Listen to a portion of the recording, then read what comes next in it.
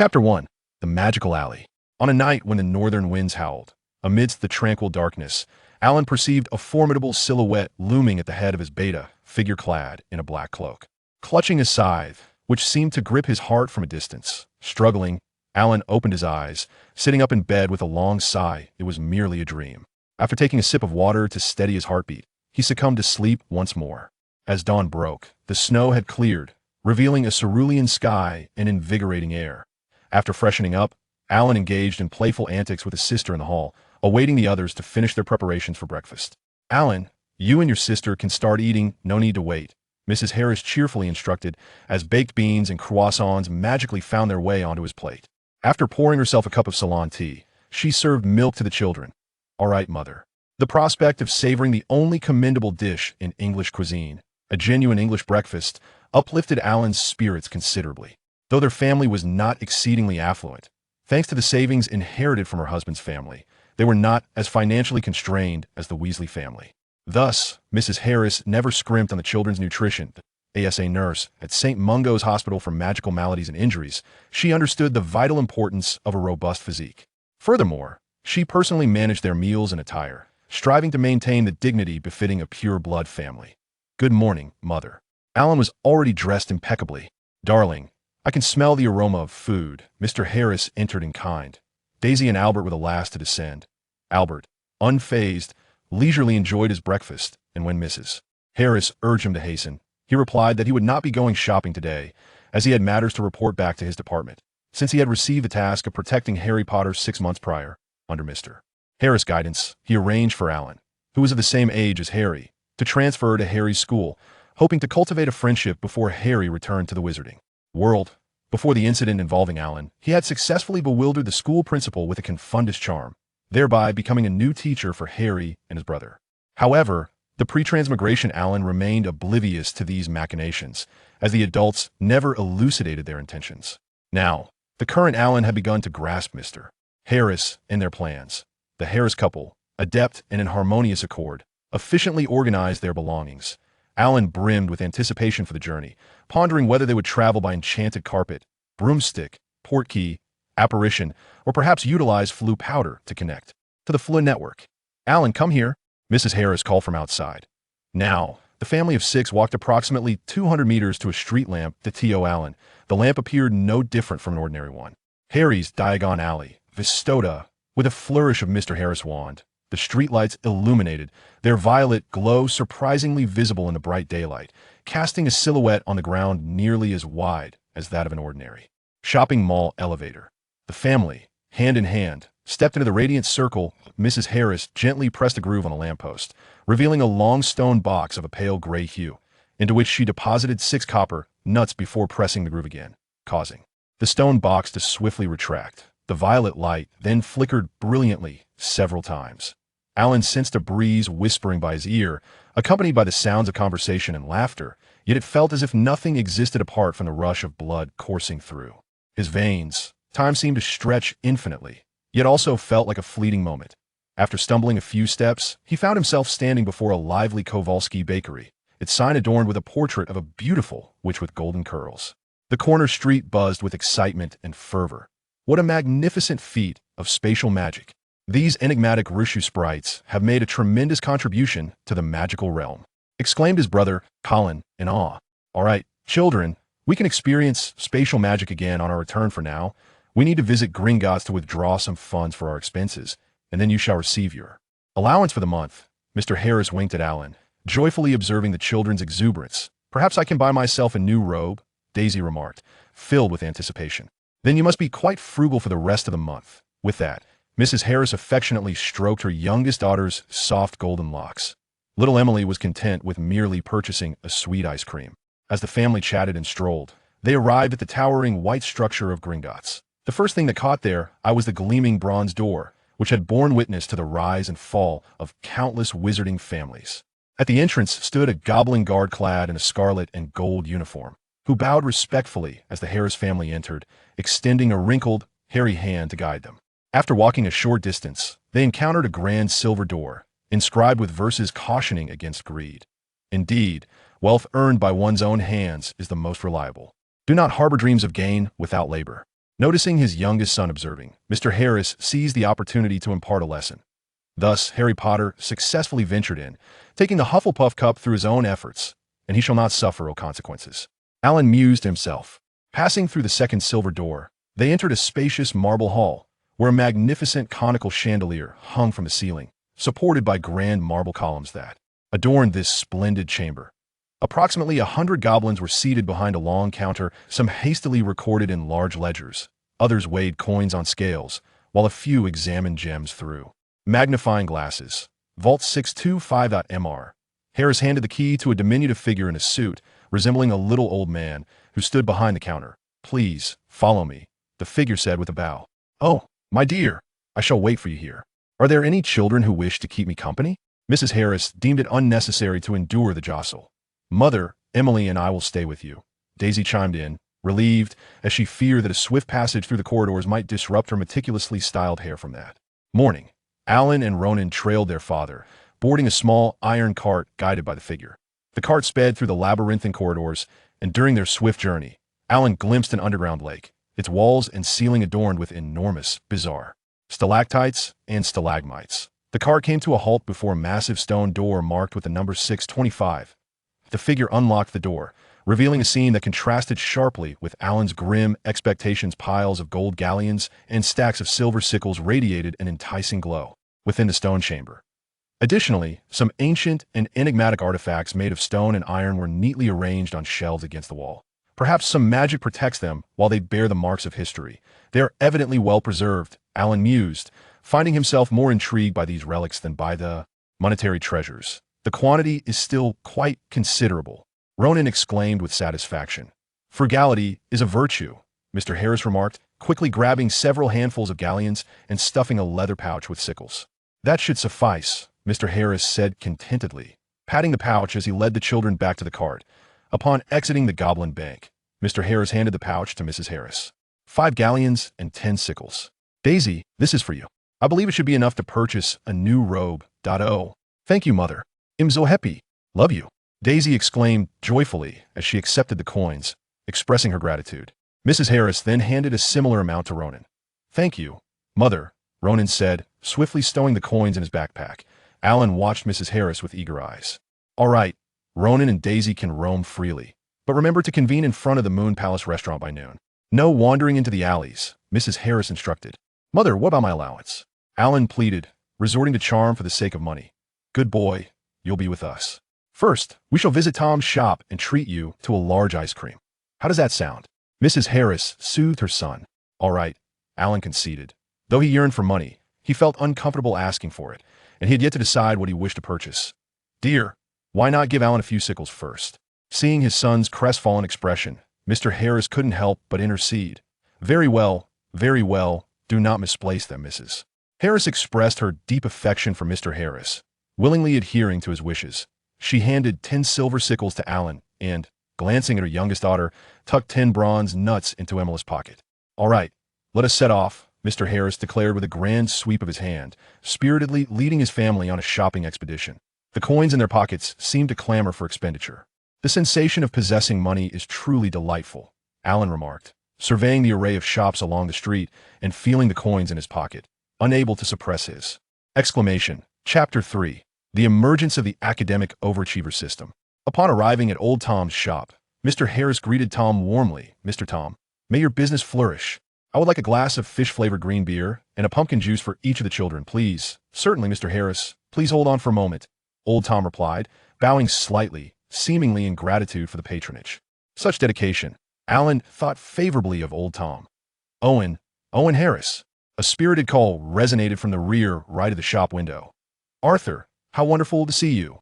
Mr. Harris, shedding his previous disdain for the Weasley family, embraced Arthur Weasley warmly, akin to reuniting with a long-lost brother. "Since we have this rare opportunity to gather, why not share a drink?" Mr. Harris believed he had found his chance, certain that Arthur would be amenable to discussing matters related to Muggle magical items. "Absolutely," Arthur Weasley agreed without hesitation, glancing at his wife, Molly, who was engaged in lively conversation with Mrs. Harris. "Ron can accompany your young lad, just ensure he does not wander too far." As soon as he spoke, a freckled boy with red hair emerged from behind him, looking apprehensively at Alan. This is a rare opportunity for a leisurely exploration, Alan remarked, patting the gold galleons in his bag. Ron was quite the conversationalist, and it seemed he seldom encountered such an attentive audience. As an accomplished educator, Alan excelled in the art of listening, and during their conversation, he gleaned a wealth of intriguing information. Listening to Ron speak of his family, Alan couldn't help but muse. Interestingly, the surname Weasley itself derives from a variant of the word for weasel, an animal that bears a rather poor reputation in many countries, including England. The fur of this creature is a reddish-gold hue, and Ron's father is named Arthur, whose patronus is a weasel. Arthur's name shares its roots with that of King Arthur, whose historical adversary was a Roman politician named Lucius Malfoy. Furthermore, one of Arthur Weasley's sons, Percy, is a diminutive of Percival, one of the Knights of the Round Table, while Arthur's daughter, Ginny, is a nickname her full name. Ought to be Ginevra, a variant of Guinevere, King Arthur's queen. Thus, one might ponder whether the daughter represents the lover of her father in a past life. Alan shook his head, dismissing his wandering thoughts. Under the subtle encouragement and probing conversation, he gradually began to match the memories that were not his own, assimilating the knowledge left behind by his predecessor. Regarding the magical realm, Alan, look, over there, it's quite lively. Ron abruptly shifted the topic while enthusiastically discussing the Chudley cannons. Following Ron's gaze, Alan noticed a throng of people gathered beside the Quidditch boutique, their cheers and shouts ringing out in a cacophony of excitement. Ron immediately halted his steps toward the boutique, instead pulling Alan into the crowd. Wow, that kid from the Malfoy family is amazing. He's already earned 5 honorary medals and can exchange them for a poster of Lawrence. A voice filled with envy and jealousy rang in his ears, accompanied by many similar remarks. Who is Lawrence? Alan inquired of Ron. He's the seeker for the Irish team. In a recent Quidditch match, he turned the tide and led Ireland to victory. Ron unabashedly expressed his fervent admiration for Lawrence, his gaze fixed eagerly upon the poster. Huh, Alan, why don't we try our luck too? We can definitely surpass that Malfoy kid. Answering just 10 questions will earn us 2 posters.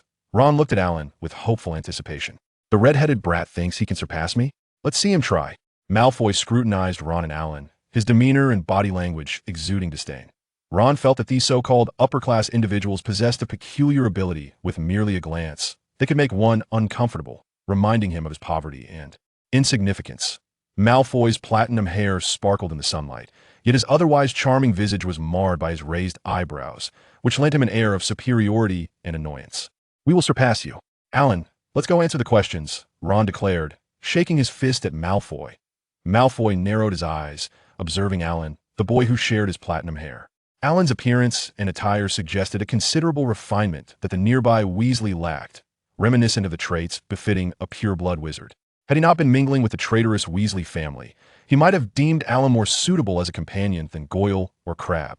I am Draco, from the Malfoy family. You are Alan? Is that hair indicative of the Harris family? If you can answer 3 questions correctly, I will allow you to accompany me as a friend. What arrogant youth! Alan mused, well aware of the genuine desires that lay within the hearts of such boys after 7 years of teaching. This boy before him had, in the narrative of his memories, earned a grudge with Harry Potter even before the school year commenced, merely for his irritating speech and haughty demeanor. His initial intention had simply been to befriend Harry Potter. Yet, when it came to answering questions, Alan felt a twinge of insecurity, for as an outsider, he had only read the original texts and some related materials, leaving him unfamiliar with the knowledge system of this world. Ron had already dragged Alan into the queue, and Alan, regaining his focus, began to closely observe the responses of the competitors ahead. As it stood, none had managed to answer more than 4 questions correctly. Ron was now utterly aghast.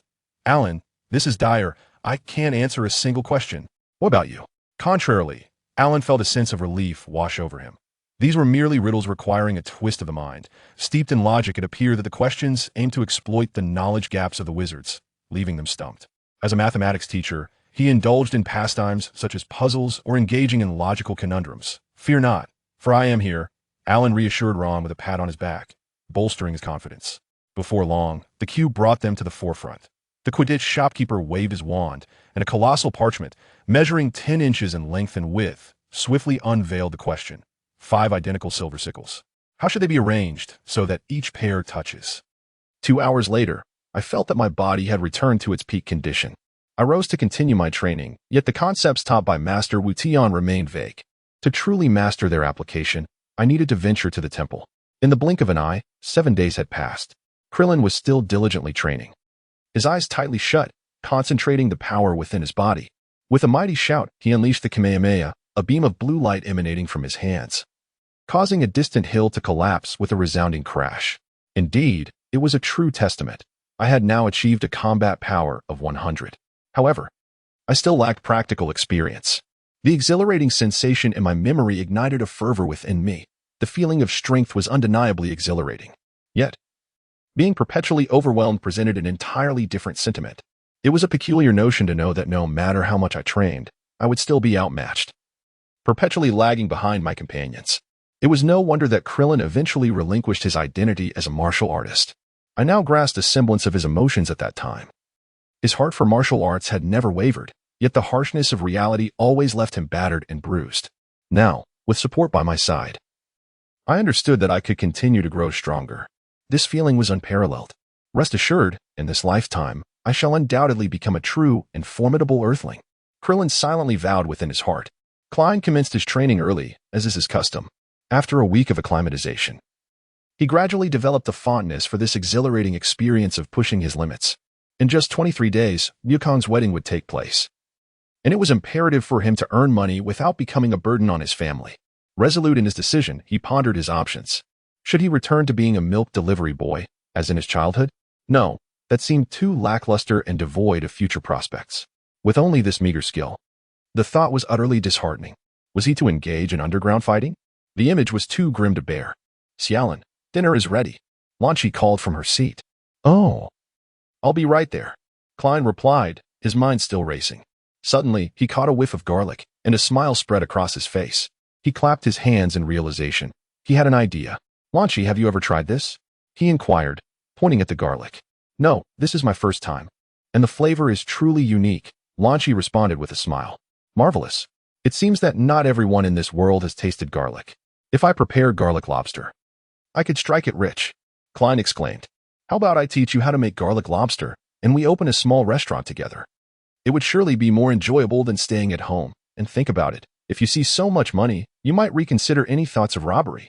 Lan Shi, intrigued, replied. That's a good idea, but I fear I want to do it well. Don't worry, we'll take it slow. Let me first teach you how to prepare the garlic, Klin reassured her. Lan Shi, with her blue hair, proved to be an exemplary student, quickly grasping the essence of the dish. With just a small cart and a few sets of tables and chairs, they could officially launch their venture. They would first venture into the woods to gather some timber, as the island was abundant with trees, thick and lush. One sturdy tree would suffice. Using his bare hands as a saw, Klin soon fashioned 5 sets of round wooden furniture, which would be ample for their needs. Now, all that remained was to procure a cart. He would seek to borrow one from Master Wu. Master, may I borrow your number 5 capsule for a few days? Klin asked. Ah, the number 5 capsule? I believe I left it in the cabinet. Go have a look, Master Wu replied. All right, thank you, Master Wu. With everything in place, Klin set out to prepare the ingredients. He soared towards the garlic farm, collecting enough supplies for a grand total of 1,000 servings. Next, he plunged into the sea to catch some shrimp, carrying a hefty 40-kilogram turtle shell on his back. The resistance at the sea floor was considerable, and combined with the weight, it provided an excellent opportunity for training, both profitable and beneficial. The following day, Lan Shi rose early, seeming somewhat excited as she asked, Xiaolin, when shall we go earn some money? Patience, dear. We shall set off once the sun sets. Last night was spent in pursuit. Despite a physical recovery, I find myself mentally exhausted. I vow never to venture into the sea at night again. Lan Shi now requires ample rest, for the night can indeed be taxing. She appeared slightly disheartened, uttering a soft sound before departing. As the sun approached the horizon, Klin awakened, feeling invigorated. Ready to embark, Lan Shi prepared for departure. Teacher Wu Tian, curious, expressed a desire to accompany them. A colossal wave surged across the sea as a small boat sped by, accompanied by the laughter of the trio. Before long, they arrived at their destination, a quaint town adorned with towering buildings, bustling streets, and a myriad of transportation options. Among the crowd were werewolves with wolfish heads and the endearing duo of bear brothers. The night market in this Dragon Ball universe was quite picturesque, brimming with delectable delights. And this was merely a small city. Let us earn some money first. Later, I shall take my wife on a journey. The 3 of them sought available spots. But it seemed they had arrived a tad too late, as prime locations had already been claimed. Lan Chi voiced her concerns. With a sly smile, Klin remarked, "The fragrance of fine wine is not deterred by the depth of the alley. It matters not, for there is an empty spot over there. Let us proceed." The two then moved to clear the stall. "Where's Grandpa Turtle?" "He was just here," Lan Chi inquired. "Worry not. I just saw Teacher Wu Tian engaged in conversation with a young lady. He might be momentarily occupied."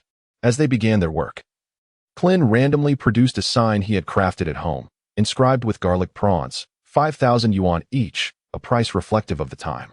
Considering that little Wukong had spent over 400,000 on a single meal. Shortly thereafter, the aroma of garlic wafted through the air, its savory scent spreading for miles. In an instant, it captivated a throng of onlookers, who gazed hungrily at the prawns simmering in the pot, their mouths watering in anticipation. Yet, none dared to partake. They merely observed. Klin understood that it would take but a single spark to ignite the curiosity of the crowd. Klin exclaimed, "Taste before you buy?" He then produced a sample to share with the gathered crowd. Upon taking a bite, the excitement erupted.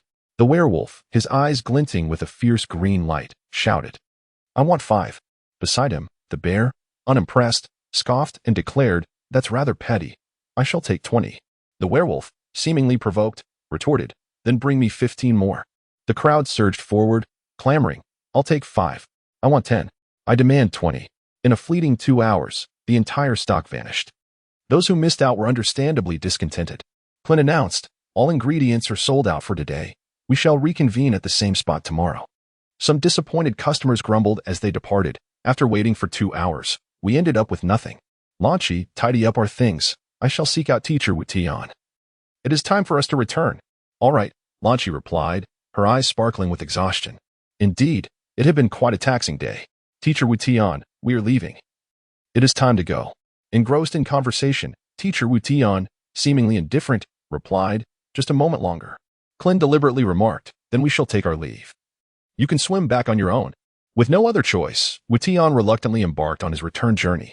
Today, he had prepared 200 sets of materials, each priced at 5,000 yuan, thus earning a total of 1 million.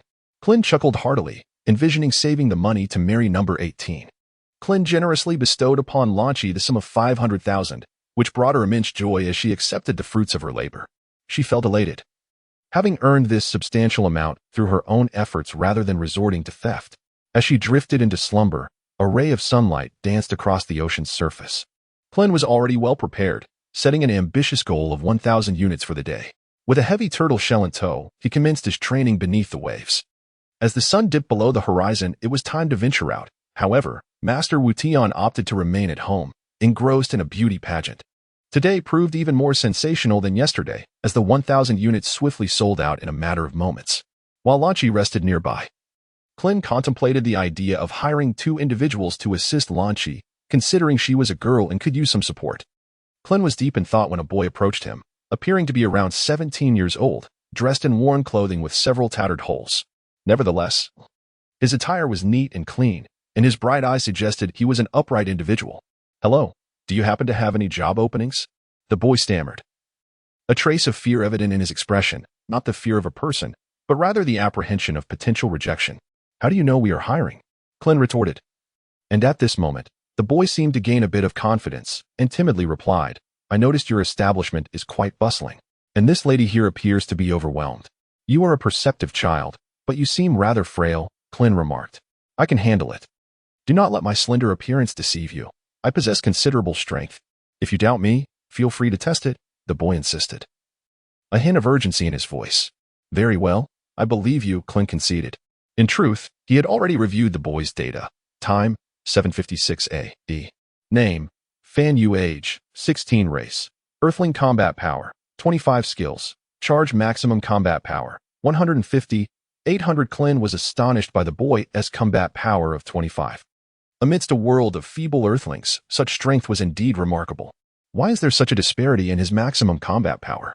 Klin pondered. It's simple. The former figure represents the limit achievable without guidance.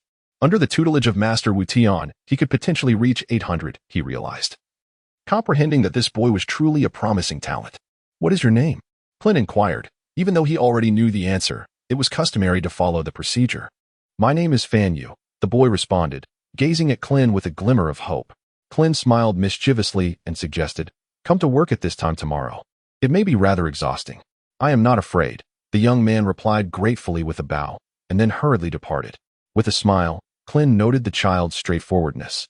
Having yet to inquire about payment, he chuckled, considering himself quite practical as well.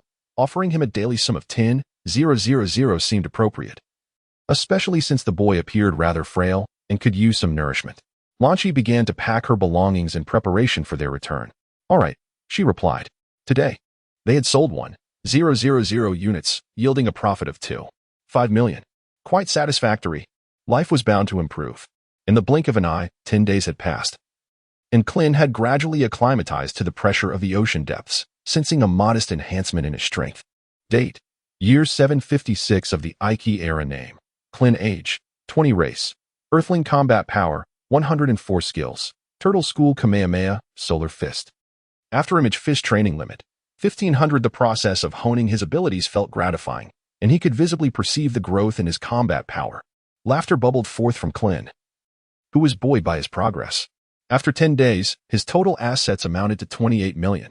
The addition of Fan Yu had significantly alleviated Lanchi's burdens. However, Klin had not increased the supply. The strategy of hunger marketing was the path to success. Although 28 million seemed substantial, the purchasing power was insufficient. Klin had initially intended to order a set of gravity training equipment from Dr. Briefs, but given the financial situation, he decided to wait a little longer. In merely a dozen days of training, his combat power had only increased by 4 points, which left Klin feeling quite anxious. In 4 years, Raditz would arrive on Earth. And although Goku's power then would be around 314, for 116, the gap between them would not be insurmountable. Yet, after that, Goku seemed to have accessed some hidden power. During his battle with Nappa, his strength soared to 500, 000 to 800, 000, and against Vegeta, he unleashed a fourfold Kaioken, reaching an astounding 24, 000. On Namek, the figures were staggering: 90, 000, 3 million, 150 million. Even if I were the strongest support, what of it? Just 5 years would pass. Must I inevitably become an inconsequential bystander? Oh heavens, have you sent me here merely to play a minor role? Klin could not help but voice his frustrations. Ding dong. Little Klin, are you beginning to lose confidence? The system's voice carried a hint of mockery. How dare you say that? You vanish for so many days and suddenly reappear, scaring me half to death. Klin retorted, rolling his eyes. You know full well that for Saiyans, a single breakthrough can elevate combat power by over 100 million. What am I to do? Klin questioned anxiously. Given the host's eagerness to grow stronger, the system activated its functions, revealing the balance on the card. Bah. Energy functionality. Please check and note that the system is not mysterious and requires no further exploration. Potential: 1396 energy, 2 training speed, medium usable energy, 0. What use is this? Klin exclaimed, perspiration beading on his forehead.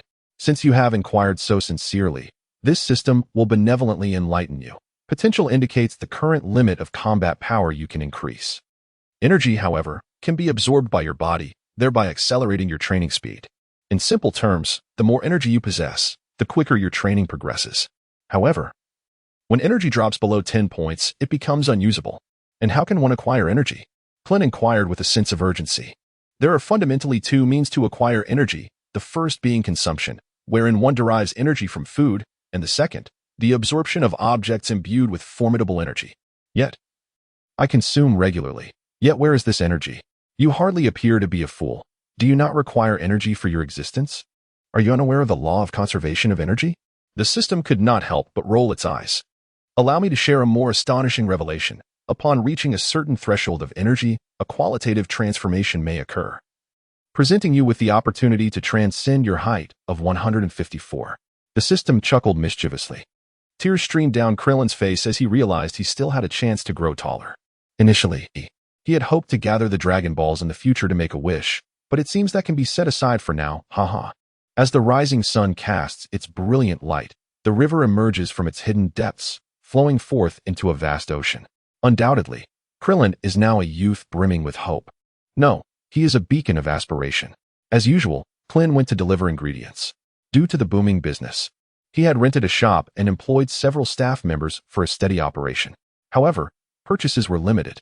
Upon entering the store, Klin noticed Fan Yu diligently at work. Despite the numerous customers, Fan Yu appeared to handle everything with ease. Indeed, he was a commendable young man, and Klin couldn't help but nod in appreciation. Recently, Klin had sensed a decline in the effectiveness of his underwater training. Perhaps it was time to consider a deeper or more challenging environment. If that were the case, he should contemplate finding a successor, as he needed to engage in more intense training. Seeing his boss approach, Fan Yu greeted him joyfully with a deep bow. "Good day, boss." Such an easy job with such a generous salary seemed almost surreal to Fan Yu, who often awoke smiling from dreams about it. "Fan Yu, have you considered changing jobs?" At that moment, Fan Yu's face turned pale, and despair flooded his heart. Was the boss about to dismiss him? Perhaps it made sense. With such a simple job and high pay, it was hard to believe he would be the one to receive it. After all these days, he should have been content. "No, I haven't thought about it," he replied, trying to mask his anxiety. Klin noticed the change in his expression and thought to himself, "What an honest child. Surely he has misunderstood." He promptly added, "You won't be a waiter anymore. Instead, you will procure the ingredients. I shall increase your salary tenfold, though it will undoubtedly be more laborious. I am not afraid of hard work, no matter how exhausting it may be." This scene resembled that of a contemporary university student, undaunted by toil. Yet, Klin was not a heartless employer. He believed that as long as the money sufficed, the quantity was of little concern. Fan Yu appeared somewhat dazed. Tenfold was too much. 1,000 was already ample. His face seemed to flush slightly. Klin interrupted Fan Yu, stating, "This is what you deserve. Tomorrow, come find me at Turtle Island. I shall send you the map shortly. Understand that Turtle Island is not easily located by ordinary individuals." All right, boss," Fan Yu replied with excitement. The following day, just as dawn broke, Fan Yu had already arrived at Turtle Island. However, he refrained from waking Klin. Upon awakening, Klin discovered Fan Yu patiently waiting beneath a coconut tree, displaying no signs of impatience. A teachable child, Klin thought, nodding in approval. "Let us go," Klin said, demonstrating his flight technique and soaring into the sky. Fan Yu was taken aback. How could a person fly? It felt as though a new world had opened before him, and the seeds of martial arts were quietly sown within his heart. "Hurry up. Why are you dazed?" Klin called out. Fan Yu was jolted back to reality and quickly replied, "Yes." He then piloted the small boat to follow suit. Approximately half an hour later, Klin halted above the sea. "All right, this is the spot. The ingredients lie beneath. Fan Yu, you shall dive and attempt to catch them," Klin instructed, and without delay, Fan Yu plunged into the ocean. Klin, possessing unwavering confidence, is indeed a prodigious talent with a battle prowess of 25. Soon enough, Fan Yu emerged from the ocean's depths, triumphantly brandishing 2 lobsters. His face alight with joy as he exclaimed, "Boss, look," while pointing at the lobsters. "This young lad is remarkably astute. I had exerted considerable effort myself back then." In no time, their combined efforts filled 2 small capsules to the brim. Klin felt a surge of happiness, knowing the task had been completed, allowing him to focus more on his training. "Boss, I shall return now. The restaurant is in need of these ingredients," Fan Yu said cheerfully. "Be safe out at sea." Klin replied, "Yes." Fan Yu nodded vigorously. "Goodbye, boss." "Why do I still possess only 4 energy points?" Klin pondered aloud. "I have consumed 3 times my usual amount of food these past few days." The system responded coolly, "Energy reserves are low." "Very well," Klin retorted, momentarily taken aback. The following day, Klin set out early, venturing into the deep sea. After locating a suitable spot, he began his descent, 10 meters, then 30 meters. As he plunged deeper, the pressure of the ocean floor intensified, reaching a limit of 150 meters, the utmost threshold his body could withstand. Every inch of him felt as if it were bound by lead weights. The pressure was just right for him to commence his training.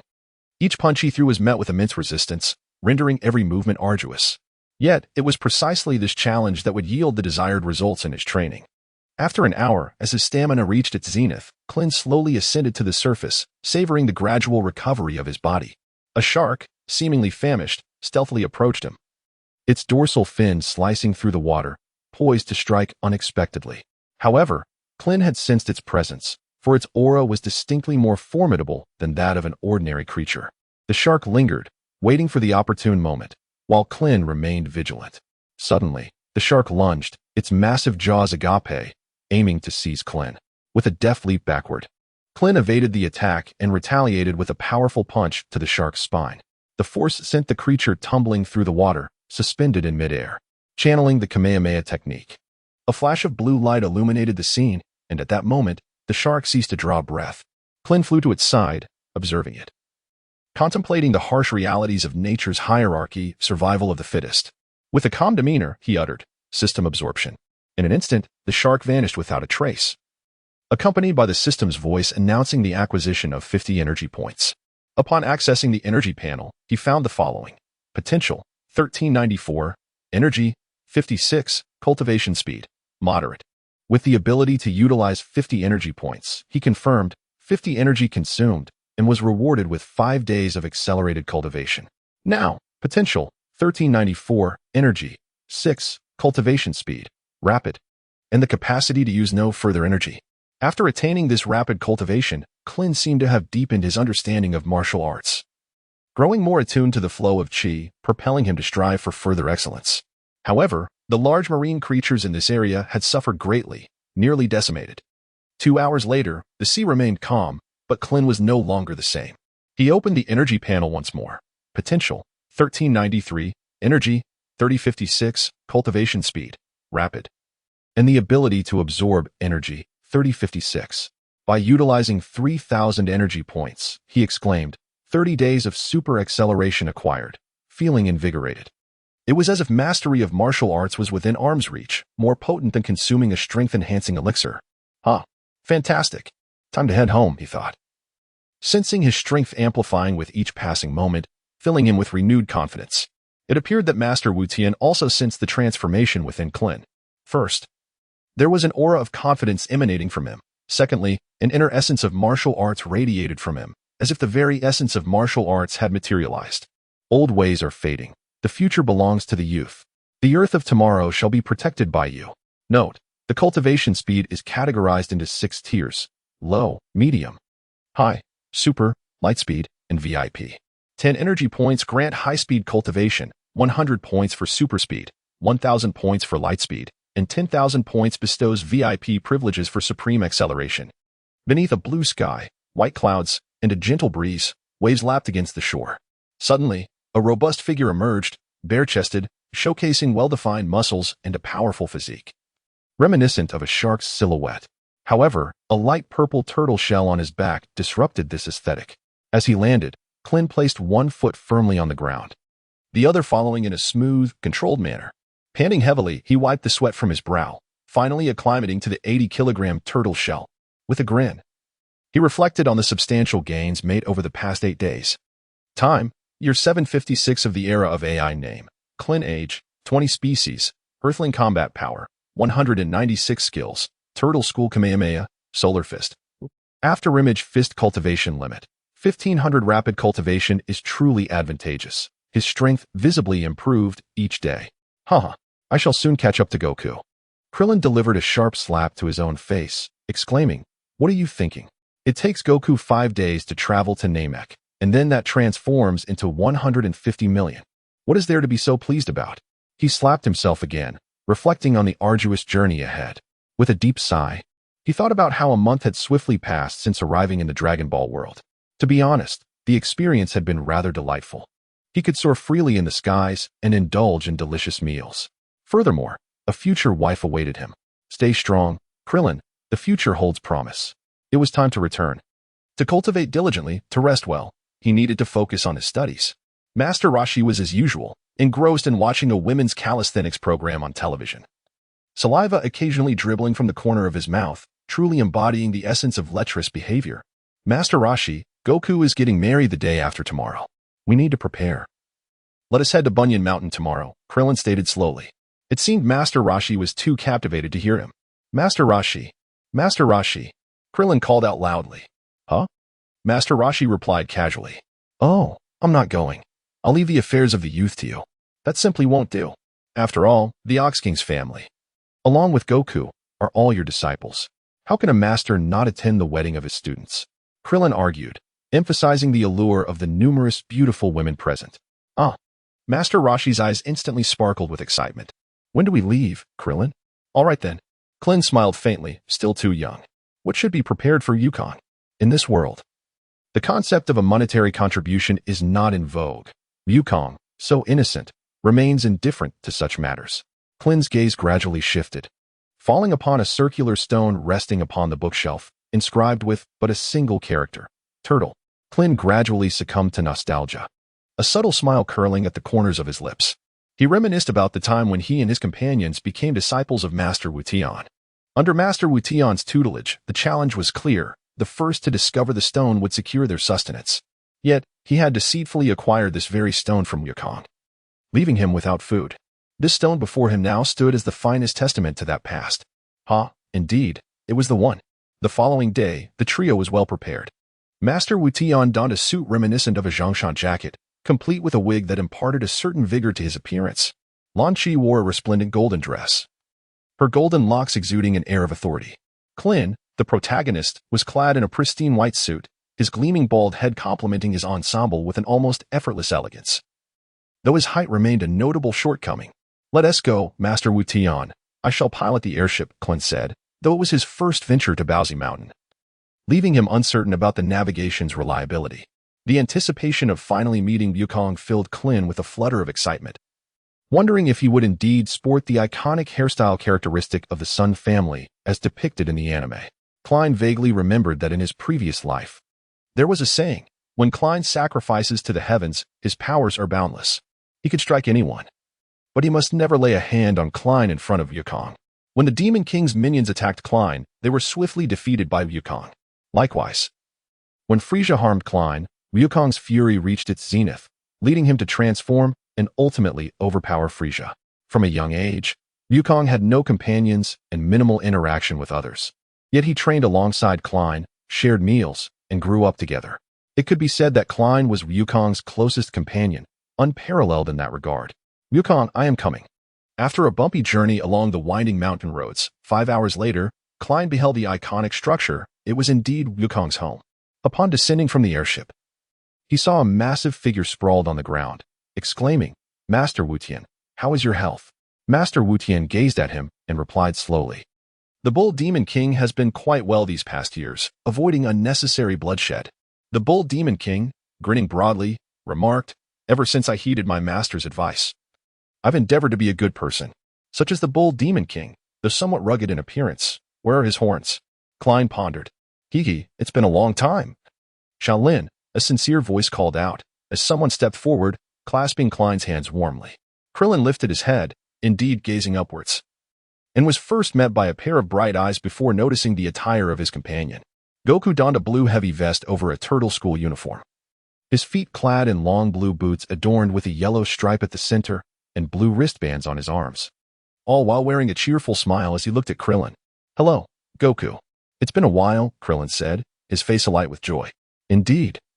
That hairstyle is unique to the Sun family. However, it seems Goku has grown taller." The group then entered the house. "What about Chi-Chi?" Krillin inquired. "Chi-Chi is trying on wedding dresses," Goku replied, chuckling. Vanity is indeed a trait of all women." Before long, Chi-Chi emerged, resplendent in a pristine white wedding gown, her lustrous black hair cascading delicately over her shoulders, exuding a gentle grace. Her fair skin resembled that of a freshly shelled egg, and her large, twinkling eyes seemed to speak volumes. Her small, rosy lips contrasted beautifully with her complexion, and a pair of dimples graced her cheeks, appearing endearingly whenever she smiled. "Hello, Master Rashi." "Hello, Uncle Krillin," Chi-Chi said shyly. "There's no escaping it. Being a year older than Goku means Chi-Chi must refer to me as Uncle," Krillin remarked, playfully scratching his head while offering a polite smile to Chi-Chi. "Chi-Chi truly is beautiful. She has grown up remarkably," Master Rashi praised. Before her marriage, Chi-Chi was a gentle and bashful girl, and Krillin could not help but sigh. Goku and Chi-Chi had settled in the peaceful surroundings of Mount Pozu for 5 years. After their marriage, Chi-Chi embraced the role of a devoted wife, initially appearing as a delicate partner. However, following the birth of their first son, Goten, familial responsibilities and Goku's lack of attention to domestic life shifted her expectations onto Goten, hoping he would become a scholar rather than encouraging him to pursue martial arts. Following in Goku's footsteps, regardless of circumstances, life eventually smooths out one's edges. Perhaps only Goku can retain such an innocent heart, Krillin pondered silently. Nevertheless, they were undeniably happy now with Chi-Chi's enduring love for Goku. The Bull Demon King's family still possessed considerable wealth, and it would not be a burden to allow Chi-Chi to invest directly in the restaurant business, thus aiding Goku in some manner. Haha, I am indeed clever, Krillin exclaimed. Goku, I feel you've grown much stronger. Let's spar. Goku's eyes sparkled with enthusiasm. How could I refuse? Krillin replied, though he recognized that true understanding comes only through practice. Come on, Goku. They both soared towards the back mountain. System, check Goku's attributes. Time, year 756 of the age. Name, Son Goku, Kakarot. Age, 19. Race, Saiyan. Power level, 260. Skills, Kamehameha, Solar Flare, Afterimage Technique. At this moment, Krillin's attributes were time, year 756 of the age. Name, Krillin. Age, 20. Race, Earthling. Power level, 205. Skills, Kamehameha, Solar Flare, Afterimage Technique. With a mischievous grin, Krillin remarked that the difference wasn't substantial. Come on. Both Krillin and Goku concentrated their energy. In a flash, Krillin darted behind Goku and delivered a swift kick. Goku, catching a glimpse from the corner of his eye, evaded the attack and retaliated with a powerful punch directed at Krillin. The two engaged in a fierce exchange, trading blows for over 100 rounds. However, Krillin, in a moment of oversight, was sent flying, crashing through several large trees. This exchange was merely a test of their capabilities. Suddenly, their energy surged. Both warriors unleashing their full potential. The ground trembled and mountains crumbled. The intensity of their battle escalated, yet Krillin's energy appeared more chaotic, undoubtedly hindered by a disparity of over 50 points in combat strength compared to Goku. Let us determine the victor, Krillin declared as they both adopted identical stances. Invoking the Kamehameha wave, two beams of azure energy collided, emanating a cataclysmic force. They remained locked in a stalemate for a moment, but ultimately, Krillin, overwhelmed by fatigue, was propelled away. As he lost consciousness, a phrase from his previous life echoed in his mind. Never engage in a wave struggle with a member of the Sun family. Klin gradually awakened, feeling as if his body had been scattered, every inch of him throbbing with pain. System, initiate repairs. Immediately, a mysterious force began to mend his shattered physique. Klin, you have become remarkably strong, Goku remarked with a cheerful grin, appearing only slightly fatigued and unharmed. Of course, I have been diligently training, Klin replied. I am so hungry, Goku said, patting his belly. Let us find something to eat. Before long, a fire was kindled nearby. Accompanied by 2 giant fish, a wild wolf, and 3 wild boars, ample provisions for the 2 of them. At that moment, Klin's stomach felt like an insatiable abyss. System. Open the energy panel to examine Goku's attributes and potential. Infinite energy, 350 training speed. High speed usable energy, 300. Haha, infinite indeed. Krillin harbored doubts regarding why Goku's speed was merely classified as high speed. This designation referred to his current cultivation rate, which would eventually elevate to VIP status as his strength progressed. The system explained helplessly. All right, let me check my attributes, he mused. Potential, 1280 energy, 49 cultivation speed, super fast energy usable, 40 ha? My battle power has reached 220.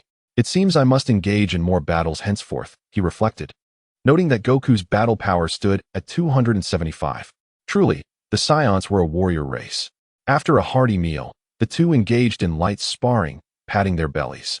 Goku had to return soon, otherwise, Chi-Chi would become upset. Not a chance, Goku chuckled. You're still too young. One day you'll understand the might of the universe's strongest before his wife, he added with a grin. The Baozi Mountain was typically devoid of visitors, predominantly inhabited by fierce beasts. Yet, today it brimmed with vitality, thanks to Goku's grand wedding. It was still morning, and the decorations for the ceremony had been meticulously arranged. Where are Bulma, Leping, and Oolong? Why haven't they arrived yet? Krillin inquired with evident impatience. Goku scratched his head, replying, but I never informed them. What? Krillin slapped his forehead, exclaiming, how foolish of me. It truly is Goku. Helpless, he realized that had it not been for the Ox King's arrival at Kame House, he might have remained oblivious. Such was Goku's nature. As time passed, the moment to commence the ceremony drew near. Master Wutian, could you officiate Goku and Chi-Chi's wedding? The Ox King implored earnestly, bowing deeply. Master Wutian smiled mysteriously, saying, rest assured, someone will come, but it is not yet time. No sooner had he spoken than a figure descended from the heavens, clad in martial attire, topped with a melon-shaped hat, and sporting a grand white beard. exuding a warm and benevolent gaze toward Goku. "Grandpa! Grandpa!" Goku called out, dashing forward and throwing himself into Gohan's embrace. True to form, he burst into tears. For the power of familial bonds was unparalleled, and even a pure-hearted Saiyan like Goku could not escape its grasp. "Dear child, do not weep. It fills me with joy to see you grown into a fine adult," Gohan said, his expression radiating kindness. "Grandpa, haven't you returned once already?" "Isn't it said that each person can only return once?" Goku inquired, perplexed. At that moment, Grandma Crystalline floated gently down, her voice soft as she explained, "Originally, each person is permitted but one return. However, Goku, your defeat of Demon King Piccolo and your act of saving the world greatly alleviated King Enma's workload. My junior disciple informed me of your impending marriage, and after some discussion with your grandfather, we decided to return today." King Enma granted special permission. As Gohan, the grandfather of Goku, naturally holds the most esteemed position to preside over the ceremony. As time flows, the moment of the wedding arrives. Goku, adorned in a sleek black suit with a white tie, gradually strides towards the gathering, while Chi-Chi, clad in a pristine white wedding gown with her hair cascading freely, clings tenderly to Goku's arm, her face radiating a sweet smile. The wedding unfolds seamlessly, and as a wave of excitement surges, it approaches its conclusion. Goku, Chi-Chi, you are destined to be wonderful spouses.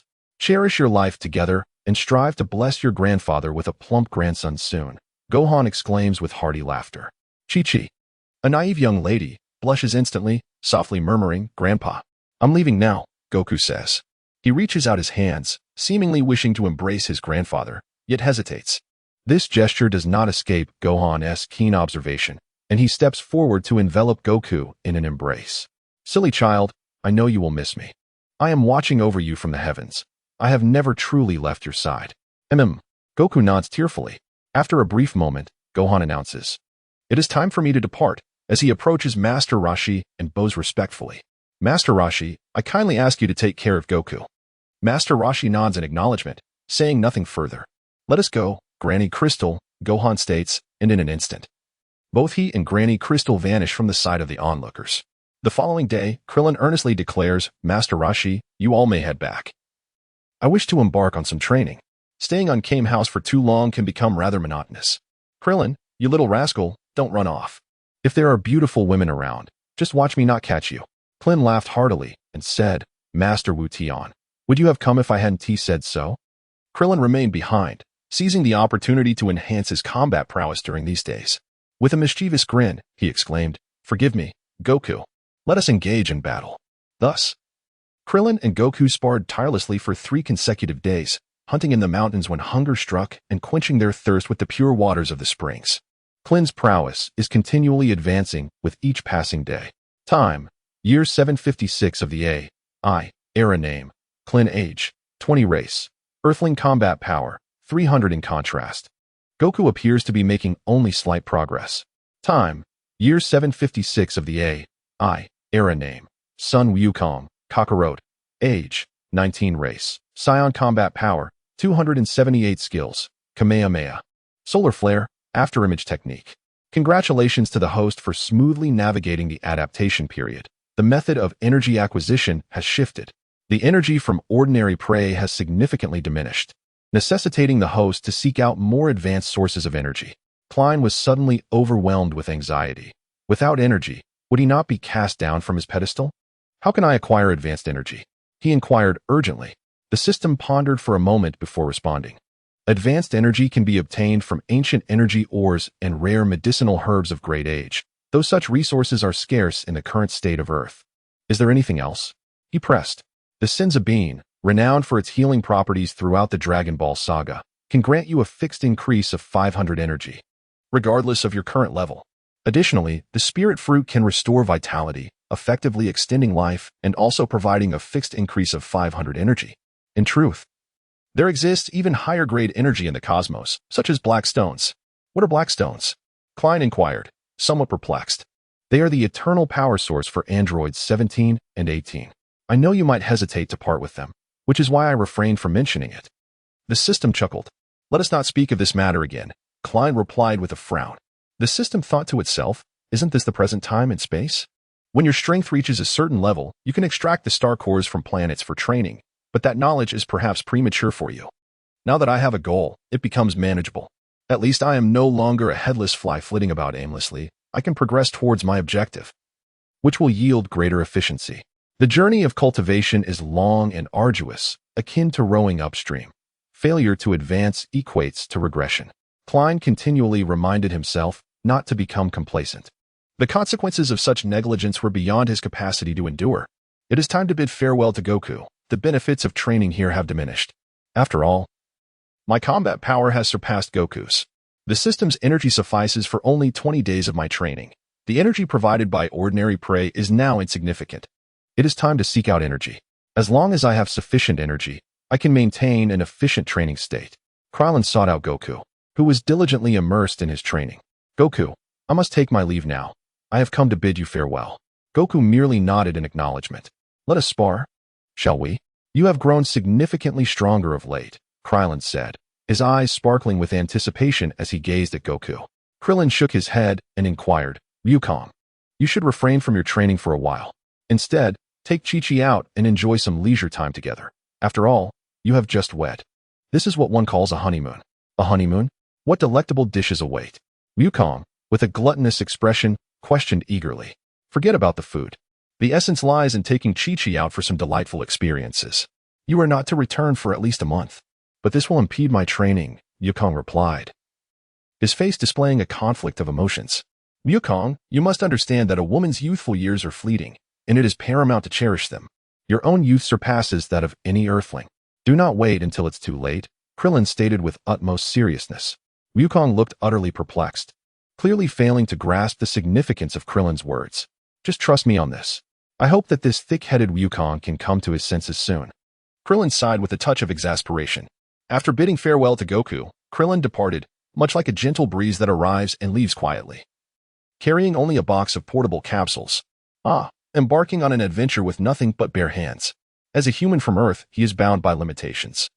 In the original narrative, Krillin's power level reached 1083 when battling Nappa, with a peak potential of 1700 when exerting full strength. Thus, setting a power level cap of 1500 for Krillin is not contradictory. At this juncture, Lepin's power level hovers around 1400, illustrating the limited potential of Earthlings. In the Namek saga, after his confrontation with Vegeta, Krillin's strength saw a considerable enhancement, further augmented by time spent training in the spaceship alongside Gohan. His power level is approximately around 1500, as detected by Cyberman Scouter.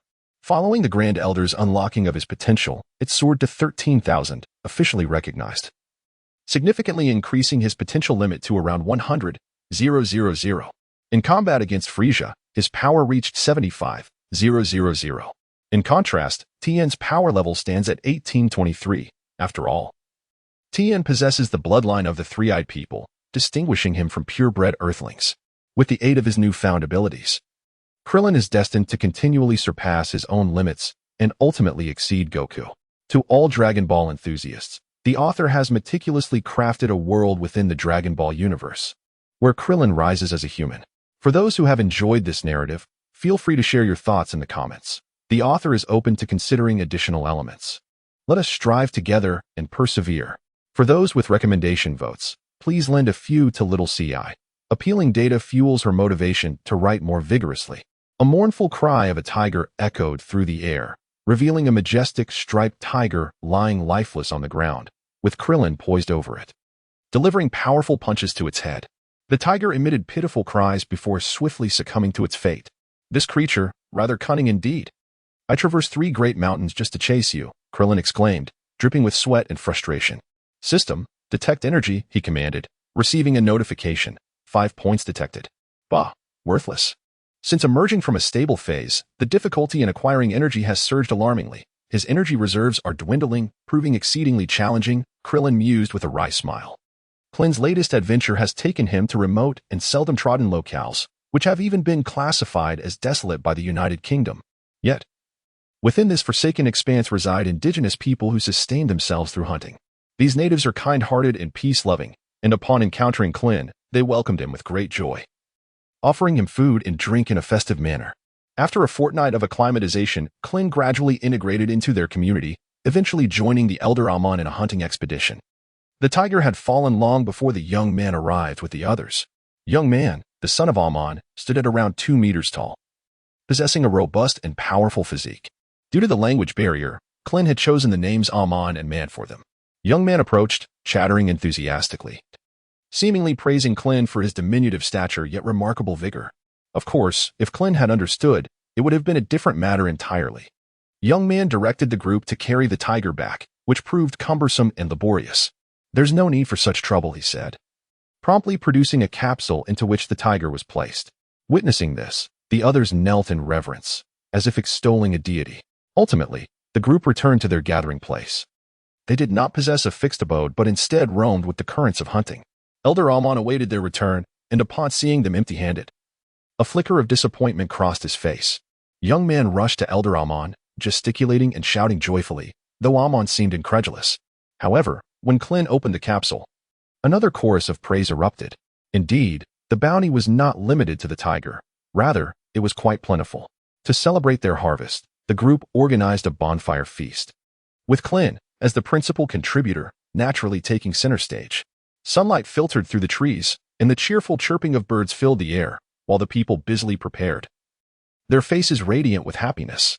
From young man, Klin gleaned that this day marked a monthly sacrificial event, in which everyone participated, kneeling in prayer and supplication. Klin resolved to embrace the local customs, and when Lao Man produced a chunk of dark, somewhat hard ore, the system became agitated. Ding dong. High-level energy detected. And the energy is substantial. What? Where? Klin exclaimed with excitement. Investigate it yourself. I have already gone above and beyond in my assistance. The system retorted with a hint of mockery. Curse you. One day, I shall uninstall you, Klin grumbled. Initiating search. Beep beep beep. Target identified in Lao Man's hand. Target information as follows. Celestial Essence Stone, Fragment, Energy contained, 2,500 points. Function description. When carried for extended periods, it emits energy that can be absorbed by living beings, enhancing combat prowess. However, being merely a fragment, its functionality is significantly diminished. Origin: Celestial Realm. Celestial planet. Klin's eyes sparkled with excitement upon realizing the immense energy it contained. However, he found himself in a predicament. Had they not become acquainted, he might have resorted to theft or even violence. Yet, having fostered a bond with these kind-hearted individuals, he sighed in dismay. I hope it isn't something of great significance. Though that seems implausible, as I have not encountered such an item in the past month. It was only when the priest, a man, cautiously revealed it that its extreme rarity became apparent, raising its acquisition difficulty by 99. After the ceremony concluded, Klin hesitated momentarily before approaching old man to express his desire to obtain the stone. Gaining it would be my fortune, losing it my demise. This is merely the beginning. If I were to become a beast over such a trifle of energy, then I am unworthy of becoming a true power. The paths to divinity are myriad. Can they truly daunt me? Only by remaining steadfast in my principles can I achieve my goals. Old man, I have come to seek you. Upon seeing Klin, old man's face broke into a gentle, benevolent smile, as if he were gazing upon his own child. Grandfather, a man, I have matters to discuss with you. Yet a man appeared somewhat confused, seemingly unable to comprehend. Klin presented the meticulously crafted painting of the celestial stone, gesturing towards the stone and then to himself, an action that was unmistakably clear. Old Amon instantly comprehended the message, appearing somewhat alert. Klin smiled and decided to give it another attempt. He then produced another painting, filled with an array of prey. Once more, Klin pointed to the painting and then towards the celestial stone, implying a trade of the captured prey for the precious stone. Old Amon quickly nodded, his demeanor animated, clearly convinced of Klin's prowess in hunting. Klin felt a surge of joy within. Indeed, food is of paramount importance to the people, and the wisdom of our ancestors has proven true. However, old Amon would not readily bestow the celestial stone upon Klin until he had sighted the prey, an embodiment of the adage no rabbit, no hawk. Despite his simplicity, he possessed a cunning that was far from negligible. Given Klin's prowess, capturing such quarry was merely child's play. In just one day and night, he had secured enough sustenance for old Amon's entire clan for 3 months. Upon witnessing the spoils, old Amon reluctantly retrieved a small pouch crafted from beast hide from his bosom, opened it slowly, and presented the celestial stone to Klin. At last, it was in his grasp. Klin held the stone, and immediately felt its extraordinary nature. a warm aura radiating from it, enveloping him in soothing heat. No wonder old Amon treasured it as a gem. Its magnificence was apparent. This was merely a fragment. One could only imagine the strength of its entirety. Little sister. What might the celestial star be like? Although Klin was a reborn soul, he remained deeply curious about the universe's mysteries. The cosmos is far more expansive than one can fathom, boundless and infinite. It is merely a heap of debris. The celestial star perished 150 million years ago. The system stated calmly. Klin experienced a sense of regret mingled with a touch of fortune. This fragment bore the weight of an ancient and profound history. Now that it had found its way into his possession, it seemed a matter of destiny. Look at you, with that unsophisticated expression. Hasten to cultivate your skills.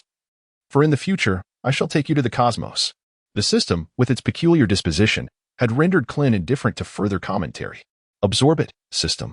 Ding. Energy acquired, 2,500. Reviewing the energy panel. Potential, 1050. Energy, 89. Cultivation speed. Accelerated, 5 days remaining. Please renew promptly. Usable energy, 2589. Not bad. It increases combat power by 10 points daily. At this rate, in 105 days, I shall reach the pinnacle of human potential on Earth. Keep pushing forward, Klin. The journey to discover energy is fraught with challenges. 3 days after acquiring the celestial spirit stone, it was time to depart. Lingering here served little purpose. He bid farewell to old Amon, who, despite his quirks, was quite amiable, the most cunning among them all. Klin was in the process of packing. Having lived here for over half a month, and his equipment was adequately prepared. At that moment, old Amon entered, his face adorned with a hint of anticipation. The instant he stepped inside, the system emitted a signal, detecting an abundance of advanced energy. Klin's expression shifted dramatically as he exclaimed, "By the heavens, there is still more? Why was Tia brought out sooner? Thankfully, I haven't left yet." Old Amon entered, gesticulating animatedly. What could this mean? Klin felt somewhat bewildered, beginning to speculate. It was clear that Amon had come for something specific, which could not be prey, or he would have arrived much earlier. What could he possibly desire?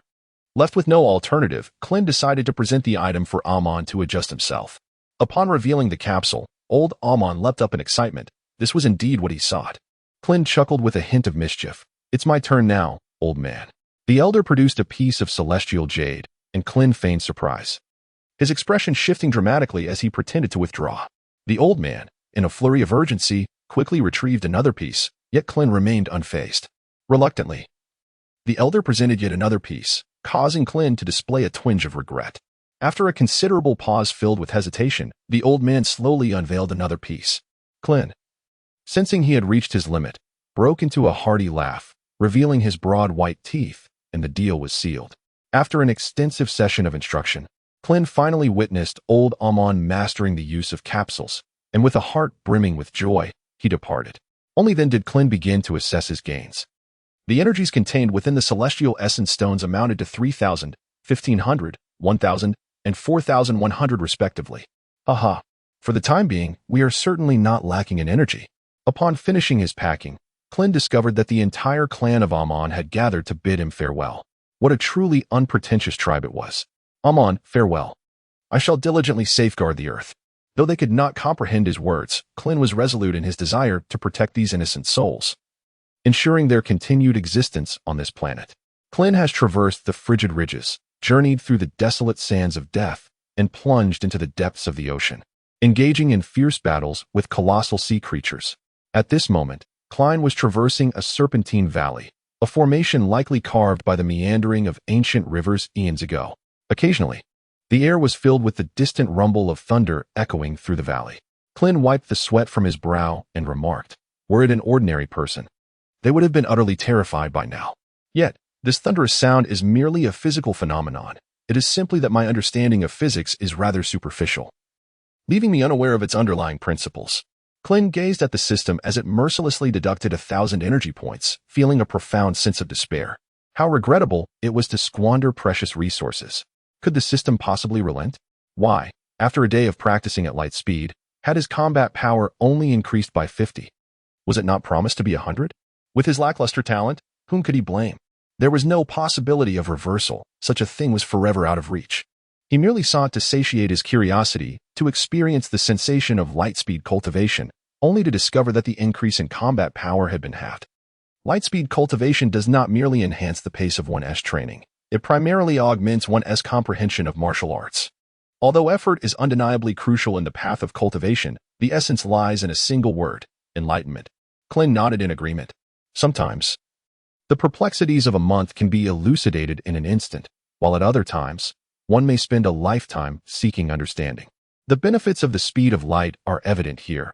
A single day of enlightenment at the speed of light may equate to 3 decades of ordinary comprehension. As Klin savored the moment, he increasingly perceived the formidable nature of the system. Potential: 860 energy, 78 training speed. Light speed usable energy: 9778. Realizing the urgency of time, Klin discovered a secluded cave and seated himself to meditate. Klin reminisced about his early training experiences, recognizing the shortcomings present at each stage of his cultivation. He analyzed every movement in his battles, identifying the weaknesses of his adversaries and contemplating how he might improve to achieve victory over them. As time passed, an extraordinary transformation was unfolding within him. Were Master Wutian present, he would undoubtedly be astonished to witness the materialization of Klin's martial prowess. Like a delicate veil lightly draped over him, a day slipped by without any sign of Klin awakening, followed by another and yet another, until at last, he slowly opened his eyes. His gaze was markedly different, imbued with a profound depth and weariness, as if he could perceive every flaw in those before him. With a deep exhale, Klin expressed his exhilaration. The rewards are bountiful. He proceeded to assess his attributes. Ding. The following information is recorded. Time: year 756 of the AG era. Name: Klin. Age: 20 years. Race: Earthling. Combat power: 700. He realized, without uttering a word, that he had quietly ascended to become the mightiest on Earth. Ha ha ha, Klin exclaimed, his face radiating confidence. Though he was merely temporarily the strongest, he felt a profound sense of accomplishment. Having spent approximately a week in this valley, he had nearly driven the giant carnivorous beast to extinction. Rising to his feet, he brushed off the dust and decided it was time to move on to the next destination. His remaining energy was sufficient to reach his limits, so there was no need for haste. He would traverse while observing the surroundings. Yet, he pondered the whereabouts of Piccolo, as challenging him would be an enjoyable endeavor. However, it seemed that Piccolo had retreated to the innate highlands after being defeated by Goku. Indeed, that was the place. Klin felt a surge of excitement and resolved that his next destination would be the innate highlands. Yet, the highlands were situated at the edge of Earth, causing him a slight headache. I shall fly with all my might, he decided. Klin traversed towards the innate highlands, passing through vast rivers, majestic mountains, and expansive basins, witnessing a gradual transformation into desolation. After 5 days of flight, the landscapes before him bore a striking resemblance to the Yodin landforms of his past life, characterized by peculiar stone formations sculpted by the relentless forces of wind erosion. The scene was one of stark desolation, devoid of any signs of animal existence, save for the occasional flight of birds. The perseverance exhibited by Bick in sustaining his cultivation under such harsh conditions was truly admirable. Klin could not help but express his praise. The innate highlands were vast, and he pondered where to find Bick. Having not undergone training in the temple under Bobo regarding the manipulation of chi, he could only employ a rudimentary application of it at this moment. After confronting Bick, he resolved to seek out the temple for a systematic study of chi's utilization, a thought that filled him with a sense of regret. Klin aimlessly soared through the innate highlands, as the fierce winds carried swirling sand that lashed against his face like a blade. Even for a master such as Klin, the prolonged exertion began to take its toll. With no alternative in sight, he realized he would have to return another day. The absence of sustenance in this desolate place left him with little choice, as his provisions were nearly exhausted, compelling him to withdraw from the innate highlands. As Klin passed by a towering stone pillar, a smile of joy spread across his face as he beheld a familiar, yet unfamiliar silhouette. In this desolate place, it was evident that someone must be present, someone akin to Klin himself. A hearty laugh escaped him. Klin soared through the air, tempering his breath as he gradually approached the stone pillar. As he drew nearer, he discerned the figure of Bick, who sat cross-legged in midair, his eyes firmly shut. Bick possessed green skin and donned a dark light blue robe emblazoned with the character from magic, cinched at the waist with a broad belt of vibrant purple blue. A white cloak draped over his form, while his antennae were concealed beneath a hat. Klin soared above Bick and then gently descended, landing with a soft thud before him. Are you here to seek your demise? Bick remarked nonchalantly, his eyes remaining closed. In truth, the moment Klin detected Bick's presence, Bick had already sensed Klin's arrival. After all, having once been one with the divine, Bick was well versed in the mastery of energy.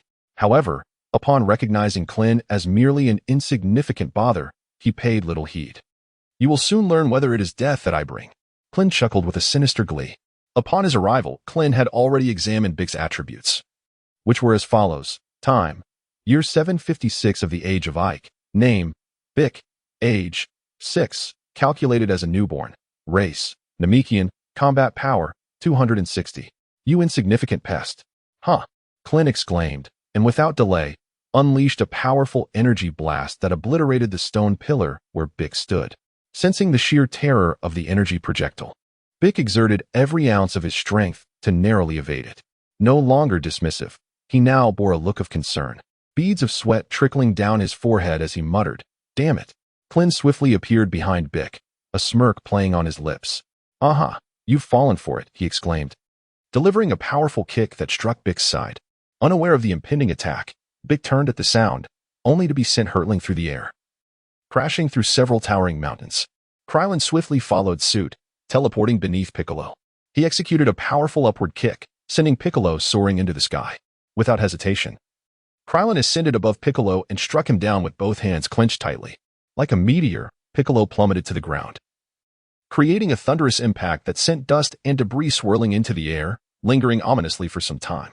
As Krylin descended slowly, he beheld the 5-meter-deep crater left by Piccolo's fall, who lay motionless within it, as if devoid of life. "Rise, Piccolo, cease your charade. This is merely a remnant of Goku's training. I have not inflicted any substantial harm upon you," Krylin called out. Gradually, Piccolo emerged from the crater, his garments tattered and a green substance oozing from an injury on his body, indicating he had sustained some minor wounds. "Curse it, how have you improved so significantly?" Piccolo snarled. "There is much you are unaware of, Piccolo.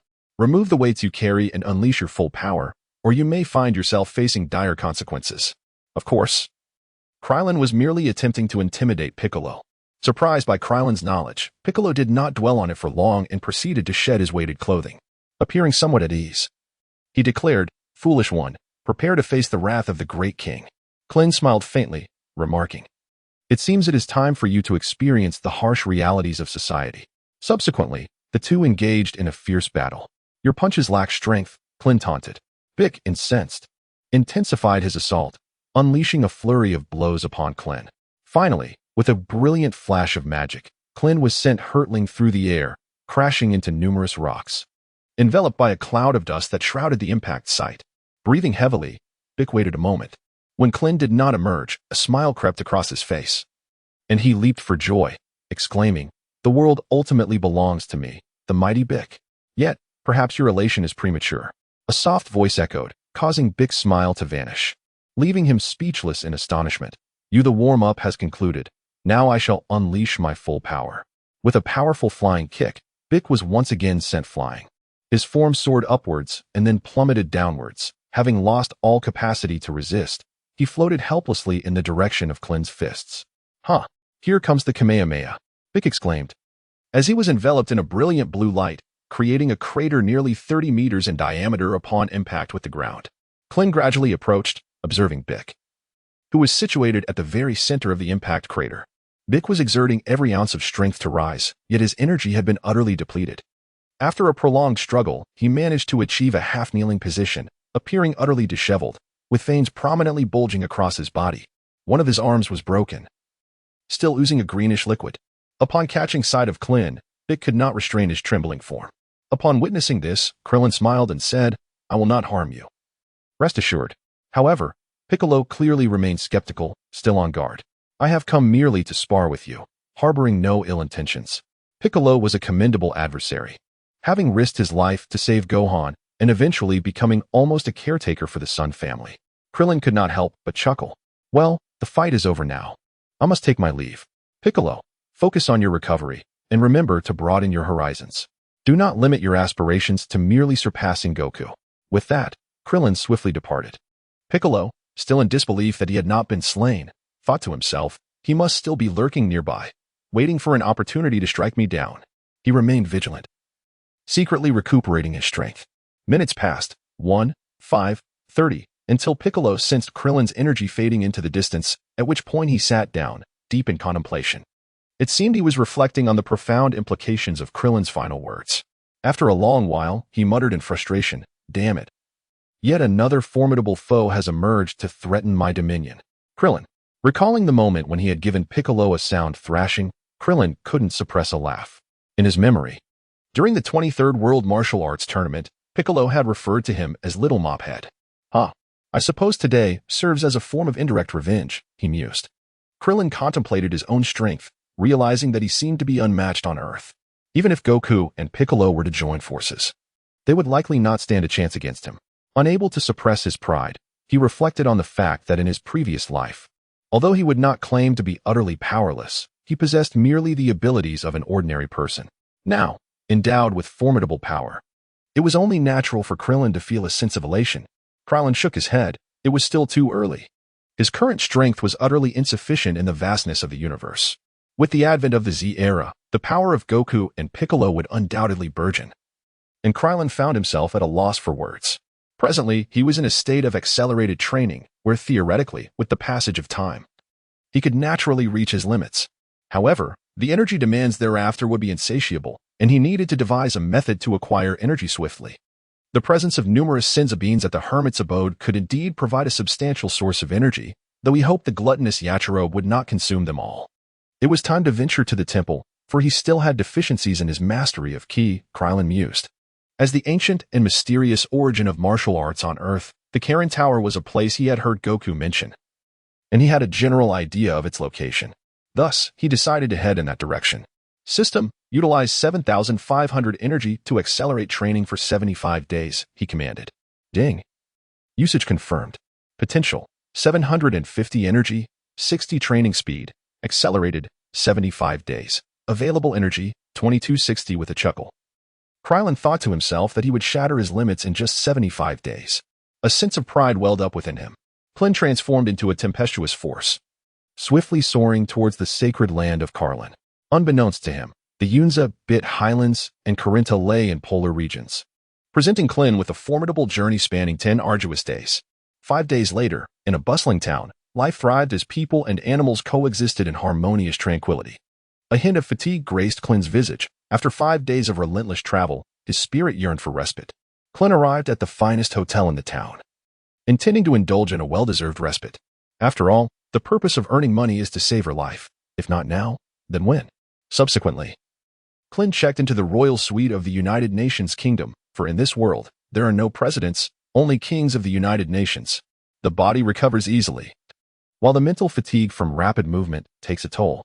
As Klin drifted into a deep slumber, the cacophony of the day gradually faded, and the moon began its ascent beyond the treetops.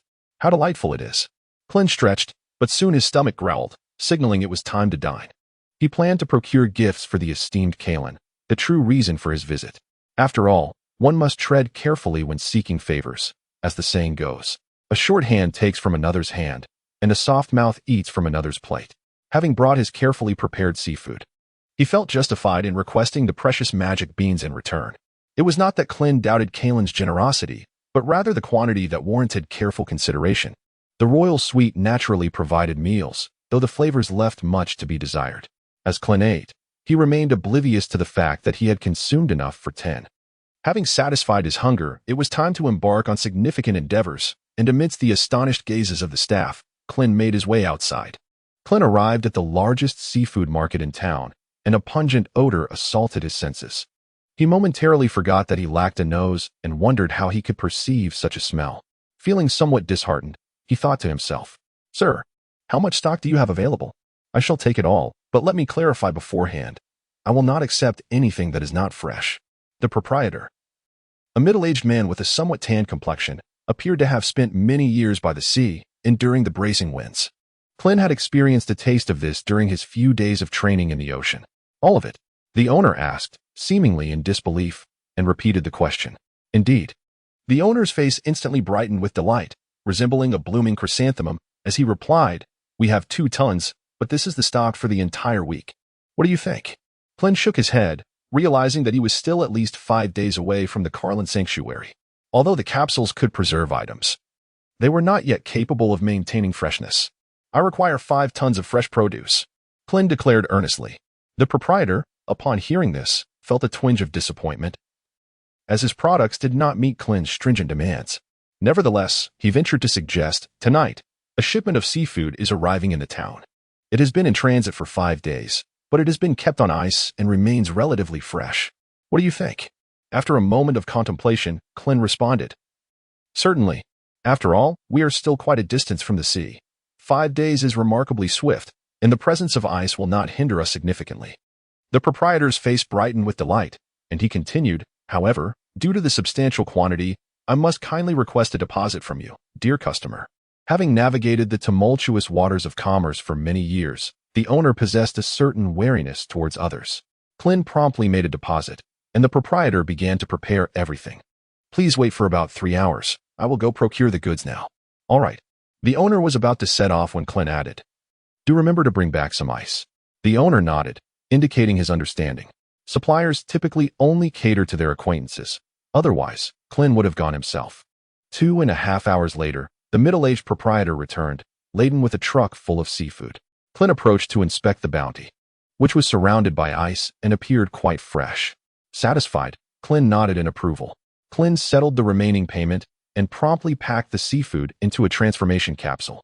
Observing this, the boss couldn't help but exclaim, to think they use a transformation capsule to store seafood. What a display of wealth. Klin has procured a gift for the immortal, and naturally he is poised to embark on his journey once more. Klin soared through the sky, once again heading towards the sacred land of Karlin. Gradually, the small town faded into obscurity until it was no longer visible. Along the way, the primeval forest began to thicken, and the traces of human activity gradually vanished. Within the depths of the mountains, ancient trees loomed high, casting a shadow that obscured the sun. The forest appeared foreboding and enigmatic, compelling Klin to quicken his pace to traverse this wild woodland swiftly. 5 days later, a light rain fell from the sky, and amidst the misty haze, the silhouette of the Karlin Tower emerged, its color reminiscent of iron, ancient and majestic, like a pillar supporting the heavens, thrusting into the clouds. Gazing upward, one beheld layers of fog, at once elusive and tangible, stretching infinitely into the distance. Klin couldn't help but exclaim, in comparison to this, the Eiffel Tower would seem utterly worthless in a past life. Klin accelerated his flight, swiftly arriving before the towering structure. As he drew nearer, he took his time to scrutinize Corinta, reaching out to touch it, evoking a profound sense of antiquity and continuity. Corinta, having borne witness to millennia of history and tribulation, stands as a sacred site in the hearts of countless martial artists. Each warrior who gazes upon it is bound to experience a stirring of emotions and insights. With the exception of Yukong, of course. Klin was immersed in the sensations of beauty when suddenly a javelin soared past him, plunging fiercely into the earth ahead. It was evident that the owner of the javelin did not seek to take Klin's life but rather intended to instill fear. Otherwise, the javelin's target would have been Klin's head. Outsider, leave the sacred land of Karlin. He cast a cold glance at Klin, his expression stern as he said, Outsider, leave the sacred land of Karlin. Klin turned his gaze towards the source of the sound and beheld a robust hunter, clad in attire reminiscent of Native Americans. At that moment, the hunter was intently staring at Klin, gripping a spear, poised for an imminent assault. Krylin observed for a moment, then smiled gently and remarked, You must be Yuba. I have heard mention of you from Goku, who spoke of you and your father as the guardians of Corinta. Upon hearing Krylin's words, Yuba inquired, Are you one of Goku's friends? Goku is my dearest companion. We are indeed brothers in training. You may call me Stalin. Yuba immediately relaxed his vigilant demeanor, his face breaking into a smile as he replied, Since you are a friend of Goku, you are also my friend. I apologize for my earlier demeanor. I merely intended to deter intruders. It is quite all right, Krylin replied with a soft smile. Have you come to challenge Corinta? Indeed. I seek to visit Master Karen and request his guidance in my martial arts, Yuba affirmed. Corinta is a lofty place. Many have attempted to ascend it over the centuries, yet all have failed. Only Master Wutian and Goku have ever reached its summit, Yuba lamented, a hint of despondency in his voice. Krylin chuckled, Rest assured. If Goku can ascend, so can I. He silently added to himself, It's merely a matter of flying up. However, UPA couldn't help but express his concern. The weather is rather adverse. Let us retreat to my home for a while. Once we have regained our strength, we can embark on our journey. Do not worry, UPA. Krylin replied, "Hurry back home. I am about to commence." Klin gazed upward at Corinta, a subtle smile gracing his lips. With a powerful execution of the Dance of the Void, his figure vanished in a flash of white light. Yuba stood in astonishment, watching Klin's departure. Ascending higher. The air grew increasingly thin, and the clouds around him appeared ethereal. Klin spotted a spherical edifice, and he knew he had arrived. With a soft thud, Klin landed atop Corinta, where he beheld a rotund creature, its two elongated eyes fixed upon him, 3 whiskers protruding from either side of its mouth, and 3 tufts of brow hair atop its head. In its hand, it clutched a wooden staff. Beside it stood another figure, plump and with small, shrewd eyes. Sporting a hedgehog-like hairstyle, adorned in traditional Japanese attire, striped kimono, and wooden sandals, with a samurai sword sheathed at its waist. Klin wore a smile. "Greetings, immortal, a Kairobe." Klin spoke with considerable politeness. The sage wiped the beads of sweat from his forehead, pondering to himself. Long before, during Klin's battle with Bick, the sheer intensity of Klin's power had indeed frightened him greatly. Such terrifying strength existed in the world, and now, having ascended to the pinnacle of Korin Tower with such swiftness, it seemed that Klin had not exerted his full capabilities at that time. The sage continued to wipe his brow, feeling somewhat relieved that Klin was the disciple of that old turtle, and his conduct throughout the journey had been commendable, devoid of any malice. The sage nodded slightly in acknowledgement and replied, "Indeed." However, at that moment, a Kairobe was far from calm. His legs trembled slightly, and his voice quivered. "K. Klin, what brings you here?" Clearly, a Kairobe did not recognize Klin at this moment. Klin bowed respectfully to the immortal and said, "Please, esteemed immortal, guide me in the path of martial arts." The immortal replied, "Your strength far surpasses mine. There is little I can impart to you." Klin, however, held a different perspective. After all, those who have attained mastery are worthy of being teachers, and each discipline has its own expertise. The immortal had lived for over 800 years, and his profound understanding of martial arts was likely unparalleled. "First, have a celestial bean to restore your strength," the immortal said, tossing a shriveled bean towards Klin.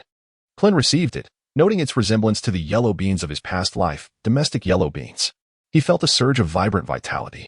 The system examined the celestial beans, and the attributes were as follows. Celestial bean contains energy, 500 points, fixed. Function description: 1 bean sustains vitality for 10 days, instantly transforming one into a paragon of masculinity, with all injuries healed in an instant. Krillin smiled with delight as he finally laid eyes on the mystical Sinza bean, a truly remarkable treasure. Upon consuming the bean, he instantly felt his waning strength replenished, returning him to his peak condition. "Unleash all your energy," Krillin declared, eager to witness the full extent of your power. Klin adjusted himself and then unleashed all his energy. Instantly, a powerful aura emanated from him, growing ever stronger. All right," shouted Akalobe, somewhat intimidated by this overwhelming presence. The sage nodded, indicating to Klin that he could cease. "You have gained a certain understanding of your aura. As for Wutian, he has barely managed to meet the standard, without leading his disciples astray. However, you surpass me by a considerable margin. There is little I can teach you, only some advice I can offer." Klin nodded thoughtfully, attentively absorbing the words of the sage. In the following days, Klin practiced diligently under the sage's guidance at Corinta, showcasing the martial techniques he had acquired. The sage pointed out several deficiencies in Klin's approach. As their exchanges in martial arts deepened, the sage increasingly recognized Klin as a prodigy, marveling at the profound depth of his understanding of the martial path. Despite his youth, Klin seemed to possess the wisdom of one who had lived for a century. Klin felt that the moment was ripe. "Immortal, after consuming celestial beans for so many years, do you not grow weary of them?" he remarked with intent. "Nonsense. A century ago, I savored a fish. The taste was exquisite and lingered in my memory," the immortal replied with a sigh. "As an immortal, I cannot abandon my post. I must guard the Korin Tower. I long for the days of fishing in the lower realms," the immortal continued, a look of bliss adorning his face. "Ah," Klin responded, dumbfounded. "Is this all you amount to? And you call yourself an immortal?" A sly grin spread across his face, sensing an opportunity. Klin produced a fish and waved it before the immortal, who twitched his nose, his eyes gleaming with hunger, akin to a ravenous wolf pouncing on its prey. He devoured the fish voraciously, exclaiming, "This is the exact flavor." In a matter of moments, the fish was entirely consumed. Afterward, the immortal felt a tinge of embarrassment. As an immortal, he had been rather impolite, yet the fish was simply too delectable. "Immortal, Do you have any more of those celestial beings? I would gladly exchange this fish for them, Klin inquired with eager anticipation. What? You wish to barter fish for celestial beings? The immortal could hardly believe his ears. For in his view, celestial beings merely served to satiate hunger. Indeed. How many do you have? Klin pressed. Allow me a moment to search, the immortal replied, soon returning with 3 large jars. This is all that remains. Some have been consumed by Akalobe over the past few days. Fortunately, I arrived early. Had I delayed a few more months, there would likely be very little left. Klin gazed intently at Akalobe's belly, considering him quite the glutton. Despite his timid nature, Klin held a certain fondness for Akalobe. After all, upon reflection, he realized that Akalobe had been present in nearly every pivotal battle, which spoke volumes. Feeling the weight of Klin's gaze, Akalobe became somewhat anxious, then chuckled heartily, scratching his head in an attempt to divert the conversation. Klin scrutinized the jars, estimating that each contained approximately 1,000 beads, totaling around 3,000. With a chuckle, he mused, 1.5 million. I shall never lack for energy again. Klin presented the fish stored within the transformation capsule to the immortal, who was taken aback.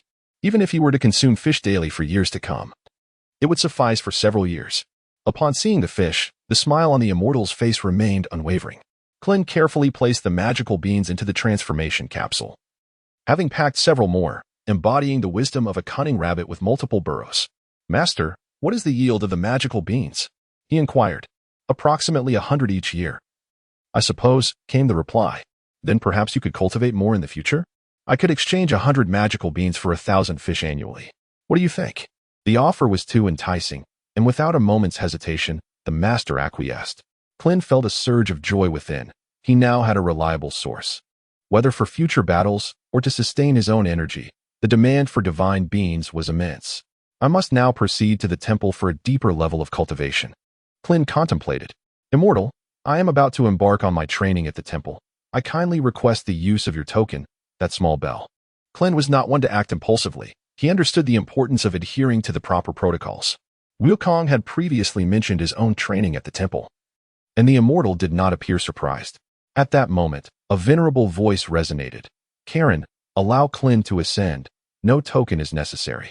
The immortal glanced at Klin, as if to express further thoughts, but ultimately refrained from speaking. With a mischievous smile, Krillin remarked, there is no need for that now, Master Rashi. I shall make my way to the temple first. With that, he leaped gracefully from Korin Tower, soaring into the sky. Although the temple was still some distance away from Korin Tower, it posed no challenge to Krillin. As he ascended, the air grew increasingly rarefied, and even the clouds appeared to thin out significantly. Klin beheld the hemispherical form, exuding an aura of antiquity, even more steeped in history than Kalinta. With an accelerated pace, Klin leaped gracefully and alighted upon the temple. There, the deities and Bobo awaited his arrival. Klin stepped forward, drawing closer to observe the celestial being and Bobo. The celestial being bore a resemblance to Piccolo, yet distinguished by his flowing robe adorned with the character for God upon his chest, wielding a staff. While Piccolo displayed the mark of demon. It seems that the Namekians have a penchant for cloaks. Bobo, on the other hand, resembled a diminutive gorilla, exuding a certain human charm. Greetings, celestial being and Bobo. Klin politely addressed them. The celestial being gazed at Klin for an extended moment before speaking. Your battle with Piccolo was truly magnificent. I am elated to witness such a powerful martial artist emerge from humanity. Yet, why did you not vanquish the Demon King Piccolo? Though the reborn Piccolo possesses a hint of malevolence, he cannot truly be deemed a demon. Rather, I believe he may evolve into a protector of Earth.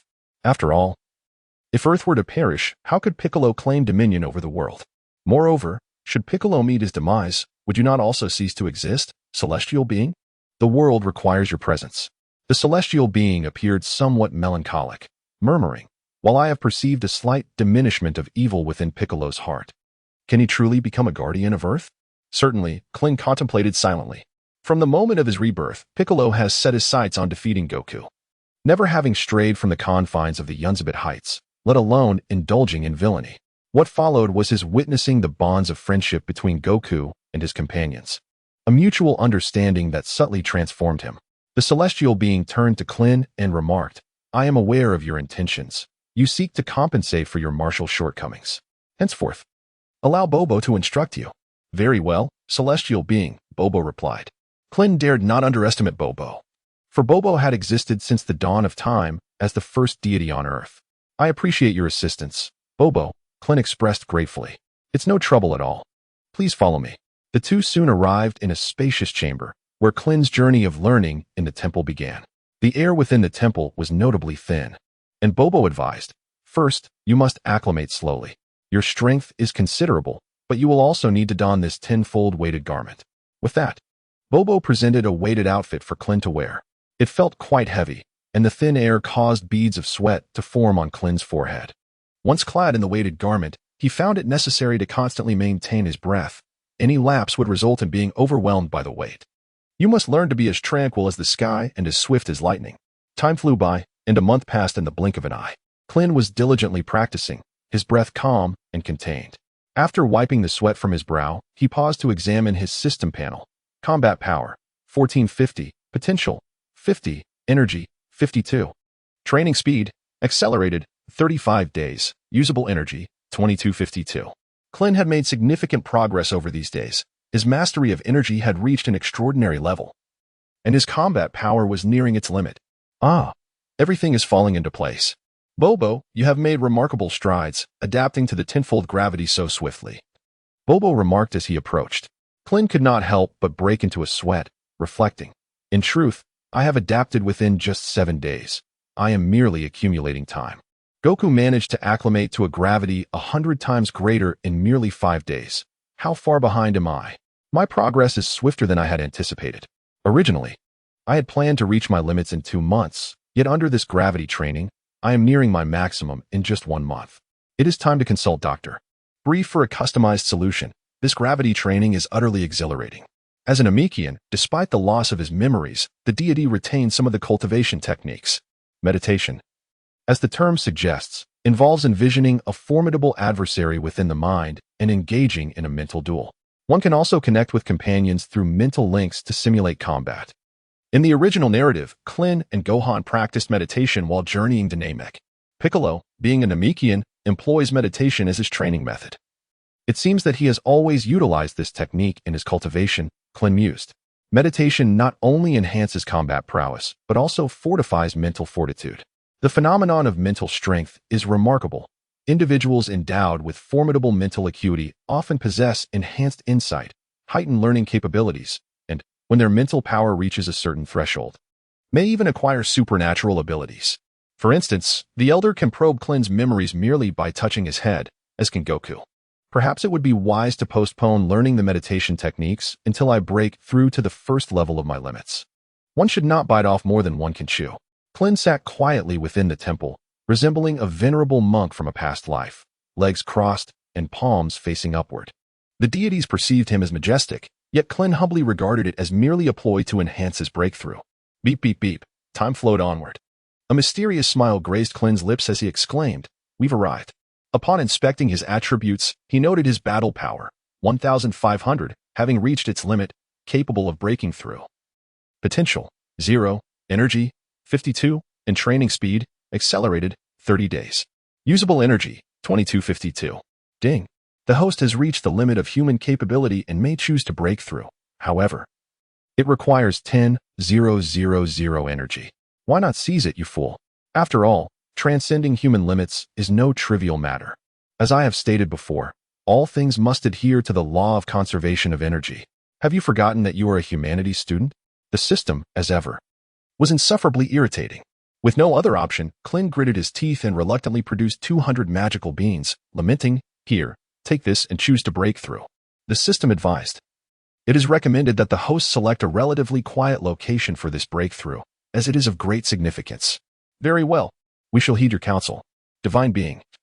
I will step out for a moment to cultivate a new technique, as it cannot be executed here. The Divine Being nodded slightly in acknowledgement. Klin soared through the western wilderness, practicing the art of flight. As he passed Corinta, he noticed a sage indulging in a sumptuous feast. In an instant, a figure darted past. What was that? The sage inquired, glancing upward, yet finding nothing amiss, he returned his attention to his meal. Klin arrived at a desolate wilderness, an expanse that exuded an overwhelming sense of bleakness, devoid of any signs of life. With a glimmer of anticipation, he spoke. "Let it begin, system." At that moment, A surge of energy from the cosmos enveloped Klin, radiating in a kaleidoscope of colors. However, this ethereal energy was imperceptible to mere mortals, only beings of divine caliber, surpassing even the destroyer god, might perceive its grandeur. Gradually, this vibrant energy began to transform Klin's very essence. Had there been an observer, they would have witnessed Klin suspended in midair, his countenance reflecting sheer bliss. He felt an enveloping warmth, reminiscent of the tender embrace of his mother during childhood, akin to a frostbitten soul luxuriating in a soothing bath after braving the biting cold. In that moment, he was enveloped in sheer comfort, as the multicolored light manifested. Far away in the realm of the destroyer god, Wiz seemed to perceive a fleeting aura, prompting him to search earnestly. Yet, this trace of energy vanished in an instant, concealed by the system, rendering it nearly impossible for even a master like Wiz to locate. How peculiar! Where could it have fled? He mused. Oh well, no matter. I might as well take this opportunity to rest while Beerus slumbers. Wiz chuckled lightly.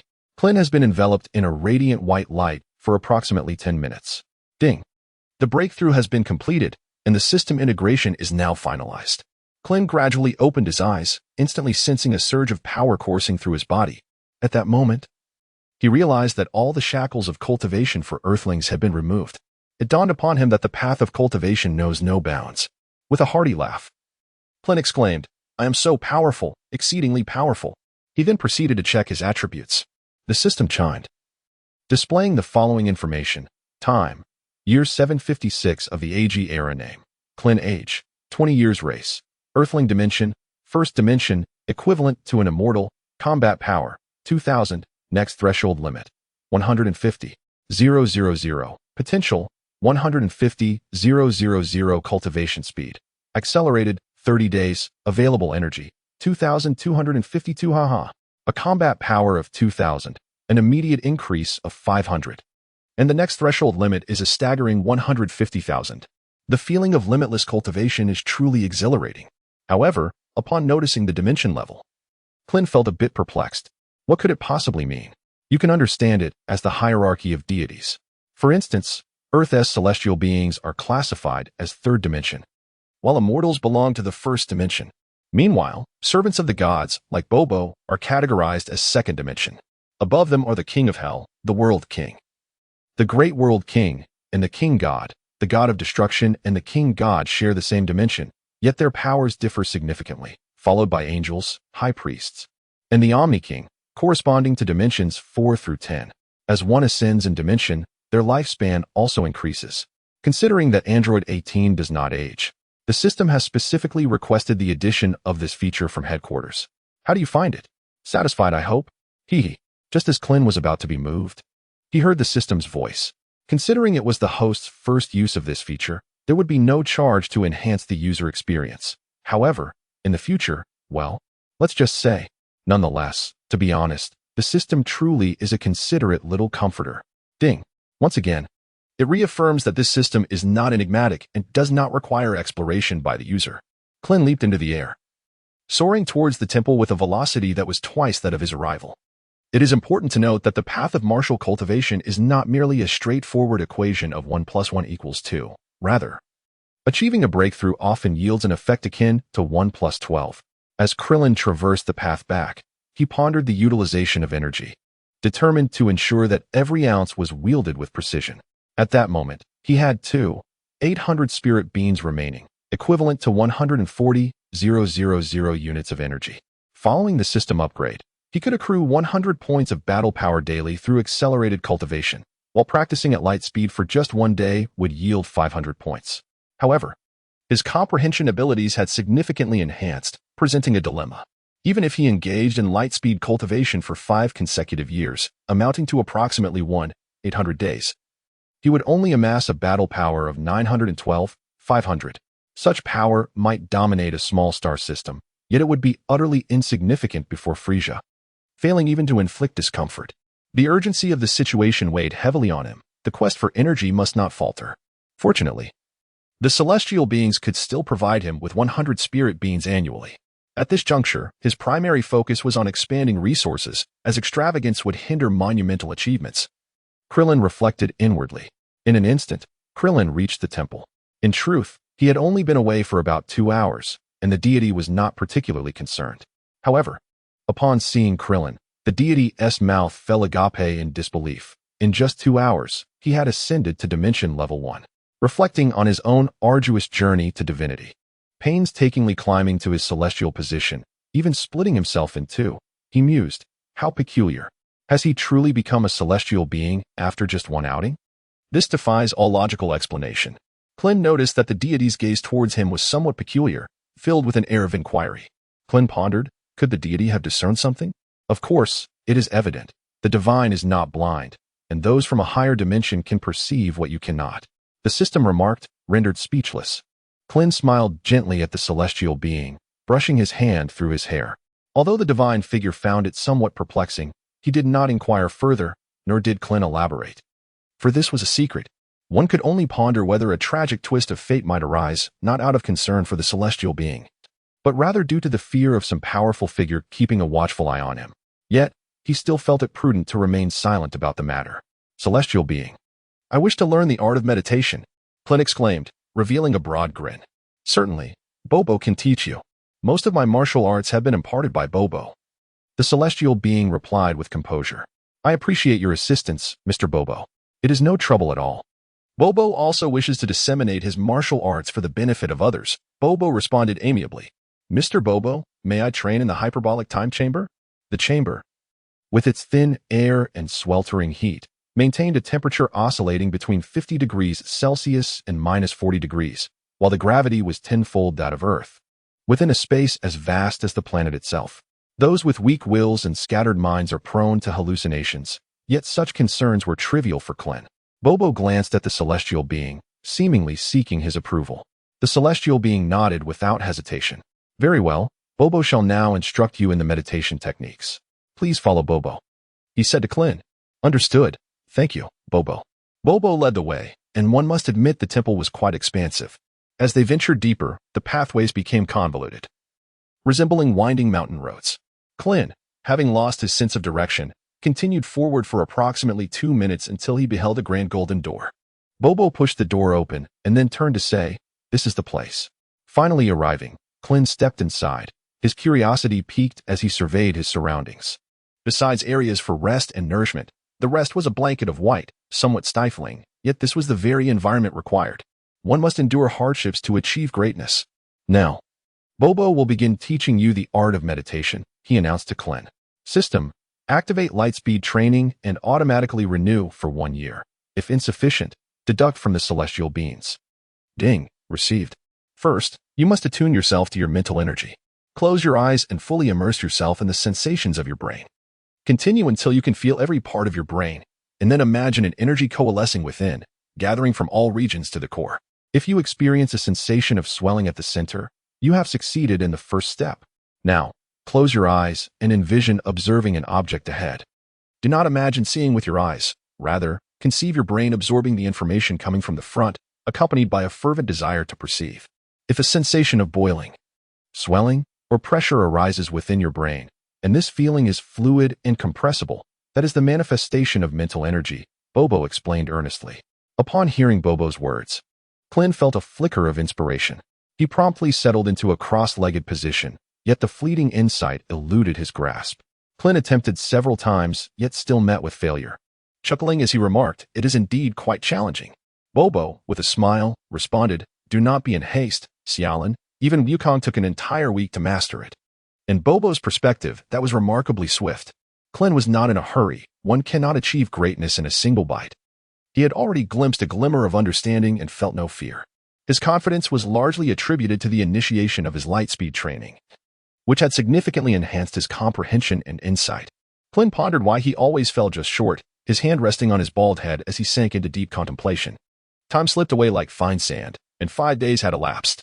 Klin has remained seated the entire day, yet each moment seems to slip away fleetingly. What exactly is amiss? The neural network clings to the cerebral cortex. Yes, indeed, expansion, contraction, and movement are its defining characteristics. He has been preoccupied with the notion of control, rather than attempting to facilitate its own expansion and movement. Klin closed his eyes tightly, attempting to envision the movement and expansion of the mental network, gradually enveloping his entire mind as his brain began to simmer with activity. Suddenly, he opened his eyes wide, realizing he had successfully cultivated his mental prowess. Now, he could continuously simulate and amplify it within his mind. Truly, I am a little genius. Klin couldn't help but boast to himself.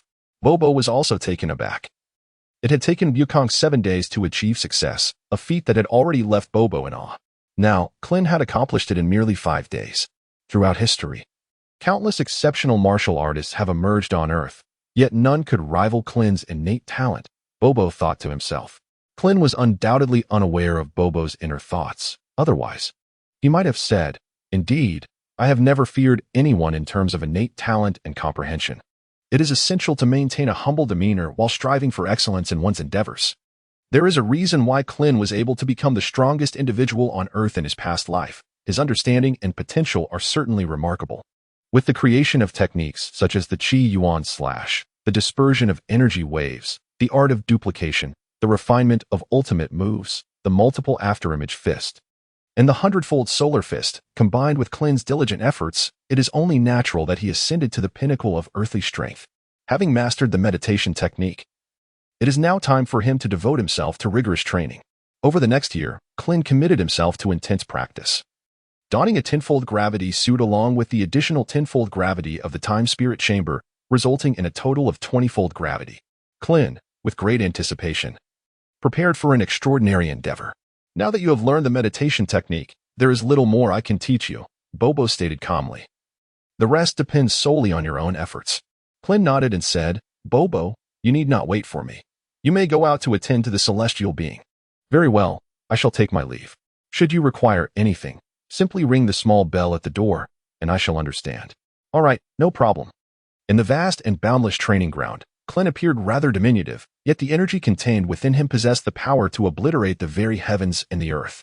Klin donned a gravity suit that multiplied the gravitational force tenfold, instantly subjecting him to an overwhelming 20 times the normal gravity. He stood there, motionless, beads of sweat accumulating on his brow, truly finding it nearly impossible to move. As he attempted to take a step forward, his entire body shifted precariously, and he nearly stumbled. Klin adjusted his center of gravity, moving step by step. Each action appeared simplistic yet was fraught with difficulty. 2 days later, Klin, enduring a gravitational force 20 times greater than normal, had managed to walk slowly, his movements reminiscent of the comical gait of Charlie Chaplin. Half a month later, Klin had fully acclimatized to the 20-fold gravity. After all, his combat power was consistently increasing by 500 points daily, having been in this environment for 17 days. His current combat strength stood at an impressive 13,900. With a sigh, Klin removed his gravity suit, breathing heavily. Though this arduous month and a half of training had been challenging, the rewards were substantial. Under the regime of lightspeed training, his combat power increased by 500 points each day, and the 20-fold gravitational environment provided an additional boost of 200 points. Time flew by, and before he knew it, a year had elapsed. At this moment, Klin's figure was moving at an extraordinary speed. With his left hand, he unleashed the Kamehameha, while his right hand deftly manipulated the Qi Yuan Slash. Both forces engaged in a fierce contest reminiscent of the art of ambidextrous combat. Mastery in ambidexterity demands an exceptional level of control over one's energy, as the two energies intertwined, inseparable and relentless. As Klin's energy gradually depleted, the two forces weakened, ultimately dissipating into the ether. The Qi Yuan Slash, a technique of Klin's own invention, stood as the pinnacle of his martial prowess. By compressing the energy in his hand into a rapidly spinning disc as thin as a saw blade, he could cleave his adversaries with surgical precision. As a signature move, rigorous practice was imperative. After a year of relentless training, Klin's aura had become profoundly distant, his gaze sharp and penetrating. If one were to encapsulate his essence in a single phrase, it would be terrifyingly formidable. Time attributes. Year 756 of the Ag era name. Klin age, 21 years. 1 year has elapsed in the temporal spiritual chamber. Race, Earthling dimension. First dimension, comparable to an immortal. Combat power, 250. 000 a next threshold. 1, 500. 000 potential. 1, 250. 000 training speed. Speed of light available energy. 0 indeed. By the 7th month, Klin had already reached his limit once more, expending 500. 000 energy to surpass this threshold, raising the next limit to 1, 500. 000. Initially, He had intended to ascend to the second dimension, but energy proved insufficient. After a year of lightspeed training, he had consumed 360,000 energy, and the breakthrough required an expenditure of 500,000, leaving him with merely 540,000 energy before he needed to conserve it. Time was swiftly passing, and after a year of intense training, it was time for a well-deserved rest. His gravity suit appeared somewhat tattered, marred by the markings of shockwaves, while his garments had long since been reduced to rags, revealing his chiseled torso, tall stature, and robust musculature. First, a refreshing bath was in order, accompanied by the soothing sounds of running water. Klin retrieved a capsule, extracting a set of garments. However, he found them somewhat awkward, seemingly a tad small. Could it be due to his increased musculature? Shaking off such thoughts, he recalled that during his first breakthrough, he had grown 2 centimeters taller, and in the second, 3 centimeters. The system, it seemed, did not allow for immediate growth. Thus, over the span of a year, he had achieved a height increase of 5 centimeters. Klin was somewhat agitated. The system always resolved his difficulties. Although Klin was already aware that he would eventually experience growth, surprises often arise unexpectedly. After all, who could claim to be the strongest on Earth with a height of merely 155 centimeters? It was utterly embarrassing, akin to slapping the system in the face. The system regarded him with disdain. However, now that he had reached 160 centimeters, Klin discovered that his perspective of the world had elevated, and he felt as though he had reached the pinnacle of life. He chuckled to himself, looking forward to a restful slumber. "Stop spouting nonsense," the system retorted, maintaining its emotionless demeanor. Klin pushed open the golden door and beheld Bobo awaiting his arrival. Klin stepped forward with a smile and said, "Bobo, it's been quite a while." "Indeed, it has been a long time. Come along with me, Bobo." For Klin, having been away for a year, it truly felt like an eternity. Yet Bobo had only spent a single day outside. The deity was taken aback upon seeing Klin. Despite Klin's efforts to conceal his aura, his inherent power was formidable, boasting a combat strength of 5,000 in his usual state. The deity's mouth fell agape, unable to comprehend how, prior to the 23rd martial arts tournament, Klin had merely been an adept martial artist, merely commendable, nothing particularly extraordinary. Yet after the tournament, it was as if he had transformed into an entirely different person, leaving all in perplexity. "Greetings, dear deity." Klin addressed the celestial being as he always did. "Hello to you too," the deity replied, somewhat dazed. There was no denying that a person of great strength attracted attention wherever they went. Klin playfully ruffled his hair. Klin bowed once more to the deity and Bobo, expressing his gratitude. "I am immensely thankful for the guidance bestowed upon me by both the deity and Bobo. My comprehension of martial arts has ascended to a new echelon." Bobo waved his hand dismissively, indicating that it was of little consequence. "Deity, it is time for me to return home," Klin said slowly. Hearing the word home, the deity paused, seemingly lost in thought, murmuring, "And where might my home be?" Klin observed a hint of melancholy or homesickness in the expression of the celestial being. He pondered whether he should reveal the truth to the divine entity. After all, the celestial being was indeed an Namekian. Perhaps it would be prudent to wait a little longer. It seemed premature to disclose such information, as he himself was not yet prepared. As one ages, the desire to return to one's roots often emerges, and the celestial being, unlike the inhabitants of Earth, appeared distinctly different, inevitably fostering a longing to return to his homeland in his twilight years. Krylin, harboring a hidden agenda, refrains from revealing his intentions to the deity. In the future, he plans to take the divine being to Namek to reconnect with his roots. Surely, the elder would not deny the use of the Dragon Balls. It would be a dual benefit, aiding the deity while simultaneously serving his own interests. What a delightful prospect. "Deity, I must take my leave," Krylin announces, propelling himself swiftly towards the mortal realm. "Hey, Krylin," the celestial being calls out from a distance. Upon reaching Karen Tower, Krylin's energy, which had intensified remarkably in just a month, was almost suffocating. "Krylin, I have a gift for you," he declares. Klin, filled with curiosity, wondered what treasures the immortal might possess. "Come forth, Nimbus Cloud." No, I summoned the dark cloud." Immediately, a vast expanse of dark clouds surged forth from the horizon, robust and fluffy like cotton candy. "Here is a dark cloud for you. It shall conserve your energy on your travels," the immortal proclaimed. This unexpected gift took Klin by surprise, as he had not anticipated such a generous offering. "Thank you, esteemed immortal," he exclaimed with delight. After all, The immortal had little use for all those clouds, so why not claim a substantial portion? It could serve him, his wife, and perhaps even his future daughter, and who knows, a son as well. Klin marked off a generous 5 square meters, envisioning a harmonious future for his family. Thank you, immortal. I shall take my leave now. The immortal gazed at the diminished expanse of clouds, feeling a twinge of regret, yet he consoled himself with the thought that Klin would bring him fish in return. Very well, I shall endure this loss, he mused. Krylon reclined upon the nimbus cloud, journeying back to Kame House. The cloud glided leisurely, allowing him to savor the breathtaking scenery along the way. Since arriving in the Dragon Ball world, his days had been consumed by the pursuit of wealth or rigorous training, leaving little time to truly appreciate the splendor of this realm.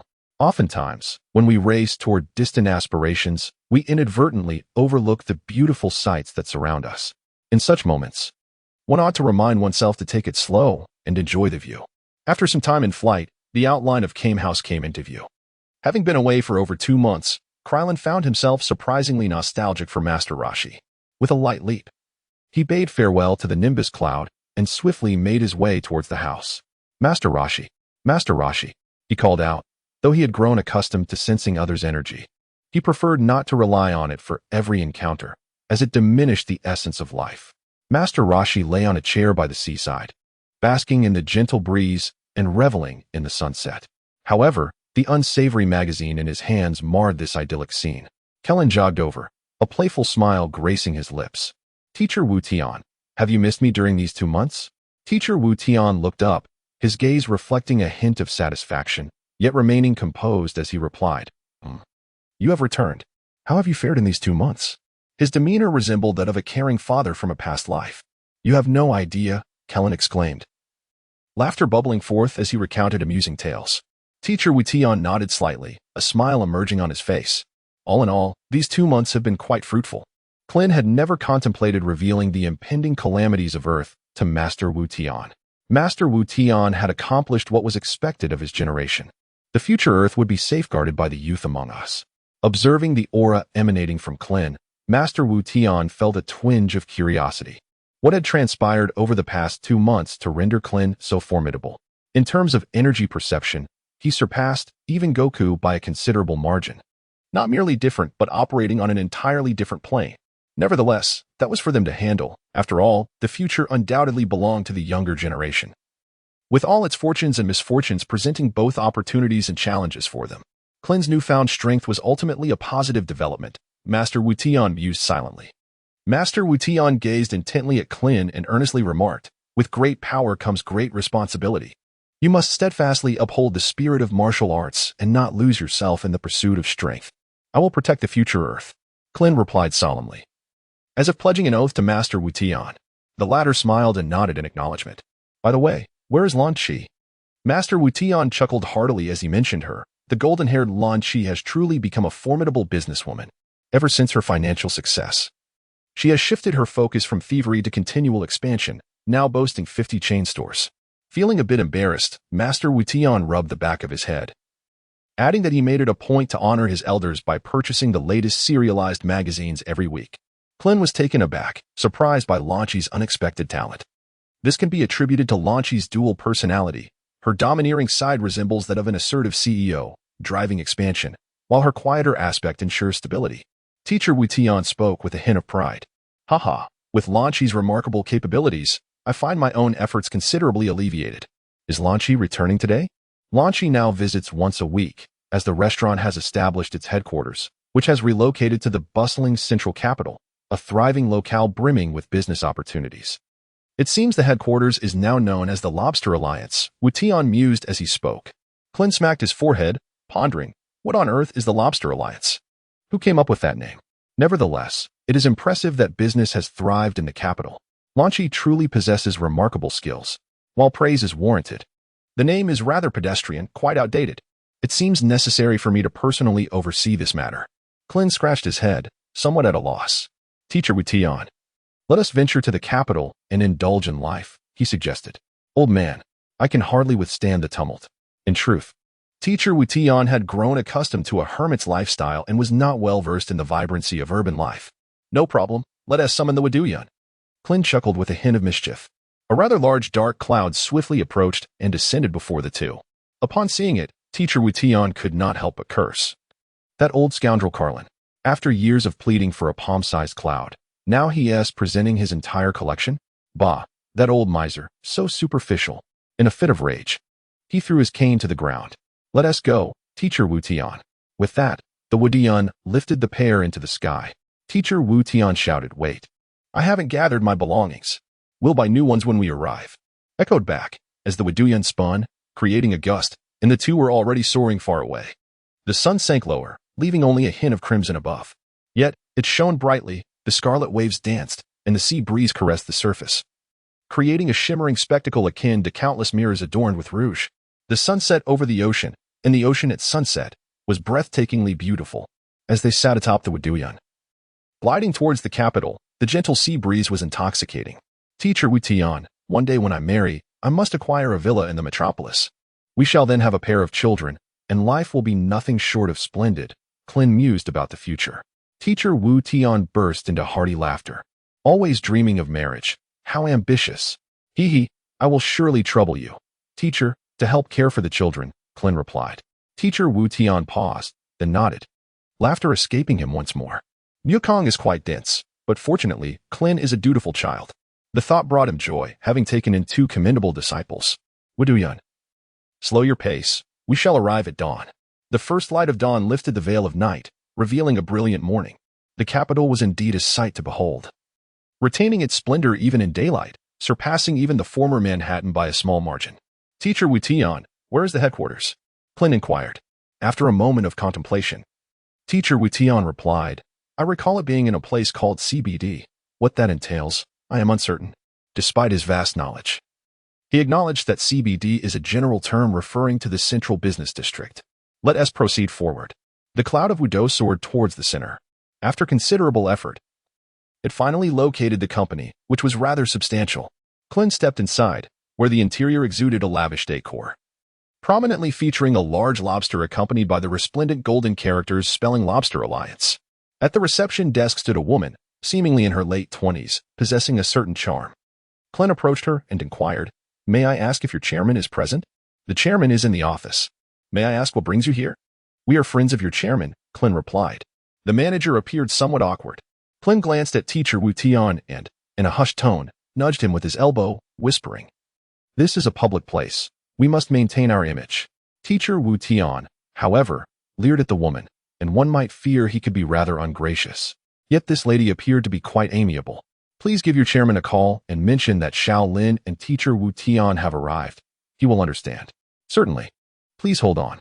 Klin let out a sigh of relief, thankful that the melodramatic scenario, characterized by disdainful judgments, had not unfolded.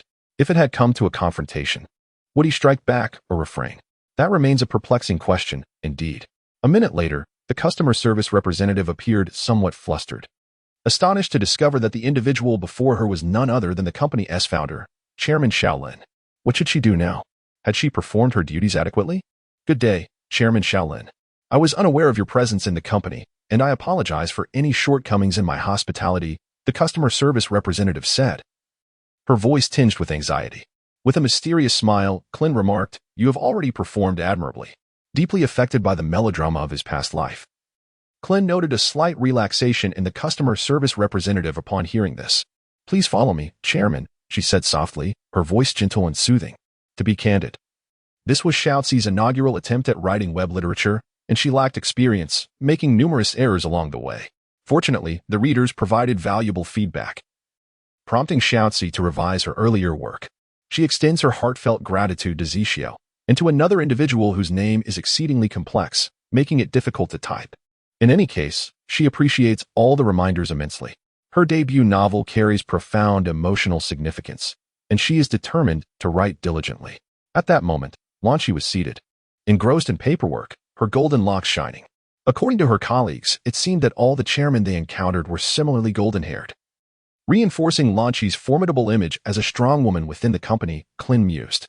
It has been a long time, Lanchi, Klin greeted her. In a surprising turn, Lanchi produced a gun seemingly from nowhere and aimed it at Klin, exclaiming, Die, you scoundrel. She relished her role as the assertive boss. Klin smiled faintly. Showing no intention to evade, the surrounding aura seemed to halt automatically, rendering the bullet motionless. I apologize for the yawn, the gentle Lanchi said, offering an apology for her earlier behavior. It is I who should apologize, for I have not managed the company effectively, Klin replied with an awkward smile. Subsequently, Lanchi wished to elucidate the company's operational status to Klin. Klin waved his hand dismissively and said, "There's no need for that. Just inform me of the profits I've earned. You can handle the company's operations. I am merely interested in the dividends." Klin spoke earnestly, expressing that simply reaping the rewards without the burdens of management was exceedingly delightful. This encapsulated his innermost thoughts. Nonetheless, to summarize, over the past 2 months, the company achieved a total sales figure of 30 billion, with a net profit of 28 billion, of which 20 billion was allocated for store expansion, leaving the company with a working capital of 5 billion. Lanchi remarked attentively. Klin recognizes the lucrative nature of the catering industry, yet he is unaware of its inherent brutality, reminiscent of a certain university canteen from his past life. Entrusting the operation to Lanchi proves to be a sagacious decision. Her meticulousness coupled with his assertiveness creates a dynamic akin to a Dragon Ball version of Dong Mingxiu. Klin cannot help but admire his own choice. System, oh please. I've never encountered such self-absorbed individuals. Lanchi, do you not find the company name somewhat embarrassing for Klin to say? What's wrong? I believe it is quite satisfactory, simple and straightforward, Lanchi replies, somewhat perplexed. It just feels a tad too commonplace, lacking a distinctive character. In the future, it would be all too easy for others to replicate us. Upon hearing this, Lanchi considers it with a degree of reason. Should we change the name? Klin could not help but feel a surge of joy. Finally, someone understood my intentions. It was quite a challenge. What shall we call it? Lanchi pondered. How about Hadaleo? It's simple and clear, yet distinctive. Klin chuckled, thinking. Surely this does not infringe upon any copyrights. Lanchi's eyes sparkled with delight. A splendid name. Let us call it Hadaleo. Now, allow me to share our development philosophy, which is rooted in the belief that the customer is king and we are dedicated to serving them, Klin said mysteriously. Half an hour passed. Is it truly possible to develop in such a manner? Lanchi appeared somewhat startled by this unconventional philosophy. Trust me, you won't regret it. An hour later, Klin made his way to the security department, his bank account now enriched by 500 million in cash. With the equity distribution adjusted to 49 for Klin and 51 for Lanchi. From this point forward, Klin would only receive dividends, chuckling to himself in pride. I heard that Fan Yu has been appointed as the manager of the security department.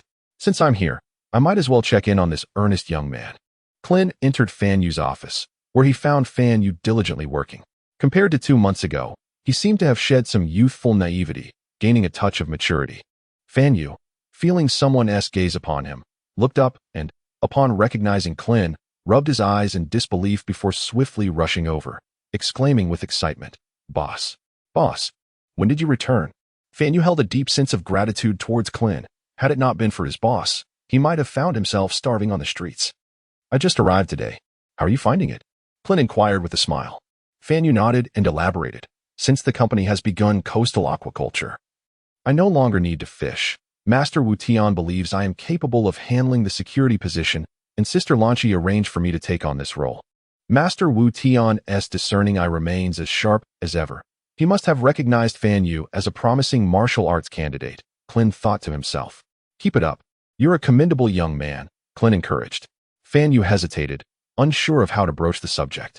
But considering that Klin might leave soon and it could be a long time before they met again, he mustered the courage to say, I implore you, boss.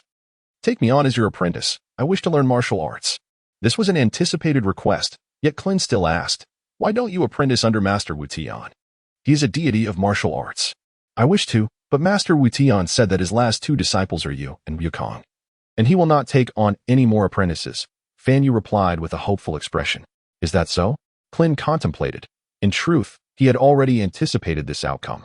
Fan Yu watched Klin deep in thought, his heart racing with anxiety, and boldly declared, I beseech you, boss, take me on as your disciple.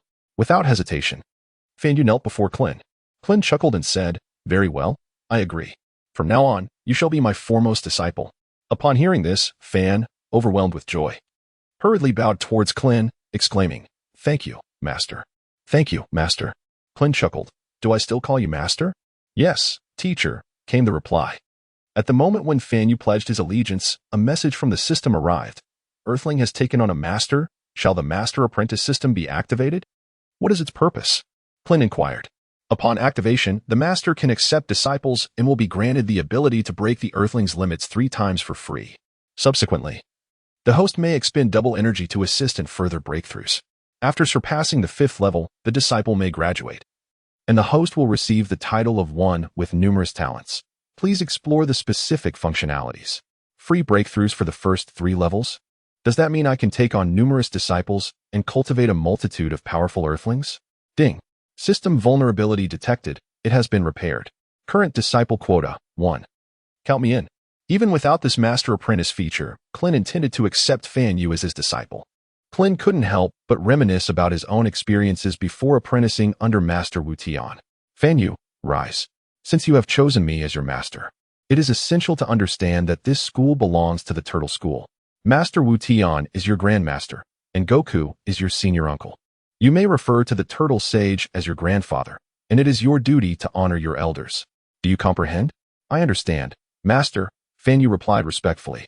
Although he had embraced martial arts, he knew he could not abandon his job. He must earn a living to support his future family. Starting tomorrow, I will take a month off to teach you the ways of cultivation, Klin declared. Fan Yu nodded in agreement. Go home, rest well, and we shall commence training tomorrow. With that, Klin departed. Goodbye, Master, Fan Yu exclaimed, his heart racing with excitement at the thought of the impending training. Klin has not had the experience of training others. It seems he must return to seek guidance from Master Wu Tian. However, it is rather unfortunate that upon entering the city, Master Wu Tian has indulged himself and is currently nowhere to be found. Klin found himself in a predicament and thought resolutely, can a living person truly be suffocated by excrement? Thus, the following day at the central square, the two arrived as promised. Listening intently, he absorbed every word, fearful of missing a single syllable. The first task was to deliver packages, distributing them to various individuals within a 2-hour time limit. Next came the construction site, swimming with sharks, and dedicating oneself to diligent study. After half a month, he would return to learn the art of flight from his master.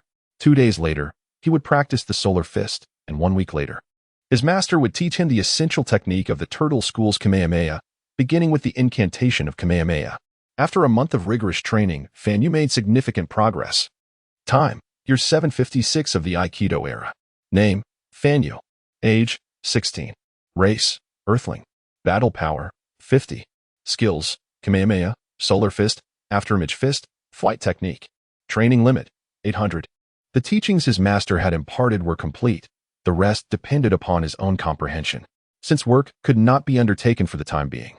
The master proposed a goal: embark on foot from this location to Korin Tower, ascend to meet the Korin Sage, and inform him that it was his master who sent him. He was to receive guidance from the Korin Sage and follow his instructions. Are there really sages? Fan Yu inquired, somewhat excited. Whether they exist is for you to discover. All remains unknown. Yes, master. Another 30 days passed. And Klin observed his battle power with furrowed brows. It had increased by merely 15,000 points in that time. However, this was understandable, as within the hyperbolic time chamber, he had the benefit of the tenfold gravity of the divine weighted clothing, coupled with the chamber's inherent tenfold gravity. The harsh environment had initially allowed for a daily increase of 700 points, but given the recent month of relative ease, a slowdown in progress was to be expected. It seemed he needed to consult Dr. Brief to customize a gravity training chamber. As one of Earth's most distinguished scientists, creating a gravity training chamber would undoubtedly be a simple task for Dr. Brief. The only uncertainty lay in the cost. Surely, as the wealthiest individual, he would not charge exorbitantly. Klin scratched his head, pondering. It was best not to be lazy. He would fly there with all his might. In West City, bustling with traffic, highways, and architectural marvels, it was evident that the technological advancement in the Dragon Ball universe was indeed remarkable. The later introduction of androids and time machines served as a testament to Earth's status as a high-tech planet, albeit one where such advancements were controlled by a select few. Capsule Corporation stood as a globally renowned enterprise, and after a brief inquiry with a passerby, Klin successfully located its premises. Before him loomed a grand hemispherical structure, blending illusion with reality, infused with elements of technology, sprawling across thousands of acres, prominently displaying the capsule logo. Such grandeur! Klin exclaimed. Indeed, the affluent are extravagantly opulent. Krillin summoned Bulma through the intercom at his doorstep, calling out, "Bulma, Bulma." Before long, Bulma arrived riding a flying vehicle. Upon seeing her, Krillin waved and shouted, "Over here, Bulma." As she approached, he took a moment to admire her azure hair, eyes flecked with shades of blue and violet, and a figure that was tantalizingly alluring. Her long legs were accentuated by a strikingly short mini-skirt, showcasing her captivating silhouette. Klin smacked his forehead, realizing that this was indeed the Bulma he remembered. "Ah, it's you, Klin. What brings you here?" Bulma inquired. "I seek your father's assistance in constructing a gravity training chamber." "I see. Then please, come inside." Kirin followed Bulma inside, where a robot resembling a rooster approached and greeted. "Good day, Miss Emma. How remarkably sophisticated." As Krillin followed Bulma for a while, he could only liken his experience to navigating a labyrinth. Perhaps a more compact design would have sufficed. Soon, they arrived at the courtyard on the first floor, adorned with exotic flowers, vibrant fountains, and rare creatures. "Is there something you need, Bulma?" inquired Dr. Brief, approaching them. "Father, Krillin wishes for your assistance in constructing a gravity training room." "Greetings, Dr. Brief. I am Krillin, a friend of Bulma." He introduced himself. Dr. Brief regarded Krillin and remarked, "I have heard that Bulma's friends are all rather diminutive. Yet you do not seem to fit that description." Bulma, feeling slightly embarrassed, blushed and thought to herself, "Is this truly my father? Wait, has Krillin somehow grown taller?" Dr. Brief continued, "A gravity training room, you say? Do you have any specific requirements for its construction?" "Not particularly," Krillin replied. "I merely hope that the doctor could create a training room with at least 100 times the normal gravity." Dr. Brief was taken aback by the mention of 100-fold gravity, exclaiming, "What kind of jest is this? 100 times gravity? If you weigh 100 pounds. Under such conditions, it would equate to 10,000 pounds. Your body would not be able to withstand that pressure." Klin chuckled with a hint of confidence. "Rest assured, Dr. Brief, I am a formidable martial artist." Dr. Brief nodded in response. "Very well then, return in half a month. I shall require some time." Klin's face lit up with joy as he nodded. With half a month to spare and nowhere to go, he couldn't help but feel a bit troubled. Should he stay at Bulma's house? Perhaps not. It might be better to simply find a place to get by. "Bulma, I shall take my leave for now. I will return in half a month to retrieve the gravity training room." Before Bulma could utter a word, Klin took off into the sky. Deep down, he harbored a sense of fear, not of Bulma, but of what might transpire with Android 18. Bulma, somewhat speechless, thought to herself, "Why rush off like that? After such a long time apart, we could at least catch up." With no other options, she resolved to find a 5-star hotel to make do. Don't ask why. The answer lay in the fact that money was no object. Klin reflected on this with a heavy heart. Klin arrived at a hotel, where the dazzling neon lights shimmered with vibrant colors, and the lavish decorations exuded opulence. Well, this shall be the one, Klin joyfully decided, as the hotel's ambience was immaculate. And the layout of the rooms was nothing short of perfection, elegant yet imbued with charm. The attentive service provided an unparalleled sense of comfort, creating a homely atmosphere for Klin. Every detail, from the grand to the minute, was faultless, and the price was, of course, reasonable. Time flowed like water, and a fortnight had swiftly passed. Klin arrived early at Bulma's residence, where Dr. Brief was diligently making final adjustments. Dr. Brief's meticulous nature and unwavering dedication to his work made it difficult to reconcile his serious demeanor with the image of a lecherous old man. After a considerable time, Dr. Brief leapt down from the platform, indicating that he had finally completed his task. He took a deep breath, revealing a hint of fatigue, likely the result of a month of relentless work. "Shaolin, why don't you give it a try? This gravity training room offers not only gravitational capabilities but also musical features, a bathing facility, and relaxation functions," Dr. Brief elaborated enthusiastically. Klin gazed upon the gravity chamber, an inverted hemisphere resting upon the ground, approximately the size of half a classroom. Its surface, composed of a grid-like arrangement of bricks, exuded remarkable durability and exceptional compressive strength. Klin stepped inside. While it appeared rather modest from the outside, the interior revealed an astonishing spaciousness.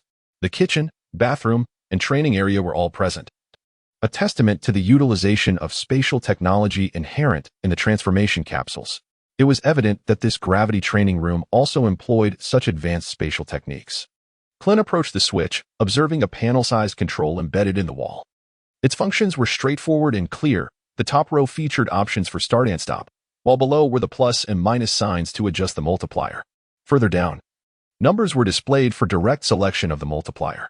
Klin pressed the start button, selecting a gravity level of 20 times. Instantly, a familiar sensation enveloped him, as the sudden increase in gravitational force seemed to render the surrounding air significantly denser. However, this was merely an illusion, drawing upon his internal energy. Klin adapted to the 20-fold gravity after just 2 breaths. That exhilarating sensation of enhanced combat power had returned. Subsequently, Klin intensified the gravity, feeling his body grow heavier with each increment. He needed to harness more energy to counteract the increasing weight, gradually escalating to 100 times the normal gravity. The air around him took on a dim crimson hue as Klin concentrated all his energy, yet movement remained a challenge.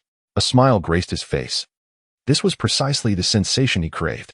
Klin pressed the number 1, deactivating the gravity training room, and stepped outside. "So, Xiaolin, are you satisfied?" Dr. Brief inquired. A cigarette dangling from his lips, a smile gracing his face. "Doctor, you are a genius. This gravity training room is simply exquisite," Klin effusively complimented, unabashed in his flattery. Indeed, upon hearing Klin's praise, Dr. Brief's smile widened even further. The gravity training room was naturally stored within the transformation capsule by Klin. However, regarding payment, Dr. Brief indicated that it was of little concern, as the friendship with his daughter's companion was of paramount importance. "Dr. Brief, do you still have the Dragon Ball radar?" Klin asked. With the gravity training room in place, his plans could now be set into motion step by step. "I believe there is one at home. I made it while assisting Goku with the radar back in the day. Let me go find it." Moments later, he returned. "Here you go." Klin placed the Dragon Ball radar into his bag and, with a sense of delight, called out to Dr. Brief. "Farewell, Doctor." Krillin has once again returned to Kame House, this time accompanied by a gravity training chamber and the Dragon Ball radar. As Klin descended, he surveyed the island's surroundings. After more than 10 days, there was little difference from when he first arrived. Master Wu Tian had indeed not returned. Having experienced the splendor of the city, Master Wu Tian had changed, as expected. "I shall rely on your training for some time," Klin remarked, gazing at the gravity training chamber. A melodious "oo" echoed, adding a touch of vitality to the tranquil island. Klin had already donned his martial arts attire and stepped into the gravity training room. System attributes were reviewed. Time: year 756 of the Ikki era. Name: Klin. Age: 21 years. 1 year has passed in the Spirit House. Race: Earthling. Dimension: First dimension, equivalent to an immortal. Combat power: 265. 000. A next threshold: 1, 500. 000. Potential: 1, 235. 000. Training speed: light speed. Available energy: 0. He had merely 1,000 celestial beings remaining. With a combat power of 265. 000, even if he converted all remaining celestial beings into energy, it would only amount to 500. 000 energy. This would allow him to engage in light-speed training for a mere 500 days, increasing his combat power by only 250. 000, far from reaching the next threshold. The lack of energy was indeed troubling. Klin lamented over his calculations. Even if the immortal provided him with 100 celestial beings each year, it would still be a drop in the bucket. There was no choice but to seek the dragon's assistance, requesting the construction of a celestial being plantation, hoping to cultivate celestial beings and secure a steady source of energy.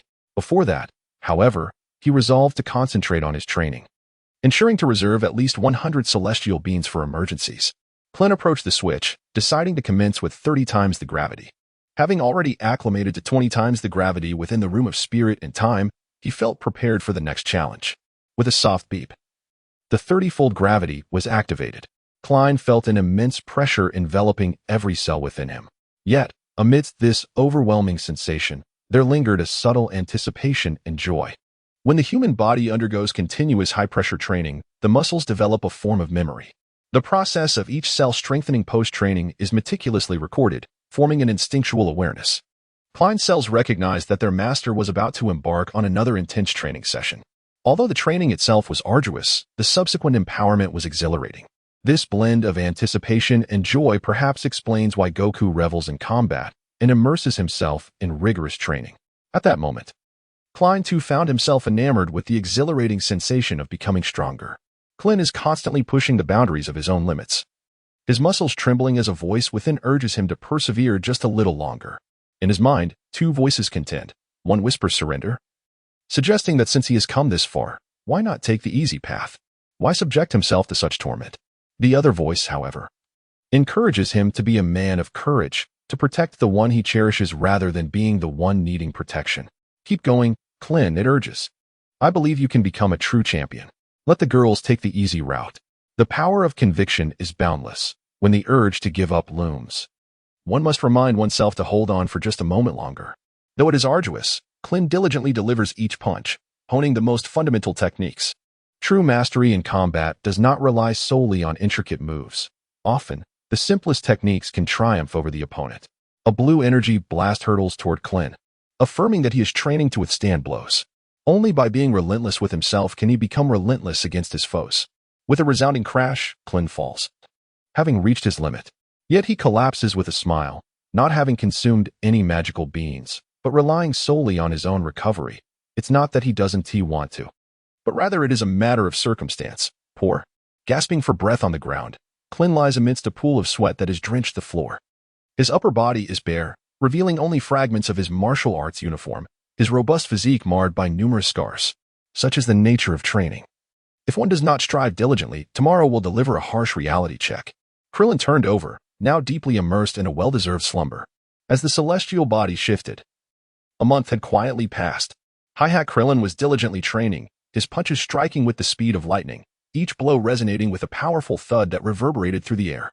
His form darted about with remarkable swiftness, pursued by several energy waves that relentlessly chased him. Krillin adeptly evaded the oncoming energy blasts, embodying the adage, stationary targets are easily struck, while moving ones are far more elusive. This principle was vividly illustrated in his practice. At that moment, the gravity gauge on the wall indicated a formidable 100 times Earth's gravity. After a month of rigorous training, Krillin had acclimated to this intense gravitational force.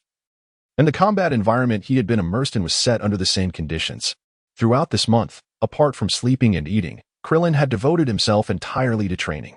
He firmly believed in the adage that diligence can compensate for deficiencies.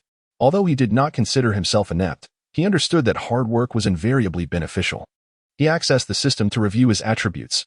Time, year 756 of the Ikki era name. Krillin age, 21 years. 1 year has passed in the spirit time chamber. Race, Earthling dimension, level 1 dimension.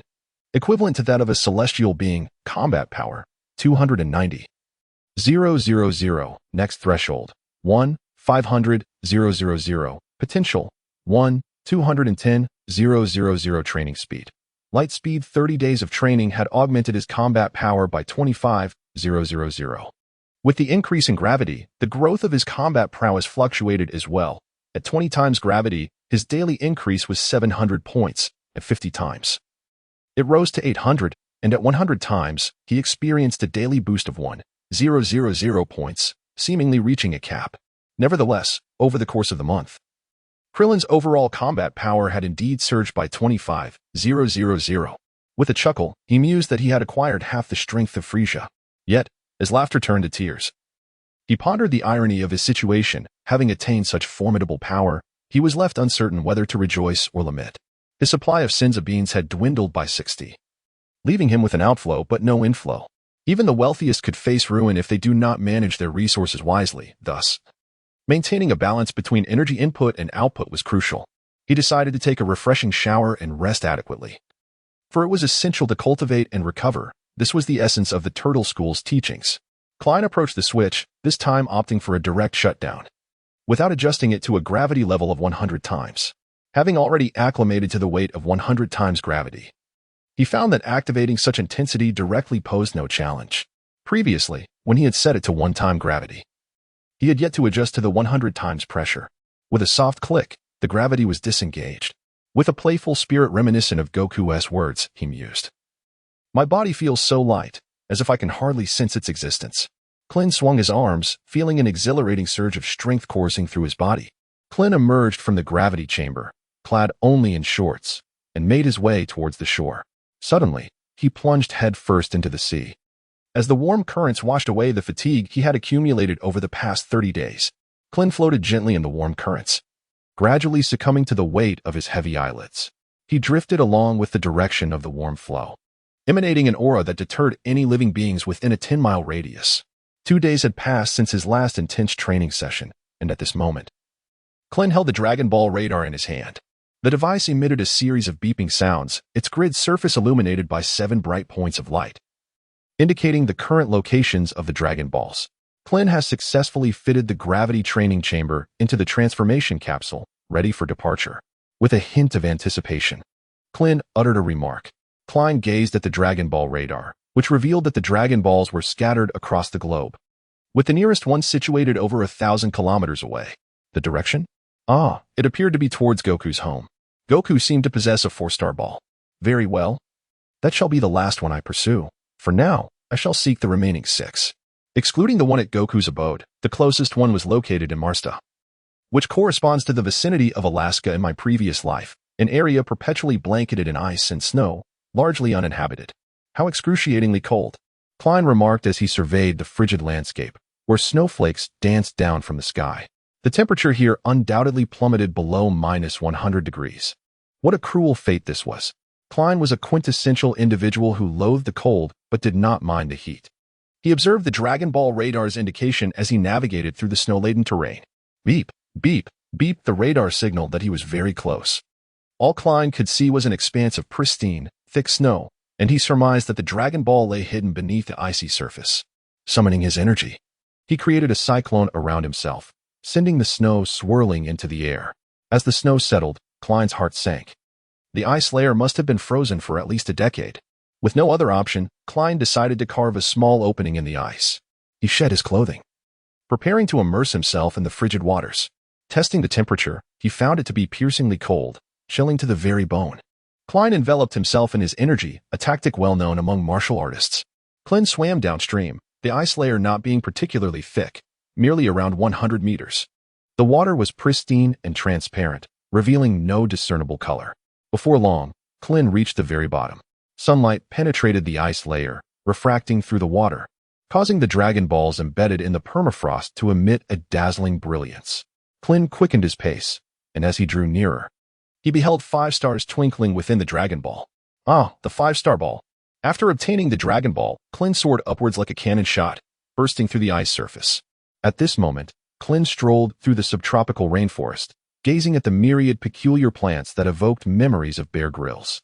Over the course of a month, Klin traversed icy expanses, wandered through deserts, battled dinosaurs, and danced alongside wolves, leaving footprints across the globe, embodying a real-life wilderness adventure. Klin ascended a tree whose trunk exceeded 30 meters in diameter and soared above 150 meters in height. Such ancient giants are truly awe-inspiring. With a gentle leap, Klin reached the canopy and retrieved a Dragon Ball, within which only a solitary star shimmered, a 1-star sphere. Filled with elation, Klin realized he had already found 6. Leaving only the 4-star ball held by Goku to complete his quest, Krillin soared towards the Baozi Mountain. Goku! Goku! He called out loudly as he arrived at Goku's doorstep. Chi-Chi, with her round belly, slowly emerged with a smile, saying, it's Uncle Lin. Goku is practicing on the back mountain. Klin gazed at Chi-Chi, whose belly was slightly protruding, clearly indicating her pregnancy. As he calculated, he realized that he had been in the Dragon Ball world for nearly half a year. Indeed, time seemed to hold little value. Klin turned to Chi-Chi and remarked, Goku is truly something. He is on the verge of becoming a father yet remains preoccupied with training, oblivious to the need to be at home with the child. Chi-Chi, let me assist you inside. Chi-Chi gazed tenderly at her burgeoning belly, her eyes brimming with maternal affection as she gently caressed her abdomen, seemingly filled with anticipation. Klin approached slowly, gently guiding Chi-Chi inside the house. With a smile, Chi-Chi offered explanations on behalf of Wukong.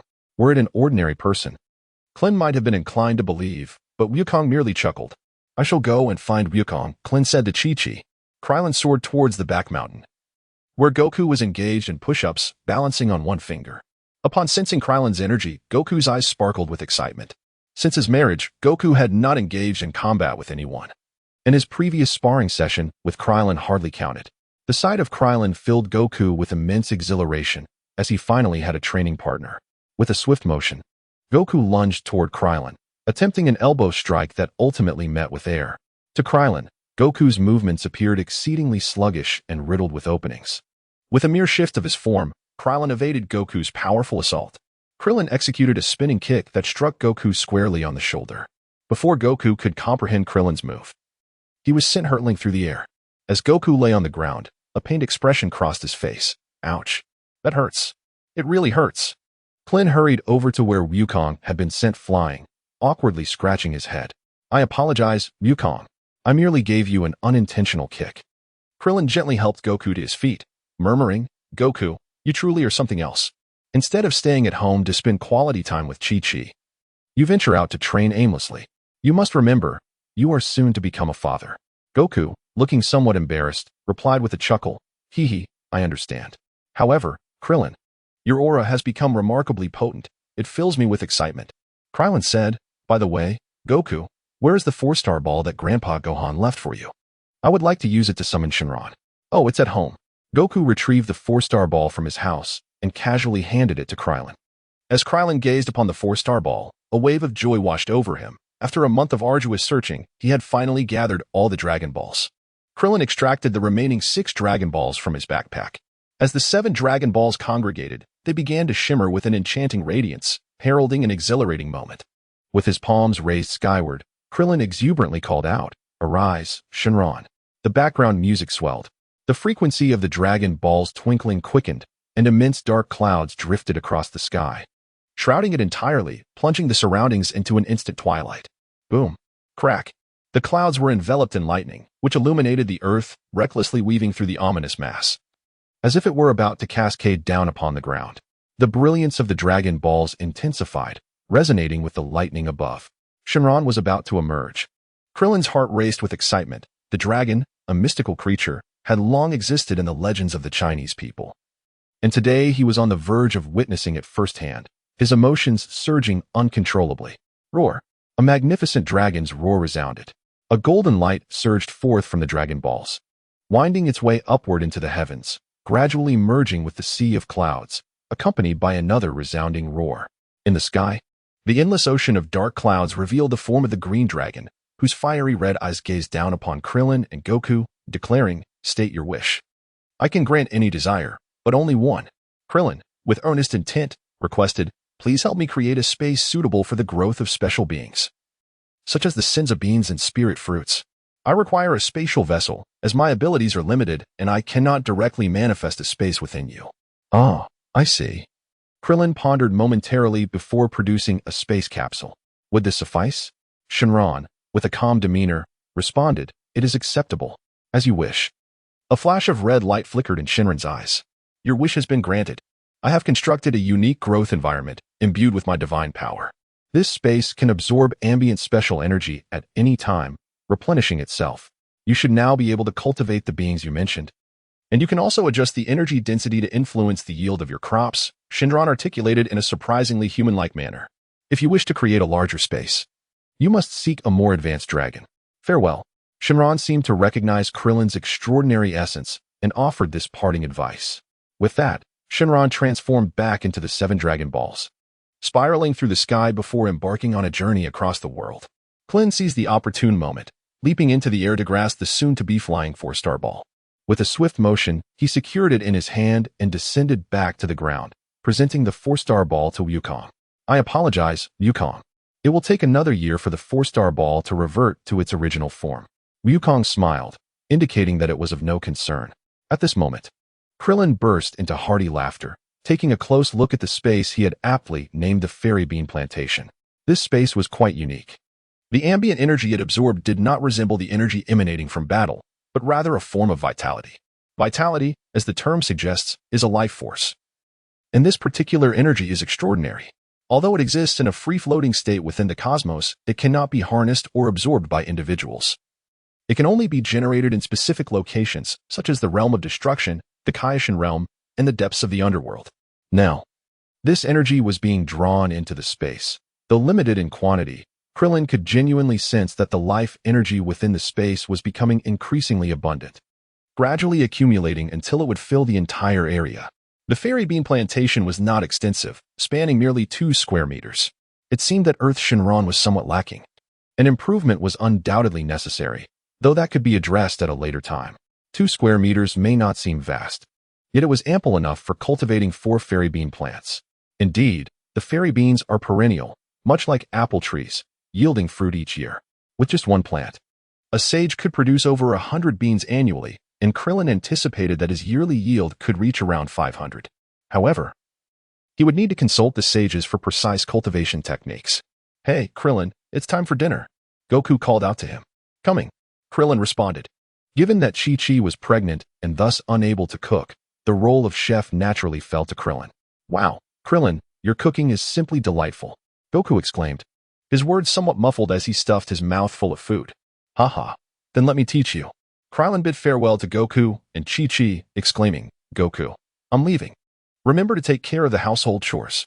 As he soared into the sky, he waved at Goku, his voice resonating in the air. Before departing, Krillin imparted to Goku a lengthy discourse titled On the Art of Being a Good Husband. As Goku observed Krillin's receding figure, he muttered to himself, "Krillin truly is quite verbose. Could this be the secret behind his remarkable strength?" A newfound realization seemed to dawn upon Goku, causing his eyes to sparkle with enlightenment. Krillin soared towards Korin Tower, a bitter smile crossing his lips as he recalled his recent teachings to Goku.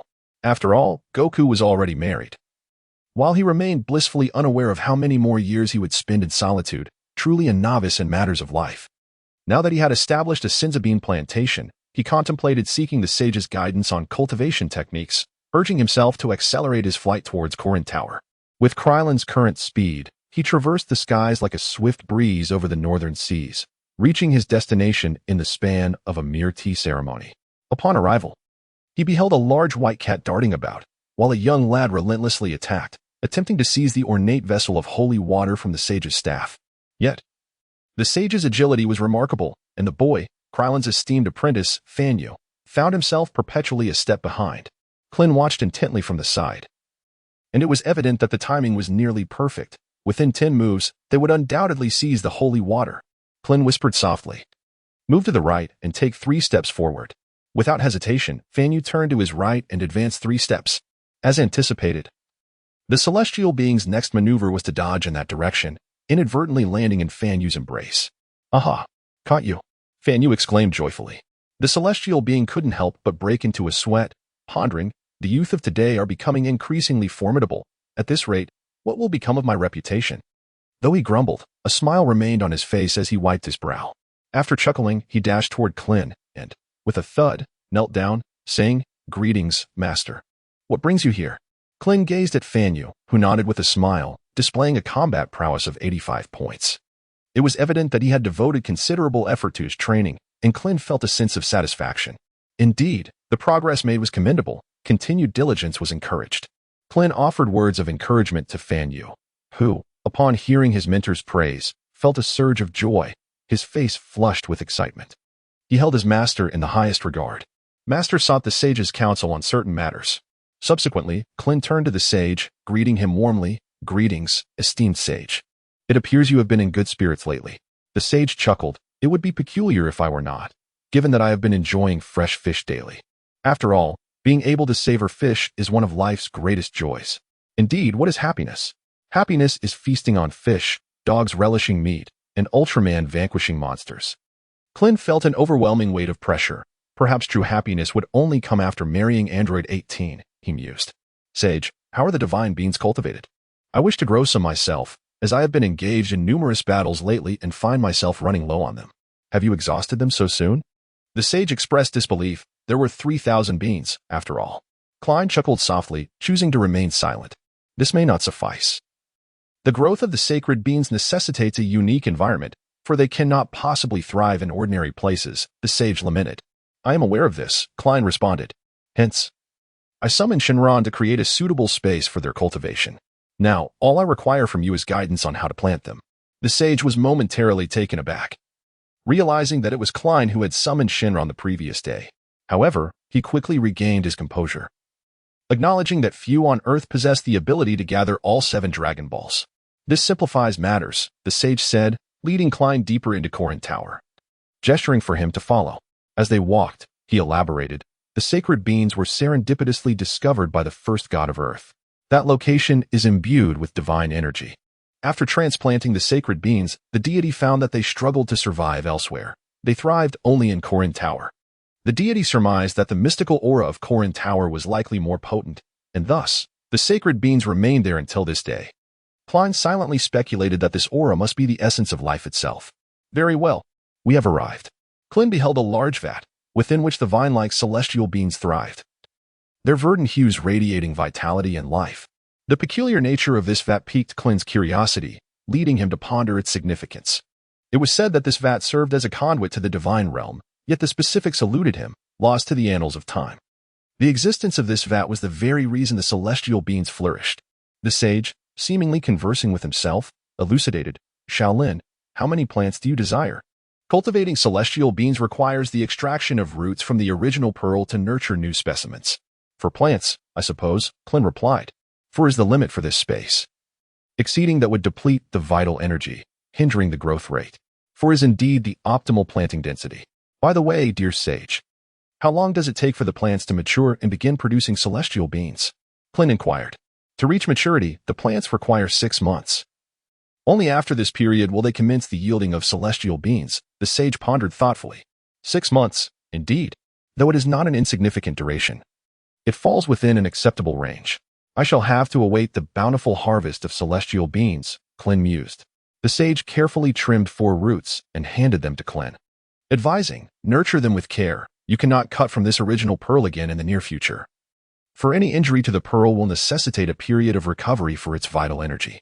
At that moment, Klin noticed a twinge of pain in the sage's expression. Despite the sage's attempts to mask it, Klin's keen eyes discerned the truth. What a pity, he thought. Klin cautiously transplanted the 4 rootlings into the celestial being plantation.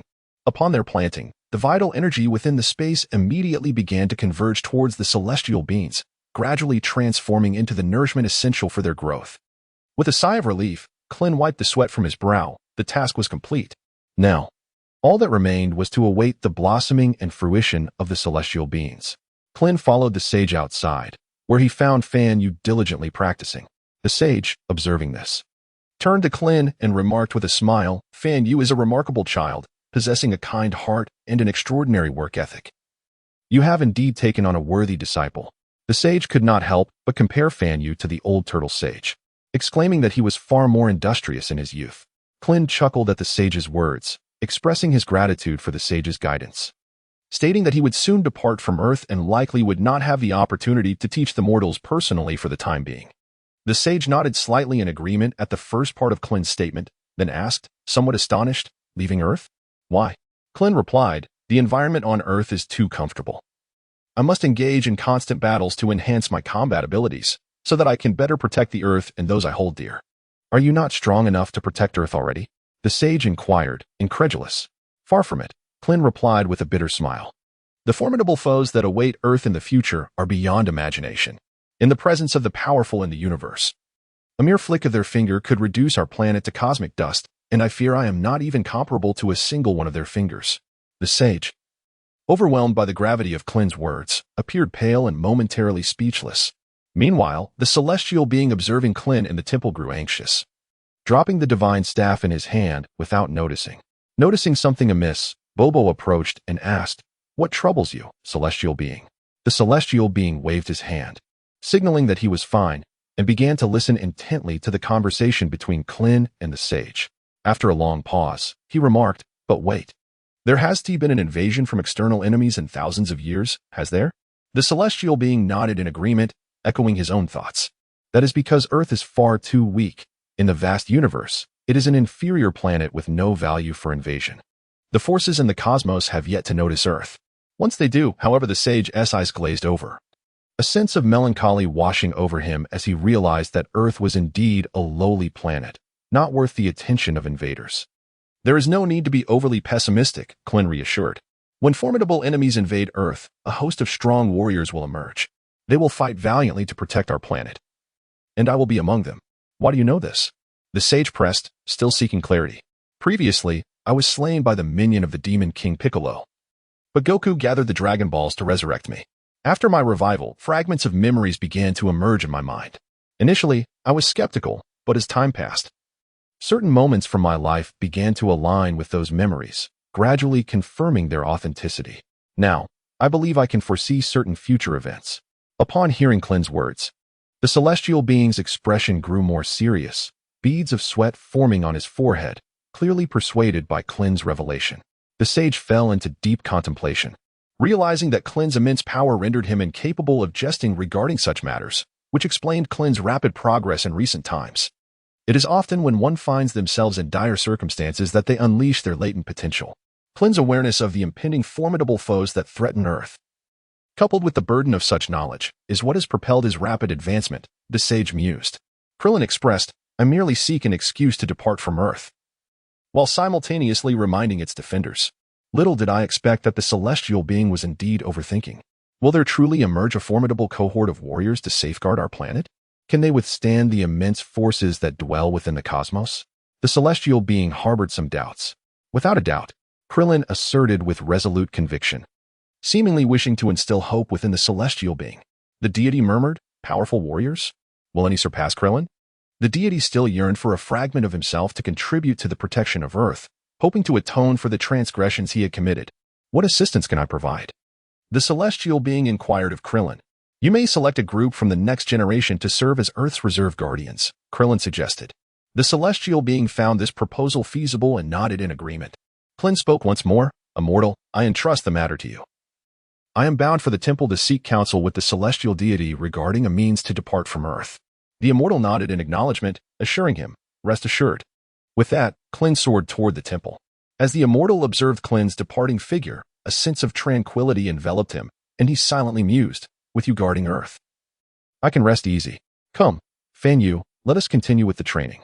Upon Klin's arrival at the temple, the celestial deity stood at the edge, seemingly awaiting Klin's arrival. With a soft thud, Klin descended upon the temple's grounds. He greeted the celestial deity. "It has been a while, O divine being." The deity, wearing a grave expression, looked intently at Klin and inquired, "Is what you spoke of with Carlin truly the case?" Although he had already begun to believe it, he could not help but seek confirmation once more. Klin also seized his usual cheerful demeanor, nodding solemnly. The deity closed his eyes heavily, as though deep in contemplation. In truth, there was no need for excessive concern. One must simply follow the natural course of events. When the time comes, the warriors who safeguard the Earth will fulfill their duty, and with our presence, the Earth shall not meet its demise. Klin spoke earnestly to the deity. The deity opened his eyes and slowly nodded. Every cause has its effect. The Earth has existed for countless years, possessing its own destiny, and it will not be so easily extinguished. Do you have any recollection of Bick? The deity's voice trembled slightly, filled with both fear and anticipation. Although Bick had undergone some changes recently, the deity still found him elusive. If Bick were to become an accomplice in invading Earth, it would indeed be a grave transgression, one that could never be atoned for. The deity gazed at Klin with eager anticipation. Klin naturally understood the thoughts of the celestial being. With a serious nod, he earnestly declared, "Piccolo is a formidable warrior who guards the Earth." Upon hearing the words he longed for, the celestial being tilted his face towards the sky at a 45-degree angle, tears of gratitude welling in his eyes as he thought, "I knew it, Piccolo." Bobo also took out a handkerchief to dab at the corners of his eyes, genuinely rejoicing for the celestial being, who had lived in profound self-reproach for centuries. Seeing this, Krillin could not help but exclaim, "As an exceptional Namekian, Piccolo will undoubtedly become the steadfast pillar guarding Earth." Indeed, it is no exaggeration to call him a pillar. Due to the limitations of human potential, even Krillin, the strongest among Earthlings, ultimately finds himself relegated to a mere bystander. "What? A Namekian?" The deity gasped in astonishment. "A Namekian? Today I have come to realize that I am an extraterrestrial. No wonder I am unlike others," the deity remarked, his expression becoming solemn. "Deity," Bobo said, gazing at him, "I was created long ago as a Dragon Ball. Back then, I experienced a sense of deja vu. Could it be that someone in my distant homeland also crafted such a thing?" He murmured, reflecting on ancestral memories. Indeed, the deity's homeland is the distant planet Namek. Centuries ago, a drastic climatic shift occurred there, prompting his parents to send him to Earth. While they themselves could not accompany him, Krillin explained slowly. The deity continued, "I grew up in the Sabaton Highlands, where there stood a house. Inside, there was a letter that read, 'I will arrive shortly, wait for me.' Thus, I held on to the belief that my parents would come for me. However, I waited for an excruciatingly long time, 20 years, perhaps even 30. Eventually, I lost hope and left the Sabaton, departing from that house." He chuckled softly, reflecting on the peculiarity of that abode, as the enigma that had perplexed him for centuries began to unravel. That house was, in fact, the spaceship that brought the deity to Earth, Krillin elucidated. "I cannot fathom how planet Namek is fared, After all, it has been hundreds of years since I departed, the deity expressed, filled with longing for his homeland. As one ages, the desire to return to one's roots becomes increasingly profound. Moreover, that homeland, which exists solely in the deity's dreams, is something Krillin, a genuine descendant of the Yin Wang lineage, fully comprehended. Deity, do you recall when I mentioned to the immortal that we should prepare to leave Earth? Yet, the current technology on Earth struggles to produce a spacecraft capable of interstellar travel. Thus, the vessel I once boarded as a child remains the best option, Krillin said, speaking gently to the deity. Yes, the deity nodded in agreement. Come with me. Let us journey to planet Namek, Krillin urged. Upon hearing this, the deity's eyes sparkled with hope, only to dim again as he shook his head, saying, as a deity, I have the responsibility and duty to protect Earth. I should not abandon my post. It's all right, deity. With Bobo here, Earth is entirely safe, Bobo quickly reassured him. Indeed, with Bobo around, there's no need to worry. Besides, Goku will be here next time, Krillin added hastily. The deity hesitated, pondering whether he should indeed embark on this journey. Krillin, with a hint of sarcasm, remarked, the spaceship is quite swift. It will only take a few days for a round trip. By then, once Bogger fulfills his wish, I doubt I will have any further need for the vessel. The deity hesitated even more, pondering the fate of Mechikabura. Before him, an ephemeral silhouette seemed to materialize. He reached out to grasp it, only for it to vanish like a fleeting reflection in a mirror.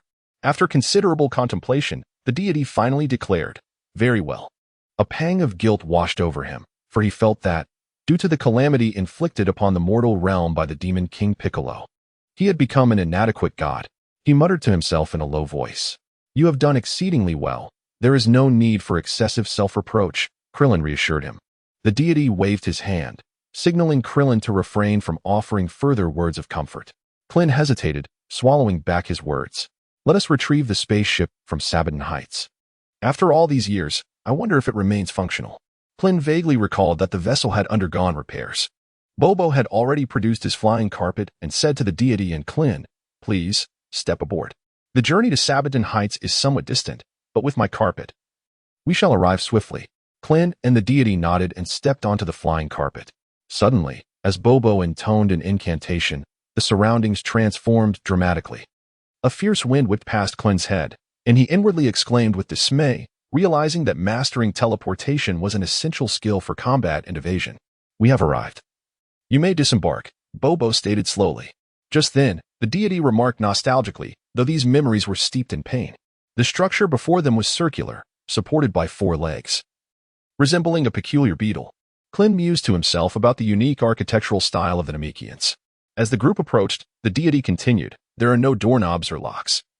A single word suffices to open it, Bic. This meaning transcends worlds. Klin recalled this well. The deity softly uttered Bic, and the bottom of the spacecraft descended. The group stepped aboard, as if entering a lift, with Klin and the deity being ushered into the interior of the ship. Regrettably, I am not adept at piloting the spacecraft, the deity remarked with a hint of resignation. Klin chuckled. No need for manipulation. It operates on fully automated voice recognition, albeit in the language of Namek, the very tongue spoken by the gods and Piccolo during the martial arts tournament. The god exhibited a look of sudden realization, acknowledging his own ignorance. God, he commanded, fly. Ascend to the temple. The god nodded in agreement. This foreign language is indeed intriguing. The control panel displayed a series of characters. He understands, came the assertion. And in the blink of an eye, they had already descended upon the temple. Krillin and the Supreme Kai could not help but feel a surge of joy. Krillin exclaimed, the spaceship is intact. The Supreme Kai replied, we can return to our homeland. As they emerged, Krillin turned to the Supreme Kai and said, please teach me a few simple phrases in the Namekian language. Despite the challenges of learning a foreign tongue, it was a necessity in the current situation. And Krillin sighed deeply. The Supreme Kai suggested, let us prepare for our departure tomorrow. We need to gather some provisions and perhaps install a bathing facility on the spaceship. He added, I rely on photosynthesis. Krillin lamented, I really cannot take you on my cosmic journey, Wukong. You must take good care of Chi-Chi, especially now that she is nearing childbirth. Before leaving Earth, Krillin felt compelled to speak with Wukong, as he would entrust the guardianship of the planet to him during his absence. Upon hearing Chi-Chi's name, Wukong paused momentarily, refraining from expressing any objections about accompanying him into the cosmos. It seemed that his guidance had borne some fruit, and Krillin couldn't help but commend himself. Chi-Chi was indeed a wonderful woman, and marrying Wukong had been somewhat of a compromise for her. Wukong had never engaged in household duties. It was Chi-Chi who had raised their child. Faced with reality, Chi-Chi had transformed from a dutiful girl into a somewhat nagging woman. Determined to ensure that Gohan would not follow in Wukong's footsteps. Not knowing when he would return from space, Krillin thought it prudent to secure a future for Wukong's family. He planned to have Chi-Chi work at The Group, ensuring that his annual dividend of 20 from his 49% share would suffice for their needs. For Krillin, money was merely a means to an end, insignificant in the grand scheme of life. Wukong, he continued, when the children are a bit older, consider letting Chi-Chi work at The Group. I will speak to Lan Chi about it. The Group? What is that? Wukong inquired innocently. Klin clasped his hands over his head and sighed, resigning himself to the situation. I will speak with Chi-Chi. On the first day of July in the year 756 of the AG calendar, the celestial deity prepared to embark. Bobo, wiping away tears, bid farewell to the deity. Making the moment seem akin to a parting of life and death, the two ascended the spacecraft, and the celestial being felt a flicker of joy, for he was soon to return to his homeland. Klin addressed the console, saying, set course for Namek. A chime echoed in response, understood, estimated time of arrival, 5 days. The spacecraft surged forth, soaring into the cosmos. Kalinta, along with the celestial being and the mortal, waved farewell to the departing vessel. The celestial being quietly mused. How formidable will you become upon your return? Far above in the heights of Cloud Zebit, Big sensed the departure of the divine being from Earth and growled fiercely. What mischief is that old fool up to now? With that, he cast a glance skyward. Klin gazed out the window at the receding azure planet, silently clenching his fist. Wait for me, number 18, I shall return soon. The mech star lies an immense distance from Earth, and even with the fastest spacecraft, replicated using the advanced technologies of the Gundam Star and the Saiyans, it requires a month of travel. Klin observed the anxious demeanor of the celestial being and, with a hint of embarrassment, uttered, my apologies, celestial being, for deceiving you. It will take us a month to arrive. The divine entity seemed to have anticipated this revelation, remaining silent. Yet, an air of trepidation enveloped its expression, embodying the adage that one feels apprehensive when nearing home, perfectly reflecting the celestial being's current state. Klin reassured. The Meccans are a peace-loving race, predominantly kind-hearted and simple in nature. In his heart, Krillin silently added a remark, excluding Slug, who possessed an utterly malevolent heart. Slug, a Namekian, exhibited combat prowess that surpassed even Krillin's own. After regaining his youth and transforming into a super Namekian, his strength was astonishing, reaching an impressive 200 million.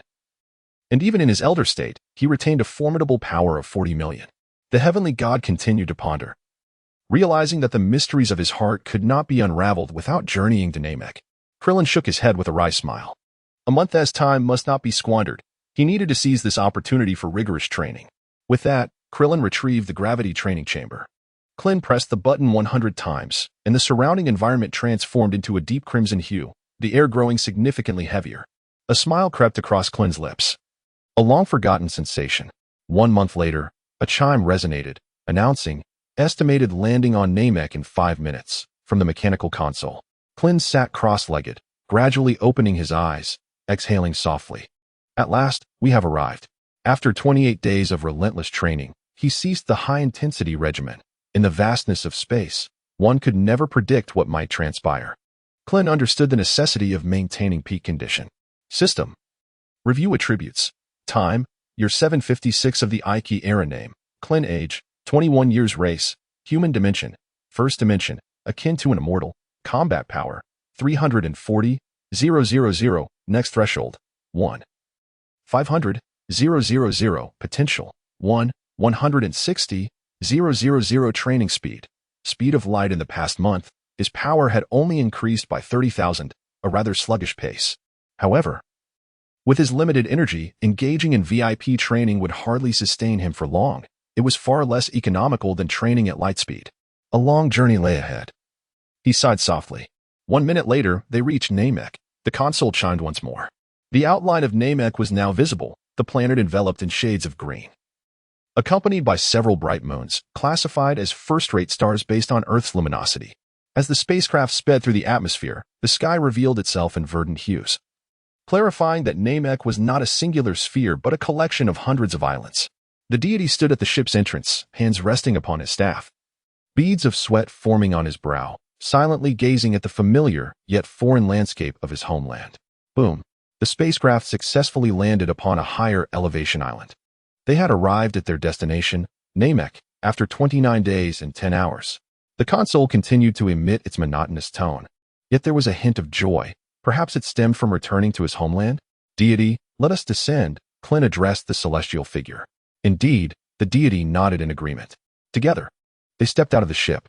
The deity inhaled deeply, savoring the gentle breeze and observing the flowing rivers and peculiar trees before him. His heart awash with a torrent of emotions. He murmured, after hundreds of years, I have finally returned to my homeland. This is my home. Relu. I sense the arrival of kin on Namek, a benevolent aura emanating from 2,000 kilometers to the east. Go forth to greet our new brethren. The elder's immense form reclined in a chair, his voice faint and labored. Yes, elder, Relu respectfully replied. Deity, we should seek out the leader of Namek, the elder. There is a powerful presence to the southwest. If I am not mistaken, that is where the elder resides, Klin said with growing excitement. Indeed, that is the elder's domain. Since my arrival on Namek, fragments of memories have surfaced, though they remain somewhat elusive. Yet, I can distinctly feel the elder's location, the deity expressed, somewhat perplexed.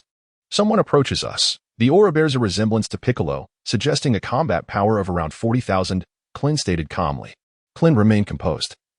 With a mere flick of his hand, he could easily extinguish the threat posed by the formidable Muru, whose strength was indeed formidable, boasting a battle power of 40,000. It was evident that the elder was quite impressive. Shortly after his arrival, Muru appeared, a testament to the longevity and experience of one who had lived for centuries. Klin silently contemplated this. Muru's speed of flight was astonishing, reaching Klin's landing spot in the blink of an eye. Upon seeing the aged deity, Muru was taken aback, surprised that members of his race still thrived on distant planets. As he landed and approached, he respectfully addressed the elder, I am honored to meet you, venerable one. He then bowed deeply to the deity. The deity, having lived for centuries alongside the elder, was indeed a figure of significance, and Muru's deference was entirely appropriate. While Muru displayed hostility towards those who had offended the elder, he was generally a pure-hearted and noble warrior. The deity scrutinized Muru, while he bore a resemblance to Piccolo. Their auras were strikingly different. Muru's energy was subdued and tranquil, devoid of the ferocity characteristic of Piccolo. Rise, my child, the deity said gently, his gaze imbued with warmth, akin to a grandfather's affection for his grandson. Can you lead us to the elder? He inquired of Muru. It is the elder who has sent me to welcome you. Muru replied. Please, allow me to carry you. The journey is somewhat lengthy, and I must not stray too far from the elder. With that, he bent down. The deity, understanding the situation, mounted Muru's back, while Klin, with a chuckle, thought to himself, I shall not compete with you for this opportunity to show filial piety. Let us be off. Muru soared towards the elder's residence, with Klin following closely behind. They landed upon a high pillar, where the elder resided. The architecture of the dwelling bore a striking resemblance to that of a spacecraft, evoking a sense of aesthetic appreciation within Klin. Elder, Muru addressed respectfully. Please allow them to enter. The deity, leaning on his staff, made his way toward the elder, but Klin was halted by Muru's outstretched hand. For Muru harbored reservations about outsiders. Upon encountering Rulu, who obstructed his path, Klin expressed neither anger nor joy, remarking, It seems my temper has resurfaced. I feign a desire for a brawl, yet I have longed for a worthy opponent to spar with. He chuckled. You are the one provoking me. It is not I who instigates the conflict. Rulu, maintaining a tranquil and benevolent demeanor, addressed the guests with grace, embodying a person of integrity. The voice of the Grand Elder resonated once more, affirming, Yes, Grand Elder. Rulu courteously invited Klin, saying, Please, do enter, esteemed guest. Klin had no choice but to relent. Fully aware that this was a responsibility that fell upon Roru, harboring no alternative thoughts. Opportunities for combat would abound in the future, especially since Roru was also an individual who relished battle. After all, he was a warrior-type Namekian, and Klin had just observed the fervor of combat in Roru's eyes. Thank you. Let us proceed inside together, Klin said. Roru nodded in agreement. Klin entered and beheld the Grand Elder reclining in a chair, his heart racing with astonishment at the elder's imposing stature. The Grand Elder lay there, his breath barely perceptible. His physique could easily surpass that of 2 or 3 ordinary Namekians. With a benevolent gaze reminiscent of a deity, the elder seemed to drift into reminiscence, eventually uttering, You bear a striking resemblance to Kadaz. You must be his child. Welcome home. The celestial being, somewhat perplexed, responded, I have encountered the Grand Elder on Earth. Yet I possess no recollection of Kadaz in my mind. The Elder continued with a slow, deliberate tone. Kadaz is indeed your father. Centuries ago, a cataclysmic shift altered the climate of Namek. Your father sent you away, never anticipating that you would survive. As he spoke, it was as if he struggled to draw breath, suggesting he had but 5 years of life left. The celestial being listened intently as the Elder recounted events from centuries past. Before the celestial could speak, the Elder continued, in that calamity, Namek was obliterated. And countless generations of Namekian civilization perished, leaving only me. The Elder's gaze turned vacant, lost in the memories of that fateful day when Namek met its demise. As the celestial absorbed the Elder's tale, a profound awakening of memories began to stir within. Suddenly, images flashed in his mind, his father hastily placing him into a spaceship, tenderly assuring him, you go ahead, I shall follow soon. Abruptly, the scene shifted in his mind. Namek began to sink. Countless kin wailing in anguish as darkness gradually enveloped their world. The celestial stumbled back into reality, gripping his staff tightly, eyes shut. Beads of sweat forming on his furrowed brow as he gasped for air. Slowly, he opened his eyes, his expression marred with pain, and he exclaimed, I remember. Child, the era of suffering is past. Our task now is to rebuild our homeland. The Grand Elder spoke softly, his voice imbued with a soothing calm. He then turned to Klin, addressing him warmly, welcome, warrior from Earth, to Namek. Thank you, Grand Elder, Klin replied politely, smiling at the Elder. I have a foreboding feeling that Namek shall soon face invasion. Initially, I envisioned a golden-haired warrior vanquishing the evil and liberating the Namekian people. However, 7 months ago, my premonition shifted. I discovered that a formidable bald youth would also defend Namek. In a critical moment, this youth turned the tide and ultimately triumphed over evil. As he spoke, the Elder began to cough incessantly. Upon hearing of the impending invasion, the Celestial's countenance darkened, questioning the fairness of fate and lamenting the trials endured by the Namekians. Deep within, he cried out in despair. As Krillin listened, his heart was stirred with tumultuous emotions. Had it truly been 7 months since he first arrived in the Dragon Ball world? Did his presence alter the future envisioned by the Elder? Originally, it was to be Krillin who would sacrifice himself, while the boundless power of Goku would vanquish Frieza. Now, it appeared that he and Goku would unite to defeat Frieza instead. Could one truly foresee such a distant future? Initially, Krillin himself harbored doubts about the future he had glimpsed. Time and space are enigmatic forces, unpredictable in nature, and the future he encountered had already shifted. Yet now, upon meeting you, he found affirmation in his thoughts. The Elder spoke with some difficulty, each word seeming to emerge with effort. The Supreme Kai cast a glance at Krillin. His heart jolted. The bald youth? Was it true that Krillin would be the one to save Namek? Such a notion was almost incredulous. The Supreme Kai recognized Krillin's formidable strength, but had never anticipated it would reach such heights. He felt overwhelmed by the revelations of the day. Elder, rest assured. I shall do everything in my power to protect the innocent, kind-hearted, and peace-loving Namekians, Krillin declared with a tone of assurance directed toward the Elder. After all, he would soon require the Elder's assistance, and moreover, his previous words were undoubtedly heartfelt. The Namekians were indeed a charming race. Upon hearing Krillin's words, the Elder beamed with joy, closing his eyes. Were it not for his prolonged breathing, Krillin might have thought the Elder had passed away. Klin stood there, waiting for the Grand Elder. After approximately 5 minutes, the Grand Elder opened his eyes once more. The brief respite had granted him a slight rejuvenation of energy. And with a grateful smile, he said, I appreciate your assistance. The future of Mexstar is now entrusted to you. Klin nodded solemnly, acknowledging the importance of fulfilling promises, especially given the Elder's unwavering faith in him. Child, step forward. I sense an extraordinary power within you that must be unleashed, the Elder addressed Klin. Elder, you must rest. You cannot afford to expend any more energy, Mulu remarked, casting a worried glance at the Elder. Do not concern yourself. Unlocking potential is my unique gift and does not deplete my strength, the Elder replied slowly. Klin could not help but feel an overwhelming joy within, for he had just been pondering how to broach the subject. It was as if a pillow had been delivered to him at the moment of his drowsiness. The Grand Elder was indeed considerate. In the original narrative, Klin's combat power upon arriving at Namek was a mere 1,500. However, after the Grand Elder unlocked his potential, It surged to an astounding 13,000, nearly a tenfold increase. With his current combat power standing at 330,000, one could only imagine the heights he could reach under the Grand Elder's guidance. An impressive 3 million. Such a formidable strength would grant him the capability to confront Frisia directly, and even if he were to fall short, he could escape to safety during Frisia's transformation. The very thought filled him with exhilaration. Klin gradually approached the Grand Elder, coming to a halt beneath the Elder's hand. With great effort, the Grand Elder moved his arm, resting his hand gently upon Klin's head, exhaling softly. Klin was enveloped in a layer of energy, and he felt as if his own power was being drawn forth. Ding! An external energy source detected. It is attempting to extract the host's strength. The system is intervening. Ding! Interference successful. Power extraction thwarted. Damn it! Klin exclaimed, unable to contain his frustration. After finally gaining an opportunity to unleash his overwhelming combat prowess, the system had thwarted him. System, come forth. If you don't provide a satisfactory explanation today, I swear I will uninstall you, Klin declared in exasperation. The system replied coolly, I will say only this, slap. Do I not deserve some dignity?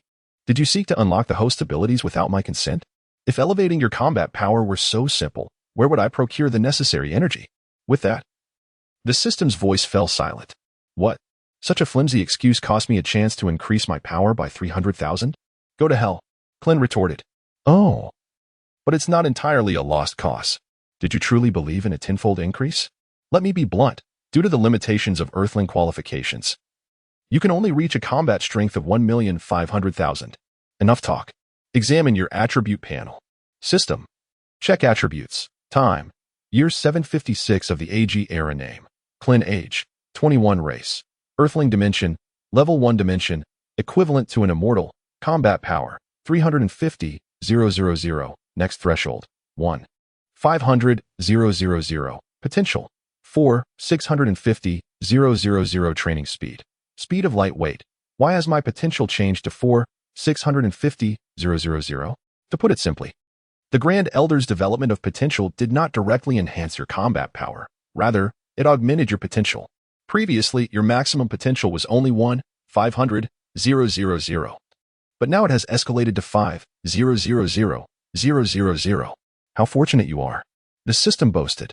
With this revelation, Klin suddenly comprehended that reaching a combat strength of 1,500,000 would inevitably require a substantial amount of energy to break through the limit. Therefore, this method was indeed more advantageous than a direct increase in power. Moments later, the Grand Elder voiced his confusion. He had distinctly drawn forth Klin's potential earlier, yet now it seemed to have vanished. I apologize, my child. You undoubtedly possess great potential. But I am unable to awaken it, the Grand Elder said regretfully, gazing at Klin. Klin had already discerned that it was the system that hindered the Elder's power. With a smile, he remarked, it matters not. Through diligent practice, I can awaken my potential. Elder, I have a modest request, he said, rubbing his palms together. Awkward yet respectful in his appeal. Child, speak freely. Although my strength is waning, the inhabitants of Namek will assist you, the Elder responded with a warm smile. I hope to borrow your Dragon Balls. I wish to summon the Eternal Dragon for assistance. The capabilities of Earth's dragon are limited, thus I seek the Dragon of Namek. Klin elucidated slowly. Oh, as far as I know, Karadza is an exceptionally remarkable dragon. And the deity, being a child of Karadza, should also be a formidable warrior. The power of the Dragon Balls should suffice, the Elder inquired, somewhat puzzled. The deity sighed, 3 centuries ago, in my quest to become a worthy divine being, I expelled the malevolent thoughts from within me, consequently splitting my power in two. Foolish. How can one expect the human heart to be entirely pure? A person devoid of desire cannot truly be called human. To divide one's strength as an excellent dragon is even more foolish. The Elder suddenly grew vigorous, admonishing the deity with a raised voice. The deity bowed his head, his face tinged with embarrassment, and he chuckled softly while stroking his head. No problem. I shall entrust the matter of the Dragon Balls to Muro. Nelu will assist you in gathering the Dragon Balls from various villages. The Elder, seemingly exhausted from his earlier reprimand, reclined wearily in his chair. Yes, Elder, Muro responded respectfully. Although he yearned a duel with Klin, safeguarding the Elder was his paramount duty. Muro hesitated, ultimately refraining from voicing his desire. Go forth, Muro, as a warrior of Namek. The battlefield is your domain, an ancient voice resonated. As the Elder beamed at Muro, Though Moro, as a combat-oriented Namekian, yearned for battle, he would never forget his primary responsibility.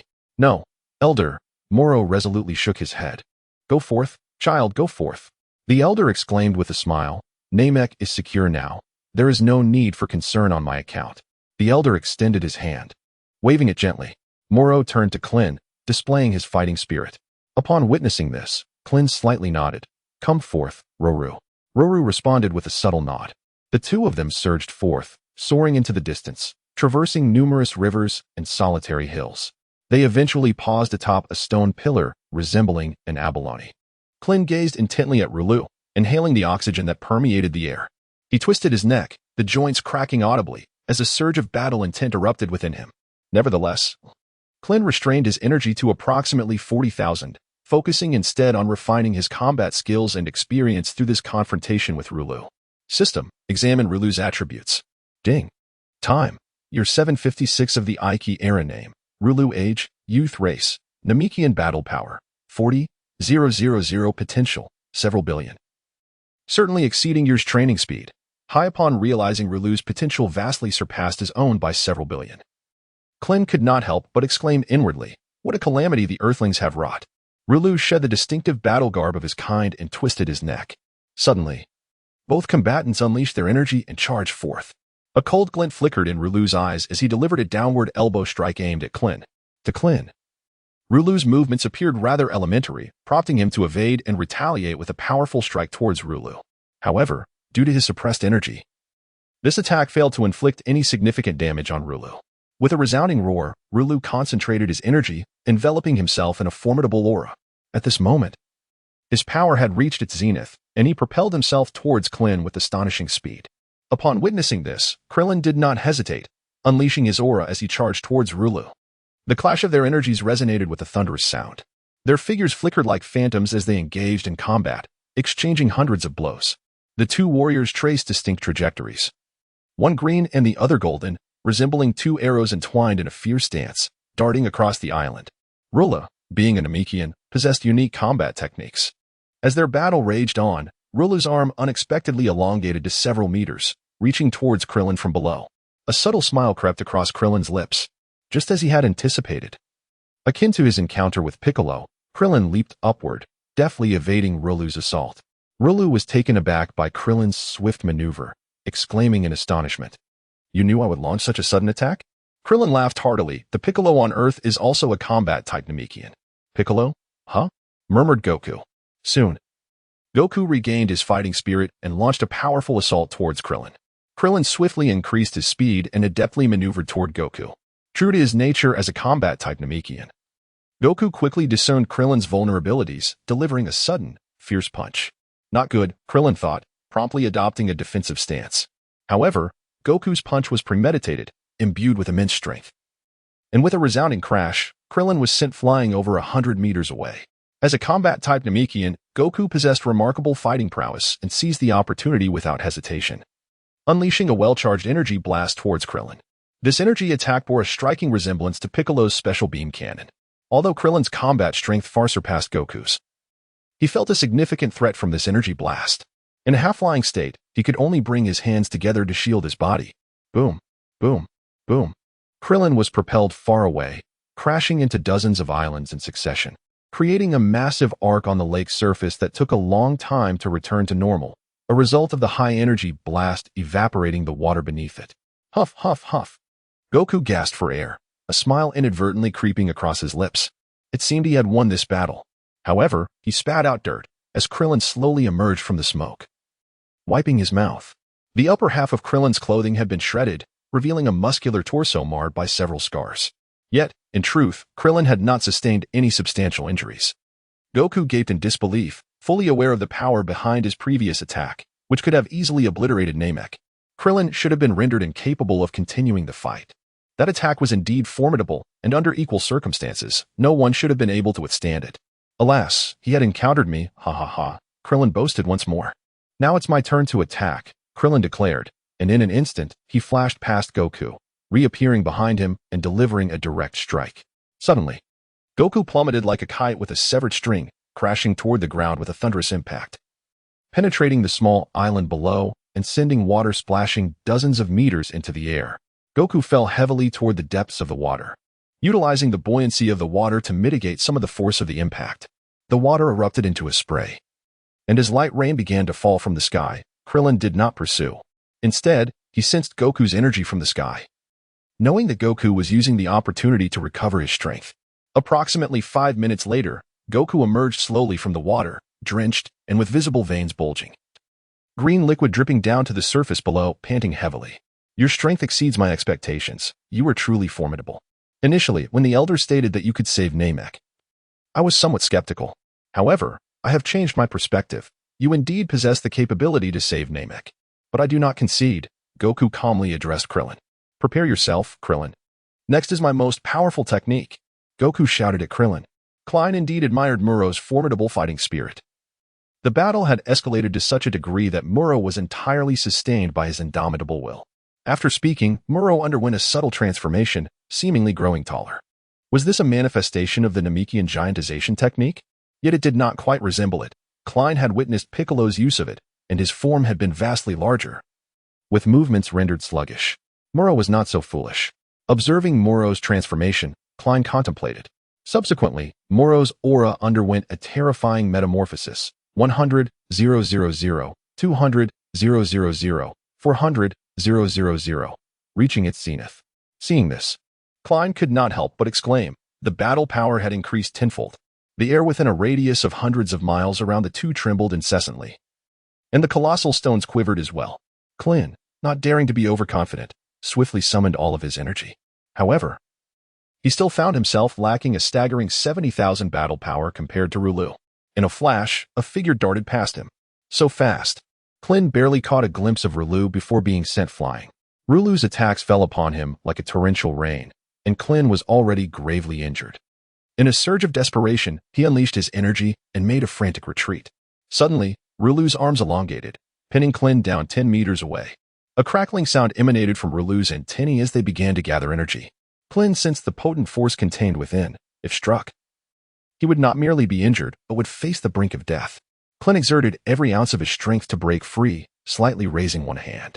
With a soft utterance, he unleashed a chi slash, concentrating his energy into a formidable strike aimed at Rulu's arms. In an instant, Rulu's arms were severed, allowing Klin to seize the opportunity to ascend away from Rulu's grasp. Observing this, a faint smile crept upon Rulu's lips as he directed the energy from his two antennae towards Klin. Boom! Klin was struck head-on, crashing to the ground. Although he did not soar away, the force of this energy was no less than the previous attack, estimated to reach a staggering 400, 000. Rulu watched with a smirk as Klin was hit, then proceeded to close his eyes, forcefully slamming himself against the rocks behind him, collapsing onto the ground as if bereft of life.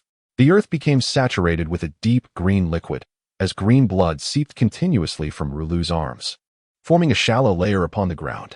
At this moment, Rulu lay with closed eyes, seemingly devoid of vitality, with only the faintest pulse fluttering every few minutes. Klin gazed at the sky with a vacant expression, his breathing slow. It seemed as though he wished to reach for a magical bean. Yet the slightest movement plunged him back into unconsciousness due to the pain. Far from the battlefield, the deity grew anxious, urgently inquiring, Elder, they have been gone for so long. Why have they not returned? Just moments ago, their overwhelming presence left me breathless. The Elder smiled gently, reassuring him. There is no need for concern, simply await their return in tranquility. The deity nodded, though the worry etched upon his face remained unwavering.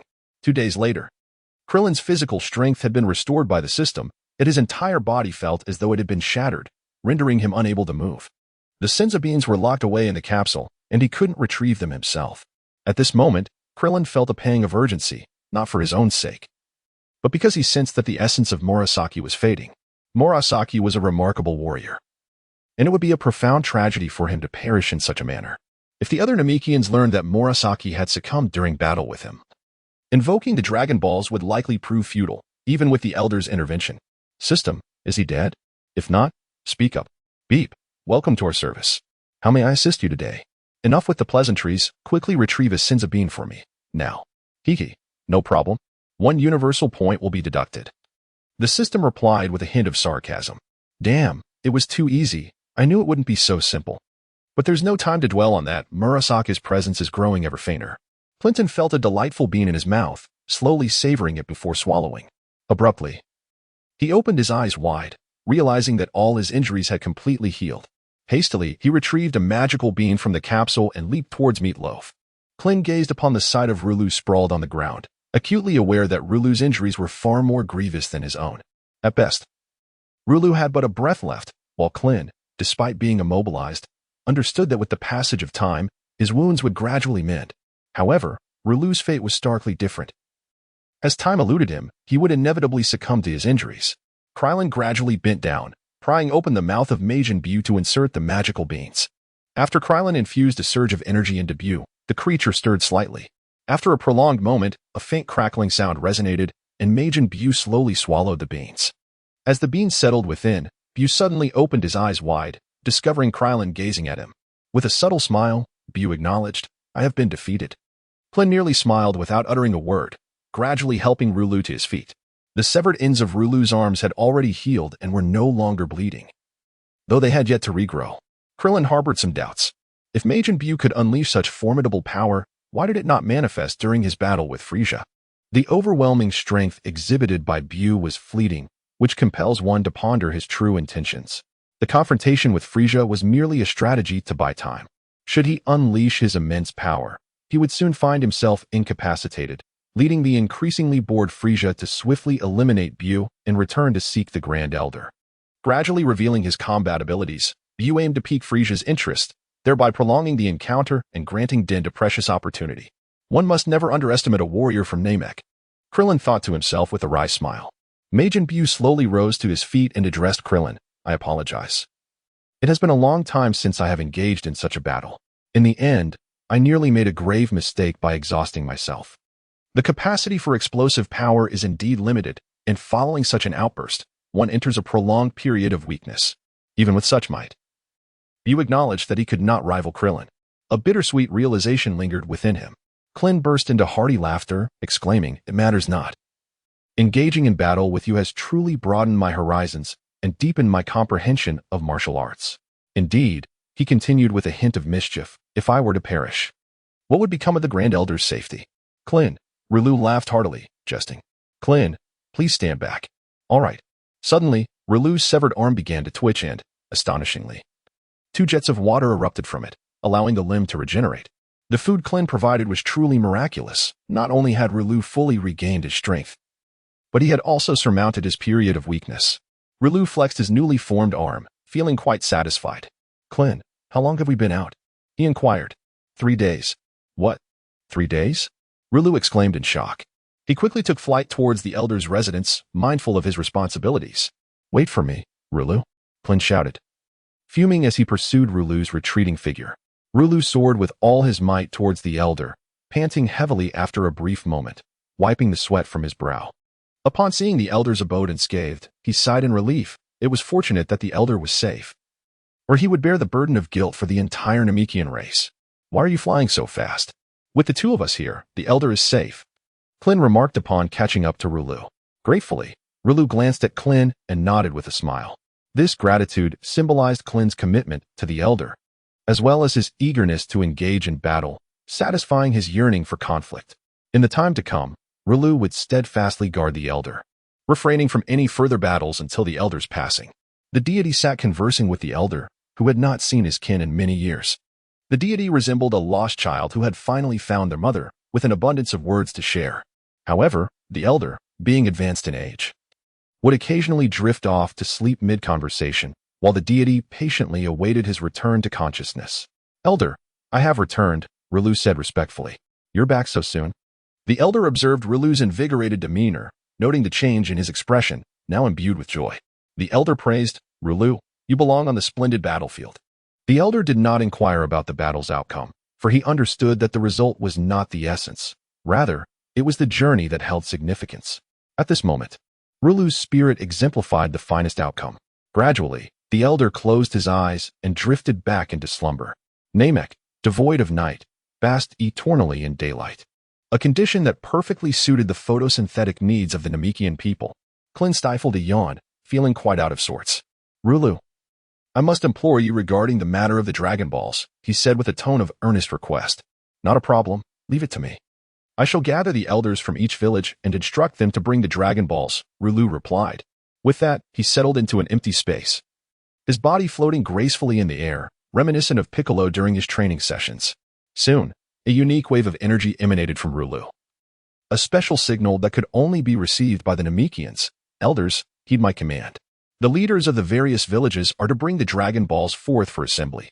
The vast expanse of Namek was dotted with Namekians, and far away, in a tranquil tribe, the villagers were tending to newly planted Morbo trees. An elderly Namekian, eyes closed, sensed the special signal sent by Rulu. Dandy, come here, called the third elder, Mulin. Dandy trotted over with a cheerful expression and inquired, What is it, elder?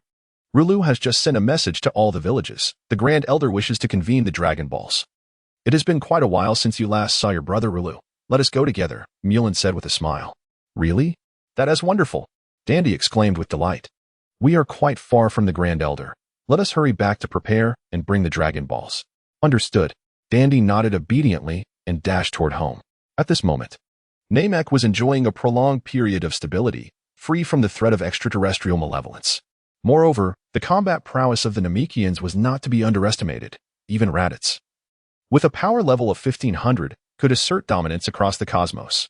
Thus, the defensive capabilities of Namek remained formidable, although they were certainly overshadowed by beings of immense power. As Rulu transmitted his signal, similar events unfolded across the Namekian villages, with elders carrying the Dragon Balls hastening towards the Grand Elder's location.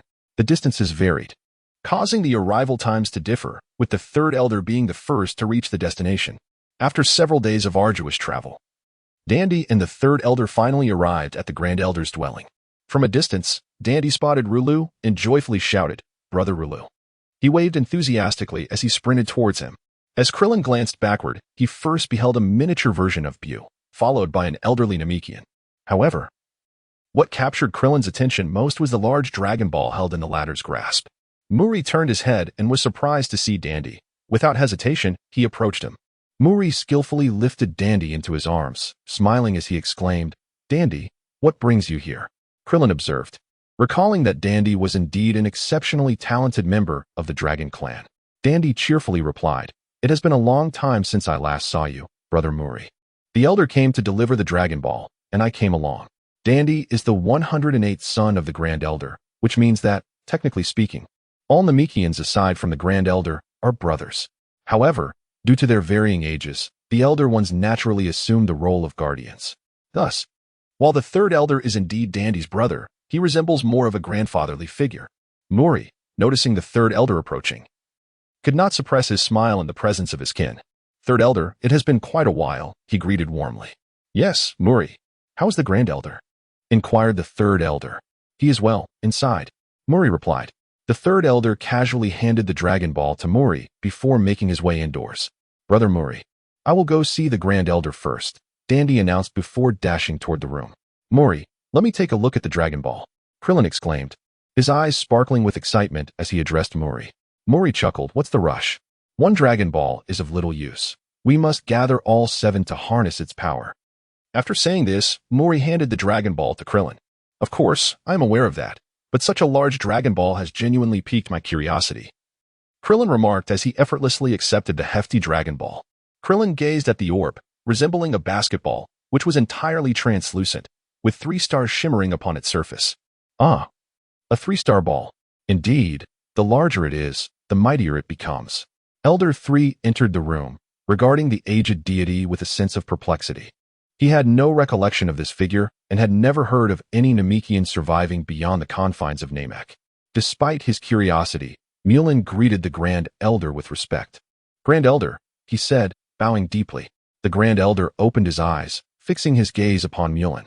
Mulin has arrived. Please, take a seat. Mulin casually found a spot to sit, yet his attention remained fixed on the deity, who appeared somewhat awkward under Mulin's scrutiny. As another day passed, all the elders had gathered. The Grand Elder slowly spoke from his elevated position. This young man hails from the distant planet Earth. He has come to Namek seeking to utilize the Dragon Balls, and I sense that he will aid Namek in overcoming its trials. With the Grand Elder's endorsement, the elders had no objections. Upon entering, they presented the Dragon Balls to Mulin. Additionally, this individual is a Namekian from Earth, and today marks his return to his ancestral roots. His father is none other than Caddis. The Grand Elder's tone softened. What? He's the child of Caddis? The elders gasped in surprise. Caddis was a remarkably distinguished member of the Dragon clan. The Grand Elder had mentioned that he sent his child to another planet, and they were astonished to learn that his offspring had indeed survived. The elders appeared incredulous, yet the deity stood before them.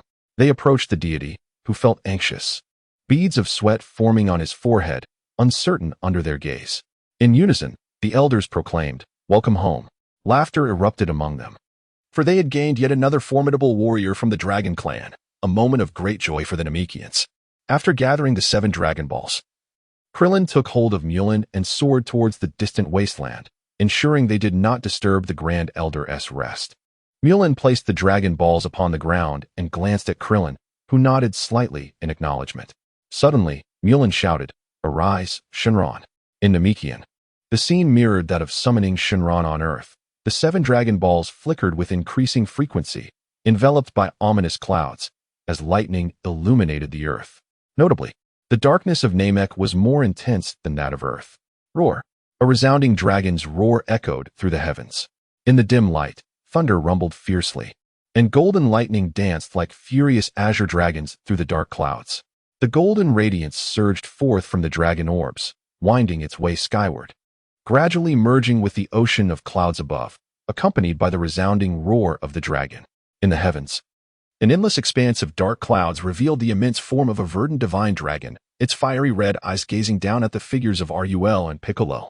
The dragon of Namek appeared far less magnificent than its earthly counterpart. "State your wishes. Any desire may be granted, though I can only fulfill 3. Intoned the voice of Purunga, sounding even more ancient than that of the dragon on Earth. Rul, taken aback by the formidable presence of Purunga, mused in excitement. Is this truly Purunga? Krillin found himself in a quandary regarding the 3 wishes. He had already settled on 2, instantaneous movement and a cosmic star map.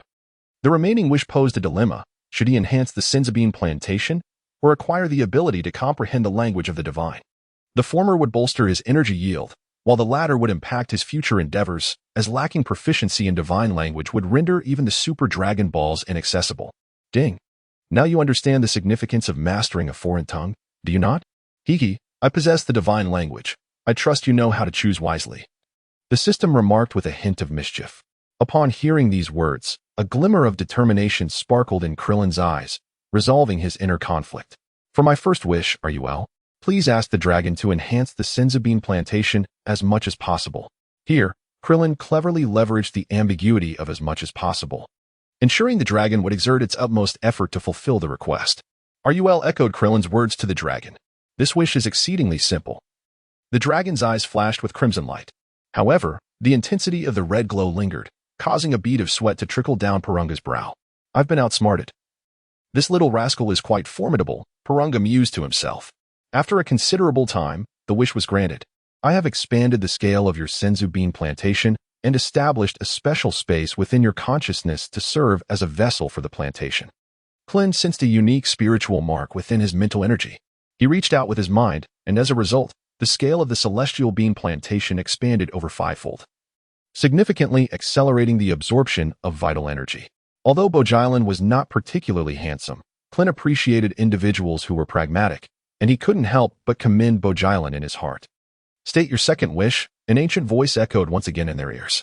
My second wish, Rolu, is to acquire the celestial maps of all the stars in this universe, including those of the neighboring universes. Klin replied to Rolu with composure, though a hint of trepidation lingered within him, uncertain if the dragon could indeed obtain the star maps of adjacent universes. Are there other universes? Rolu inquired, somewhat puzzled, yet continued to address the dragon as before. I regret to inform you that I can only procure the star maps of the 6th and 7th universes, as these two are symbiotically intertwined, being opposites of each other. Bojilan's ancient voice responded. Rolu glanced at Klin, awaiting his decision. Given Bojilan's limited power, Klin had anticipated this outcome. His primary goal was the 7th universe. However, it seemed that the 6th universe was also attainable, filling Klin's heart with joy. What a fortunate turn of events. Bojilan, please grant me the star maps of the 6th and 7th universes. Klin exclaimed loudly. Rolu turned to Bojilan and proclaimed, exceedingly simple, came Bojilan's voice. accompanied by a flash of red light in his gaze. No sooner had the words left his mouth than Klin felt the entirety of the cosmic star systems being etched in his mind. Each star system twinkled with countless stars, and innumerable galaxies converged into a flowing Milky Way. Each luminous point represented a celestial body, a testament to the vastness of the universe. Klin envisioned a dimly lit Earth, appearing as insignificant as dust amidst the vastness of the northern galaxy. It seemed that the planet was indeed a worthless and inferior celestial body. Yet, who could have anticipated that the foremost champion of the seventh universe would emerge from the very people of this Earth? Klin gazed upwards, as if peering at the heavens through a magnifying glass. He beheld an exceptionally luminous planet radiating a purple aura. Could this be the realm of the god of destruction? The aura of annihilation was indeed chilling. Suddenly, he sensed the presence of someone observing the god of destruction's domain. Whis, with narrowed eyes, savored his meal. Abruptly, the sensation vanished. Never mind that. The cuisine of planet Klaus was truly delectable. With that, Whis took another hearty bite and glanced toward the resting place of Beerus. This feeling was undeniably peculiar, akin to standing atop the world's pinnacle, scrutinizing the cosmos through a magnifying lens. Klin could not help but chuckle. There remains but one final wish. Speak your desire, came the aged voice of Purunga once more. My last wish is to attain instant transmission, allowing me to traverse every corner of the stars I know, Klin declared emphatically. Such a wish involves the manipulation of spatial forces. It cannot be achieved solely through my power. It relies upon your own strength. I can bestow upon you the essence of spatial energy, but each use will demand your own strength. The greater your power, the farther you may travel. Conversely, you shall be limited to movement within a single planet. A flash of red light illuminated the surroundings. Your wish has been granted. Farewell. With those words, Purunga transformed into the Dragon Balls, spiraling upward and soaring across the regions of Namek. A year later, or precisely 130 days hence, the Dragon Balls would regain their divine potency. Klin closed his eyes, attuning himself to the spatial energy that Pojailan had just infused within him. He felt as if he could instantaneously traverse every corner of Namek. Let us go, Rulu. We shall return. With that, Klin reached out, grasping Rulu, and in a flash, they vanished from their location. The elders and deities of Namek were deeply engaged in conversation, and the sudden appearance of Klin and Rulu startled them. However, the Grand Elder merely smiled upon witnessing the surge of spatial energy emanating from Klin. Rulu was genuinely astonished. Just moments ago, they were miles apart, and now they stood at the Grand Elder's dwelling. Teleportation, Rulu murmured softly. 5 days later, the elders embarked on their journey home. Klin couldn't help but swallow hard. He had promised himself a brief visit to his homeland, yet here he was, accompanying the elders to their respective villages. Nonetheless, a sense of joy filled Klin's heart, for there had been little significant turmoil on Earth in recent years, and whether or not a deity was present made little difference. Moreover, even with a deity around, the outcome remained the same, merely an additional source of worry. The deities departed alongside the elders, and Klin had entrusted his spaceship to them. Rulu, however, stubbornly refused to engage in battle with Klin, justifying it as a means to remain ever prepared to protect the Grand Elder. Klin gazed up at the uniquely verdant sky of Namek and bellowed, to lead a fulfilling life, one must have a touch of green overhead. The internet has not deceived me. Rulu stared at Klin in bewilderment, pondering if this was a new strategy of Klin's. Before glancing down at his own green-tinged body, during the 5 days, Klin did not squander his time. He utilized teleportation to navigate the nearby stars, first arriving at several companion stars adjacent to Namek. These companion stars, despite their diminutive size, were akin to miniature versions of Namek. After exploring the companions, Klin set his sights on more distant celestial bodies, with his ultimate destination being the farthest planet in the system, known as Skorasi, located at the westernmost edge of Namek. Communicating with the planet in his mind, Klin summoned his energy to initiate teleportation, and in an instant, he found himself on Skorasi. To his surprise, this endeavor consumed 1/10 of his energy. The universe is vast and boundless. Traversing it seemed daunting, without combat prowess exceeding 1 billion. Skorasi was a planet devoid of an atmosphere. Klin summoned all his energy to shield himself, yet he realized he could not sustain this for long. The planet was desolate. Without atmospheric protection, the temperature variations across its surface were extreme, leading to pressure gradients that birthed fierce winds. As Klin observed the raging sandstorms, he recalled his studies from a previous life, hoping he was not mistaken. So cold, he thought, activating teleportation once more to return to Namek. If moving within a single star system was this taxing, one could only imagine the energy required for interstellar travel. Leaving Klin feeling overwhelmed and acutely aware of his own limitations. Through Klin's 5 days of experimentation, he discovered that movement within a star system expended relatively little energy, allowing for a recovery rate that could keep pace with his consumption. However, if the environment of a particular planet is exceedingly harsh, recovery becomes impossible. Interstellar travel consumes even more energy, and self-recovery proves futile. One must pause to regain strength. The distance from Earth to Namek is indeed vast, necessitating the selection of a planet as a way station. This way station resembles a supply port from a bygone era. Klin suggested to take it slow until he becomes more accustomed to the surroundings. It is time to depart. My journey lies among the stars and the vast ocean of space. The energy is running low again. Klin tidied up briefly before making his way to the residence of the Grand Elder. Are the children departing? The Grand Elder inquired with a warm smile directed at Klin. Indeed, the path to becoming stronger is fraught with challenges, Klin affirmed with a resolute nod. Go forth, my child, and remember Mexing, the Grand Elder said wearily. Klin nodded seriously once more. Farewell, Rulu, Klin acknowledged, aware of Rulu's desire for another confrontation. Yet, Rulu was a dutiful individual. In his life, nothing could surpass the importance of the Grand Elder. Klin stepped forward and embraced Rulu like brothers, saying, train diligently. We shall battle once more next time. With that, Klin's figure gradually faded away, disappearing from the room.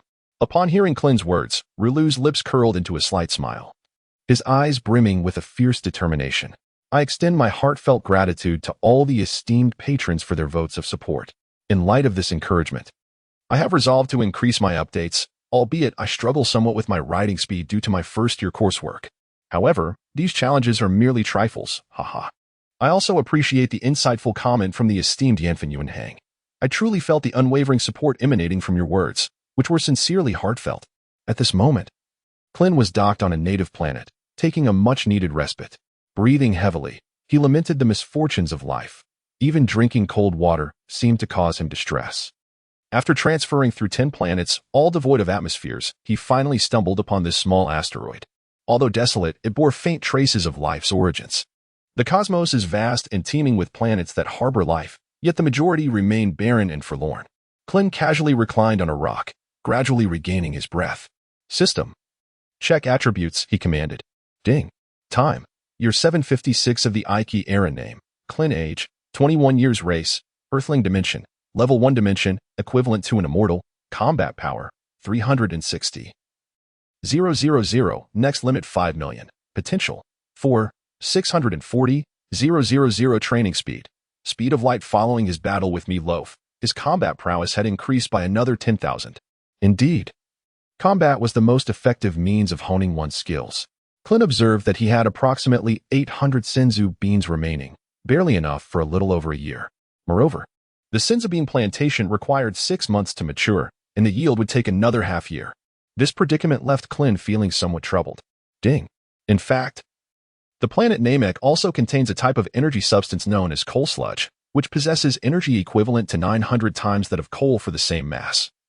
The system suddenly interjected. Seriously? After traveling so far, you mention this now? Klin exclaimed in frustration. Do you wish to become a coal miner? The system replied nonchalantly. 100 tons could yield a modest amount of energy. The cycle of life continues indefinitely. Mining coal could perhaps sustain your VIP speed for a month, the system scoffed. Mining coal? The prospect was too absurd to contemplate. All right, let us disregard that, Klin muttered, his expression darkening. There are indeed planets abundant in high-level energy. Surely they are far more desirable than coal mining, the system reiterated. The headquarters of the Galactic Patrol resided in the central galaxy. It seemed prudent for Klin to venture there, ideally infiltrating its inner sanctum. After all, the history of the galactic headquarters was profoundly ancient, possessing knowledge of the cosmic shifts of many stars. Perhaps, through the galactic headquarters, he could uncover planets rich in high energy. Klin mused to himself. Klin rose once more, preparing to teleport. He couldn't help but jest that it would be better to learn the teleportation technique of the Eutrathians. Yet, both methods possessed their drawbacks. If one could not sense the presence of the destination, arrival remained elusive. However, the technique he had recently acquired allowed him to initiate teleportation simply by knowing the location. With a swift whoosh, Klin's figure vanished from sight. After several dozen jumps, he gradually approached the headquarters of the Galactic Patrol. As a significant force, the area under the jurisdiction of the Galactic Patrol was notably prosperous. Klin had traversed numerous commercial planets, which served as bustling trading hubs for extraterrestrial beings. Nearly every faction boasted several commercial planets, fostering interstellar trade and showcasing remarkable technological advancements. As he neared the central location, the defensive power of the Galactic Patrol intensified. Klin beheld countless cosmic cannons, emanating a formidable aura that was rather unsettling. Each shell likely possessed a staggering energy output nearing 10,000. The Galactic Patrol's ability to contend with the Kurdish royal family to this day was indeed formidable. Given such robust defenses, recklessly charging in would likely lead to dire consequences. After a moment of contemplation, Klin teleported to a commercial planet, for the Galactic Patrol headquarters was situated on a distinct celestial body, surrounded by a multi-layered defense system. This commercial planet appeared to be a strategic foothold for entering the Galactic headquarters. Uncertain about the language barrier, Klin observed the peculiar alien before him. Resembling a human but with distinct features, he approached a slightly more aesthetically pleasing individual and inquired, "Excuse me, could you assist me with something?" The alien looked puzzled, pointing to himself, as if to confirm whether Klin was indeed addressing him. Klin displayed a glimmer of joy. "Can you understand?" Chattering incessantly, cackling. The extraterrestrials approached Klin and spoke. Klin observed as the extraterrestrial produced a spherical flying object, tossing it into the air. The orb initially emitted a peculiar language, followed by a phrase that Klin could comprehend, seamlessly transitioning into a compatible tongue. "Is there something you wish to convey to me? You may refer to me as Allens." The spherical object articulated in a mechanical tone. "What a remarkable invention!" Klin exclaimed, hastening to inquire, "Allens, how does one gain entry to the Galactic Patrol headquarters?" "I hail from Earth, and you may call me Klin. To enter the Galactic Patrol headquarters, one must register at the Galactic Patrol Administration to ensure that you are not affiliated with any nefarious forces. You appear quite pleasant, unlike those malevolent individuals." The mechanical voice responded once more. "Indeed, attractive individuals tend to find favor wherever they go. Alas, where might the administration be?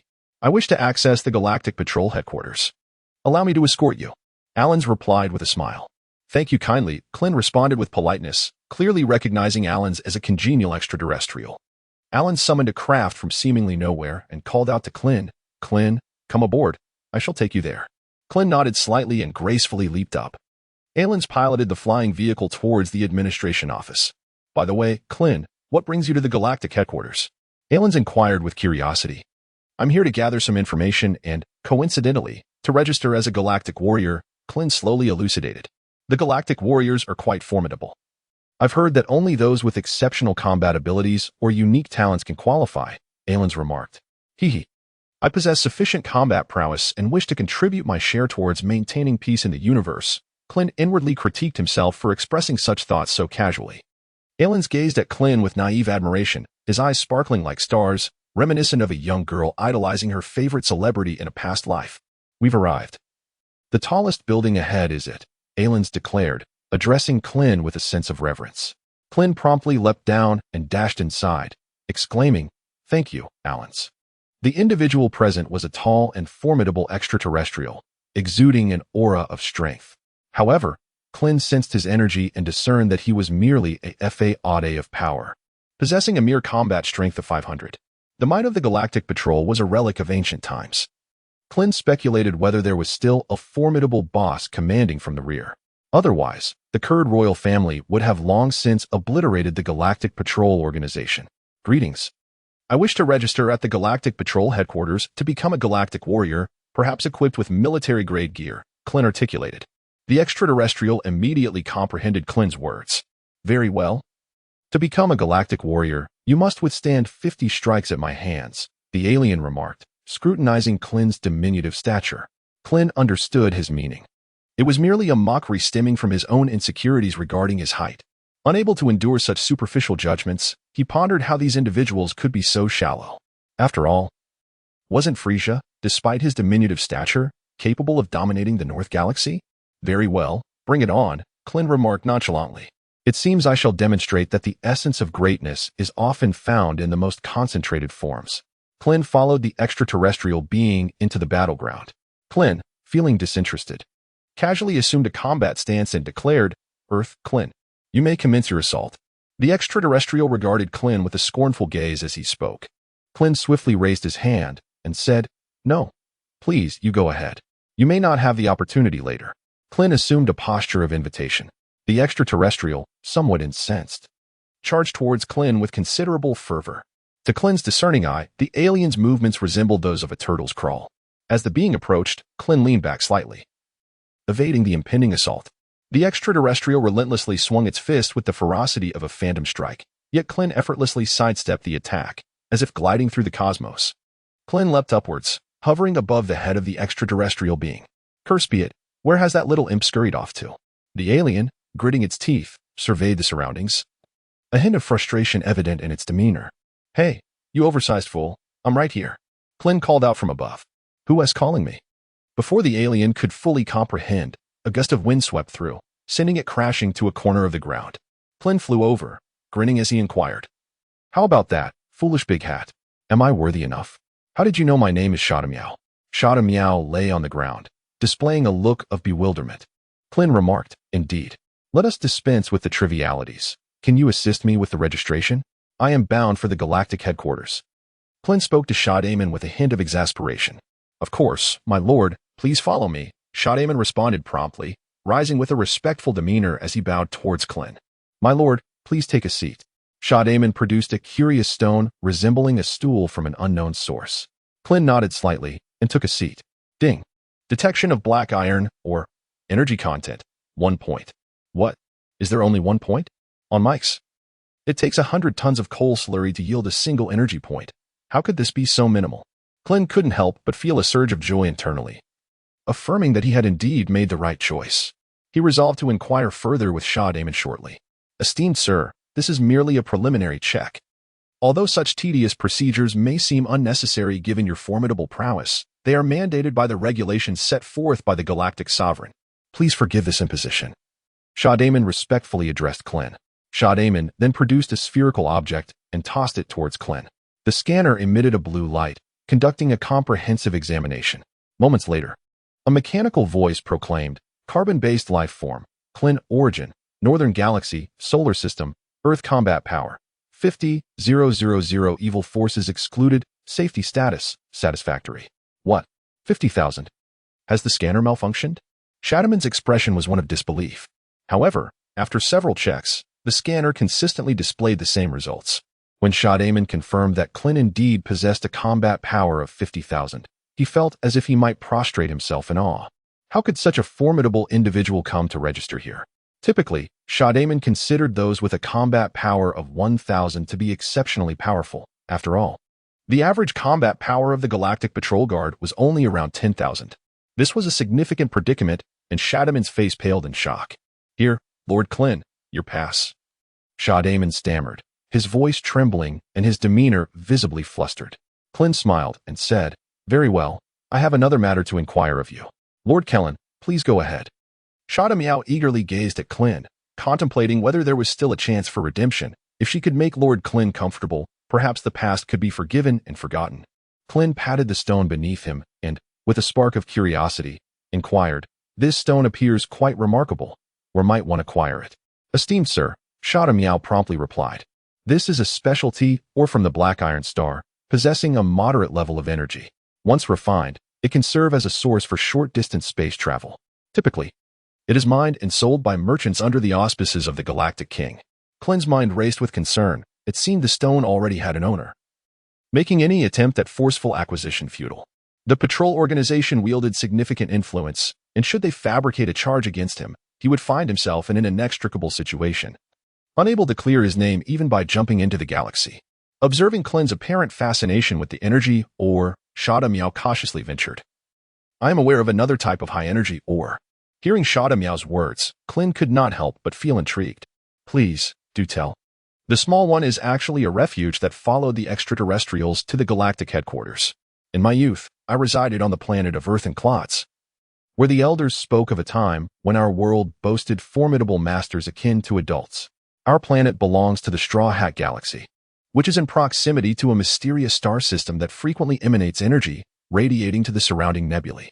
It was precisely due to this energy radiation that our kin produced numerous combat prodigies, leading Earthling into a prosperous era that lasted 3 millennia. However, it seems that something went awry in the nearby nebula, and legends tell of a cataclysmic explosion. Since that explosion, no energy has escaped, and consequently, our clan has swiftly declined. At this point, Shada Miao's gaze dimmed significantly. The more Klin listened, the more fascinated he became. The notion that energy emissions could influence an entire star system was indeed terrifying. Why do you claim you came here as refugees? Klin inquired, curiosity piqued. In my childhood, our planet was remarkably tranquil and harmonious. Although we had lost the splendor of our ancestors under the leadership of the King of Earth and Clods, we still lived in peace and prosperity. Suddenly, one day, a massive influx of extraterrestrials invaded Earth and Clods, slaughtering my kin and enslaving them, forcing us to extract the black stones from our land. Shada Miao spoke through gritted teeth, filled with resentment. Does your planet truly possess the mysterious black stones you mentioned? Klin asked, intrigued. Indeed, every century, minor spatial tremors occur, causing these black stones to fall upon our planet. This has transpired since ancient times. But why did your clan still decline? Was there not a source of energy? When the energy radiation ceased, the first generation of masters perished, and the energy was then monopolized by the descendants of those masters. From that point onward, only they possessed the resources for cultivation, and we were required to pay a certain quantity of black stones each year. Despite this, our lives were still bearable. However, 2 centuries ago, an evil cosmic force invaded, and those masters fled without a fight. With the warriors' retreat, we lost our capacity for resistance, allowing the malevolent forces to plunder and oppress my kin. Shada Miao displayed a pained expression, though a sense of helplessness soon overshadowed the anguish. Wait, 200 years ago. How old are you now? I am 250 years old. The influence of that energy has led to a mutation in our ancestral genes, granting us an exceedingly long lifespan. However, over time, our lifespans have gradually begun to diminish, Shada Miao elucidated slowly. Since then, Earth and Clods has plunged into a dark age, where we scarcely have enough to eat and are burdened with arduous labor. It is truly a wretched existence, Shada Miao lamented. After each day's toil, my parents would secretly hide 2 stones for me. Each day, I would utilize the energy of these stones to cultivate, and after 10 years, my combat prowess reached 300. However, my parents were ultimately discovered and imprisoned by those nefarious extraterrestrials. Upon uttering the name of Shada Miao, he was plunged into an abyss of unending sorrow. Klin silently observed him, gently reaching out to caress his head as a gesture of solace. After a considerable pause, Shada Mo lifted his gaze and spoke again. Battles frequently erupt among malevolent forces. During that particular time, it seemed there were insufficient personnel, as many guards were reassigned. I seized that opportunity to stealthily escape amidst the conflict between the wicked forces and external adversaries, boarding a spaceship belonging to an intergalactic merchant and embarking on a journey of wandering. In my quest for vengeance, I enlisted in the Galactic Patrol. However, after all these years, it appears that retribution remains an elusive dream. Tears welled in Shada Mo's eyes as he choked on his words.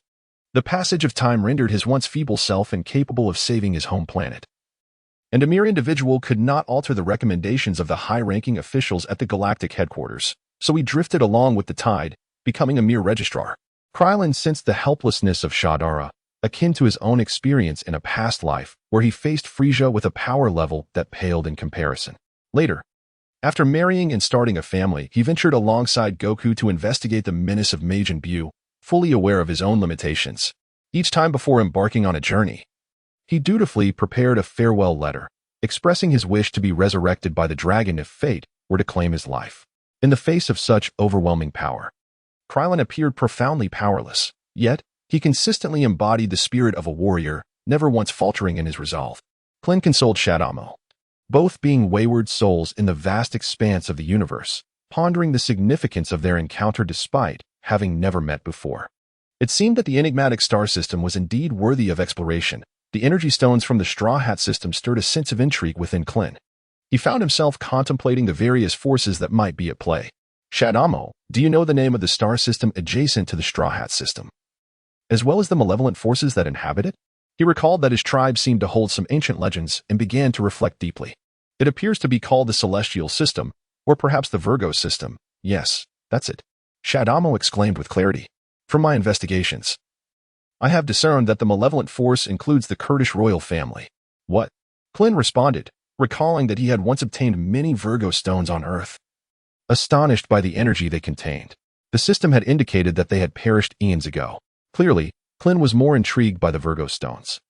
It was no wonder that when Shadamo mentioned the black stones, he should have considered that direction. He realized he had been limited in his thinking by the black iron stone beneath him. Even though the Kurdish royal family was formidable, Klin was determined not to relent. For the sake of energy, he had to pursue justice. After all, weren't they merely Frisia and perhaps a bit of Quila? The situation seemed daunting, and Klin felt a twinge of exasperation. How could one progress when faced with such a formidable antagonist from the outset? Yet, he resolved to go forth. However, being a stranger in this land, he would require a guide. He glanced at the distressed Shadamo, who seemed an excellent candidate to accompany him on this mission to save their home planet. Shadamo, do you wish to return to our home planet? Klin prompted enticingly. Shadamo nodded slowly. It is a dream I have long held, but returning would be futile. The malevolent forces are too powerful. Even the Galactic Patrol dares not provoke them lightly. The light in Shadamo's eyes began to fade gradually. Klin chuckled softly. I will lead you back. A warrior may be permitted to feel fear, but retreat is simply unacceptable. Klin spoke to Shadamo, also as a reminder to himself. Is it true? Are you truly willing to assist me in fighting back? Klin's prowess surpassed that of the Guardians of the Galaxy, and with his aid, there was a glimmer of hope for the salvation of their home planet. A spark ignited in Shadamo's eyes, as if hope had been reignited. Shadamo was only aware of the Kurd royal family, seemingly oblivious to the true strength of the malevolent forces at play. It is not surprising, as few outside this realm comprehend the extent of Frisia's combat capabilities. Even Frisia's subordinate, Zabo, was only aware of Frisia's ability to transform, yet remained ignorant of the specifics of his power. Klin nodded thoughtfully. Shadamo's face lit up with joy, and his hands trembled with excitement. He had initially intended to inform this esteemed individual about the mysterious mineral, seeking forgiveness for his previous disrespect towards Lord Klin, but unexpectedly, he found an opportunity to return and save his home planet. Overcome with elation, Shadamo couldn't help but leap into the air. Let us not delay. I shall head to the galactic headquarters first, Klin remarked to Shadamo. My lord, allow me to accompany you, having spent so many years here. I still have a few acquaintances, Shadamo replied with a gleeful demeanor. Very well, let us proceed. With Shadamo as his guide, Klin navigated smoothly into the galactic headquarters. The Galactic Patrol headquarters resembled a colossal spherical structure, akin to an enlarged space station, bustling with numerous spacecraft entering and exiting. Occasionally, patrols from the Galactic Guardians would pass by, maintaining a vigilant presence. To register as a galactic warrior, one must proceed to the mission hall, where registrations and task handovers take place, Shadamo explained to Klin. Upon entering the mission hall, they were met with a diverse array of extraterrestrial beings, all possessing formidable strength, each exceeding 1,000 combat points. Greetings, this esteemed Lord Klin wishes to register as a galactic warrior, Shadamo whispered. He possesses a combat power of 50,000. What? 50,000?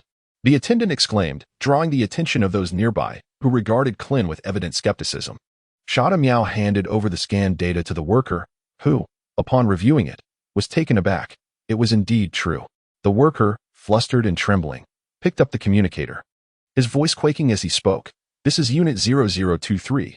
Please, I request to summon Lord Galactic King. I am the Galactic King. Came a stern and authoritative voice through the communicator. My lord, there is an Earthling wishing to register as a galactic warrior. An Earthling? I have heard from GAC that Earthlings are a remarkably feeble race, exceedingly weak. When did their technology reach the central galaxy? The Galactic King's tone was tinged with irritation. But the scanner indicates he possesses a combat power of 50,000. The attendant nearly broke into tears, overwhelmed by the Galactic King's undeniable authority. What 50,000? The Galactic King questioned, doubting his own hearing. And no, it's true. Impossible. Another voice interjected, that of the illustrious warrior Galactic Patrol GAC. GAC hastily addressed the Galactic King. Earthlings are weak. They cannot possibly reach 50,000. An unsettling fear began to creep into GAC's mind. Could it be that Scion child he had once spared? Sweat trickled down his forehead. It is indeed 50,000, the attendant reiterated, albeit with diminished confidence. My lord, allow me to personally retrieve him. This is of utmost importance. Should he truly possess a combat power of 50,000, we must extend him the courtesy he deserves. Jake, feeling a twinge of anxiety, thought to himself, I must hurry over and establish communication with him. If he truly is a Saiyan, it is imperative to present myself as a human before the Galactic King. Otherwise, my livelihood may be at stake. Upon hearing Jake's words, the Galactic King nodded slightly, finding them to be reasonable. Observing the king's acknowledgement, Jake breathed a sigh of relief and wiped the sweat from his brow. He boarded his personal spacecraft and made his way to the mission hall, his expression betraying a hint of urgency. The multitude of extraterrestrial beings awaiting task assignments watched with curiosity as Jake, a trusted confidant of the Galactic King, approached. It was unusual for a human to register as a galactic warrior, prompting speculation about whether he truly possessed a combat power of 50,000. One diminutive alien, upon contemplating this, turned pale and felt his legs tremble. The galactic patrol of the present era is vastly different from that of ancient times. Any being with a combat power exceeding 10,000 is considered a vital combatant within the galactic organization, typically designated for special missions, most of whom are part of the Galactic Guard.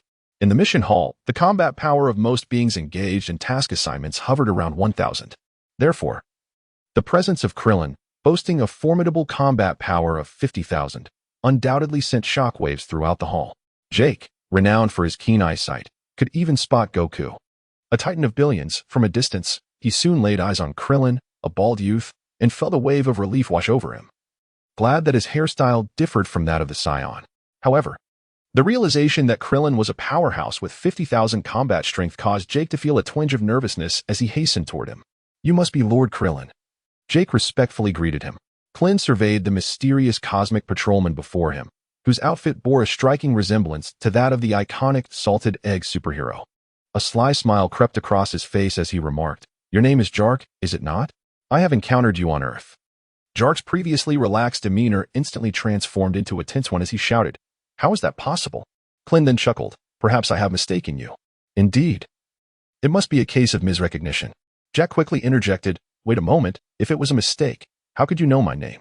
Klin, unable to contain his fright, exclaimed, Take me to meet the king of the galaxy. Klin conducted a thorough examination with his energy probe and realized that he had been overly cautious. There were no formidable figures among the Galactic Patrol. Thus, the fact that a mere Earthling with a combat power of 50,000 warranted a personal audience with the Galactic King was quite remarkable. Jack, somewhat apprehensive, nodded in agreement. Rest assured, I have never encountered you before, Jack, Klin remarked, gazing at him. Very well, follow me. Shada Mo will wait for me here, Klin said. Turning towards Shada Mo understood, Lord Klin, Shada Mo replied, relying entirely on Klin to return him home. The defenses of the galactic headquarters were indeed advanced. Klin thought as he gazed at the cosmic artillery, yet the presence of Z-fighters on Earth was far more precious than anything else. Earth's visitor. Welcome to the honorable ranks of the Galactic Warriors, resonated the solemn voice of the Galactic King. Klin inwardly scoffed, How presumptuous. I haven't even registered yet. And I'm already deemed a Galactic Warrior? Is the Galactic King so eager to recruit me? Klin stepped forward, expressing gratitude to the Galactic King. As he gazed upon the Galactic King, a sense of curiosity stirred within him. Why are the formidable figures of the hidden world often such diminutive beings? Ha ha ha. Klin exerted every effort to maintain his composure, responding with a serious demeanor. The Galactic King scrutinized Klin and inquired, What prompted you to choose the path of a Galactic Warrior? The Galactic King fixed his gaze on Klin with an air of seriousness. Damn it. How is it that this is present here as well? Krillin began to speak earnestly. I grew up listening to tales of the Galactic Warriors, led by the illustrious Galactic King, who vanquished countless cosmic pirates. Since then, my aspiration has been to become a Galactic Warrior. This seemed utterly absurd, even more so than the King's dry humor. Krillin glanced at the expressionless Galactic King, who, to his surprise, appeared quite pleased with his words. The impact of such a statement varied significantly depending on who uttered it. Had it been one of his subordinates, the king would have found it utterly distasteful. Yet, Krillin, with his formidable battle power of 50,000, delivered the words in a manner that delighted the Galactic King. A hearty laugh erupted from the king, Earthling. Your choice is undoubtedly commendable. The Galactic Organization bears the noble duty of maintaining peace in the universe. I shall personally register you, he declared with conviction. The Galactic King then produced an unfamiliar object, resembling a Vajra, gesturing animatedly towards Krillin while chanting an arcane incantation. Moments later, he presented Krillin with a wristwatch-like device. Here you are. This is your exclusive equipment. Klin casually picked up the device when, unexpectedly, a holographic projection emanated from the watch. Displaying a plethora of information: Galactic Warrior, Klin position, Galactic Sheriff mission, none points, 10,000. Gak couldn't help but feel a twinge of envy upon seeing the information. After dedicating so many years to his service, he was merely a warrior of slightly elevated status, while Klin had ascended to the rank of sheriff upon his arrival, boasting an impressive accumulation of points. Back in his day, a mission on Earth had only earned him a meager 1,000 points. Klin gazed at the information above, finding it rather pleasing. Becoming a sheriff was quite an achievement. A smile crept across Klin's face as he recalled that in the original story, he ultimately became a police officer. To his surprise, he had indeed become a sheriff ahead of schedule. Klin understood the purpose of the points, yet he remained uncertain about their purchasing power. Klin engaged in an extended and delightful conversation with the Galaxy King, ultimately seizing the opportunity to discreetly depart under the pretense of work, and once again made his way to the mission hall. The Galaxy King remained blissfully enraptured by Klin's incessant flattery. Were Klin to witness this scene, he would surely disdainfully remark, "My humble talents lie solely in the art of flattering our esteemed leader." Haha.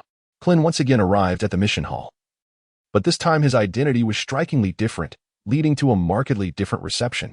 This disparity is a reflection of the hierarchical structure of the galactic headquarters.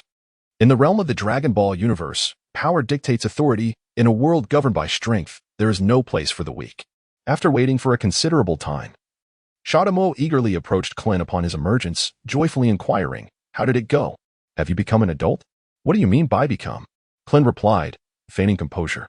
"Why, registered as a galactic warrior." Shadamo continued. "Oh, not quite," Klin responded, his smile betraying the humor in the situation. Shadamo, incredulous, wondered how someone of Klin's caliber could possibly not have succeeded. "You didn't become a warrior, but you did become a sheriff." Klin chuckled. "Really?" Shadamo exclaimed, his face lighting up with excitement, momentarily forgetting the distinction and leaving him utterly astonished. Having walked several meters away, Klin turned without looking back and called out, "Keep up." "Shadamo, we're heading to the lounge to receive our mission." "Ah." Shadamo snapped back to reality and hurriedly chased after Klin. Klin perused the assignments in the reception area, each categorized by rank, ranging from E-level to higher tiers. The tasks primarily revolved around eliminating foes such as Frisia and Kvila. Truly, the galactic organization displayed remarkable courage, Klin mused inwardly. Klin perused the tasks at hand, bypassing those of a trivial nature with ease. His search for assignments was driven by an unwavering sense of purpose. Serving the galactic monarch was an aspiration he deemed unattainable.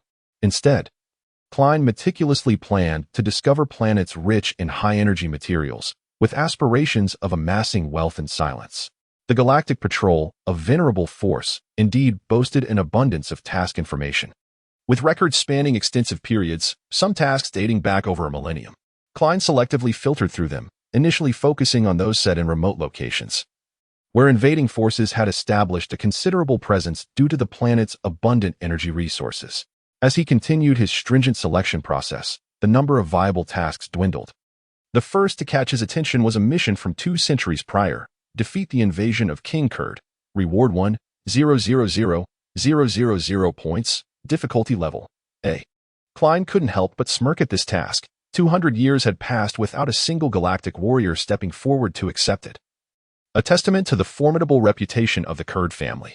The so-called galactic warriors were merely the champions of a righteous cause. Klin undertook this task. As he had originally intended to conduct an investigation, now he could conveniently earn some points along the way. Klin continued to browse when a particular task caught his attention, investigating the reason behind the transformation of Protostar into a dead planet.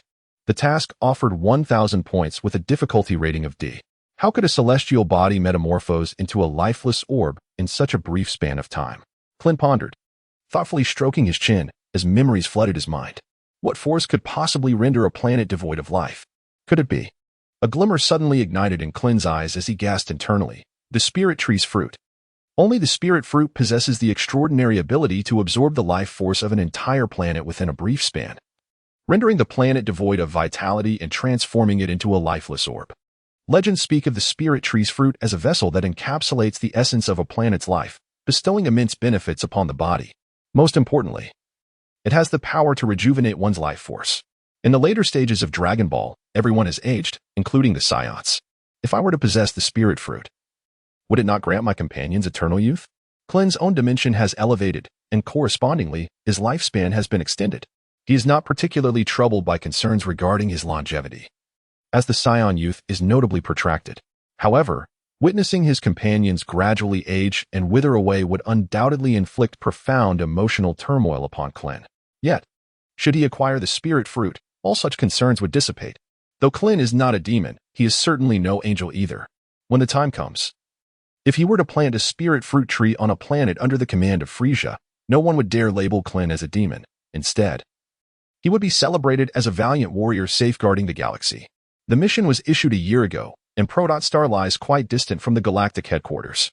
Otherwise, the absence of visitors for a mere 1,000 points would be inexplicable. Indeed, this further corroborates Klin's suspicions that Dales is not far off. His strength must still be feeble at this juncture. Having recently acquired the seeds of the spirit fruit, Dales, in an attempt to evade the Galactic Patrol and other factions, has been compelled to retreat to a secluded locale to clandestinely cultivate the spirit fruit trees. Now that Klin is aware of this, he will not relinquish the pursuit of the spirit fruits. He must embark on a quest. Star is located on the eastern fringe of the galaxy, to the east of the Straw Hat star system. Even with the Galactic Organization's most advanced interstellar spacecraft, the journey will take over a month. First, he must venture to the Straw Hat star system to seek energy. Once he has acquired sufficient energy, he can indulge in any escapade he desires. Klin accepted only these two tasks, all others pale in comparison in terms of significance. In order to venture to the Straw Hat galaxy, Klin requires a starship of exceptional performance, for his current ability to teleport is still fraught with considerable limitations. Most of his time is consumed by travel, leaving him little opportunity for cultivation. After all, a mere 10,000 points feels almost inconsequential. What can I exchange for these 10,000 points? Klin casually accessed the points redemption list, advanced energy, or 100 points, seed for cultivation, 1,000 points, prices vary according to combat strength, starship, 2,000 points, cosmic space cannon, 10,000 points. Goodness, there truly are numerous valuable items. Klin perused the list with keen interest. Klin pressed the purchase option, and the icon of the interstellar spaceship dimmed. The items on the points list would only reveal new products after a purchase, leaving what could be acquired largely to chance. Having bought everything, he relished the thought of depriving others of items, chuckling to himself. Yet, it seemed insufficient. He decided against the space cannon, but purchased everything else. Klin remained deeply curious about how the cultivators were brought into existence. He resolved to fully embrace his villainous intentions. The purchased items would be dispatched to the cosmic base, retrievable only with one's unique galactic insignia. After completing his purchase, Klin felt an immediate sense of refreshment, devoid of any regret. Shada Mo, watching from the side, was momentarily taken aback. Had he truly spent so much in an instant? Shada Mo found it hard to believe that this single transaction had consumed a decade's worth of his savings. Klin stepped outside, leaving Shada in a daze. With a hint of amusement, Klin returned and nudged Shada with his arm, urging him, "Come on, why are you standing there in a trance?" "Where to?" Shada asked, his eyes lacking luster, speaking in a foolish tone. "To the space base, to collect the interstellar ship, and then to the Straw Hat galaxy," Klin proclaimed suddenly with a serious demeanor. "Huh, what?" Shada stammered, his excitement rendering him momentarily speechless. Klin brought Shada to the space station, which can be succinctly described as a logistics warehouse. All transactions of commercial planets under the command of the Galactic King must pass through the space station for the transfer of goods. The staff member approached Klin and remarked, "Collect the supplies." "What supplies? Do you have proof of purchase?" The staff member responded with a hint of arrogance, as the department responsible for supplies had always exhibited such demeanor. Nearby, Shadamo stepped forward, exclaiming, "Have you lost your sight? This is the newly appointed Sheriff Klin, personally appointed by the Galactic King.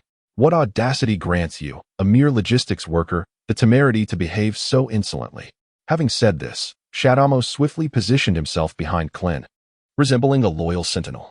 The staff member, clearly skeptical, found it hard to believe that the Galactic King had just appointed Klin as sheriff, a fact that only upper echelons were privy to, and the information had yet to be disseminated to the lower ranks, who remained blissfully unaware of the recent developments. Klin, disinterested in engaging with these insignificant individuals, casually tossed his information towards the staff member, regarding him with an indifferent gaze. The staff member examined the document, where, prominently inscribed at the top, were the bold letters declaring Sheriff Klin. Instantly flustered, the staff member's hands trembled slightly as he stammered. "I have had the honor of meeting you, Sir Klin." Klin spoke softly. "Arrogance and prejudice will only lead to your own demise." Yes, the staff member replied, his legs trembling slightly. "Lead the way," Klin suddenly commanded in a sharp tone. The staff member, taken aback, dropped to his knees, fear etched across his face. "Where shall we go?" Klin couldn't help but break into a sweat. "Fetch the equipment." Klein arrived at the rear warehouse, where, due to his senior status, the supplies were stored separately in a designated area. Klin gazed curiously at the spacecraft in the warehouse, pondering why, despite the advanced technology of extraterrestrial beings, they had not developed tools such as capsule converters. The thought eluded him. "Shadamo, take the helm of the starship and prepare for departure." Klin called out to Shadamo, who was idly observing from a distance. "Yes, Lord Klin," Shadamo replied swiftly, darting towards the ship. As Shadamo piloted the spacecraft towards Klin, its sleek silver-gray exterior gleamed, with wings tapering sharply like those of an eagle. In flight, it danced through the air like a phantom, serving both as a vessel for close-range travel and as a formidable weapon for interstellar combat. Klin entered the spacecraft, its interior imbued with a metallic essence and elements of alien technology. "Let us embark," Klin remarked to Shadaman with a hint of detachment. Though Shadaman may appear simple-minded, he was far from foolish. He deftly maneuvered the vessel. The spacecraft ascended gradually, and upon reaching a certain altitude, it swiftly transformed into a streak of light. Racing towards the cosmos, Klin gazed at the receding morning star behind him and could not help but exclaim in admiration, "The vessels from the galactic headquarters are truly impressive, far superior in speed to those of Mixing." After all, the galactic organization wields considerable influence in the cosmos, and the performance of their spacecraft is remarkably exceptional. Shadaman deftly maneuvered through the virtual interface, and after a considerable time, declared, "All right, we have now engaged the automatic navigation mode. It will autonomously compute the radius of any black holes along our trajectory and maneuver past them." "Quite remarkable," Klin remarked. "Shadaman, that you often appear somewhat simple-minded. You possess a wealth of knowledge." Shadaman, feeling slightly bashful, scratched his head and replied, "It's merely basic operations, just basic operations." Klin, having learned from past experiences, meticulously analyzes the celestial bodies encountered during the spacecraft's journey, diligently documenting their fundamental characteristics. Seizing the opportunity, Klin records several habitable planets that are suitable for docking and resupplying. Klin unveiled the gravity training chamber, realizing that the path of cultivation is akin to rowing upstream. One must either advance or regress. Although his innate talent pales in comparison to those exceptional beings from the cosmos, Klin steadfastly believes that diligence can compensate for his shortcomings. Beside him, Shadaman was taken aback when Klin suddenly produced an object resembling a small house. He possessed a modicum of understanding regarding spatial technology in the universe, yet he recognized that he could not attain such a level. Klin cast a glance at Shada-Mo and said with a smile, "I am off to train. If you are interested, you may join me, and I shall teach you a few techniques." From their previous confrontation, Klin discerned that Shada-Mo possessed a mere combat power of 500, yet his fighting skills were utterly lacking, rendering him little more than a brute with strength devoid of finesse. Klin stepped into the gravity training chamber. Outside, Shada-Mo hesitated for a moment. After all, Master Klin possessed an astounding combat power of 50,000, while he himself felt a twinge of fear. However, the thought of soon returning to his home planet and the inevitable confrontation with malevolent forces stirred a sense of urgency within him. How could he possibly rescue his kin with such limited strength? Steeling himself, Shada-Mo summoned his courage and ventured inside. The scene within the gravity training room was somewhat different from what he had envisioned. Instead of the terrifying scenarios that haunted his thoughts, he found only an expansive training ground. Klin observed with a hint of admiration as Shada-Mo entered the room. Shada-Mo was a compassionate being from the cosmos. Klin activated the gravity switch to 20 times its normal intensity, necessitating that Shada-Mo adjust his training according to his combat capabilities. As Shada-Mo surveyed his surroundings, he found it perplexing that Master Klin chose to train in such a rudimentary setting. There seemed to be nothing particularly remarkable about it. Suddenly, the air around him thickened, and he felt an overwhelming pressure immobilizing his body. Beads of sweat formed on his forehead as he exclaimed, "Master Klin, What is happening? What is going on? Klin smiled upon witnessing the scene, saying, "Do take your time to adapt. This is 20 times the gravity." With that, Klin ceased to pay attention to Shadaman, allowing him to acclimate to the 20-fold gravity before imparting a few techniques on the utilization of energy. Klin stretched his limbs and twisted his hair, producing a faint creaking sound. Suddenly, with a flash, Klin vanished from his original position, unleashing a wave of energy that pursued him. His movements accelerated, and he continually adjusted his body's agility, seeking the thrill of combat. Beside him, Shadaman gaped in astonishment, feeling only a gust of wind pass through the empty space ahead, yet seeing no trace of Klin. It was noteworthy that this occurred under 20 times the normal gravity, while he himself could barely move. Shadaman's eyes sparkled with admiration, instilling in him a deeper confidence in his mission to save their home planet. Time flowed like fine sand, and half a month later, Klin sat in contemplation, while Shada Meow sprinted across the adjacent clearing, her speed seemingly untouched by the force of gravity. Klin opened his eyes and smiled, feeling satisfied with his progress. It was a significant improvement compared to half a month ago. It seemed that Shadaman merely lacked an opportunity for a breakthrough. Time: year 756 of the AI era. Name: Shadaman. Age: 250 years. Race: Earth. Lump alien. Combat power: 750. Potential: 200,000 with a potential of 200,000. It appeared that Shadaman could become a formidable figure in the Straw Hat star system in the future. Klin stood up and approached Shadaman. "Lord Klin," Shadaman exclaimed respectfully upon seeing Klin approach.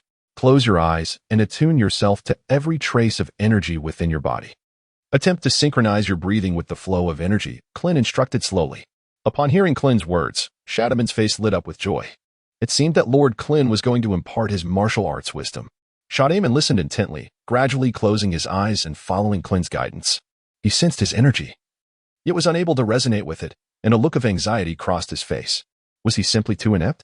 Seeing this, Klin slowly remarked, "The path of cultivation emphasizes gradual progress. One must not be overly hasty. Take your time to comprehend the words I have just spoken.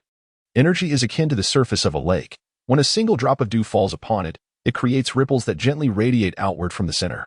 You are that very center, and energy resides within your being. To awaken this energy, one need not possess a tempestuous spirit. Rather, it requires a serene and enduring essence. Much like water." Klin continued to impart his wisdom to Shadamo. Shadamo appeared to ponder deeply, recognizing that as the center of energy, he resembled a black hole in the cosmos, from which nothing could escape, not even light.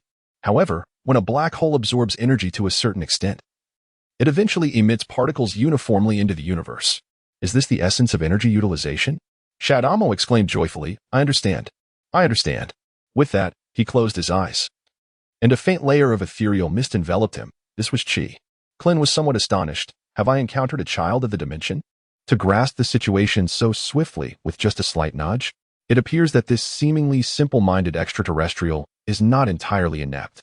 In consideration of Shada's training, Klin refrained from imposing a gravity of 100 times. A slower augmentation of strength is acceptable. Losing a few tens of thousands in power will not significantly alter the overall outcome. One still cannot contend with even a toe of Frisia.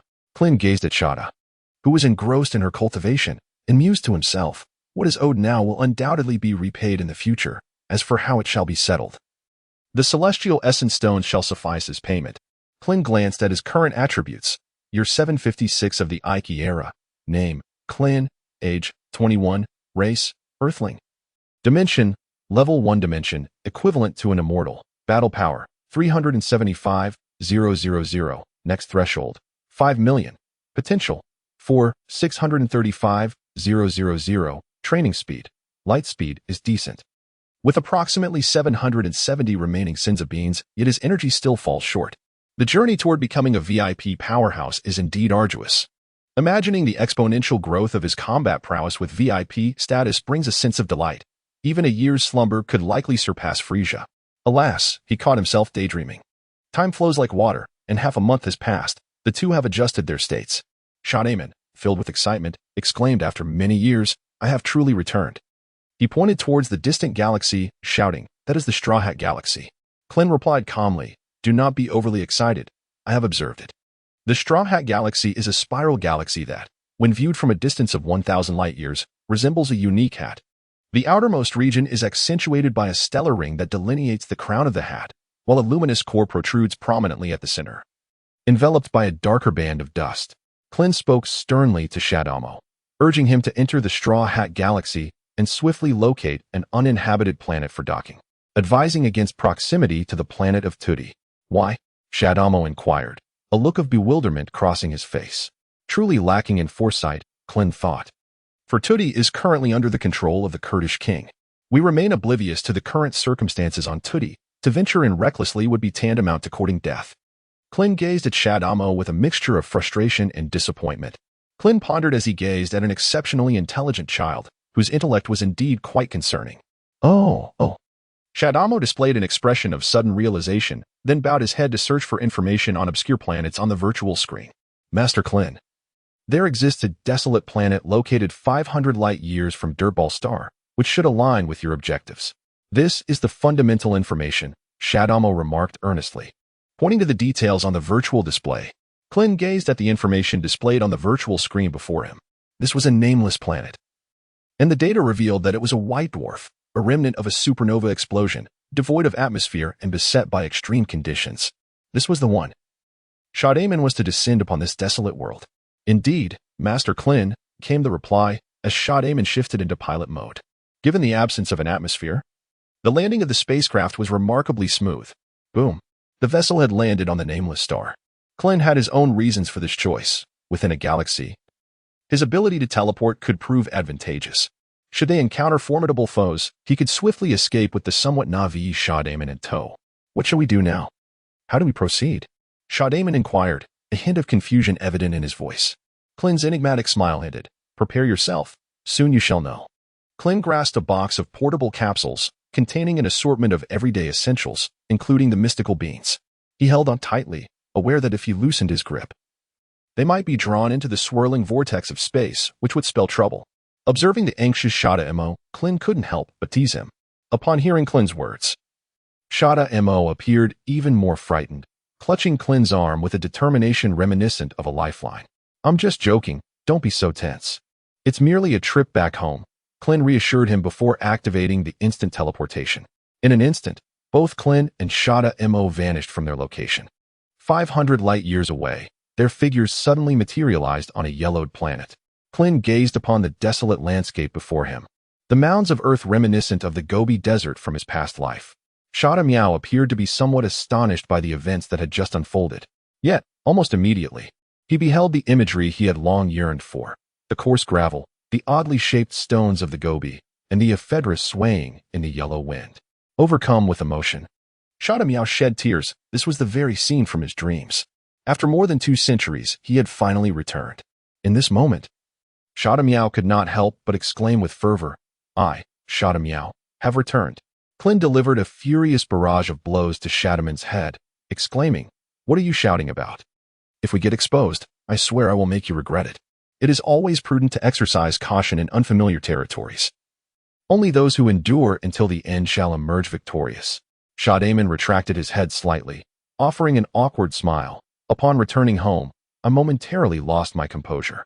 Klin merely offers a gentle reminder, extraterrestrials lack the ability to perceive anger.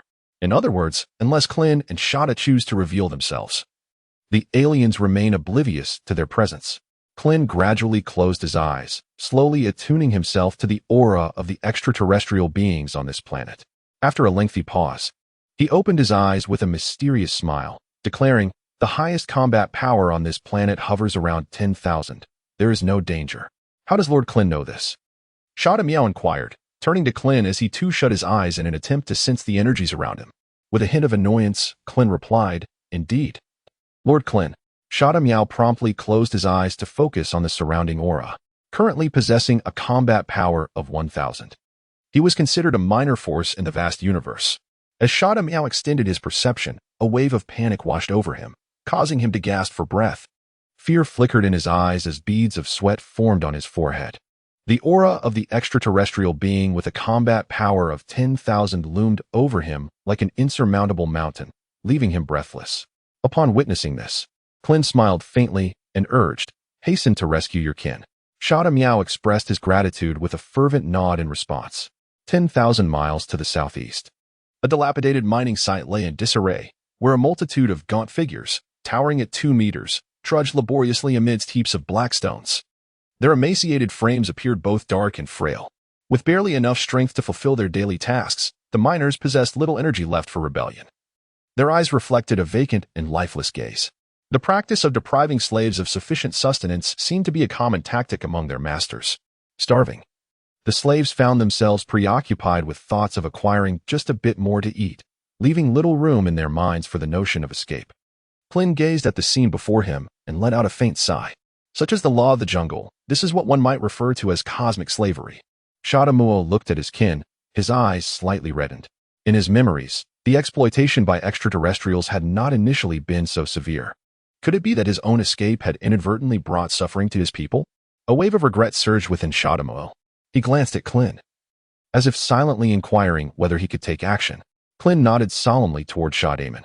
Upon witnessing this, Shadaman leapt immediately towards the center of the mine. Klin subsequently added emphatically to teach them a severe lesson. Klin had no intention of acting just yet. The guards watching over the miners were merely a ragtag group of around 500, providing an excellent opportunity to assess Shadameon's recent month of training. One miner was laboriously making his way forward when, suddenly, a figure descended beside him. The elderly man glanced up, but the mere act of raising his head seemed to drain the last vestiges of his strength. Unable to sustain himself, he began to topple backward. Shadameon quickly stepped forward to support the old man, offering him a sip of water from his pouch. Gradually, the elder opened his eyes, which appeared somewhat clouded. Looking at his kin, he expressed his surprise, asking, "Who are you?" "I am Shadameon, your kin. I have come specifically to rescue you." He replied with a hint of anguish. "Foolish child, the might of these invading forces is overwhelming. A century ago, King Tudigwa led us in rebellion, and his elite guard vanquished the intruders. Yet, just as we reveled in the joy of peace, a more malevolent force descended upon us. In an instant, King Tudigwa's loyal guards were annihilated, and soon after, the aliens murdered the king, hanging his head upon the Tudigwa divine pillar." The elder seemed to be lost in the memory, trembling uncontrollably. "It is all right. I am now a formidable warrior," Shadameon asserted with confidence, harboring unshakable faith in Klin. "You have no comprehension of the strength of that malevolent force. The Tudigwa royal guard was indeed powerful, yet they perished without a single breath against those aliens. Child, heed my words and flee. Our Tudigwa star must not be extinguished. Your survival is essential for the continuation of our civilization. Hurry and escape," the elder implored, trembling. Suddenly, the elder seemed to recall something and exclaimed excitedly, "Yes, seek out the Galactic Organization. They uphold the peace of the cosmos. Surely they can save us." Grasping Shadameon's hand, he repeated his plea fervently. Shadameon internally scoffed, knowing full well that he had spent over a century at the Galactic headquarters, and that 2 centuries prior, King Tudigwa had sought their aid. However, the Galactic headquarters had been too intimidated to confront the formidable Kurdish family, and as time passed, the plea for assistance had ultimately vanished without a trace. Klin now serves as the sheriff at the Galactic headquarters, while Shadamuo remains oblivious to Klin's true intentions, mistakenly believing that he has also aligned himself with the Galactic Organization. In truth, Klin regards the Galactic Organization merely as a stepping stone, a temporary alliance to facilitate better information gathering, all while serving the Galactic King, a notion he would never genuinely embrace. This time, it is indeed the Galactic headquarters that has come to our rescue. Klin is the true powerhouse, surpassing even the elite guards of the Galactic King. Shadamuo explained to the terrified elder, "Is that truly the case?" The elder inquired, skepticism evident in his voice. "Indeed, it is true. Klin is watching over us from a distance," Shadamuo declared, casting a glance towards Klin's direction. The elder broke into a heartfelt cry, realizing that the Galactic headquarters had indeed arrived, and it seemed as though hope had been rekindled within him. The elder's lamentations attracted the attention of the guarding extraterrestrials, who rushed over, demanding, "Who goes there?" "Those who seek your demise," Shadamuo retorted, charging at the extraterrestrial with a concentrated fist. The extraterrestrial's combat prowess was around 300. But before it could react to Shadamuo's 1,000 combat strength, it was sent flying, crashing to the ground, its neck twisted and life extinguished. Shadamuo quickly urged the elder, "Hurry and seek out the other tribesmen. The wicked forces will not hesitate to slaughter our kin." Shadamuo's concerns were indeed justified, however. With Klin present, wielding an impressive combat strength of 380, 000. The extraterrestrials stood no chance of retaliating. Klin was in agreement with Shadamo's actions, acknowledging his clarity of thought this time. Ahead in the open ground lay our 10,000 tribesmen. The elder, revitalized, spoke with newfound vigor. Shadamo closed his eyes, slowly attuning himself to the presence of his kin, detecting numerous faint auras ahead. With a glimmer of determination, he exclaimed to the elder, "Let us proceed." Shadamo led the elder onward, unwilling to leave him alone, as the gathering place of their kin offered relative safety. The elder continued, "Since the uprising of the Earth-clawed king a century ago, those extraterrestrials have separated us, dividing us into 10 enslavement zones. Up ahead lies the 5th enslavement zone. Our tribe once boasted a population of 6 million, but in recent years, the casualties have been devastating. Those extraterrestrials have even spread word of a manpower shortage. We may now number less than 2 million. The elder's words brought forth another wave of sorrowful tears. Shadamo's eyes blazed with rage as he clenched his teeth. Those vile invaders shall not be forgiven. They shall not be forgiven. A population of 6 million is indeed considerable within the vast cosmos, far less than Earth, which boasts billions. To put this into perspective, the Saiyans of planet Vegeta number merely over 1 million. In the mining district, a workforce of 100,000 toils diligently, comprising both the elderly and children, each burdened with an immense weight of ores far exceeding their own strength. Not a single individual, adult or child, stands tall. The extraterrestrial overseers exhibit little vigilance, their spirits long crushed by a brutal suppression that occurred a century ago. Shadaman gently placed the elderly on the ground and slowly made his way toward the heart of the mining site. With each step deeper into the mine, his fury intensified. Fueled by the sight of the hunchbacked children and the pallid faces of his kinfolk, these accursed invaders were beyond redemption. As Shadaman advanced, his fellow tribesmen began to take note of this unconventional kin, though they remained silent, merely observing him with hollow gazes. Suddenly, a frail girl collapsed under her burden. The onlookers wished to assist, but were paralyzed by fear. Shadaman quickly approached and lifted the petite girl, gazing at her with warmth and compassion. "What is your name? Did you hurt yourself?" The girl, momentarily dazed, blinked her beautiful eyes, still holding a glimmer of hope. I am Avira. Big brother, who are you?" As she gradually regained her footing, she looked up at Shadaman with trepidation. In that moment, Shadaman was reminded of his own childhood, a time when his home planet, Dirt-clawed Star, had yet to fall to invasion. He had spent joyous days alongside his parents, surrounded by playful companions.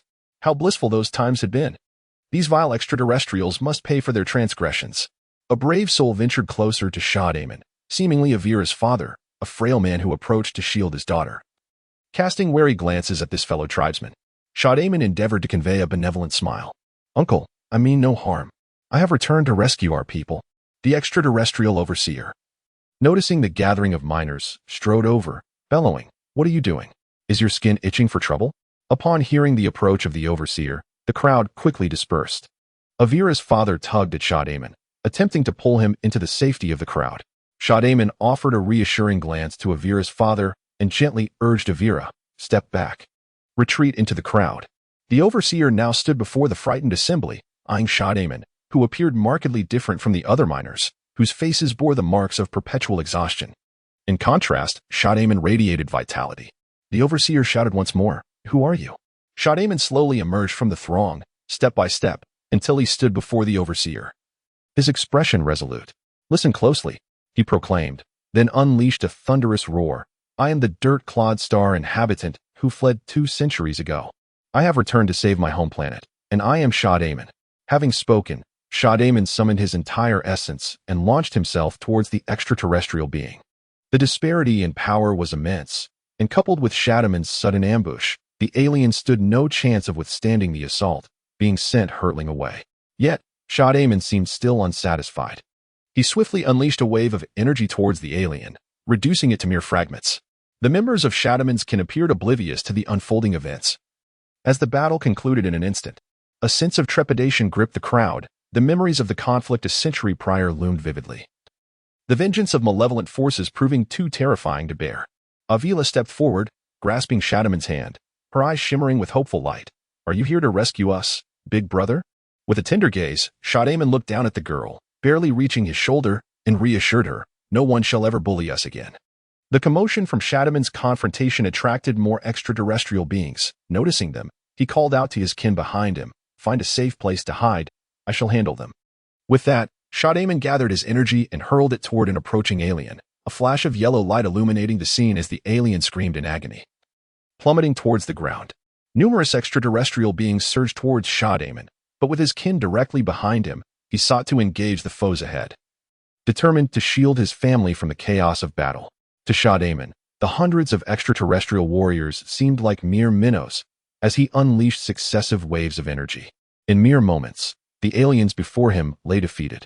Yet, he remained cautious. He sensed several extraterrestrial presences approaching, each comparable to his own power. With his kin still unprotected, he shouted urgently, "Hurry, find a place to hide. Do not emerge until the battle is over." Upon hearing Shadaman's command, his kin hastened their retreat. Without further contemplation, Shadaman soared towards the approaching foes, intent on eliminating them. 3 extraterrestrial beings, en route, activated their scanners and realized the data of the Sentinels had vanished, indicating an incident at the mining site. They accelerated their flight towards the location. Suddenly, one of the aliens, possessing around 900 units of combat strength, sensed a wave of energy directed at him. However, it was too swift to evade, and he raised his hand to shield his vital areas.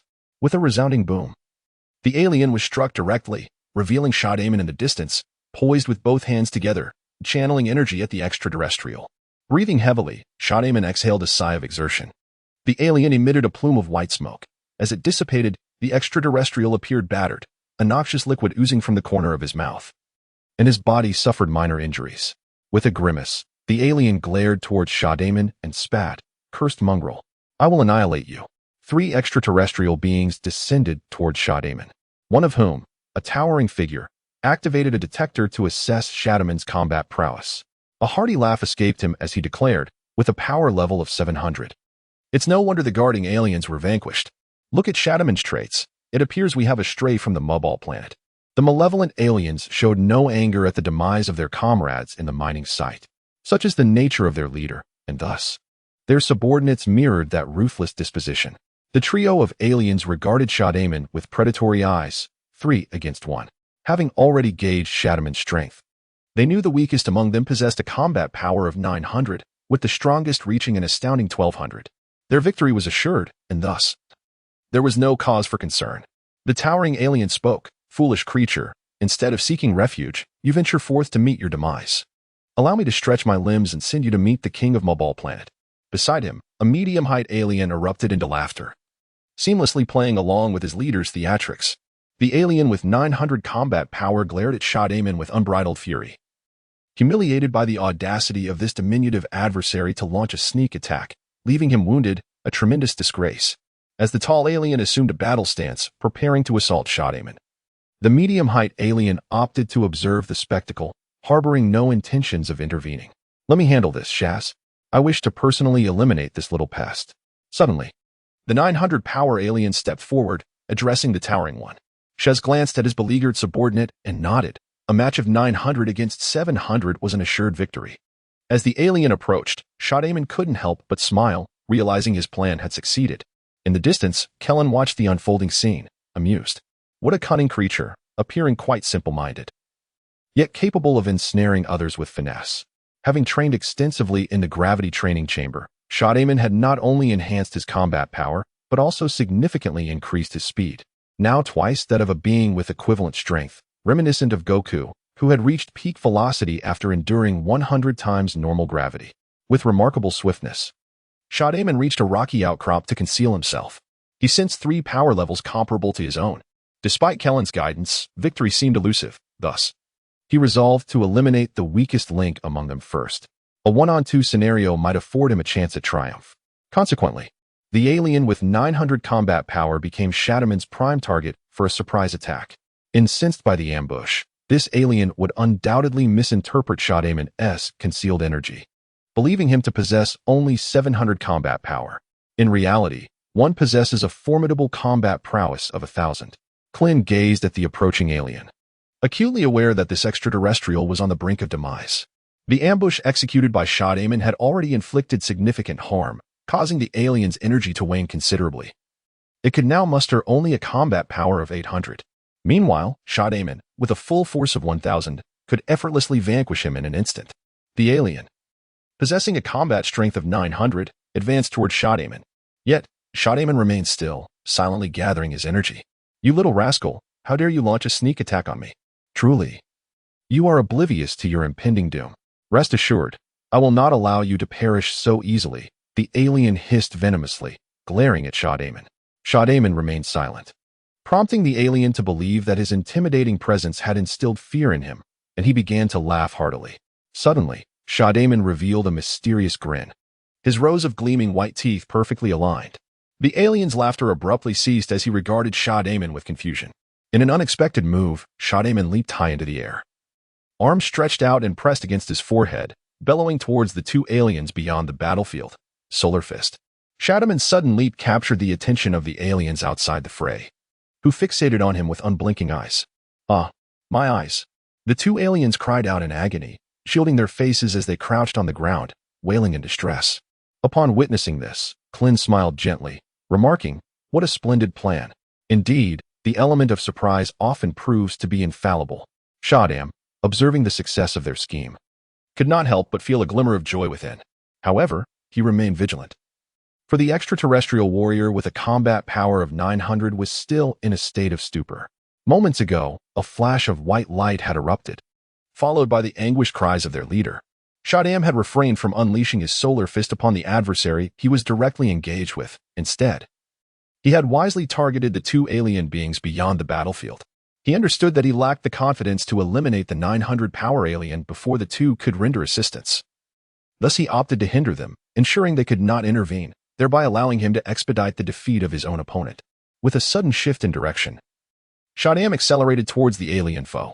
Caught off guard, the extraterrestrial was struck forcefully in the abdomen by Shadam's heavy fist, eliciting a pained gasp and the expulsion of an unknown liquid as agony contorted its features. Shadam's whirlwind assault did not relent. He executed a swift sidekick that connected with the alien's neck, sending it hurtling away. Fueled by adrenaline, Shadam pursued, launching a flurry of indistinguishable punches towards the alien. He concentrated his energy into a powerful blow that struck the alien on the head. The creature's eyes glazed over, its tongue lolling out as it succumbed to unconsciousness. Flying backward into the distance, Shadam leapt back a step, aligning his hands together and shouting, "Ha!" A formidable energy wave erupted from his palms, striking the alien and propelling it further away. With a thunderous explosion, the 900 power alien was reduced to mere remnants. Gazing at the thick plume of smoke rising in the distance, a faint smile crept across Shadam's lips as he panted heavily. He had unleashed all of his energy in that last assault, and now he could no longer sense the presence of his foe. His ambush had indeed succeeded. Quickly, he bounded away, hoping to recalibrate his energy before the two remaining aliens could react. Moments later, the two extraterrestrials opened their eyes, surveying the tranquil battlefield. Shaz, somewhat perplexed, inquired, "Where has Ram gone?" Noticing Ram's absence, Shaz instinctively activated his earpiece detector, which emitted a series of beeps, startling him. He exclaimed, "What? Ram is dead? Boss, what do you mean? Ram is dead? That is impossible. How could he have perished in such a short span? Moreover, Ram's combat power surpasses that of that little brat." The medium-build alien questioned skeptically. Both assumed there was an issue with the detector and simultaneously pressed the device. However, the feedback from the detector was consistent. All traces of Ram had completely vanished.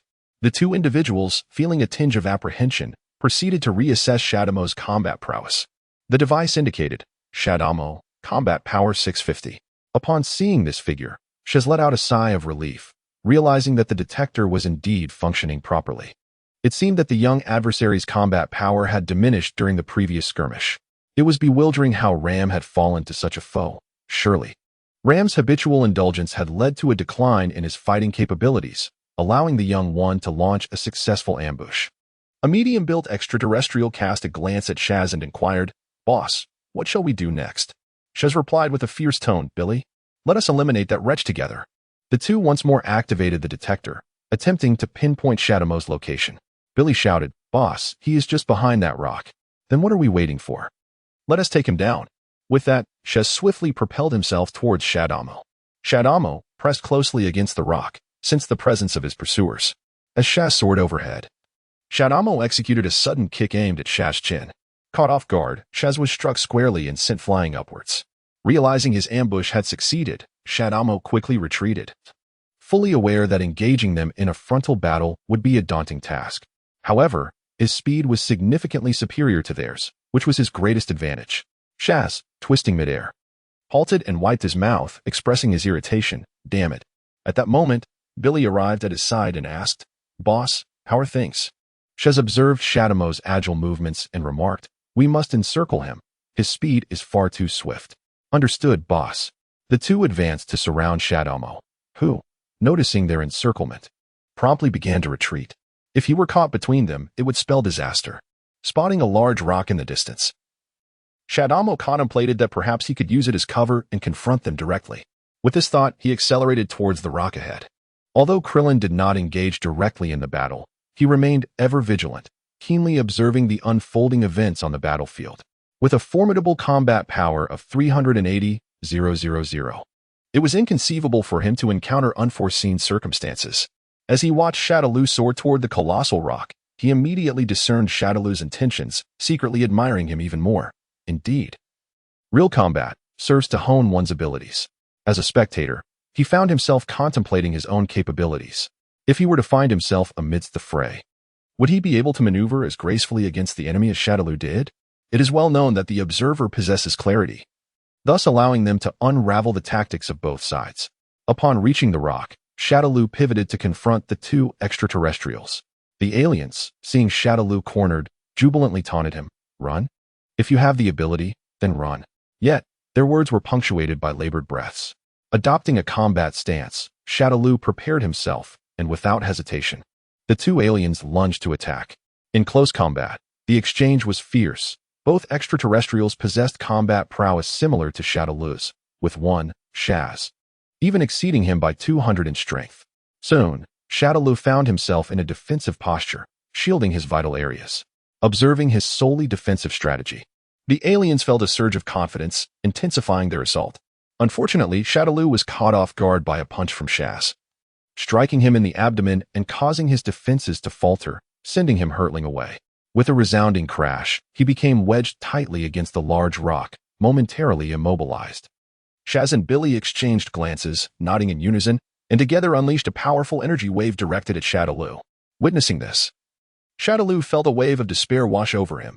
He had indeed overestimated his own capabilities, and this could spell his doom.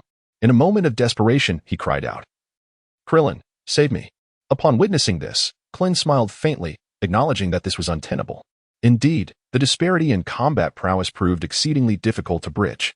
Just moments ago, Shadamo's defensive strategy appeared disordered. In the face of such dire circumstances, offense emerged as the most effective form of defense. Klin did not hesitate. With a casual motion of his left hand, he unleashed a wave of energy that repelled the attacks of the two extraterrestrials. Startled by the return of their energy blasts, the aliens exclaimed in disbelief, "Is there someone else?" Shaz promptly began scanning the area with a detector, yet Klin had concealed his aura to a significant extent. The detector merely indicated a source of life energy behind them, but it failed to ascertain the specifics of its combat prowess. The detector was an outdated model and lacked modern sophistication. The two aliens, now filled with trepidation, realized that their combined energy wave had been effortlessly thwarted. It suggested that their opponent possessed a formidable strength, likely exceeding 2,000. This realization left Shaz in a state of uncertainty. Shadaim descended slowly from the rocky outcrop, elated by the recent display of power. Truly, Master Klin was unfathomable. Shadaim resumed a battle stance and shouted at the two aliens, "Come on, bring it on." Before they could respond, Shadaim charged towards them at high speed, altering his previous combat strategy to launch a reckless offensive. Shaz and Billy, now apprehensive, hesitated to engage Shadaim with their full strength, fearing another energy wave might erupt from behind them, which could spell disaster. With one side attacking fiercely while the other two fought cautiously, the outcome of the skirmish was swiftly determined. Shadaim gained the upper hand, forcing the two aliens into retreat.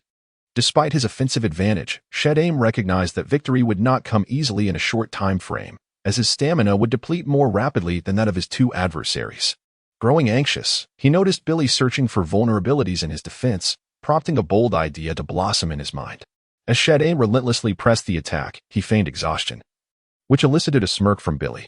After enduring so many battles, it appeared that Shadaim's endurance was finally waning. Billy suddenly accelerated his offensive, and Shaz, caught off guard by the intensity of Billy's assault, was unable to keep pace.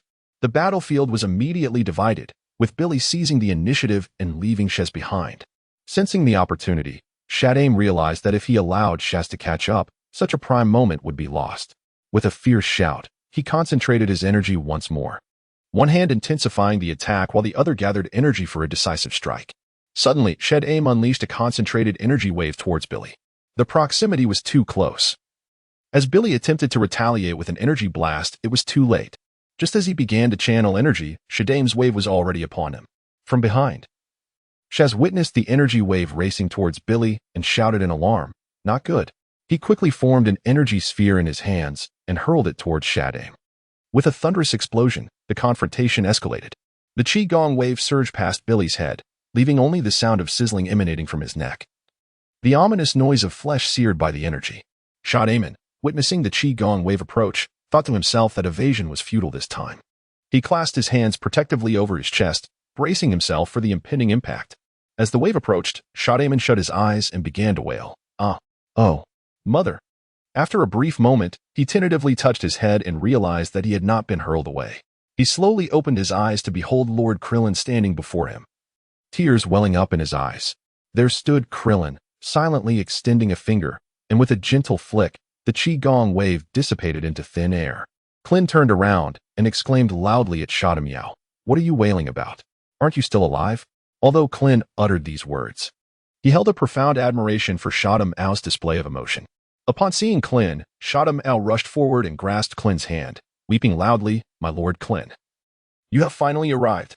From a distance, Shaz observed the scene of the towering Shadamiao, standing at 2 meters, clutching the 160 centimeters tall Klin, and found it rather picturesque. However, Shaz regarded Klin with great trepidation, recalling how effortlessly he had blocked Shaz's energy wave with merely a finger. Such power was indeed terrifying. Shaz dared not dwell on it further, as his body began to tremble uncontrollably, beads of sweat cascading down his forehead, contemplating whether to flee. Klin gradually turned around, gazing at Shaz in the distance. Under Klin's scrutinizing gaze, Shaz seemed to be rooted to the spot, paralyzed with trepidation and unable to move an inch. Klin drifted languidly towards Shaz, who, upon seeing Klin approach, was instantly struck with a pallor of dread. In the face of death, every individual feels diminutive, particularly when aware that their end is imminent. Klin stood before Shaz, observing him with a detached gaze, as Shaz trembled in fear. After a prolonged silence from Klin, Shaz, filled with anxiety, timidly inquired, "Might I take my leave now, esteemed sir?" He looked at Klin with a glimmer of hope, wishing that this influential figure would grant him mercy. "What?" Klin exclaimed, placing a hand upon Shaz's shoulder, which nearly sent Shaz into tears. Had it not been for Klin's firm grip, Shaz might have collapsed in fright. Suddenly, Shada flew in and queried Klin, "How shall we resolve this?"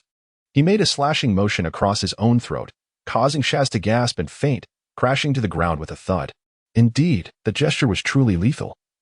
The pretense was exhausting, and Klin decided to abandon it. He signaled for Shada to rouse Shaz. Shada approached Shaz and slapped his face lightly, saying, "Hey, wake up." When Shaz showed no signs of waking, Shada struck harder, exclaiming, "Let us see if you wake up now." Gradually, Shaz opened his eyes, confusion evident on his face. "Who am I? Where am I?" He wondered, but upon recalling his predicament, he could not help but wear a look of despair. Klin softly addressed Shotzi, asking, "Shall you handle it yourself, or shall we take care of it?" Shotzi cast one last glance at this enchanting world, summoning all his strength to make a resolute decision. Just as he was about to unleash an energy blast to end his own life, Klin, growing impatient, remarked, "Why all the fuss? Shadam has bound him. We shall return." Shotzi, taken aback by Klin's words, pondered the notion of not taking his own life. "Indeed, my Lord Klin." Shadam reverently gazed at Klin as he spoke. Klin soared slowly ahead, his mind occupied with thoughts on how to persuade the earthy inhabitants to willingly surrender the precious starstone to him. It was a daunting task, for he was a paragon of virtue. He absent-mindedly brushed his gleaming bald head. Behind him, Shadamiao tugged at Shotzi with an unknown rope, incessantly urging, "Hurry up. Shotzi. Shotzi, you ought to be called blind. How dare you cause trouble on our planet?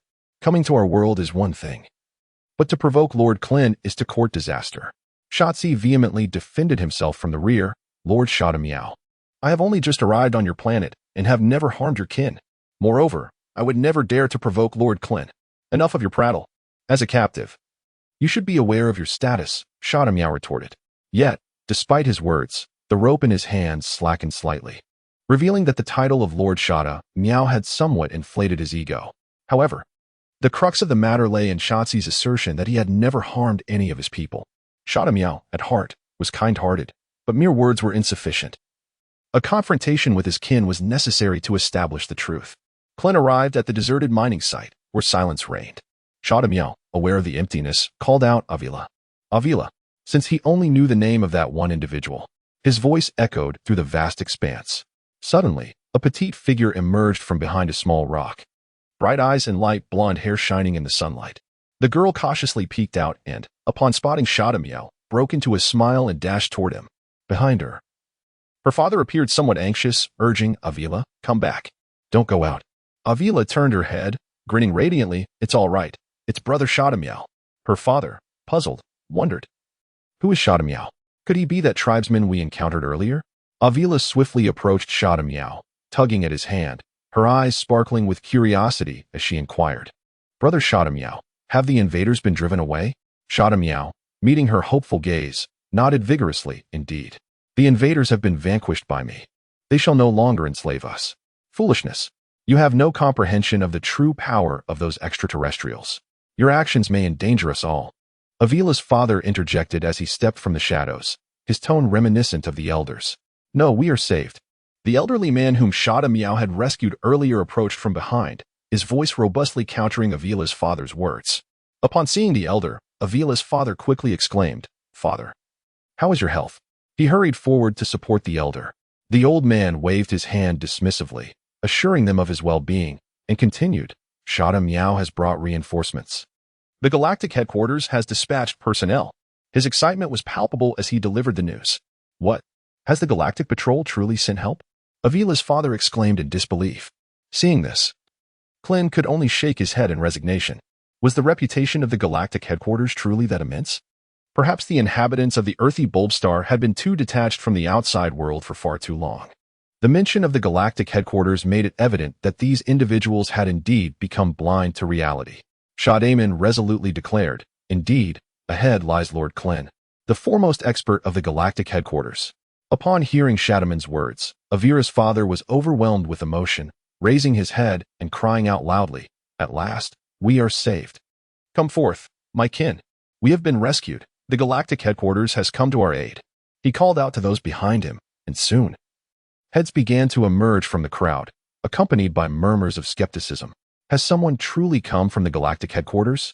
A robust man repeated the question. People from the galactic headquarters are here? As the news of the galactic headquarters arrival spread, a surge of people emerged. All the hidden inhabitants of earthy bulb star stood up, crying out in unison, the galactic headquarters has come to rescue us. The crowd gathered around Shadaman, seeking further confirmation of the news. When Shadaman nodded affirmatively once more, his clan finally believed Avira's father. The gruesome fate of the earthy bulb king from a century ago loomed vividly in their minds, the horrific scene of dismemberment still fresh, prompting the remaining individuals to seek reassurance. Shadaman pulled Shez forward and inquired of Avira's father, How do we deal with this invader? Witnessing Shadaman's capture of an intruder, the crowd erupted in anger, shouting, Kill him! Kill him! Terrified, Shez immediately knelt on the ground, weeping profusely, I have only just arrived on earthy bulb star. I have not harmed any of your kin. Please, spare my life. He repeatedly pleaded, bowing deeply before the enraged crowd, his fear palpable. Suddenly, a middle-aged man stepped forward, his face etched with deep-seated hatred as he glared at Shaz, proclaiming, Invaders are nothing but wretched beings, deserving of the utmost punishment. Kill him. This man had witnessed the brutal suppression a century prior, where countless members of his kin had been slaughtered, and he believed no invader should be spared. An elderly man approached and gently placed a hand on the shoulder of the middle-aged man, speaking slowly, Child, do not let hatred cloud your judgment. Indeed, invaders must not go unpunished. Yet, the ones from a century ago are not the same as this individual before us. He is merely an accomplice, and his crimes do not warrant death. With a heavy sigh, the elder concluded his words. After hearing the elder's counsel, the middle-aged man found himself at a loss. Collapsing to the ground in tears, his unresolvable hatred leaving the crowd in a state of confusion. Avira, gazing at the kneeling Shaz, spoke with compassion. Since he has not harmed our kin, Should we not also refrain from taking his life? A gentle voice immediately silenced the restless atmosphere. The crowd gazed silently at Shaz, while a mother gently tugged at her child in her arms, turning her head away. The stillness was haunting, punctuated only by the sound of muffled sobs. In that moment, Shah Daemon stepped forward, proclaiming, "Lord Klin is here. Let Lord Klin make the decision." Klin cast a glance at Shah Miao, realizing at last that he, the galactic patrolman, had been considered. It would be best for the matters within the earthy lump star to be resolved by them on their own. However, as the gaze of the crowd shifted towards Klin, he found himself compelled to step forward. Klin slowly approached Shaz's side. Upon seeing Klin, Shaz's fear intensified. Klin had effectively captured himself, and now Shaz's life rested precariously in Klin's hands. Klin was indeed aware that Shaz was not lying. The malevolent aura surrounding Shaz was significantly less than that of other extraterrestrials. Otherwise, Klin would have already dealt with him on the battlefield moments ago. Since Shaz was not utterly wicked, why not grant him a chance for redemption? The crowd awaited with eager anticipation, curious about how Klin would choose to judge this intruder. Klin, with a whimsical demeanor that had been brewing for some time, addressed Shaz, "You have committed a forgivable offense under the Galactic Justice Code, as well as the crime of complicity. In my capacity as Galactic Sheriff Klin, I hereby pronounce judgment upon your transgressions." Upon hearing Klin's lofty and grandiloquent words, the inhabitants of the Mud Ball planet could not help but feel an overwhelming sense of envy. So this is how the Galactic Patrol enforces the law. Shaz, upon realizing that Klin had classified his transgression as complicity, felt an immense relief wash over him, and before succumbing to unconsciousness, he thought to himself, "It appears I shall not meet my demise after all." After condemning Shaz for his crimes, Klin immediately clarified to the gathered crowd, what Shaz just stated was not false. He has never slain any of the inhabitants of the planet Tumor. Klin now embodies the finest law, his authority surpassing even that of the king of the Dirtball planet. The inhabitants of the Dirtball planet await Klin's salvation. Placing unwavering faith in his words, Avila's father stepped forward cautiously and inquired, "My lord Klin, what shall we do next?" Klin gazed upon the emaciated throng before him. The survival conditions here were exceedingly dire. The terrain of the Tutigua star was predominantly a desolate expanse of barren mudflats. Yet, amidst this arid wasteland, there existed oases. If Klin's intuition served him correctly, the central oasis was likely their former refuge. However, the current state of the people was far too dire, rendering any notion of long-distance migration utterly implausible. Klin surveyed the surroundings and spoke, "Let us kindle a fire and prepare a meal, allowing everyone to rest well. We shall take shelter in the base of the extraterrestrials for the time being." Upon hearing Klin's words, Avila's father swiftly organized his kin to head towards the alien base.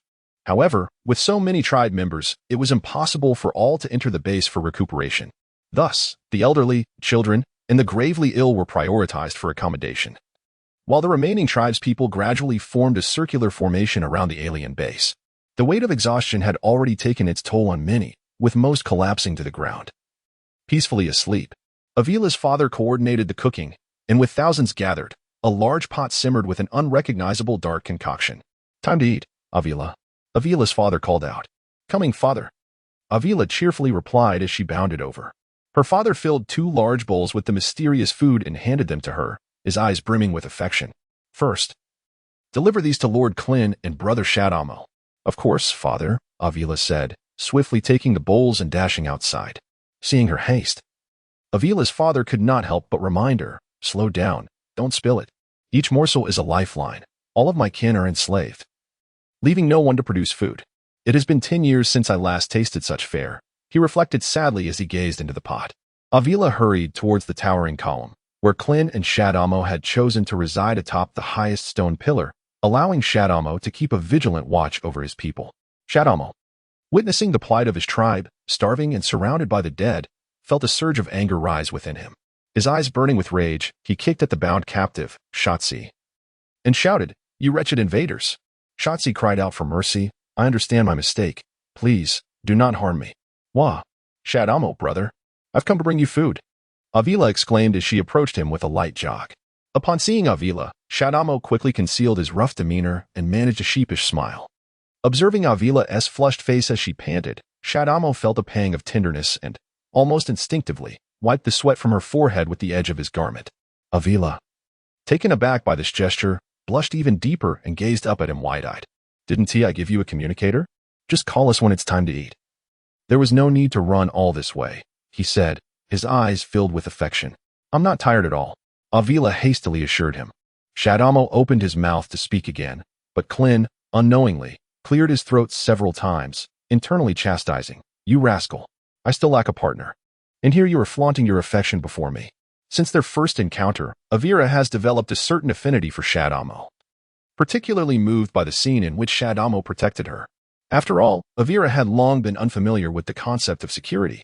Upon hearing the cough of Kellen's companion, Shadamo felt a touch of embarrassment and promptly took the bowl from Avira's hands, respectfully offering it to Kellen, saying, My lord Kellen, please, you may dine first. Klin let out a faint HM as he took the bowl and brought it to his lips, reminiscent of his past life when he would slurp porridge with a loud slurp. However, he soon furrowed his brow, a pained expression crossing his face. Shadaman, noticing Klin's discomfort, anxiously inquired, What is wrong? What troubles you, Lord Klin? Klin forcefully swallowed the food in his mouth and, with a wave of his hand towards the anxious Shadamo, reassured him, It's nothing, let us eat quickly. With Klin's words alleviating his concerns, Shadamo accepted the large bowl from Avila and eagerly brought it to his lips. Slurp. Shadamo took a generous sip, only to immediately turn crimson and expel the contents onto the ground beside him, exclaiming in distaste, What is this? Is this even edible? The spicy flavor was as difficult to swallow as a stone. Observing Shadamo's repulsion, Avila's expression soured, and her eyes glistened with unshed tears. Concerned by Avila's peculiar demeanor, Shadamo asked, What is wrong, Avila? With a quivering voice, she replied, This is already a very good meal. We scarcely have the opportunity to eat like this once in a decade, and you waste it, brother Shadamo. As she spoke, her eyes grew even more red, tears streaming down her cheeks. Seeing her distress, Shadamo could not help but slap his own face in self-reproach, exclaiming, I did not mean to express disdain. Yet, his explanation seemed to fall on deaf ears as Avila continued to gaze at him with lingering sorrow. As he looked into Avila's bright eyes, a wave of guilt washed over him, and with a resolute heart, he pinched his nose and consumed the entire bowl of food in one go. After finishing the meal, Shadamo felt a deep discomfort within him, yet he wore a smile as he turned to Avila and said, It could use a bit more salt. But the flavor is quite good.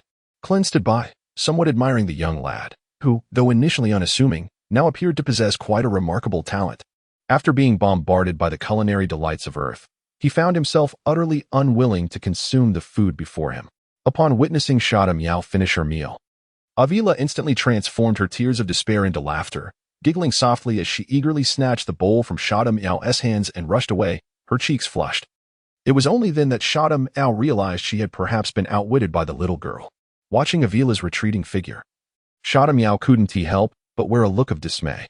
Klin shook his head in resignation. Girls could indeed be terrifying. Yet, his own Razili was simply a bit too proud, chuckling softly to himself. Shadamo, come here. Klin called out. Yes, Lord Klin. What is it? Klin slowly extended the bowl in his hands towards Shada Miao. Upon seeing Klin's gesture, Shada Miao's expression transformed into one of sheer terror, caught in a dilemma of whether to accept it or not. After Klin handed Shada Emo a bowl, he proceeded toward his dwelling. Shada Emo stood there, feeling somewhat distressed and tormented within. Oh heavens, must I consume yet another bowl? Feed this bowl of rice to that extraterrestrial. Klin uttered one last remark. Upon hearing Klin's words, Shada Emo instantly transformed his sorrow into joy, emitting a sound of hee-hee-hee as he stepped closer to Shaz. Moments later, a wail echoed. Did we not agree that I would not be harmed? How can one now compel me to ingest this? Help! The resistance from Shaz only heightened Shada Mo's excitement. The suffering he had just endured finally had a companion. Shaz, feel free to scream. Shada Emo gradually rose to his feet, clenched his fists, rubbed his palms together, and then revealed a wicked grin as he approached the domicile crafted by Klin's capsule. Ultimately, Shaz lay on the ground, convulsing violently, frothing at the mouth, his tongue protruding grotesquely, a physical response to the body's severe rejection of sustenance. Shaz had nearly fainted from sheer terror. Nightfall soon enveloped the scene, as Klin stood atop a rocky precipice, gazing down at the myriad of dirt-clawed beings below. With my presence on earth, it shall never descend into such a state. Shada Emo also observed his kin below, shivering in the biting wind. With only a solitary fire among the thousands, Shaz trembled in a corner, but upon noticing Klin and Shada Emo gazing downward, he too involuntarily glanced below. My word! What a sight is this? Shaz was deeply moved by the dire circumstances beneath him, as if witnessing it for the first time. Yet clearly, this was not the case. It was merely Shaz's most helpless moment of realization. Similar predicaments always stir a sense of resonance. Do you comprehend? Shada Emo? Klin suddenly inquired of Shada Emo. What? Shada Emo responded, a hint of confusion in his voice. Klin contemplated for a considerable time before slowly uttering, in this world, weakness is the original sin. Klin's words served not only as a reminder to Shada, but also as a reflection of his own inner struggle. The notion of weakness being an original sin struck deeply within Shadaman's heart. Was it not the frailty of the Earthgord star that had led to its degradation? Was it not his own inadequacy that had forced him to wander for a century? For the first time, Shadaman felt an intense yearning for strength. I desire to grow stronger, he declared to Klin after much contemplation. A soldier who does not aspire to be a general is not a worthy soldier. Similarly, a subordinate who does not strive to become stronger is not a worthy follower. After being misled for so long, Shadaman finally grasped the truth. With a mysterious smile, Klin remarked, there is a chance. Beside him, Shada Miao's eyes sparkled with excitement. All right, it's time to rest. Prepare yourself, for more battles lie ahead. Klin gently patted Shada Miao's shoulder and floated towards his training room. Watching Klin drift away, Shada Miao felt a warmth in his heart. It was evident that Master Klin held him in high regard. At that moment, Shada Miao was filled with a fervent resolve to fight for someone who truly understood him. The sun of the Straw Hat Galaxy rose as usual, casting its brilliant light upon the planet of Earth Clods. After a full day and night of rest, the inhabitants of Earth Clods regained some vitality. Klin had already conducted an investigation into this race, and it was needless to say that in terms of physical prowess, they far surpassed Earthlings, boasting an average combat power of around 30. However, Earthlings possess superior combat techniques. In summary, Earthlings were indeed more fortunate.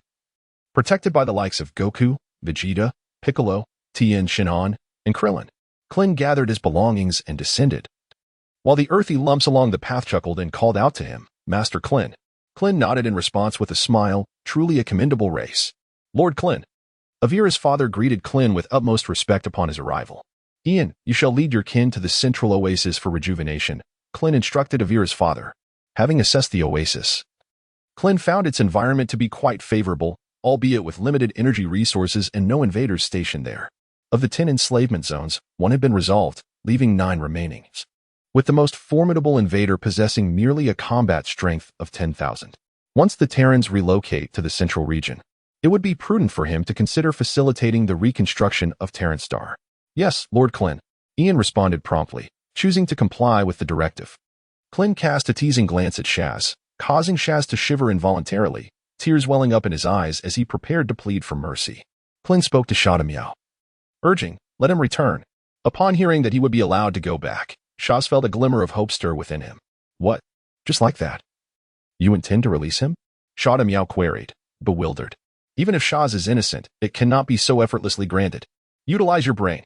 How could it possibly be that simple to let him go? After listening to Klin's words, Shaz felt a surge of fear and confusion, his emotions oscillating tumultuously within him.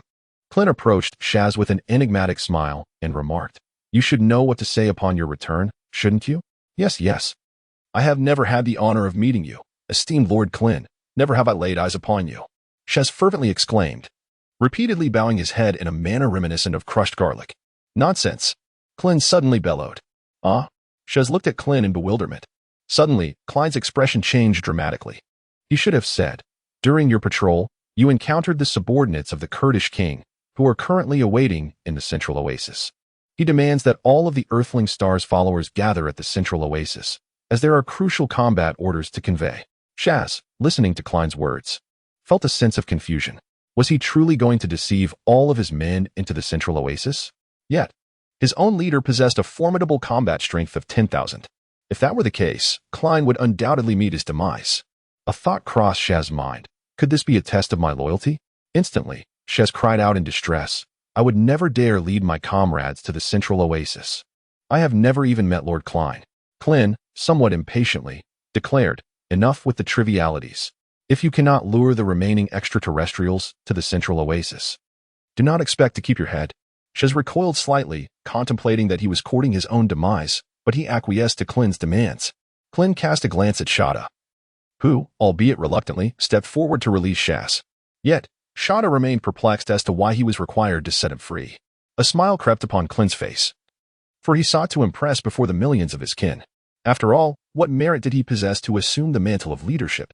If he were not to lead, who would toil for him?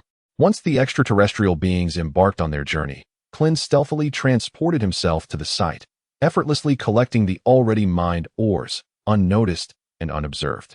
What a delightful scheme it would be, as he would shift the blame onto those cosmic invaders, and all would marvel at how Klin vanquished the assailants. Should Shada know of Klin's intentions, he would undoubtedly exclaim, "Lord Klin, you are exceedingly cunning." Yas had soared into the sky, frequently glancing back at Klin, apprehensive that he might unleash a sudden energy attack upon him. Yet, there was no rationale for such an assault. If he had wished to annihilate him, he would have done so long ago. With this realization, Yas accelerated his flight. Suddenly, a look of regret washed over Yaz's face mid-flight. How foolish I was. Indeed. When Klin first captured me, I contemplated ending my own life. Thankfully, I could not bring myself to do it, and now I find myself miraculously alive. With a hearty laugh, Yaz reveled in the joy of having escaped death. Prepare for departure. Ian had already informed his kin, readying them for the journey to the central oasis. Klin assessed the mobility of the dirt clods, noting their average combat prowess to be approximately 30. They should be capable of traversing no less than 300 kilometers each day, allowing them to reach the central oasis in about 5 days. A formidable army of 100,000 marched resolutely toward the central oasis, while Klin soared above in the sky. He glanced back at the piles of ore and uttered, "System, absorb." A chime echoed, signaling the absorption of 1 million energy units. Klin couldn't help but feel a tinge of disappointment. Is this truly all there is? He recalled that during his time on Earth, absorbing a single piece of a celestial stone yielded thousands of units of energy. However, these were merely ores subjected to energy radiation and not genuine celestial stones. Thus, to possess even 10,000 units of energy would indeed be a stroke of luck. The system quietly chimed in. What? Are you suggesting that having 10,000 units of energy is something to be grateful for? Klin responded with a hint of exasperation. Theoretically. Yes, came the system's insufferable retort. Damn it, if I had known earlier, I wouldn't have gone through all that trouble. I would have simply absorbed it directly. Just shut down already. Your presence is irritating. The system promptly powered down. Klin, on the 4th day of our journey. Shadamo called out to his kin from the sky below. Hold on a little longer. We shall arrive in just 1 day. The inhabitants of the Earth lump star. Upon hearing Shadamo's words, felt a surge of strength as if victory were within reach. Shadamo descended to the ground and approached Avira with concern, inquiring, "How are you holding up? Can you manage? Would you like me to carry you?" Avira's complexion flushed slightly, and she replied in a voice as faint as a mosquito's. "Shadamo, this is the 4th time you've asked." Shadamo, feeling a bit embarrassed, scratched his head, realizing that he indeed had asked her daily since their departure. On one occasion, while inquiring, he unexpectedly encountered Ian, causing Shadamo to flee in fright.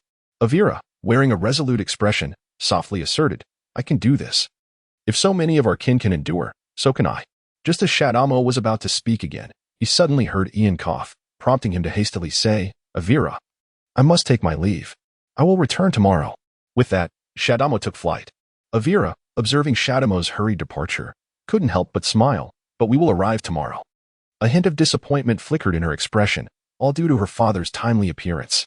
Ian, noticing his daughter's demeanor, chuckled and shook his head before leaving. 2 days prior. Shez was filled with elation as he beheld the nearing number 1 enslavement zone. He would soon meet his leader and would surely request vengeance on his behalf. As Shez approached the perimeter of the number 1 enslavement zone, an alien suddenly emerged, pointing a weapon at Shaz and inquiring, "Who goes there? Have you lost your sight?" Shez retorted loudly.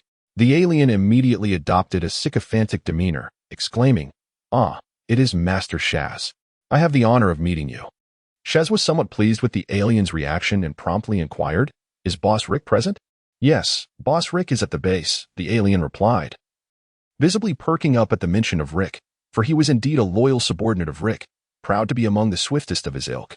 Shaz disregarded him and flew straight towards Rick. "Yes, Lord Shaviza. This year we will certainly deliver the ore to headquarters," Rick spoke with a hint of urgency. An ominous voice responded from the other end, "If you fail to deliver, your existence will hold no value." "Yes, I shall ensure it is delivered." Rick wiped the cold sweat from his brow, realizing that the communication had ended. Lord Shaviza was the commander of the Mecha Corps and the foremost warrior under King Quila. Each interaction with Shaviza left Rick anxious, for a single misstep could lead to his demise. Master Rick, Shaz approached with a quavering voice. Upon seeing Shaz, Rick couldn't help but feel puzzled. What brings you here? Why aren't we at Mine 5? If something goes awry there, I shall surely face dire consequences this year. Shaz's voice quivered as he continued, Lord Rick, you must avenge me. The remnants of the Grit aliens launched a surprise attack on Mine 5. I barely escaped with my life. What? Rick's expression darkened. Indeed, Mine 5 had encountered a grave issue. This would undoubtedly jeopardize his mission for the year. He shuddered at the thought of Lord Saviza. Grasping Shaz, he urgently inquired, and what of their whereabouts? They fled to the central oasis, Shaz replied candidly. Upon hearing this, Rick felt a wave of relief wash over him. Thank goodness, they cannot escape our grasp. Clearly, the suppression from a century ago was not sufficiently brutal. A sinister smile crept across Rick's face as he pondered. What is their maximum combat strength? Perhaps around 10,000, Shaz exaggerated, assuming that Klins only possess 3,000 to 4,000. Rick, however, appeared skeptical and promptly retrieved his detection device. Yet, it revealed only a combat strength of 900 for Shada-Mo, failing to corroborate Shaz's claim of a 10,000-strong force. Yet, Shaz would not dare deceive him. Rick hesitated, questioning the true strength of the individual Shaz mentioned. He recalled having witnessed warriors under the Grit King boasting combat powers exceeding 20,000. Should he summon all the extraterrestrial forces? After a moment of contemplation, valuing his life above all, Rick commanded Shaz, gather all primary forces and encircle the central oasis.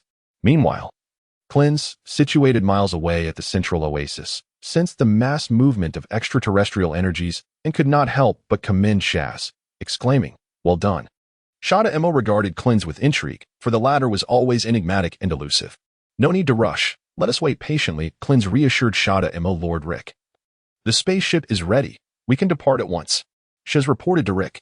Rick nodded and inquired, have all our men been informed? Yes, Rick, all have been notified. The combat personnel from the remaining 8 subjugation zones are prepared, Shaz affirmed, earning Rick's approval. Set forth. Rick entered the spaceship, which then ascended slowly before vanishing in an instant. Simultaneously, the other 8 subjugation zones on Grit Planet witnessed a similar phenomenon, as 9 spacecraft soared towards the central oasis. This shall be our new home. We will rebuild our sanctuary upon this oasis. Ian proclaimed loudly from a platform to the crowd below.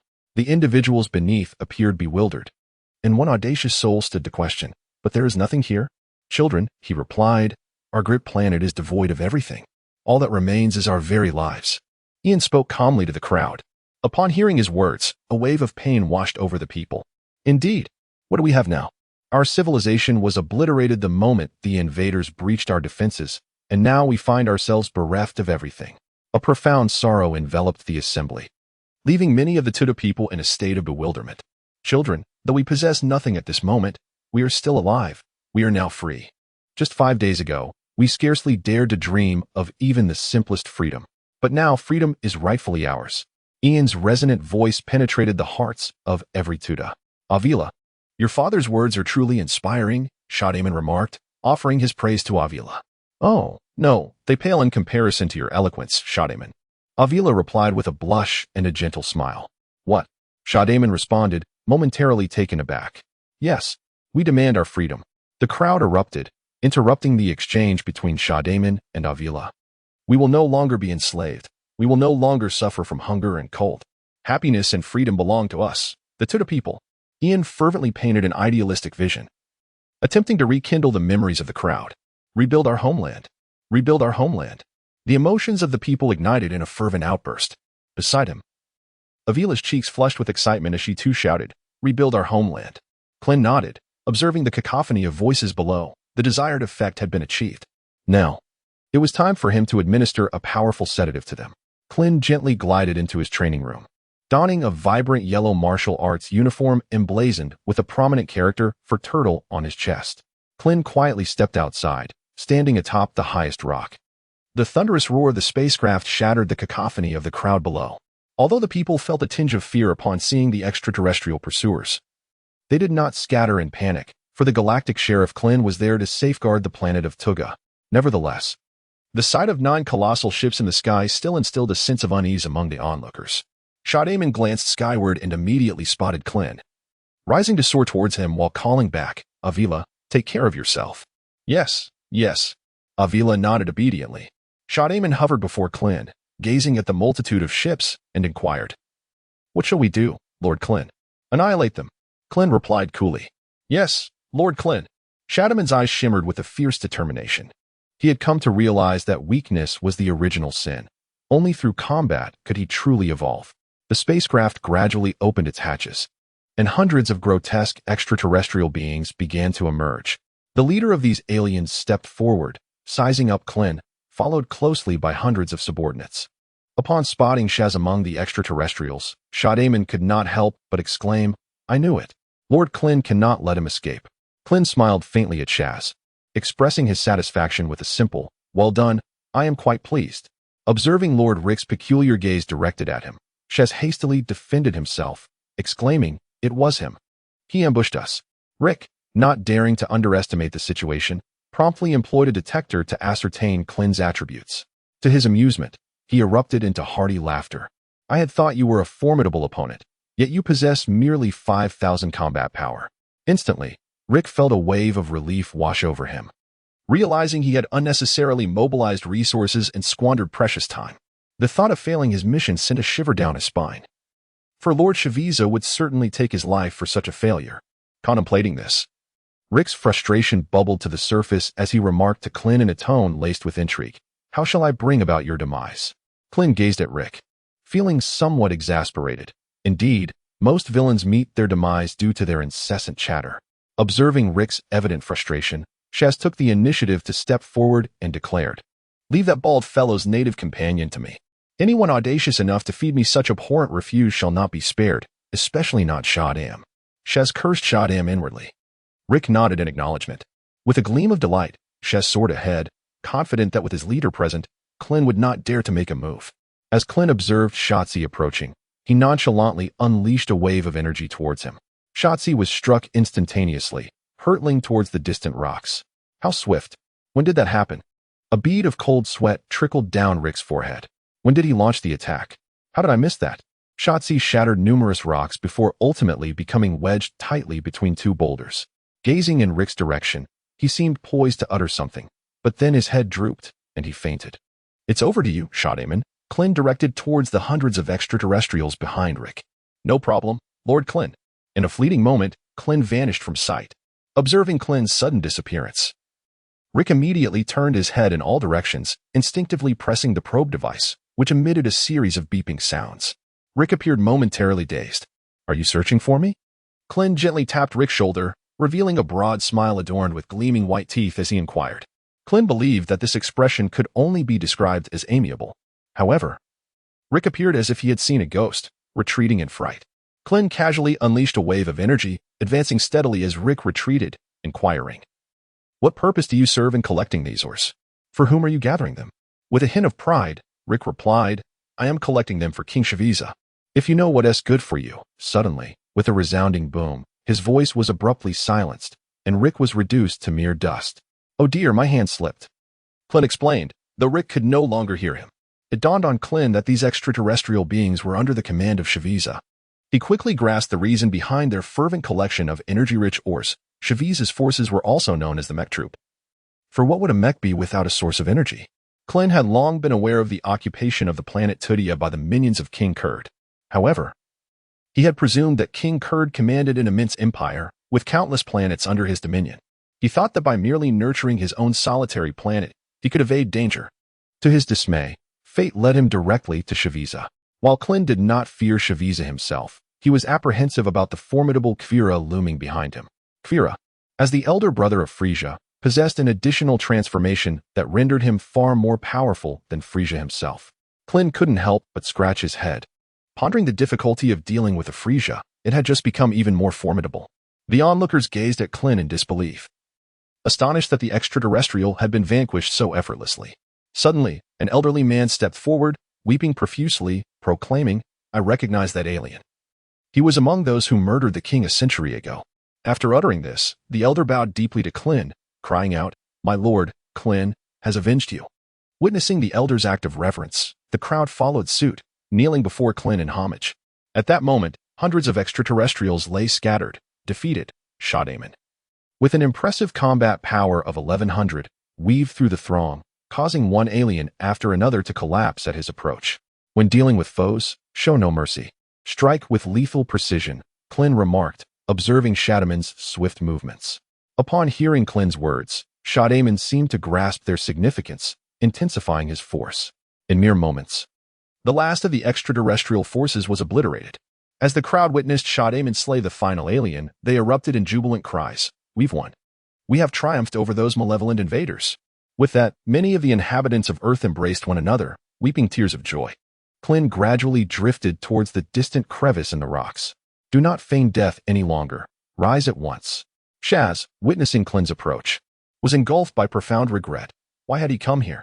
Just moments ago, he had dared to provoke Lord Klin. It was over for him. He was doomed. Terrified by Klin's words, Shaz dared not open his eyes to behold him. If you continue to pretend, I shall swiftly send you to meet your master. Klin remarked with a playful glint in his eyes. Glup! Shaz swallowed hard, leaping down to bow before Klin, exclaiming, Lord Klin, I was wrong. Spare my life. I should not have lured Rick here. His legs trembled uncontrollably, his heart racing to his throat. Well done. I shall spare you this time. As you have admirably fulfilled your task, Klin said, patting Shaz with a smile. Shaz felt an even deeper dread. Was he truly destined for death? Klin turned his head and walked towards the crowd, with Shadamian following closely behind. Shaz slowly opened his eyes and, upon seeing that Klin had not paid him any heed, felt a moment of hesitation. Should he flee or stay? After much internal struggle, Shaz ultimately decided to approach Klin. As the crowd noticed Klin and Shadamian approaching, they immediately rushed over, chanting, Long live Lord Klin. Long live Shadamian. Klin smiled at the crowd. But Shadaman appeared somewhat shy, still adjusting to the stark contrast of suddenly being heralded as a hero of the Earth of Humble Stones. Ian stepped forward from the assembly and addressed Klin. Lord Klin, we are profoundly grateful for all you have done for our humble planet. Please accept our most esteemed tribute. Suddenly, hundreds of thousands of gazes turned reverent, chanting ancient and mysterious incantations. Klin understood they were bestowing blessings upon him. After a lengthy pause, Ian stepped forward respectfully and inquired, Lord Klin, what shall we do next? The extraterrestrial forces guarding the area had mostly been dealt with, leaving only the rescue of the remaining members of their race. Klin replied earnestly, we will focus on rescuing your remaining kin. Upon hearing this, Ian's face lit up with excitement as he promptly responded, yes. Shadaman, the spacecraft of the extraterrestrials are still present. We can utilize those vessels to rescue your people. Klin beckoned, and Shadaman quickly approached from the crowd. He personally selected 9 exemplary members of his race, who then ascended into the sky aboard the spacecraft. Wait for me. I will retrieve all of our kin, Shadaman declared, soaring into the ship. Ian watched Shadaman lead his people away, his heart swelling with joy at the prospect of the imminent reconstruction of their world. The extraterrestrial vessels, remarkably swift, soon reached the first enslavement zone. The boss has returned. Let us welcome him, exclaimed a dark brown alien. The boss is indeed formidable. He quelled the rebellion in no time. I wish I could be like him one day. The aliens quickened their pace in thought. A line of aliens stood in neat formation, prepared to greet their leader's descent. Lord Shadaman, what should we do? Inquired one of the humble stone people piloting a ship. Is that even a question? They have lined up for their demise. Prepare the interstellar cannon and fire. Shadaman barked fiercely. The captain seemed to sense something amiss. An alien noticed the cannon was aimed at them and raised a questioning brow. I have noticed, boom, boom, clang. A massive mushroom cloud erupted. The alien hadn't the chance to finish their sentence before they were reduced to a mere pile of flesh. The laboring inhabitants of the Earth of Humble Stones paused momentarily at the deafening blast, their murky eyes glancing skyward before lowering them again to resume their toil. The spacecraft docked in the heart of the first mining site and landed. Shadaman stepped out alongside his kin. The bewildered members of his race looked at the individuals emerging. Puzzled, how could these extraterrestrial ships have delivered their own people? Shadamiao, after much contemplation, summoned all his energy and, with palpable excitement, proclaimed, Fellow clansmen, we are saved. The invaders have been utterly vanquished. He projected his voice, resonating throughout the entire servitude zone, continuing to shout until his breath was entirely spent. The mind fell into an encompassing silence. Although Shadamiao had ceased his vocalizations, the echoes reverberated within the hearts of all present. An elder, with a vacant stare, gazed at Shadamiao, oblivious to the tool that had slipped from his hands, tears cascading down his cheeks. The mind was now completely still. The echoes of Shada Miao's fervent declarations fading, leaving only the rapid beating of hundreds of thousands of hearts faintly audible. Suddenly, a thunderous cheer erupted, its powerful resonance dispelling the clouds above, causing the birds and beasts in flight to plummet to the ground, expelling remnants of their shattered lungs. Their hearts and lungs irrevocably crushed by the sound. 2 days later, the final group of clansmen had returned, and the reconstruction of the Tudigwa star was in full swing. Each servitude zone was overseen by a person of great respect and dignity. Ian, alongside 8 others, was tasked with the reconstruction efforts of Tudigwa star. Shaz was laboring diligently, chopping down unknown crops to create mounds that would be delivered to those responsible for the construction. When Avila saw Shada Miao return, she approached him with a sweet smile, saying, "You have worked so hard, dear brother Shada Miao." With that, she extended her delicate hands to wipe the sweat from his brow, her gaze filled with admiration. Shada Miao, upon seeing Avila, felt a surge of joy. He stood momentarily at a loss, warmed by her tender gestures, as if he were once again surrounded by kin. The power of unity is boundless. Within a mere 2 days, the foundation of their home had taken shape. Lord Klin, the necessary preparations have been completed. We may now offer our prayers to the Earth God and officially declare the reconstruction of our home, Ian respectfully reported to Klin. Klin, unaware of the extraterrestrial customs, presumed that perhaps it was merely a gathering to announce to all the reconstruction efforts of the planet Earth. Klin nodded with a smile and remarked, "The planet of clods is on the brink of triumph. Perhaps we should bestow upon it a new name, symbolizing the rebirth of the planet of clods." Klin inwardly resolved never to utter the name Earth Lump when venturing outside. The crowd wholeheartedly concurred with Klin's sentiment, recognizing the truth in the saying that one must first break before one can rebuild. Faced with the challenge of finding a name more melodious than Earth Lump, the assembly turned once more to Klin for guidance. After pondering for a considerable time, Klin mysteriously proclaimed, "Let it be called Terran King Star." Upon hearing the words Terran King Star, Ian and the other 8 elders could not help but brighten their eyes, realizing how they had overlooked such a name. "Very well. It shall be Terran King Star," they exclaimed in unison, their excitement palpable as they turned to Klin. Following their declaration, they exchanged knowing glances and nodded slightly in agreement. Suddenly, the 9 of them knelt before Shadamo, imploring, "Please, Shadamo, accept the throne of Terran King Star and lead our people to survival." "Me? I cannot possibly," Shadamo stammered, feeling a wave of disbelief wash over him.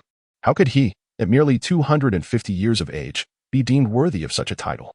He hurriedly protested. "The throne rightfully belongs to you. Only you possess the ability to unite the people of the 9 enslaved districts. You alone can shoulder the monumental task of rebuilding Terran King Star," they passionately explained to Shadamo. Feeling somewhat embarrassed, Shadamo turned to Klin, seeking his lord's guidance. Ian was not mistaken. What Terran King Star needed now was a formidable leader, someone truly capable of safeguarding the entire race. Klin gestured for Shadamo to accept the throne. Seeing that even Lord Klin supported this notion, Shadamo reluctantly nodded, albeit timidly, and said, "If I should falter in any way, you must not blame me." The 9th, in response, quickly reassured him, "How could we ever dare to hold our king accountable?" Klin, as anticipated. It has been half a month since the ascension to the throne atop Shada. The construction of the Earth King Star is gradually underway, and the once desolate oasis has now blossomed with vitality due to the influx of over 1 million inhabitants. Klin wiped the sweat from his brow, deactivated the gravity, and settled into a comfortable position on the ground. Attributes overview. Time: year 757 of the Ether Era. Name: Klin. Age: 21. Race: Human. Dimension: Level 1 dimension, akin to an immortal. Combat power: 390,000. Next threshold: 5,000,000. Potential: 4,610,000. Training speed: speed of light. How astonishing.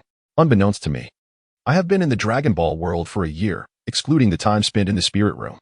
In this year, I have increased my combat power by 390,000. How should I describe this pace? A combat power of 390,000 could easily designate one as a regional sovereign, capable of dominating an entire galaxy. Yet, Klin still felt an immense pressure. After all, his adversary was Frisia, whose power of 120 million loomed like a colossal mountain upon his chest. In the ensuing 4 years, I must augment my combat power by at least 40 million each year to merely keep pace with Frisia. Given my current training speed, this seems a fanciful delusion. How much energy does the system have left? Ding. Remaining energy, 98,000. Remaining Sinza beans, 750. Total remaining energy, 473,000. Klin ventured into the other 9 enslavement zones to stealthily gather energy ores. However, the total energy from these ores barely exceeded 10,000, leaving Klin disheartened. The training speed remains excessively slow. At this rate, I fear I may become merely a forgotten entity. Now is the prime moment for me to catch up to Goku. Once the Z era arrives, my opportunities will vanish. This will not do. System, I must accelerate my progress.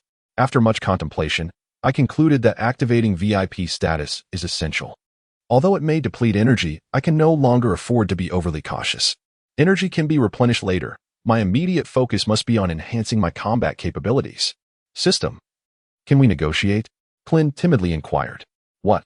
Is it possible to expedite the process and reduce costs? Klin's voice was faint, yet laced with anticipation. What do you think? The system retorted. Klin exclaimed, damn it, open the VIP for me. I possess an abundance of energy. A notification chimed, currently. The VIP training speed is available for a monthly fee of 300,000 energy, with a 9.8 discount for monthly subscriptions and a 10 discount for annual fees. The system enticingly continued. Get lost. Who do you think you're looking down on? A 9.8 discount? Fine, I'll take the monthly subscription, Klin replied, feeling a pang of reluctance. Yet, he knew that even the smallest savings were worth pursuing. Is this the essence of being a VIP? Klin extended his hand. Sensing that every cell within him was in perfect harmony with the surrounding space, bestowing upon him an unparalleled feeling of supremacy. While in VIP status, his training yielded a foundational increase of 5,000 combat power points daily, enhancing his martial understanding and accelerating the absorption rate in his celestial beam plantation, along with a total of privileges, as the system gradually elucidated.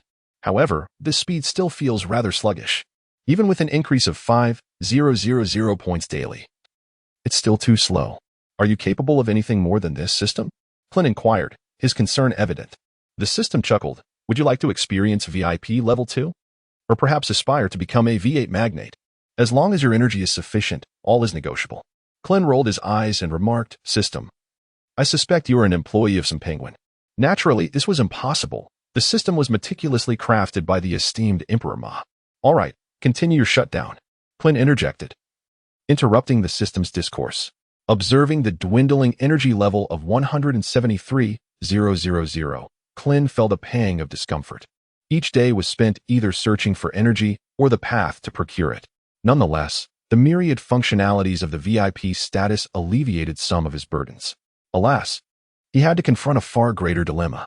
Having eliminated the subordinates of Shaviza, it was only a matter of time before Shaviza discovered his actions. Instead of waiting idly, it was prudent to take the initiative and divert the attention of King Kurt away from the planet of Earth. Shaviza's forces, known as the Mecha Army. What was the extent of their energy reserves? Klin pondered, stroking his head slowly. 5,000 light-years away, amidst the fray, Shaviza suddenly sensed an unsettling awareness of being watched, causing a momentary hesitation in his actions. Engaged in combat with him was a striking woman clad in a deep crimson battle robe. Her long silver hair cascading like a galaxy, her crystalline eyes sparkling with clarity. The gentle curve of her cherry blossom-like lips suggested an enigmatic smile, while her finely arched brows were knitted in concentration. An aura of coldness enveloped her, exuding a bloodthirsty chill, her body marred with scars. Noticing Shaviza's momentary pause, the woman swiftly darted away, a flash of silver light marking her sudden disappearance. Shaviza, witnessing her calm escape, felt a surge of anger as he unleashed energy blasts in all directions, reducing everything in their path to rubble. A blonde extraterrestrial, observing Shaviza's fury, cautiously inquired, Captain? Shaviza regained his composure, his voice icy as he replied, Ciar has escaped again. Clenching his fists, he coldly declared, Let us go. On the planet of Earth, how vexing. Shada Miao lamented as he surveyed the mountain of proposals before him. Staring at these monotonous documents daily was driving him to the brink of despair. Ian, I leave these to you. I must focus on my training to better protect Earth. Shada Miao expressed his anguish while gesturing towards the proposals. Ian managed a wry smile, feeling somewhat helpless. How could the young Shada Miao remain composed enough to handle such matters? It would fall to us older folk, he mused. reluctantly nodding in understanding. Seeing Ian's affirmation, Shada Miao's smile broadened. He felt the weight of his clan's expectations and resolved not to disappoint them. With Ian's approval, he dashed joyfully outside. Ian, watching Shada Miao's exuberance, felt a sense of comfort. Perhaps entrusting his daughter to such a responsible child was indeed the wisest choice. Klin, Lord Klin, I have come to find you. Shada Miao called out with glee. Ahem, a voice interjected. You are now a king. You mustn't be so impulsive. What would your kin think if they saw you in such a state? Klin spoke with a hint of reproach. It is of no consequence. Lord Klin is the savior of our entire Terra planet. Who would dare show disrespect towards him? There would be no refuge for them on this entire world. Shada solemnly remarked, gazing at Klin.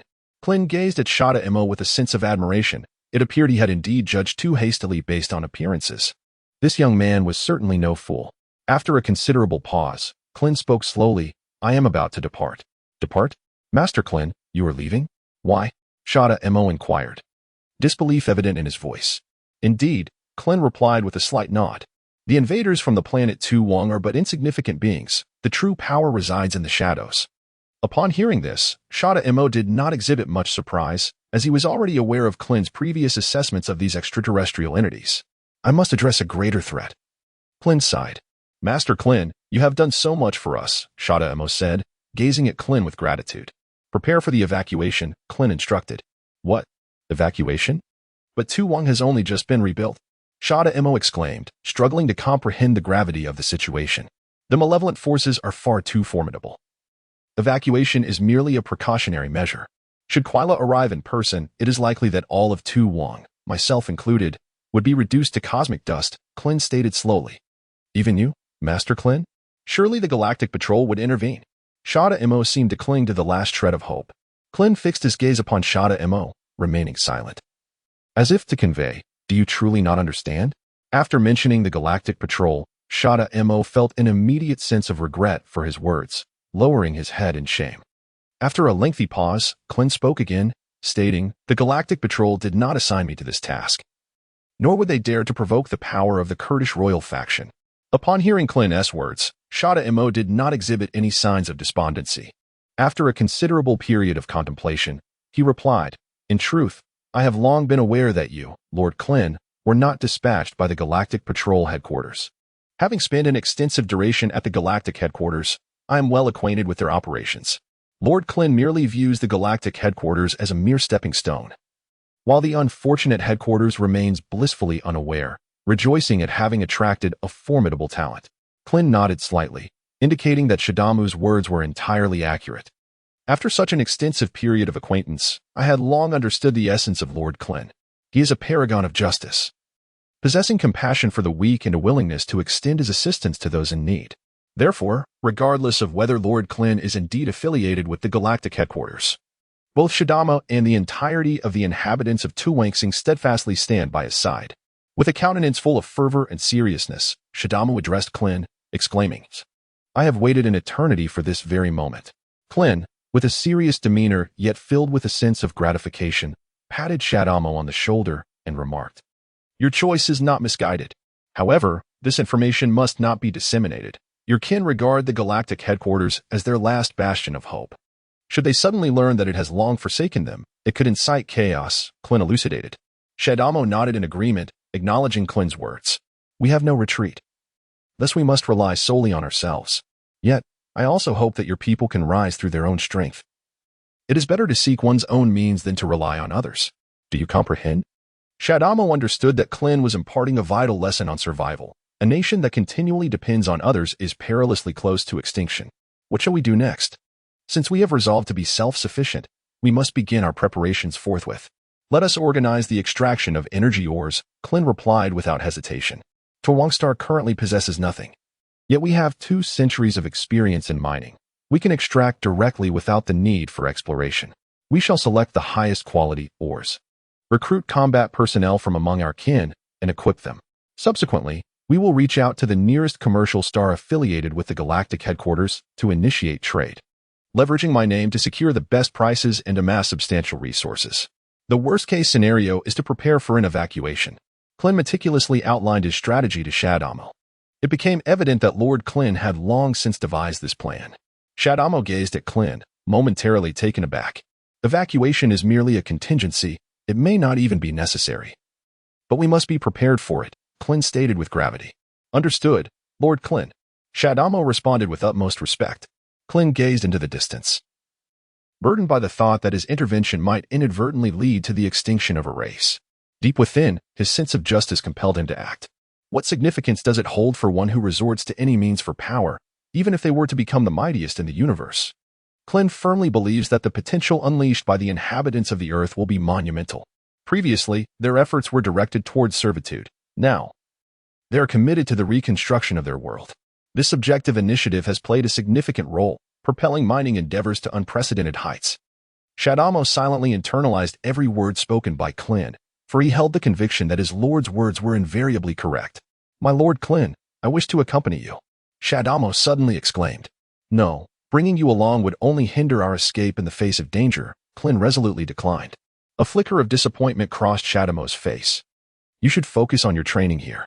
Though the enemy is formidable, I suspect that Quilo will not take personal action, so there is no need to be overly anxious. Having heard Klin mention Quilo several times, Shadamo felt a twinge of curiosity about the individual who instilled such caution in Klin. If Klin were aware of Shadamo's thoughts, he would likely scoff, for if you were to know that Klin's combat power is 390,000, while Quilo's is a staggering 470 million, one might reconsider their resolve to endure. Return now and prepare, Klin instructed as he and Shadamo made their way back to their dwelling. Klin encased the house within a portable capsule and bestowed a gentle smile upon Shadamo before vanishing into thin air. Observing Klin's sudden disappearance, Shadamo resolved to diligently prepare as instructed by his esteemed mentor. In a swift motion, Klin reappeared on the desolate planet where the spacecraft had docked. With a series of soft clicks, the spacecraft's hatch gradually opened, and without hesitation, Klin stepped inside. Relying on his rudimentary skills of instantaneous movement proved unreliable for interstellar travel. Thus, he knew he must depend on the spacecraft for his journey through the cosmos. Klin approached the cockpit and settled into the seat, gently massaging the corners of his eyes with both hands. Over the past half-month, he had amassed an impressive energy yield of 100,000 units, a considerable achievement. The Hatstar system lay 4,000 light-years away from the Perseus system, and if Klin's conjecture was accurate, the elusive Savaiza should currently be within the confines of the Perseus system. The allure of the Perseus system was undeniably far greater for Klin than that of the Hatstar system. The energy ores from the planet of Earth had already demonstrated that the Perseus system was a veritable hub of high energy output. Klin declared loudly, Phantom. Set course for the Perseus system and embark. Beep. Spacecraft systems check normal. Destination, Perseus star system. Distance, 4,000 light-years. Estimated time of arrival, 2 days. With a thunderous roar, the spacecraft flickered momentarily, akin to a beam of light, and soared towards the Perseus system. Klin stifled a yawn, covering his mouth, feeling rather fatigued. He decided to conserve his energy and take a restful slumber first. Changing into a set of cool-toned pajamas, he made his way to the lounge. 2 days later, the mechanical voice of the spacecraft announced, beep beep, entering the Perseus star system. The sound roused Klin from his deep slumber. Stretching, he wiped the sleep from his eyes. A glimmer of tears at the corners, and ambled towards the cockpit. Klin, with a toothbrush in his mouth and bleary eyes, gazed ahead, suddenly taken aback. The Andromeda system is encircled by a ring of luminous blue stars, while the central sphere predominantly comprises numerous older red giants. It is noteworthy that the Sun is merely a single star, yet the periphery of the Andromeda system is composed of brilliant stars. In contrast, the center appears somewhat dim, a fact that corroborates the occurrence of a supernova explosion in the central celestial body many years ago, leaving behind only the aged red giants. Klin gradually closed his eyes, immersing himself in the celestial map that flickered in his mind. The Andromeda star system comprises several significant primary stars. At its center lies the Andromeda star, accompanied by the fairy star behind it, the King star, and the 2 auxiliary stars, the Hero star. Klin could hardly contain his eagerness to explore. The nebula radiated intense energy fluctuations. Abundant energy is surely within reach. Spaceship, accelerate forward, Klin exclaimed with palpable excitement. Klin hastily leapt from the driver's seat and made his way to the washroom. He wiped his bald head with a towel, gazing into the mirror at his reflection, and could not help but reveal a row of perfectly aligned teeth. Energized, Klin donned his usual martial arts attire once more and returned to the cockpit. his mouth filled with an unfamiliar sustenance. Beep beep, the ship's mechanical voice inquired. A combat disturbance has been detected ahead. Should we alter our course? What is the distance? Klin pondered, surprised by his lack of awareness. Closing his eyes, he reached out to sense the surroundings. 1 light year away. The combat energy fluctuation registered at 20,000. A light year indeed. Quite distant. No wonder I failed to perceive it. No need to divert. Proceed at full speed to the battlefield. Klin commanded the ship, setting aside his meal. In a mere minute, they arrived at the battleground. With Klin concealed in the shadows of dark matter, observing the chaos, a rather dilapidated vessel was besieged by dozens of enemy ships. Captain Ska, we cannot escape. Let us fight them to the bitter end, declared a battle-worn alien, resolute in his determination. Ska cast a glance at his crew, a flicker of anguish crossing his features. As their leader, he felt powerless to ensure their escape. This was his own inadequacy. Gazing at the battered ship, a steely resolve ignited within him. Charge at them. Even in death, let us drag them down with us. With that, Ska silently prayed for Princess Zaire to successfully flee. Understood, Captain.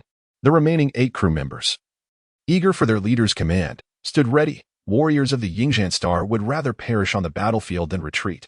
My lord, they have changed their course. It appears they are charging towards us. An unattractive alien reported to a dark-skinned counterpart. Foolishness. Order all remaining ships to concentrate fire and bring them down. The dark-skinned alien replied confidently. Boom. Boom. The battered vessel endured another onslaught of fierce cannon fire, now teetering on the brink of collapse. Upon witnessing this, Klin realized that the situation was dire. In his quest to rescue the dilapidated spacecraft, he sensed an aura of malevolence emanating from the 9 vessels, which he surmised to be the minions of Shaviza. Klin's figure flickered and vanished from sight, only to reappear aboard the spaceship. Hey, ha! Klin's veins bulged as he pressed his hands against his abdomen, a faint azure glow emanating from his palms. The Kamehameha was unleashed, with a resounding shout. Klin spun his hands in a circle and thrust them forward. The dark-hued extraterrestrial gazed at the wobbling spacecraft with growing delight.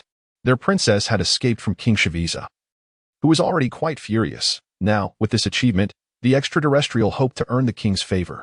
Suddenly, the spaceship flashed with red lights and emitted a deafening alarm. Beep. Beep. Excess energy is approaching. Excess energy is approaching. At this moment, the dark extraterrestrial's expression brightened for the first time.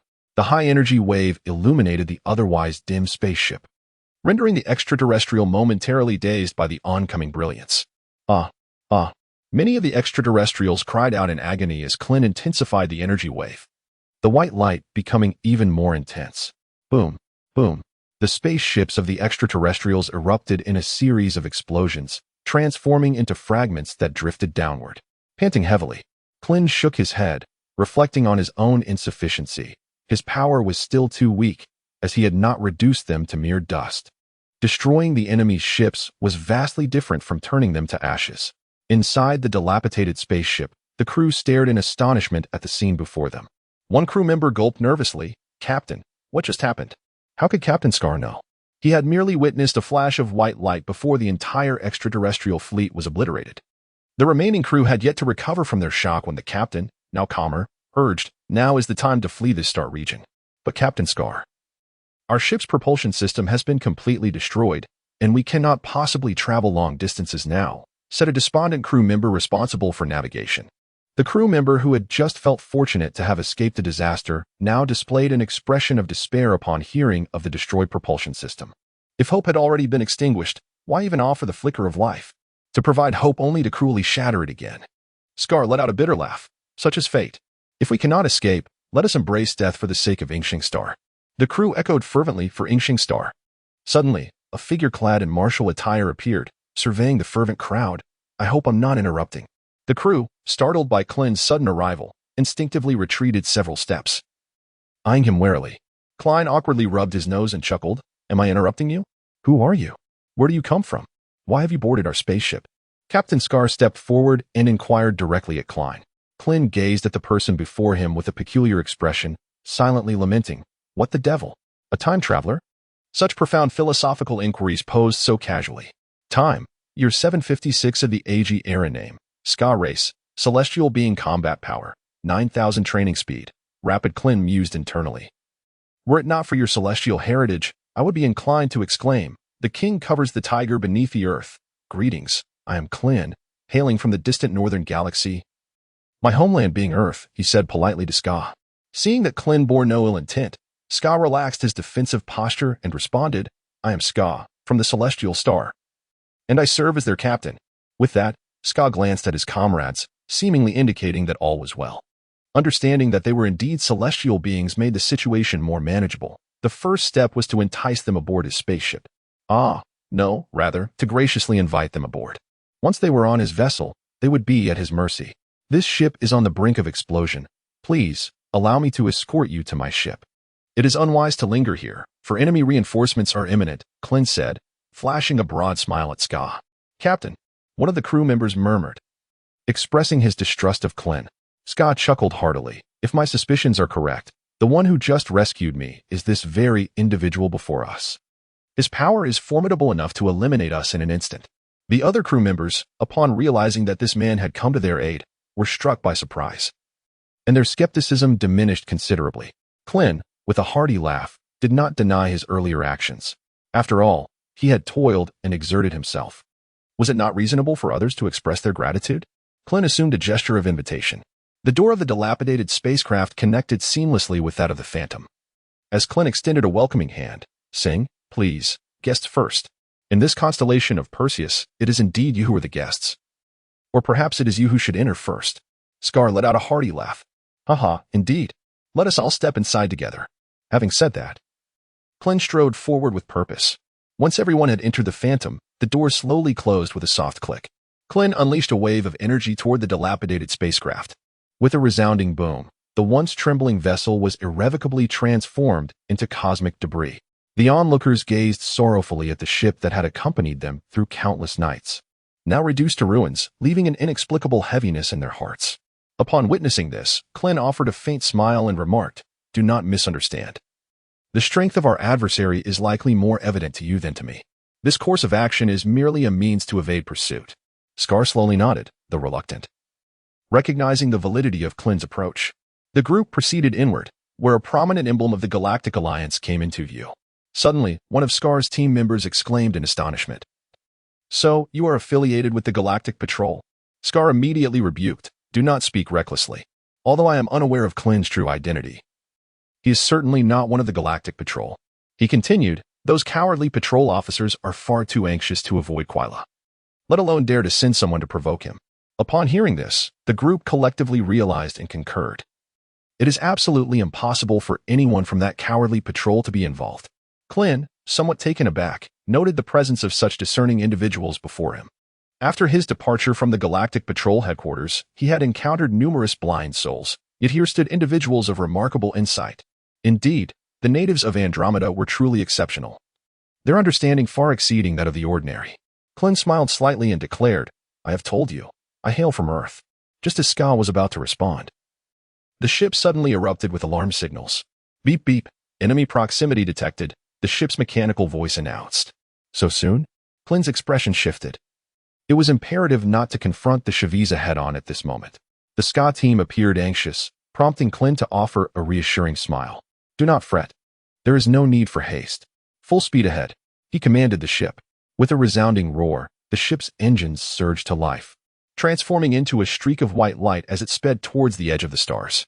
The Ska team, witnessing their successful escape from that treacherous expanse, collectively exhaled in relief. After all, no one desires death when the chance to survive remains.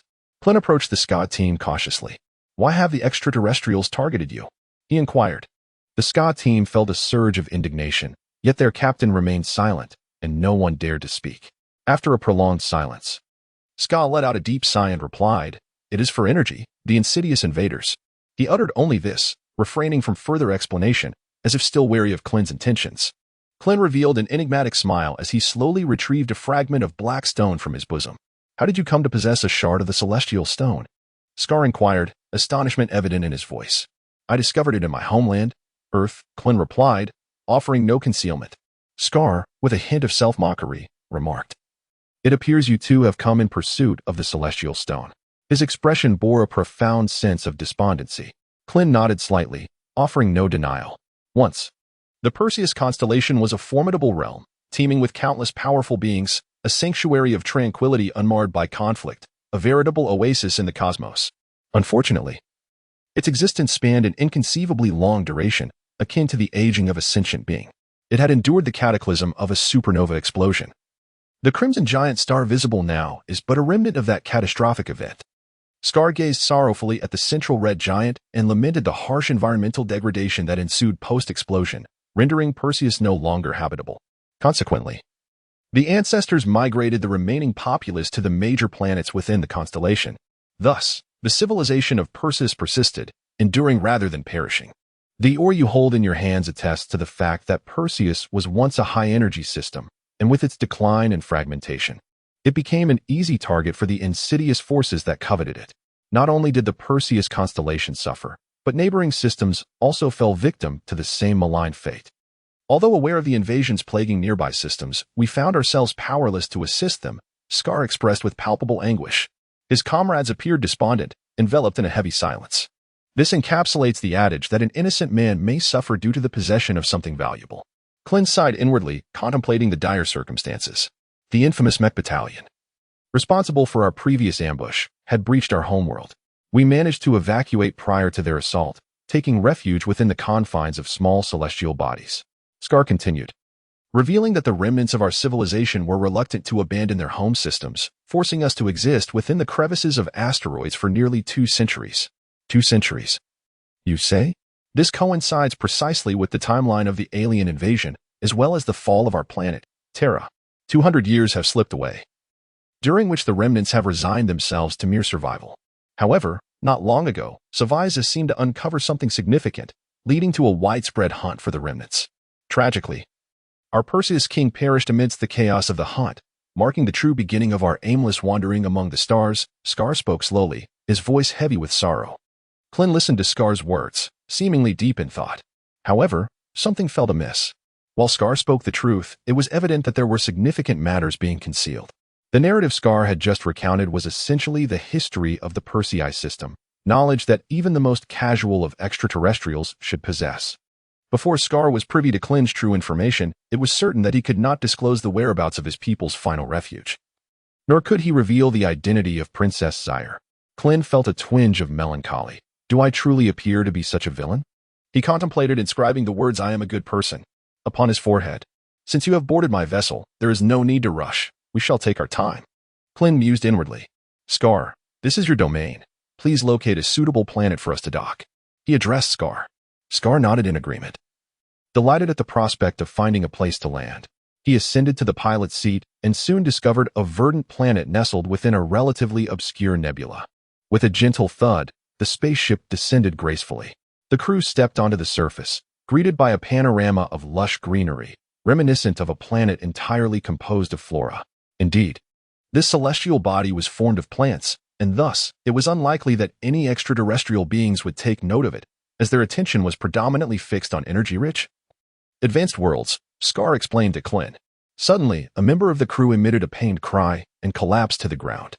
The recent battle had inflicted severe injuries upon each of them.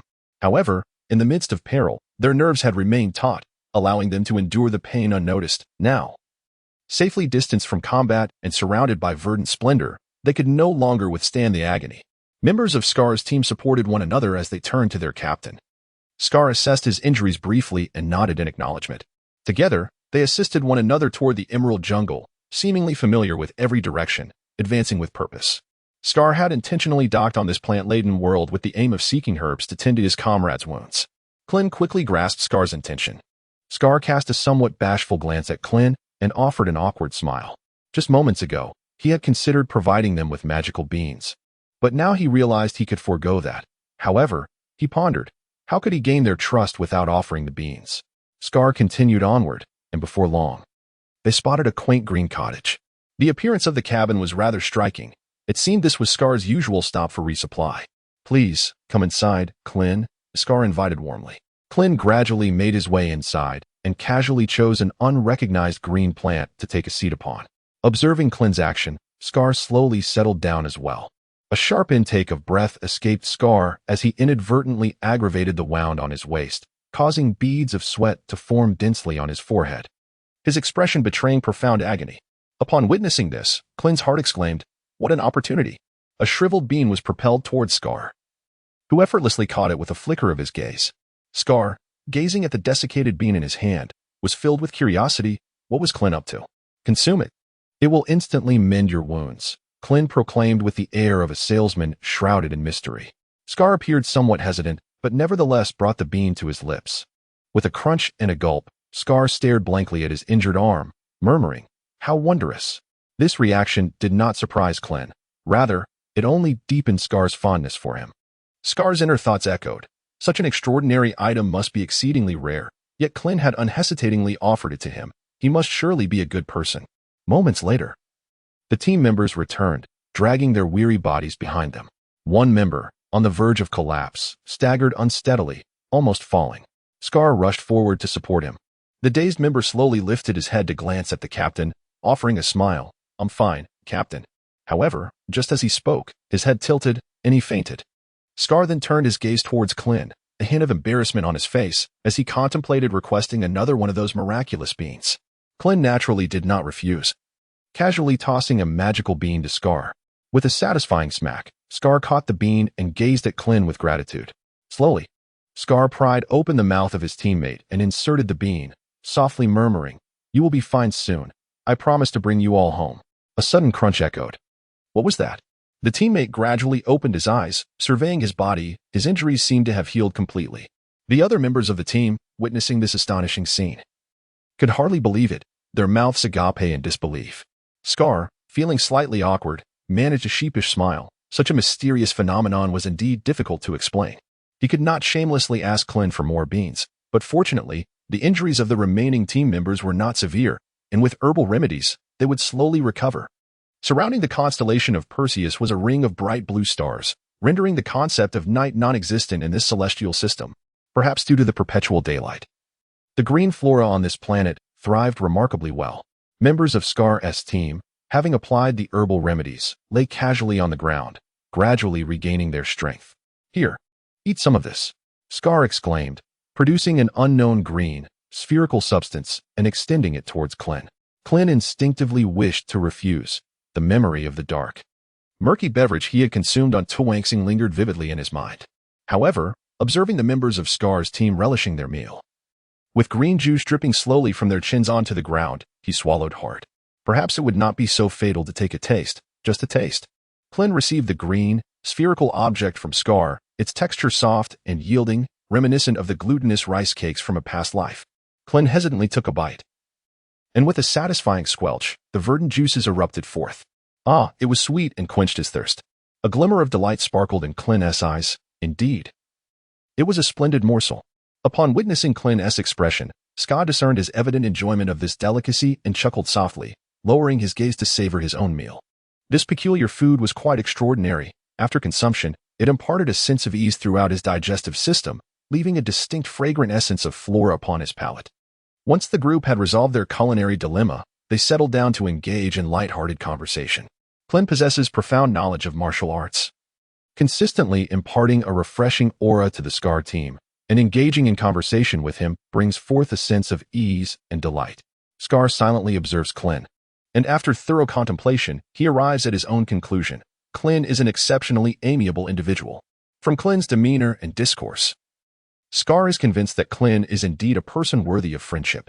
Should his judgment prove erroneous, and if Klin were to be affiliated with malevolent forces, then there would be nothing more to say. It would simply be fate's decree for the demise of the constellation of Ancient. Meanwhile, Scar's teammates are inquiring about various martial arts principles, to which Klin responds with enthusiasm, and the team members gain significant insights. What brings you to the ancient planet? Scar suddenly poses the question to Klin. Klin paused momentarily, a surge of joy coursing through him. His efforts had not been in vain. He had come to the Andromeda system for the Andromeda Stone. Back in his homeland, he had stumbled upon fragments of the Andromeda Stone, which contained immense energy capable of accelerating his cultivation. Klin candidly revealed his true purpose, understanding that he would have to disclose it eventually. Doing so now would leave a favorable impression. Ska nodded in agreement with Klin's statement, recognizing that the primary objective of coming to the Andromeda system was indeed this. Had Klin concocted an alternate narrative, he would have risked completely losing Ska's trust. My homeland, too, is besieged by malevolent forces, compelling me to grow stronger in order to protect it. Thus, I traversed the cosmos solely to attain greater power. This was the very essence of Klin's motivation. And there was nothing improper in articulating it. Ah, so your homeland is also under threat from evil forces. And you journey to the Andromeda system to gain strength to save it, Ska remarked, looking at Klin with newfound respect. A person who strives for the greater good is more likely to garner admiration from others. It was evident that Ska particularly valued Klin's approach. At this moment, Ska had lowered his guard against Klin.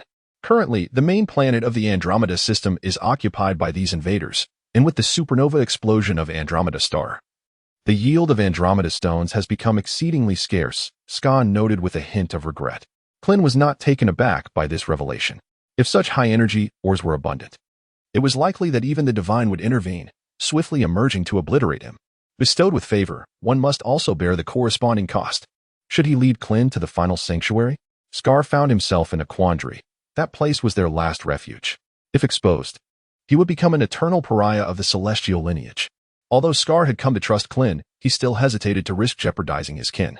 He gazed towards the ultimate concealed haven, wondering about Princess Zaire. No, I must hasten back. My team may be the last bastion of resistance. The princess is without fighters, and I must return to safeguard her. After much internal conflict, Ska finally resolved himself. Klin, I believe I should take you to our final dwelling place, Ska declared earnestly. It is my utmost honor. Klin responded with a measure of joy, feeling he had drawn closer to the source of energy. After a day of recuperation, Ska's team had mended some of their wounds, and they were now fit for action. Team, prepare to return home, Ska called out, and his comrades, brimming with excitement, could scarcely contain their tears at the prospect of surviving to return. The hatch of the Phantom had opened, and Klin, alongside Ska, boarded the vessel, followed slowly by the team. Ska, I entrust the piloting to you, Klin remarked with a smile. Indeed. Ska nodded slightly as he took the pilot's seat. Once seated, Ska began to manually operate the ship. Typically, spacecraft are set to autopilot, though manual control is an option. Few, however, can endure prolonged navigation. Ska explained to Klin. The region around Zishan star is peculiar. Its magnetic fields disrupt the ship's autopilot. Should we engage autopilot in that space, the vessel might become ensnared in a cosmic whirlpool. Upon hearing the name of Zishan star, Klin immediately closed his eyes and began to search through the celestial map in his mind. However, after a thorough investigation, he was unable to uncover any trace of Zishan star. It seemed that Bogolin had not provided him with a comprehensive cosmic chart, leaving him ignorant of those peculiar spaces. Klin began to express his frustrations about Bogolin internally. Perhaps it was due to the uniqueness of that particular realm that those malevolent extraterrestrials had yet to discover the entrance. Ska slowly elucidated. Klin nodded thoughtfully, secretly speculating that the cosmic whirlpool must indeed be a black hole. It seemed improbable that Shaviza could muster an army for a large-scale assault in that region of the stars. With that, Sika ceased to engage with Klin and devoted himself entirely to piloting the spacecraft. Upon witnessing this, Klin called out to the members of the Scar squad behind him. Let us join in the fun. Upon hearing Klin's words, the smiles on the faces of the Scar squad gradually morphed into something sinister. A day later, an alert sounded. Warning. A substantial presence of dark matter has been detected in the nearby space. Please vacate the star region promptly. The blaring alarm roused the slumbering crew from their restful sleep. The Scar squad, gazing at the familiar expanse ahead, leaped in joy, exclaiming, We are home. Klin also wiped his mouth and approached the sleepy-eyed Scar, inquiring, Have we arrived? Scar nodded slightly, responding, Indeed, as they truly entered this realm. The star map in Klin's mind began to inscribe the general information of the Zishan star. Klin observed the newly recorded Zishan star, which indeed appeared rather peculiar. It was no wonder that it had gone unnoticed. It seemed as though there were two layers of imagery, with Zishan star concealed perfectly beneath the first layer of the Perseus constellation. Zishan star was merely a small asteroid, approximately 1/10 the diameter of Earth, and like our planet, it too bore a cerulean hue. However, this azure color was not due to water, but rather a denser blue substance. The personnel responsible for the defense of Zishan star detected an unidentified spaceship approaching and urgently called out, Notify the captain, a vessel is nearing. Request electromagnetic waves. The captain, feeling a sense of trepidation, remarked, I hope it is indeed my kin returning. Upon hearing the request for electromagnetic waves from Zishan star, Ska promptly responded without hesitation, Ska squad, requesting to return. Captain, it is Captain Ska who has returned, reported the personnel in charge of defense to their commanding officer. I knew that Ska would not perish so easily, the guard captain exclaimed with excitement. The descent had commenced. Zishan's star possessed a thin atmosphere. Thus the landing process was relatively smooth. With a soft click, the hatch slowly opened, and a group of individuals descended. Klin gazed upon the extraordinary plant before him, which was none other than the very one he had consumed on that verdant planet earlier. Klin inhaled the fresh air, which was imbued with a sweet fragrance. The members of Team Scar gazed at the familiar surroundings, their excitement palpable. Scar, is that truly you? The captain, responsible for their protection, immediately flew over upon learning of Scar's return. Scar, taken aback by the familiar voice, exclaimed, "Rear." The two approached each other, brimming with enthusiasm as they scrutinized one another. How's Princess Sia? Scar inquired with a hint of concern. She is well, though, Rear replied in a hushed tone. But what? Scar pressed anxiously. Aware that the princess served as the spiritual leader of the entire celestial clan, and any misfortune could spell disaster. During the battle against Saviza, the princess sustained severe injuries and is currently recuperating, Rear explained hastily, fearing that Scar might misunderstand.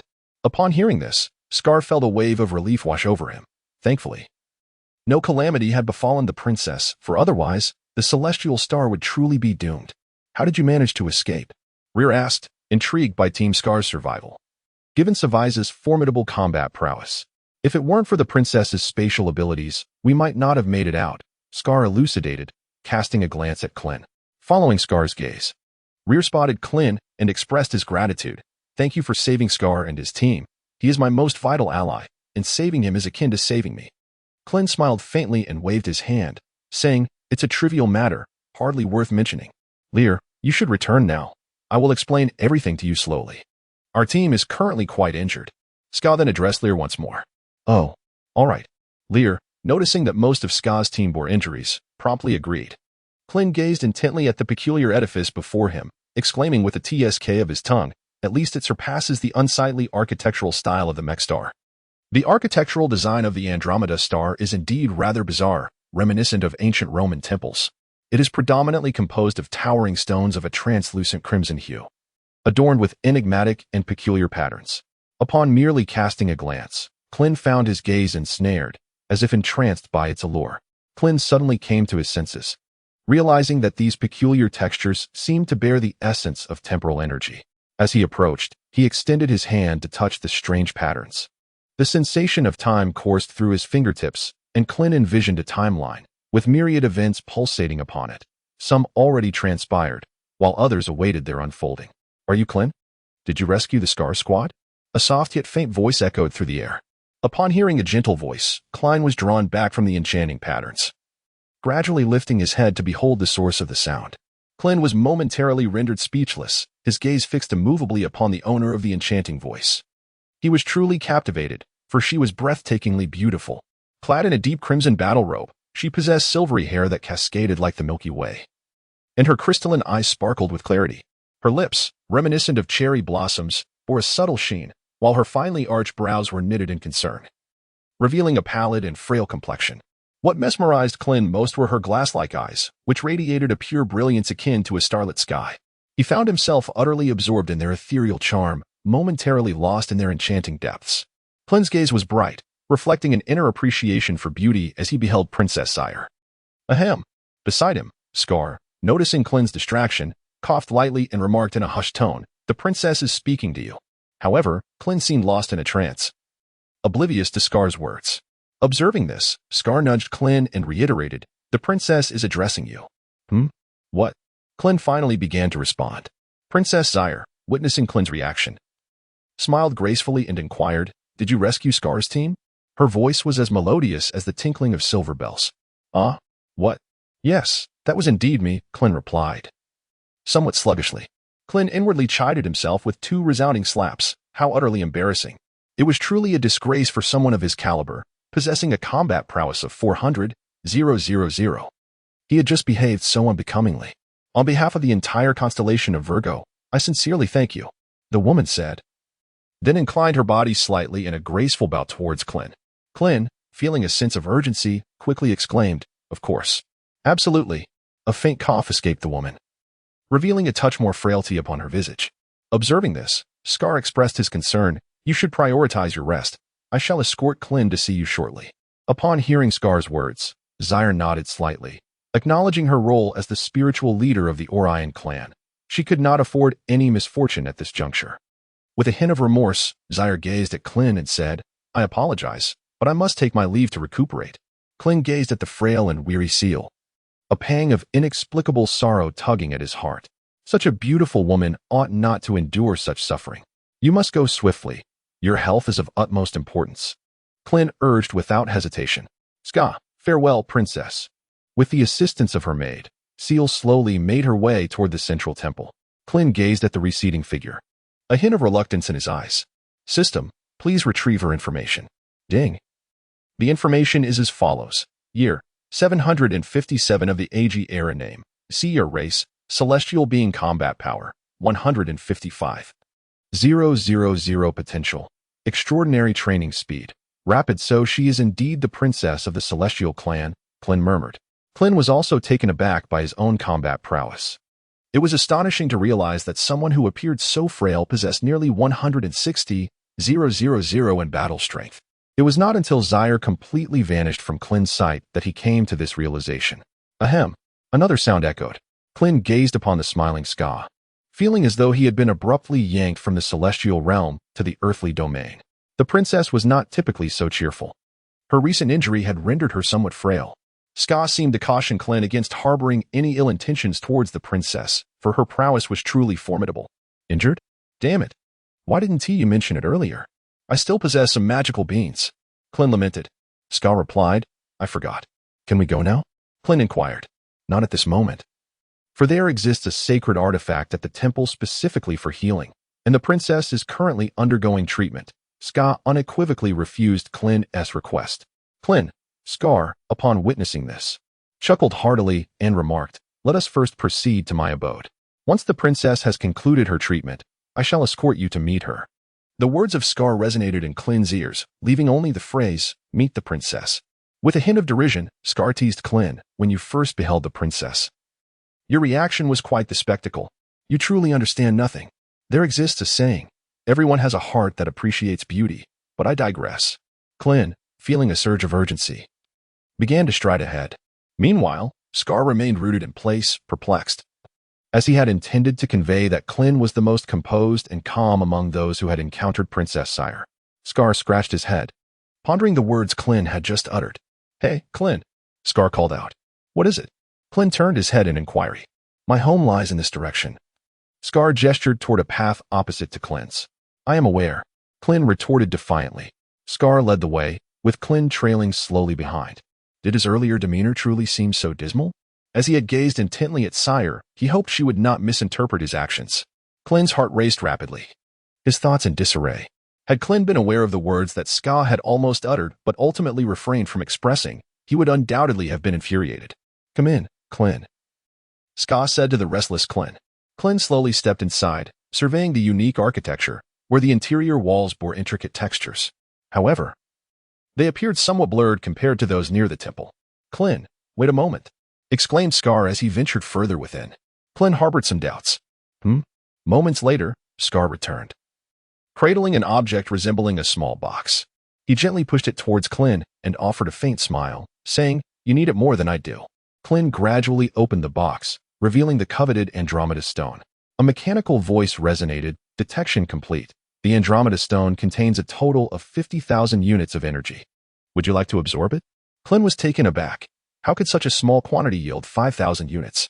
After all, he had collected countless tons of ore on the planet of Tuong and only managed to accumulate 100,000 units. This specimen is exceptionally well preserved. Encountering an Andromeda stone in such pristine condition is exceedingly rare, the system elucidated. I shall refrain from absorption for now, Klin decided, considering Scar's presence. I do indeed require these stones, so I shall accept them. He expressed his gratitude towards Scar.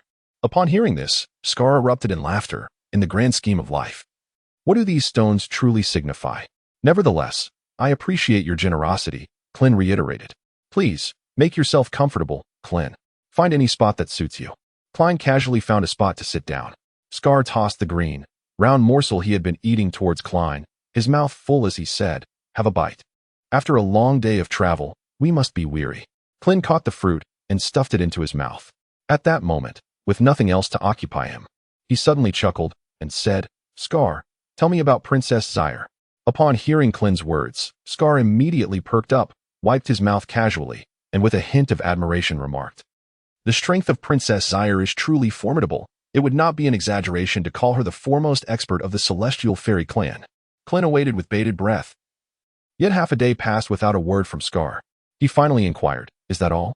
"Indeed, that is all," Scar replied earnestly. "How could that be? What of the others?" Klin pressed anxiously. "The others?" "Yes, the others. Princess Zaire was not always this way. In times past, when King Yingzhan was still present, the princess was perpetually adorned with a radiant smile, exhibiting utmost politeness, and diligently honing her skills in hopes of aiding her father against the cosmic invaders. Zaire was truly a remarkably considerate child. As Scar reminisced about the past, a smile blossomed upon his face. In Klin's mind, the image of Zaire flashed once more. She must have been quite adorable in her childhood. A faint smile graced Klin's lips. But what happened later?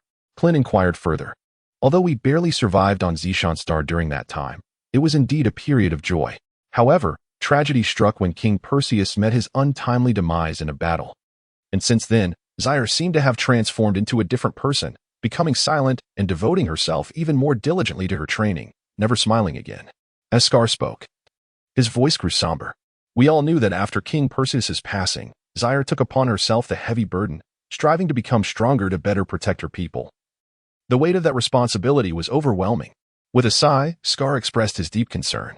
Zaire's desire to alter the fate of her entire clan through her own strength was an immense burden to bear. Whenever Scar mentioned Princess Zaire, a pang of discomfort washed over him.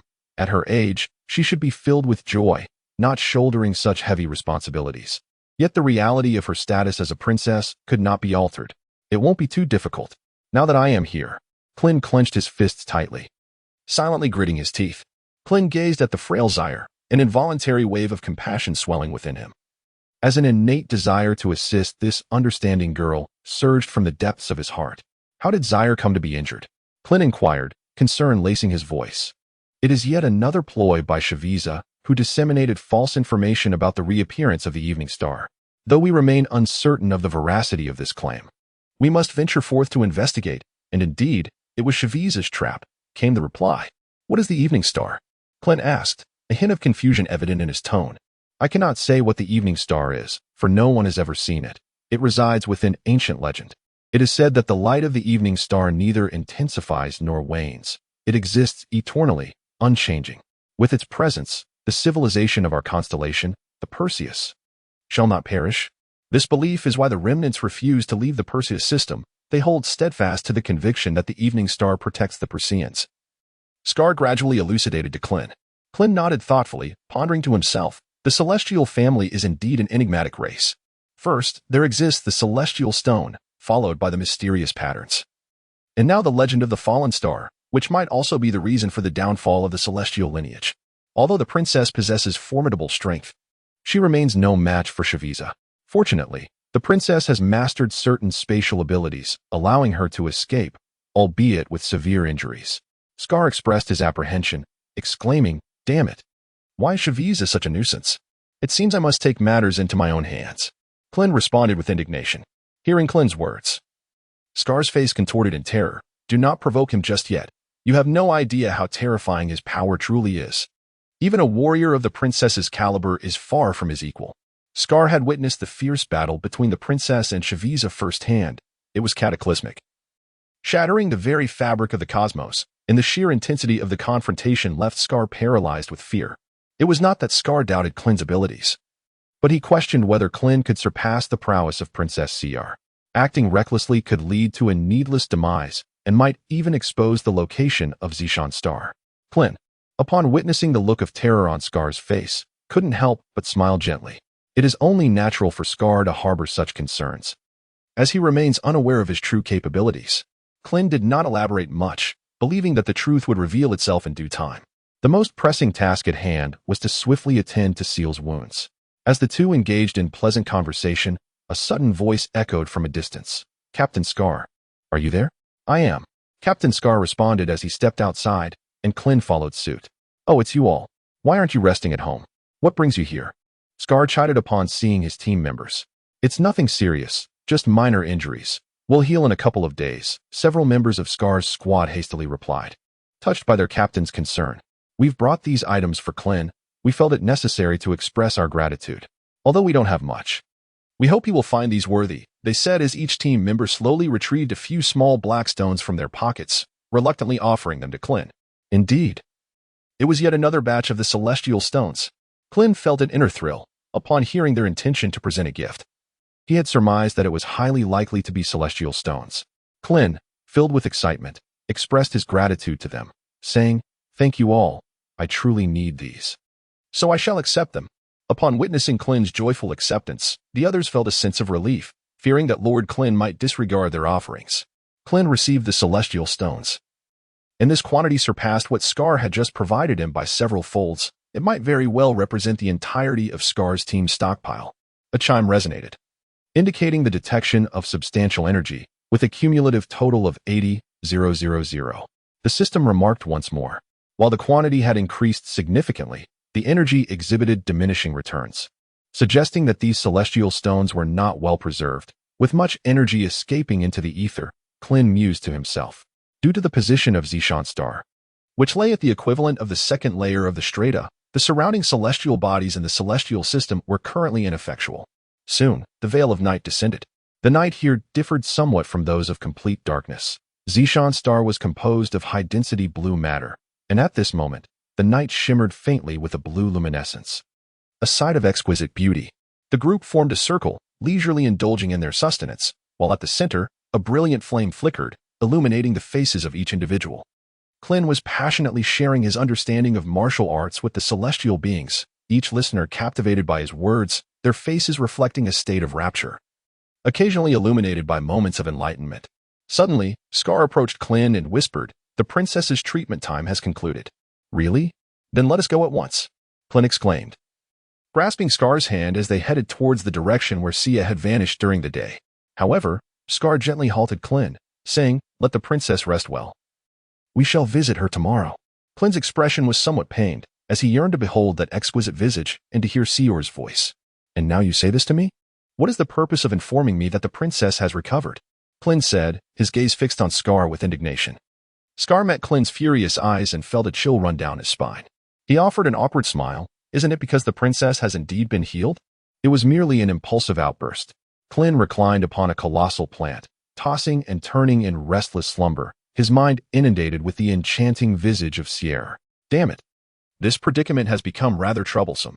Scar had initially extended an invitation for Klin to reside in his abode, but Klin retorted with a dismissive "Leave me be. I have no desire to converse with you." Thus, Scar could only silently observe as Klin temporarily took refuge within the branches of the tree. As time gradually wore on, Klin slowly drifted into the realm of dreams. Klin seemed to have returned to Earth, finding himself in the midst of a vast valley. Within this valley lay a cave, hinting at wonders beyond imagination. It felt somewhat familiar, yet the memory eluded him. Suddenly, a tremendous surge of energy flashed by, leveling the entire valley to the ground. The blinding radiance was so intense that Klin could barely keep his eyes open. He wiped away the tears elicited by the harsh light, striving to force his eyes wide open. From the point of impact, white smoke slowly began to rise, leaving behind only 3 dormant pods. Klin gazed at the dormant capsule, his heart brimming with astonishment. Could it be? Could it be the 18th? Klin wore an expression of disbelief. One of the suspended chambers slowly opened, revealing a stunning figure who gradually rose to her feet. With golden short hair and azure eyes, her slender form was elegantly accentuated by the denim she wore, showcasing her exquisite curves. Her fair complexion was both enchanting and austere, and her eyes sparkled with clarity akin to pristine waters. She gazed at Klin, yet her pupils reflected no trace of him. Klin gazed slowly at the enigmatic figure of number 18, his eyes brimming with tears. What is this number 18? To hell with it. Such innate beauty deserves a name far more fitting. Razili. He exclaimed passionately. "Razili, I have missed you dearly." Klin shouted excitedly as he rushed towards Razili. However, she extended a hand with an expression of icy indifference and calmly uttered, "Leave. Go find your seer." With that, a formidable energy wave coalesced in her hand and was hurled towards Klin. Upon hearing Lazuli's faint utterance, Klin was momentarily taken aback, murmuring to himself, "Zaire?" As Klin found himself lost in thought, an energy blast arrived as anticipated, and at that moment, his combat prowess was evidently insufficient. He was struck directly, letting out a cry of anguish as he metamorphosed into a mass of flesh. With a resounding thud, Klin plummeted from the tree. A piercing scream erupted from him, echoing through the air. Gasping for breath, drenched in perspiration, Klin was overwhelmed by sheer terror. He had inexplicably dreamed of Razili, a feat that seemed improbable for someone of his caliber.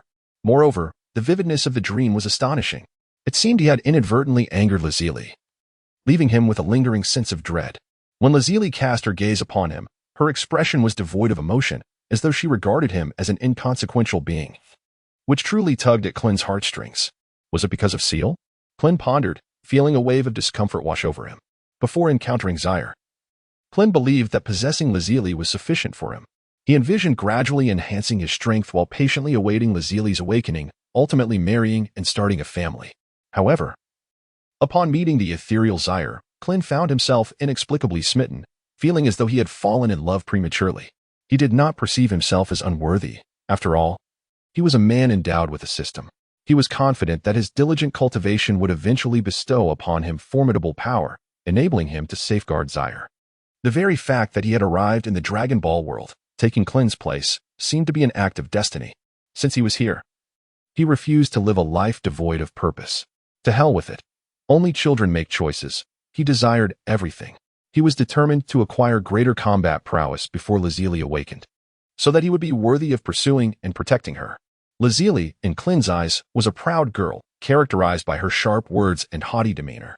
Yet she could also be adorably shy and clingy under certain circumstances. She perfectly embodied this definition. Klin sensed that Zaire remained the lively and considerate girl he had always known, albeit constrained by the weight of responsibility that hindered her from expressing herself. Regardless, Klin held affection for both. Only children made choices, and he wanted them all. With this clarity, Klin's spirits lifted. His most pressing task now was to augment his combat capabilities, for this was an era where power reigned supreme. The night had passed, and dawn would soon arrive. Klin, what's wrong with you? Scar had risen and approached Klin, observing him with curiosity. What do you mean? What's wrong? Can't you see I'm quite happy? Klin retorted, clearly still vexed by yesterday's events. Yet, this irritation was not truly directed at Scar. It was merely a slight venting of frustration. You didn't sleep a wink last night, did you? Your dark circles are quite pronounced, Scar remarked with a playful smile. Is it really that bad? Klin quickly utilized a luminous object to inspect his weary reflection. It can't be that severe. I merely missed one night of sleep. Could it be that I exhausted too much mental energy while immersed in those strange patterns yesterday? Klin's hypothesis seemed plausible, for individuals of his caliber rarely experienced dreams easily.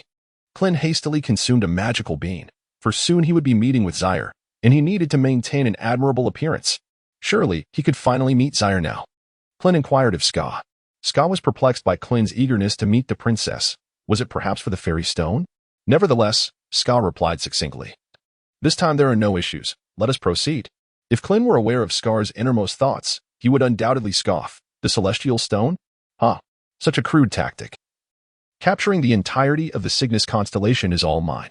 Scar, accompanied by Klin, made his way towards the central temple. As they approached the shrine of the Star of Zishan, Klin scrutinized the architectural style of the temple. It featured a grand arching structure that rendered the interior space remarkably expansive. Upon entering, Klin soon realized that the interior bore a stark contrast to the exterior, characterized by its simplicity and devoid of the ostentatiousness one might expect from a true royal palace. There, seated within, was Zaire, who greeted Klin with a subtle nod. The moment Klin entered, his gaze was immediately drawn to Zaire. Unlike yesterday's ancient crimson battle robe, Zaire was adorned in a vibrant scarlet dress. Her silver hair and glass-like eyes exuded an aura of effortless grace.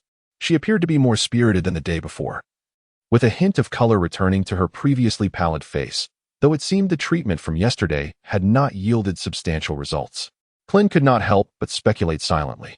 Noticing Klin's unwavering gaze upon her, Zaire remarked nonchalantly, Klin, please take a seat. Upon hearing her words, Klin snapped back to reality, offering a quick smile. Oh, certainly. He then casually settled down. Damn it, how embarrassing.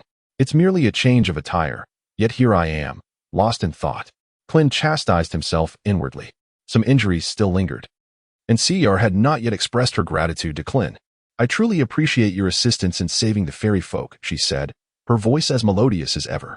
"It's a trivial matter, merely a gesture of goodwill. One thanks is sufficient. No need for repeated expressions of gratitude," Klin replied with a smile directed at Siyar. Siyar, upon hearing Klin's words, remained composed, though she felt a slight increase in her fondness for him. Perhaps it was the frequency with which she had been addressed as princess that had dulled her sense of self since her father's passing. No one had called her Siyar anymore. "By the way, Siyar, do give this a try," Klin said, retrieving a magical bean from his portable capsule and offering it to her. Standing nearby, Ska's eyes sparkled with excitement upon seeing the extraordinary bean. "Princess, this bean is truly remarkable. I sustained severe injuries once, and after consuming one, I recovered almost instantly." Siyar regarded the shriveled bean in Klin's hand with a curious expression. Yet she had faith in Ska's words. "Very well, I shall give it a try," Siyar replied calmly. Klin did not throw it directly, but instead walked towards Zaire. Upon noticing Klin's approach, Zaire slowly extended her palm. Her delicate hand resembled the finest jade, strikingly beautiful. Klin gently placed the magical bean into Seal's palm, his fingertips inadvertently brushing against the delicate center of her hand, smooth as silk and reminiscent of the refreshing touch of exquisite jade, stirring waves of emotion within Klin's heart. After handing over the magical beans, Klin turned to leave.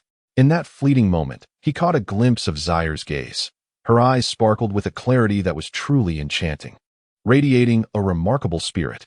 Klin immediately cast a resolute gaze towards Chiarl, as if to convey, "It will undoubtedly heal your wounds." Chiarl, upon receiving Klin's look, seemed to grasp the unspoken message with clarity. Although Klin uttered no words, Chiarl instinctively nodded, even as Klin descended to take a seat. Chiarl felt a lingering confusion about his own gesture of acquiescence. He scrutinized the magical bean and softly remarked, "Indeed, I can sense the essence of life within it." Slowly, Chiarl parted his lips, which glimmered like cherry blossoms, and placed the bean into his mouth, closing his eyes as he savored it. "How is it?" Ska inquired eagerly from the side. Suddenly, Chiarl opened his eyes, and this time his countenance appeared considerably more vibrant, his eyes sparkling with renewed luster. Yet, Klin discerned a lingering hint of weakness in Chiarl's expression and urgently asked, "Are you not fully restored?" Chiarl nodded faintly and replied, "The physical wounds have indeed healed, but the scars upon my spirit are not so easily mended." Klin discerned from the voice of Seer that it was not the authentic timbre of Seer himself. Rather, Seer was exerting considerable effort to imbue his voice with an air of coldness. At this moment, Klin felt a sense of relief. Fortunately, he had encountered Searle early on. The transformation of an individual is indeed a gradual process. However, no matter how much one changes, the intrinsic nature of their character is not easily altered. Given sufficient time, one might even undergo a complete metamorphosis. Clearly, Searle was currently in the midst of this transformative journey. Klin yearned to see the vivacious and charming Siyar of old, rather than the burdened Siyar who feigned strength each day. The ethereal Siyar should not endure such immense pressure alone. "Why has your spirit suffered so gravely?"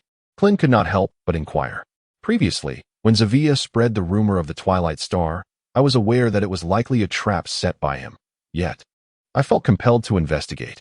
Despite my utmost caution, I still encountered Zavia in an ambush." Siyar's voice was crystal clear as she slowly explained to Klin. "Zavia's strength exceeded my expectations, and his team members were remarkably powerful as well. Not long into the battle, I sustained severe injuries. Fortunately, Zavia seemed momentarily distracted, and I seized the opportunity to activate my spatial abilities. Although this allowed me to escape, my spirit endured significant damage."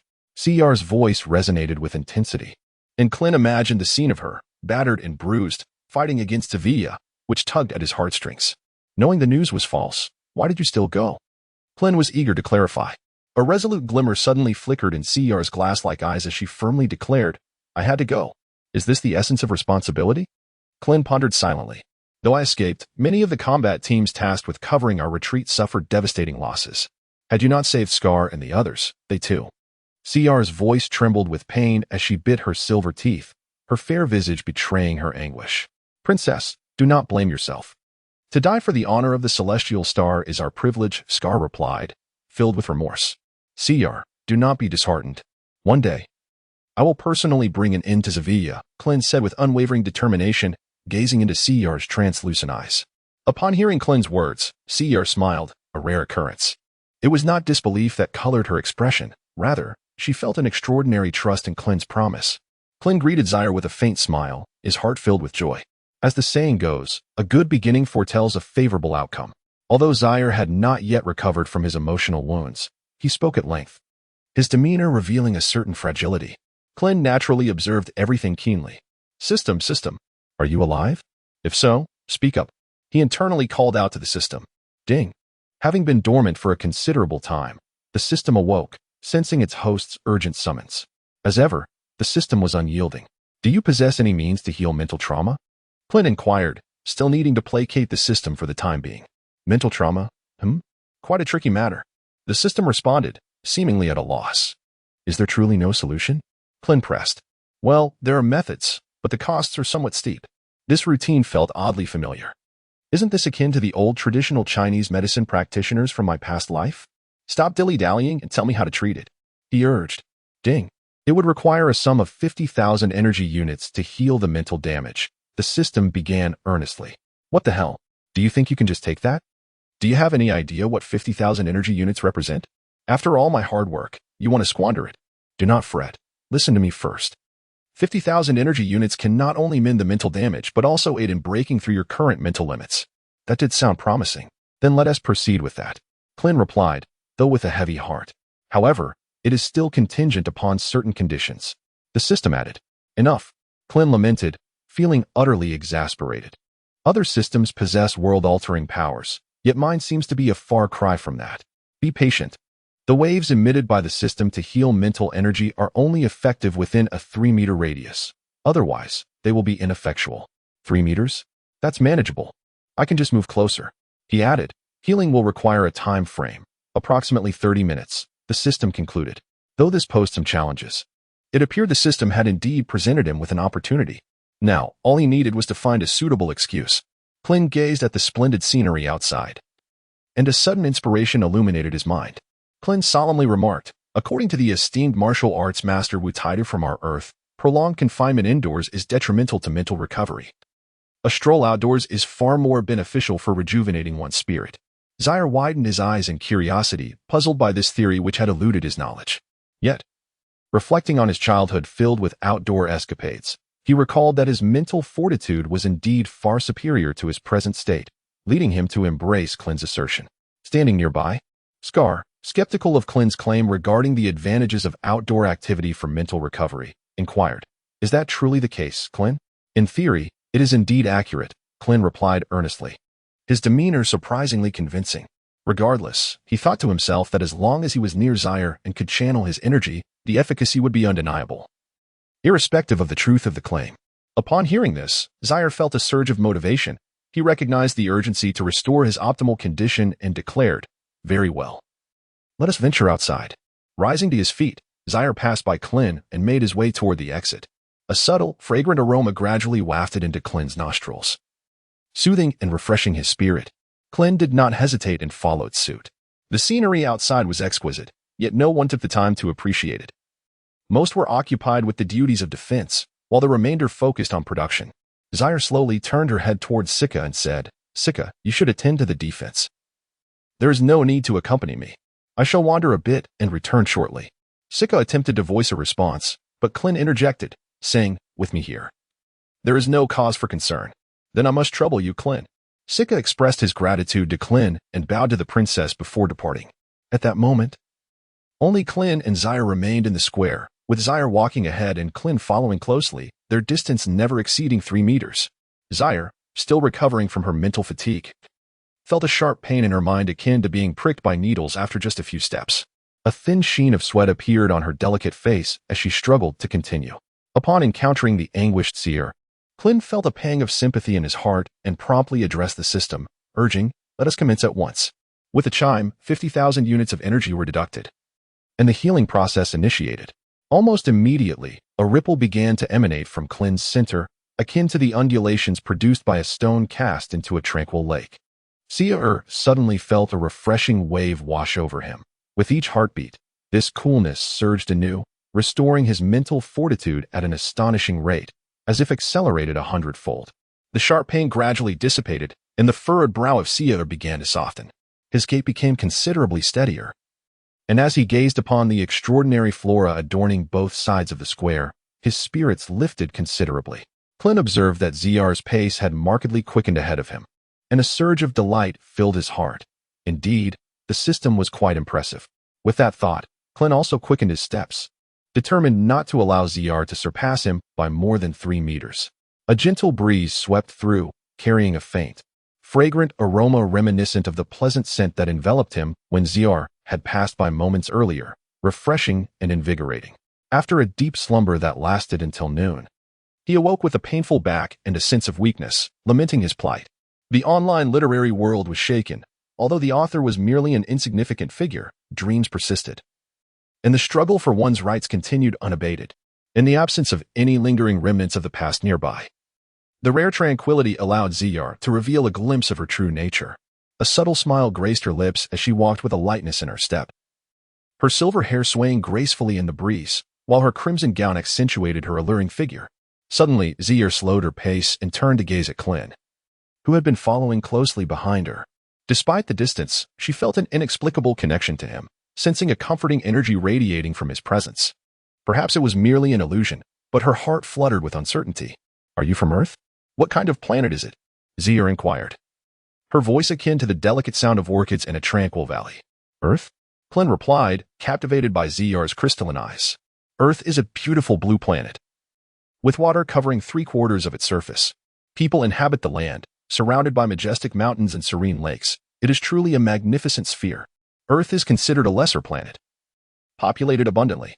However, the average combat power of its inhabitants hovers around 5, which is why it has not yet attracted the attention of malevolent forces. Comparatively, Earth's environment is quite peaceful." Zr, taken aback by the notion of such low combat capability, was filled with curiosity and questioned, "If the combat power of Earthlings is so low, how can they construct a defense system?" Her intrigue was piqued by the implications of their vulnerability. Klin erupted into hearty laughter, for it is precisely due to their frailty that the inhabitants of Earth endeavor to fully cultivate their physical forms.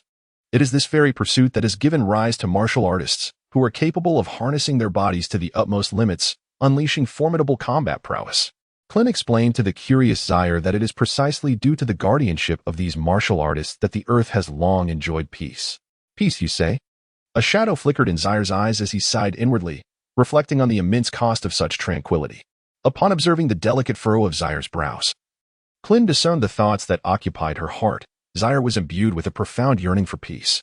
Klin felt a surge of impulsiveness within, yearning to console the beautiful girl before him. Unintentionally, he took a step toward Zr and grasped her delicate, jade-like hand that swayed gently in the breeze. Zr, caught off guard by Klin's approach, was taken aback when he suddenly seized her hand, her heart beginning to race uncontrollably. Until now, only her parents had ever held her hand. A fleeting sense of panic washed over Zr as she attempted to retract her hand, but Klin's grip was surprisingly firm. A faint blush crept onto her fair, exquisite face, and her glass-like eyes darted nervously around her surroundings. Klin felt the warmth of the hand in his grasp, akin to that of jade, and a flicker of nervousness washed over him. Nevertheless, he gazed earnestly into Seal's bright eyes and declared, "Trust me, peace shall surely arrive. I will exert every effort to assist you." Upon hearing Klin's resolute tone, Seal felt a wave of warmth envelop her heart, her ethereal gaze meeting Klin's steadfast and luminous eyes. In that moment, Seal found an unexpected source of support, a slight relaxation settling within her, perhaps due to Klin's solemn and unwavering promise. The two remained locked in each other's gaze, time slipping away like water. Yet neither Klin nor Seal sensed the passage of moments. Suddenly, a chime echoed, signaling the conclusion of the first treatment session. "Please continue with the second treatment tomorrow." The system's abrupt announcement jolted Klin from his reverie, causing him to retract his hand. Klin abruptly withdrew his hand, startling the dazed Seal from her reverie. Suddenly, Seal's complexion flushed an even deeper shade of crimson. What had just transpired? Had Klin truly taken her hand? As these thoughts coursed through her mind, Seal felt as though a fawn were leaping wildly within her heart. She covered her face and dashed toward the distant central temple. The sudden absence of her warm, gentle touch left Klin feeling an inexplicable void within. Before he could fully comprehend the situation, he watched as Seal hurried away into the distance. Klin, filled with concern, could not help but call out to Zr, urging him to slow down. cautioning that his spirit had yet to fully recuperate and that his body might not withstand such exertion. In truth, following the initial systematic treatment, Zaire's mental fortitude had already regained half of its strength. While he might not be able to endure a large-scale battle, this pace of running was more than manageable. Upon hearing Klin's voice behind him, Zaire's heart grew even more tumultuous, prompting him to quicken his pace further. Klin gazed at the rapidly accelerating figure of Siyar, a sense of melancholy washing over him. As he watched Siyar's silhouette about to vanish, he called out, "Will you come for a stroll tomorrow?" Unfortunately, Siyar seemed to offer no reply, disappearing from Klin's sight. Had he frightened Siyar with his earlier actions? Klin's thoughts became tumultuous. Overwhelmed by the sight of Siyar's sorrowful expression, he had acted impulsively, committing an irrevocable deed. Yet, when he had held Siyar's hand, she did not resist. Perhaps she had not fully recovered from her earlier distress. The thought of her not returning weighed heavily on him. Klin's mind spun in confusion, drifting into a spiral of anxious thoughts. The sensation of holding Siyar's hand had been exquisite, akin to caressing a fine jade. He reminisced fondly. Meanwhile, Siyar had sprinted to the temple without pausing for breath. Huff, huff, her cheeks flushed, her lips, glossy as cherry blossoms, parted to release soft breaths. Siyar pondered, perplexed by how such a short distance had left her feeling so exhausted. She gently placed her hand on her chest, striving to calm her racing heart. Taking deep breaths to soothe her agitation, it dawned on her that the earlier encounter had indeed transpired. Klin had truly held her hand. The memory stirred her heartbeat once more. Siyar endeavored to regain her composure, yet the more she suppressed her thoughts, the more uncontrollable they became, causing a delightful turmoil within her. Ultimately, she relinquished her efforts to contain them, allowing her emotions to unfold freely, without her conscious restraint. Her thoughts blossomed with vibrant recollections of what had transpired, each sensation vividly replaying in her mind. As the images flickered through her consciousness, a sense of calm began to settle. That earlier feeling had been rather delightful. Suddenly, Siyar found herself contemplating this notion, shaking her head to dismiss it. As a princess, such thoughts were not befitting her station. When she had been beside Klin, she could feel a refreshing aura enveloping her, a sensation now lost. Coupled with her self-imposed constraints, a sense of frustration began to brew within her. When Klin had grasped her hand, she had felt a profound sense of security emanating from him. Deep down, she sensed the sincerity in his words. Until now, it had always been her father who shielded her. Since his passing, that feeling had eluded her. Just moments ago, as she had dashed away, Klin seemed to have called out to her, inquiring whether she would join him for a respite the following day. Suddenly, Siyar felt a pang of anxiety. She could not possibly go again. Would she truly refrain from returning? Her heart wavered, caught in a conflict between the desire to go and the urge to stay away. She resolved to push the thoughts aside. This was maddening. For quite some time, the usually composed Siyar found himself in a state of disarray. "Klin, what has brought you such joy?" Ska inquired, observing Klin's beaming countenance. "Is there?" Klin chuckled heartily, a glimmer of delight in his eyes, for he had indeed glimpsed the dawn. Reflecting on the recent events, Klin could not help but revel in his exuberance. Perhaps laughter is indeed contagious, as Ska soon found himself smiling as well. Upon encountering Scar's jubilant laughter, Klin could not help but feel a surge of joy within. "Laugh all you wish. Huh. I wonder if you will still find amusement when I have spirited Shiye away." Time seems to drag on interminably. Klin gazed at the luminous heavens, fearing that dusk was still a long way off, for the day on Zisan Star is somewhat longer than an Earth day. Originally, upon arriving at Zisan Star, he had acquired around 10,000 units of energy, yet half of it was swiftly depleted in restoring Shiye's mental fortitude. "It appears that I must seek additional energy. Scar, do you and the others have any celestial stones?" Klin inquired with anticipation. "Indeed. The celestial stones are products of our constellation, and each of us possesses some to varying degrees. Moreover, these stones can expedite our cultivation, albeit at an exceedingly slow pace." Scar replied earnestly. "Then we have a solution." A glimmer sparked in Klin's eyes as he conceived a rapid method to obtain celestial stones. "Scar, can we exchange divine beings for celestial stones?" Klin ventured to ask. "Absolutely. Divine beings are truly extraordinary. Possessing them feels akin to acquiring an additional life," Scar exclaimed, his excitement palpable, unable to conceal his fervor for the divine beings. "Can you assist me in exchanging these divine beings for celestial stones?" With that, Klin produced a small cloth pouch from his bosom, containing roughly 100 divine beings. It is indeed reasonable for Klin to exchange magic beans. as 100 magic beans approximately contain 50,000 units of energy. Each piece of celestial stone, on the other hand, harbors energy ranging from 1,000 to tens of thousands, thus presenting a substantial opportunity to reap considerable profits from the differential. Klin produced 100 magical beans, and now only around 50 remained in his possession. Fortunately, the beans in the magical bean plantation would be ripe in a month, and 50 beans would suffice for emergencies. Ska gazed at the small bag filled with shriveled beans, his eyes gleaming with fervent excitement as he remarked, "No problem. The guard could certainly use the magical beans." Klin smiled and replied, "Well then, could you please exchange them for celestial stones?" "Certainly, but how exactly do we proceed with the exchange?" Ska inquired, turning to Klin. "Just ensure that your kin do not suffer a loss. Acquiring beans of the same quality as your team members will suffice." Although the quality of the celestial stones given to Ska's comrades was not as exquisite as Ska's own, they were still quite commendable. "Very well, Klin. I shall consult with Lear at once." With that, Ska carefully tucked the beans into his bosom and soared towards Lear's defense zone. "Ska, what brings you here?" Lear called out cheerfully. Ska's expression turned grave as he responded, "Lear, do you recall the magical beans I mentioned?" "The magical beans? Of course, I remember. Didn't you say that miraculous beans healed your wounds instantly and restored your stamina completely?" Lear replied without hesitation. Ska, moving slowly and gently, retrieved a small cloth bag from his bosom and opened it slightly, addressing Lear. "Here they are." "Is this truly it?" Lear exclaimed, peering into the bag. As he reached for a bean to taste, Ska suddenly sprang forward, snatching it away. Each bean was precious, a second chance at life. Lear, feeling quite apologetic, said to Ska, "I couldn't resist the temptation of something so novel." Klin had brought the beans to exchange for celestial stones. "You should inquire if the guard wishes to trade." "Oh, certainly." "What? Captain Ska intends to exchange magical beans for celestial stones?" A member of the guard appeared astonished. Just yesterday, he had heard Ska's team describe the wondrous nature of the beans. He couldn't believe they had arrived today. "Let us go see."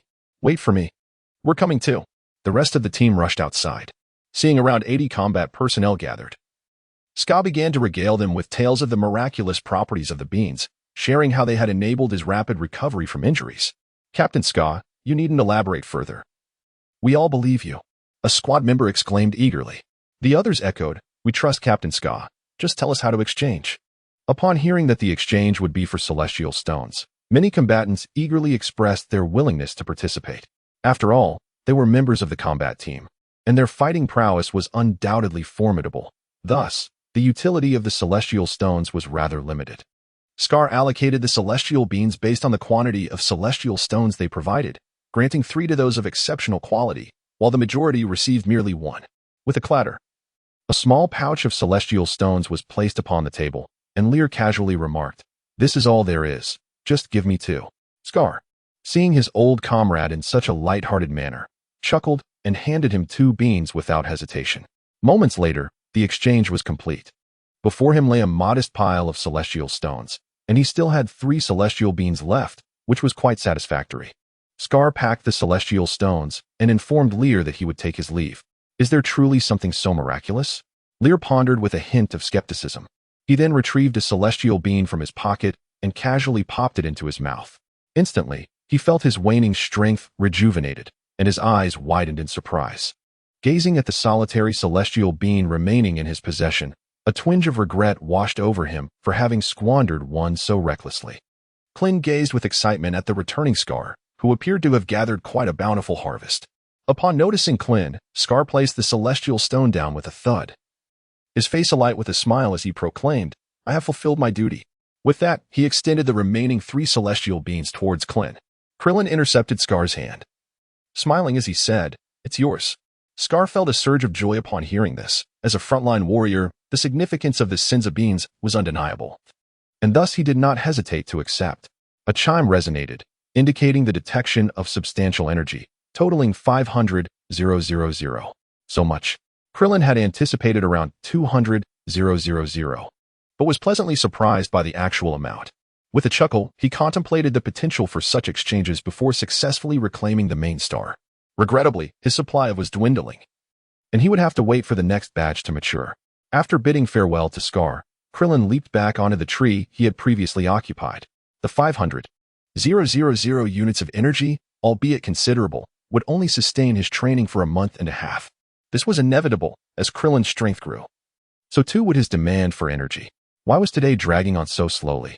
Krillin pondered with a hint of frustration, settling down to meditate. He embraced the notion that in the realm of cultivation, time loses its significance, and he sought to immerse himself in a state of self-forgetfulness during his training. Klin sat cross-legged atop the canopy, his eyes firmly shut as he delved into meditation. A minute later, he exhaled in frustration. Alas, it was utterly futile. The moment he closed his eyes, the exquisite visage of CR materialized in his mind, thwarting his efforts to cultivate. Klin felt a pang of discomfort. Yet, he ultimately managed to still his thoughts, resuming his meditative practice. Waves of mental energy emanated from him. Time during cultivation always seemed to pass swiftly. And soon the dawn of the next day quietly arrived. Klin gradually opened his eyes, exhaling a long, lingering breath. A clear indication that his strength had seemingly advanced once more. He found himself pondering whether Xyle would indeed arrive today.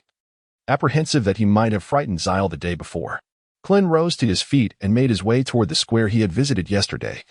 His heart heavy with apprehension, Klin gazed at the desolate square, feeling a pang of loneliness. Indeed, she has not come? At this moment, Princess Xyle found herself in the temple, her countenance betraying an unusual hesitation. Has the hour of yesterday truly arrived, and will she not go? Xyle paced back and forth. A hint of anxiety etched on her face. Klin has likely already arrived. Bearing the weight of the future of the Virgo, it was imperative that her heart remain steadfast. With this thought, Xyle's resolve strengthened. Perhaps she should not go. Strangely, since her return yesterday, her spiritual energy seemed to have revived by half. With the healing waters of the temple, her wounds would surely mend swiftly. As this realization dawned upon her, a glimmer of determination flashed within her glass-like azure eyes. Klin had waited for a moment, yet still saw no sign of Xyle. Should he return, or wait a little longer? He casually found a relatively quiet spot to sit. Though a hint of discomfort marred his expression, having solidified his resolve, Xyle settled by the spring to tend to his wounds. However, his thoughts were in disarray. Swiftly drifting to Klin's gaze from the previous day, clear as water, and his steadfast promise. If he chose not to go now, Klin would surely be filled with disappointment. The more he pondered, the more agitated he became, and at that moment, Xyle could no longer maintain his usual calm demeanor. Restlessly pacing within the room, his face once again contorted in hesitation, his exquisite features appeared even more enchanting. Should he not take a glance? Perhaps Klin had not gone either. Just a quick look. Then he would return immediately. Xyle pondered to himself. This notion, once it blossomed, expanded infinitely. The more he contemplated, the more it seemed a splendid idea. He donned the crimson dress from the previous day, gently untangling his hair that flowed like a silver river, his cheeks tinged with a soft blush. Perhaps even Xyle himself could not fathom why he reverted to yesterday's attire. It was likely a subconscious impulse. Slowly, he made his way towards the square from the day before, glancing around to find most of the citizens preoccupied with their tasks. Upon reaching the vicinity of the square, he gazed at the desolate space, feeling an overwhelming sense of loss. Indeed, he had not come. Ahem, you arrived a bit late today. Upon Xyle's arrival, Klin had already sensed his presence, his expression brimming with excitement. Xyle had indeed shown up.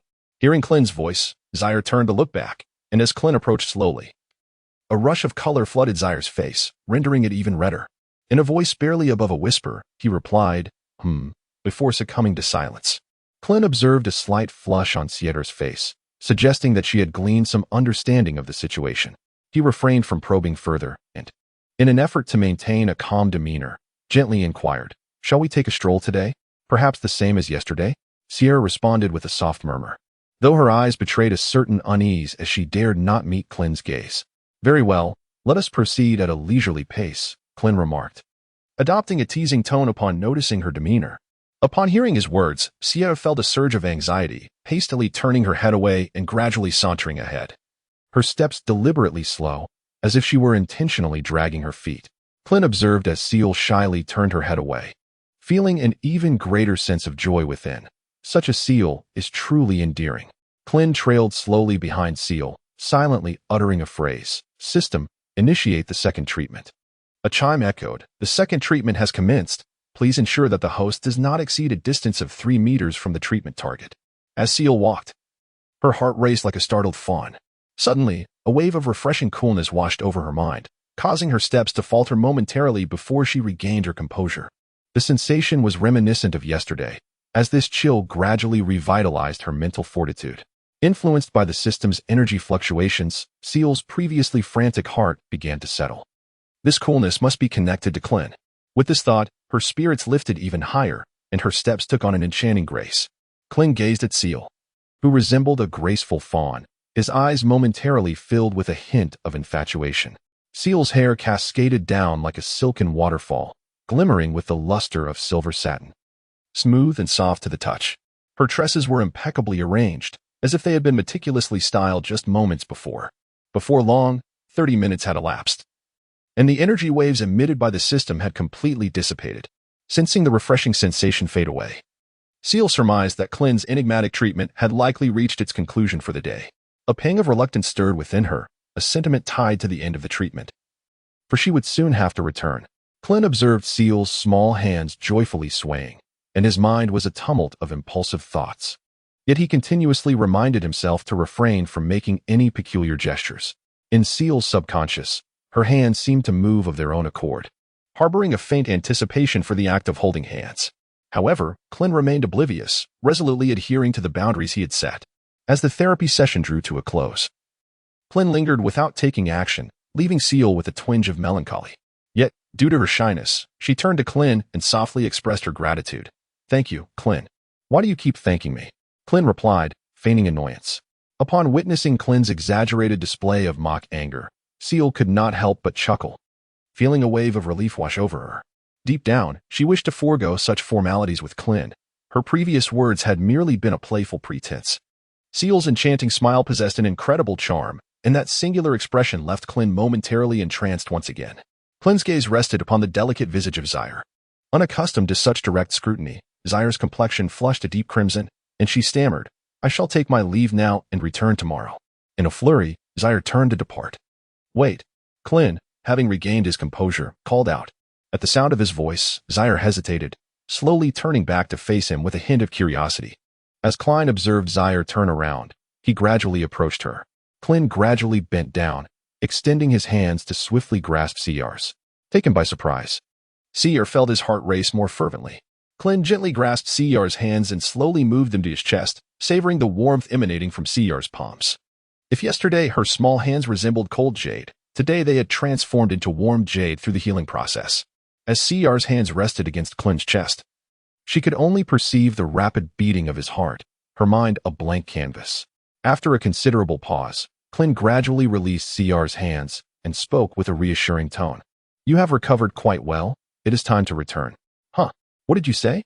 Zaire was abruptly pulled back to reality, having not fully comprehended Klin's words, and asked absent-mindedly, "I said, you can return." Klin replied with a teasing smile in his voice. As the realization dawned on her, Zaire's delicate hand transformed into a fist and playfully punched Klin's chest. Without waiting for his reaction, she hurriedly dashed towards the temple. Klin slowly extended his palm. Observing the beads of sweat adorning his hand, Klin gazed at the retreating Zaire, a smile blossoming within him, his earlier tension dissipating. That was quite nerve-wracking. But it seems the outcome was rather favorable. Judging by the warmth emanating from Zaire's hand moments ago, it appeared her mental fortitude had nearly returned to its peak, allowing for the anticipated breakthrough to take place the following day. Upon returning to her residence, Zaire felt her previously taut nerves gradually unwind. The flicker of melancholy that had invaded her heart now vanished without a trace, replaced by a comforting warmth. It seemed she had genuinely sensed Klin's heartbeat, which raced even faster than her own, all while he maintained an unfazed facade. How infuriating. Pouting slightly, her cherry-like lips glimmering, she remarked with a hint of playful malice. If Klin were to witness this scene, he would surely find her anger irresistibly adorable. Who could withstand such charm? As time passed in Klin's anxious anticipation, the next day arrived, and he made his way to the square early once more. This time, he did not have to wait long. Zaire was punctual. "Shall we venture a bit farther this time?" Klin suggested slowly, admiring the beauty of Zaire. "Why farther away? This spot is perfectly adequate," Zaire replied, a flicker of confusion crossing her eyes.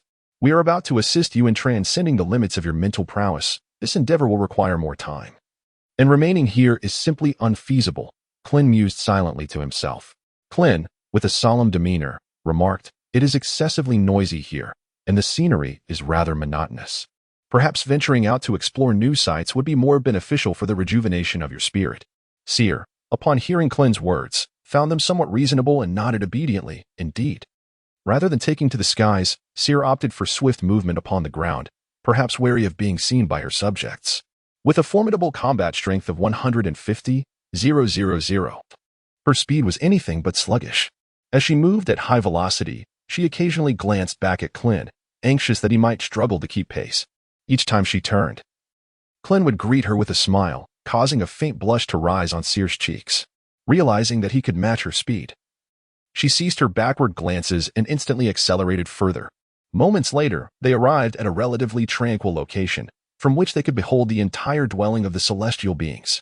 Nearby stood a magnificent tree, soaring into the clouds, framing a sky of deep azure, with the entirety of the planet laid out before them. A truly unique experience. Seer turned to Klin and said, "This was my favorite spot during my childhood, where one could admire the entire planet of Zishan. However, I have not visited here in quite some time." As she spoke of the past, a flicker of sadness passed through her glassy eyes. Klin, noticing this change, stepped forward gently and took Seer's small hand in his own. Klin's body trembled. Why has he not returned since then? Is he fearful of seeing his own people from this vantage point? Is he apprehensive about his ability to lead them effectively? Klin guided Zaire to a relatively pristine rock, where they sat and slowly listened to the narratives dwelling within Zaire's heart. As Zaire watched Klin lead him aside, a sense of unease began to stir within him. Yet, once seated upon the rock, Klin merely clasped his own hands, allowing Zaire to breathe a little easier. System, did you not claim you could assist Zaire in transcending his current mental strength? Let us commence. Ding. A sum of 50,000 energy units, with at least 40,000 allocated for the enhancement of mental prowess, had now begun. The system's words were succinct. Suddenly, a formidable wave of energy radiated from Klin, enveloping him in a more potent aura. If the previous energy fluctuations resembled a gentle stream, then this was akin to a mighty river. Zaire instantly felt the immense surge of energy, far more intense than before, resonating deeply with his mental essence. Klin noticed something unusual about Seer and gently released her small hand, speaking with gravity. Try to see if you can transcend the current limits of your mental prowess. Upon hearing Klin's words, Seer did not hesitate. She slightly nodded and then closed her beautiful eyes. Seer began to commune with her own mental energy, envisioning a vast expanse of starlight in her mind, shimmering brilliantly in alternating brilliance and shadow. Klin stood to the side, observing Zaire seated there, her eyelashes fluttering slightly at the corners of her eyes, tiny beads of sweat forming on her forehead, a telltale sign of her nervousness. He hurriedly inquired, "System, is there any danger?" "Rest assured, it's merely the standard procedure," the system replied in a calm manner. At that moment, Zier's mental space was gradually expanding. Each increment of psychic energy accompanied by a fleeting pang of discomfort, an ache rooted in the mind, unavoidable and distinctly palpable. Zier's body began to tremble gently, beads of perspiration appearing on her arms, and soon her crimson dress became increasingly drenched with sweat, accentuating her exquisite figure to an exquisite degree. Gulp. Klin observed as Zier swallowed hard. Though he was an ordinary person, no one could withstand such a sight. Klin simply settled beside, vigilantly observing Zaire to avert any unforeseen circumstances. After approximately 2 hours, the energy fluctuations of the system began to diminish, and Klin could distinctly sense that Zaire's mental prowess had significantly intensified, with success looming on the horizon. With a sigh, Zaire exhaled and opened his eyes. Yet, his body swayed slightly, as if on the verge of collapsing against the nearby rocky surface. Upon witnessing this, Klin acted with remarkable swiftness, immediately appearing beside Zaire and gently lowering himself to the ground as he supported her. At that moment, Zaire seemed utterly devoid of bones, collapsing softly into Klin's embrace. Her fair complexion glistened with perspiration, and her bright eyes gazed intently at him. As Zaire fell into his arms, a faint, delicate fragrance enveloped Klin, causing a flutter of unease within him. Zaire's garments were thoroughly soaked with sweat, allowing Klin to distinctly feel the warmth radiating from her, a tangible presence. However, as he beheld the brilliance in Zaire's eyes, his inner turmoil dissipated. Her gaze was one of unwavering trust, a silent plea for reliance that left no room for Klin's wandering thoughts. Klin gently extended his hand, using the corner of his garment to dab the sweat from Zaire's forehead, and with a tender heart, he softly remarked, "You must be exhausted. Zaire gazed at Klin as he wiped the perspiration from his brow, and a sweet smile involuntarily graced his lips. In a somewhat weakened voice, he replied, "I am all right." It was a success. With that, Zaire slowly succumbed to slumber, still wearing a smile. Klin gazed at Zaire, who had fallen into a deep slumber, and couldn't help but chuckle softly. What a delightful sight.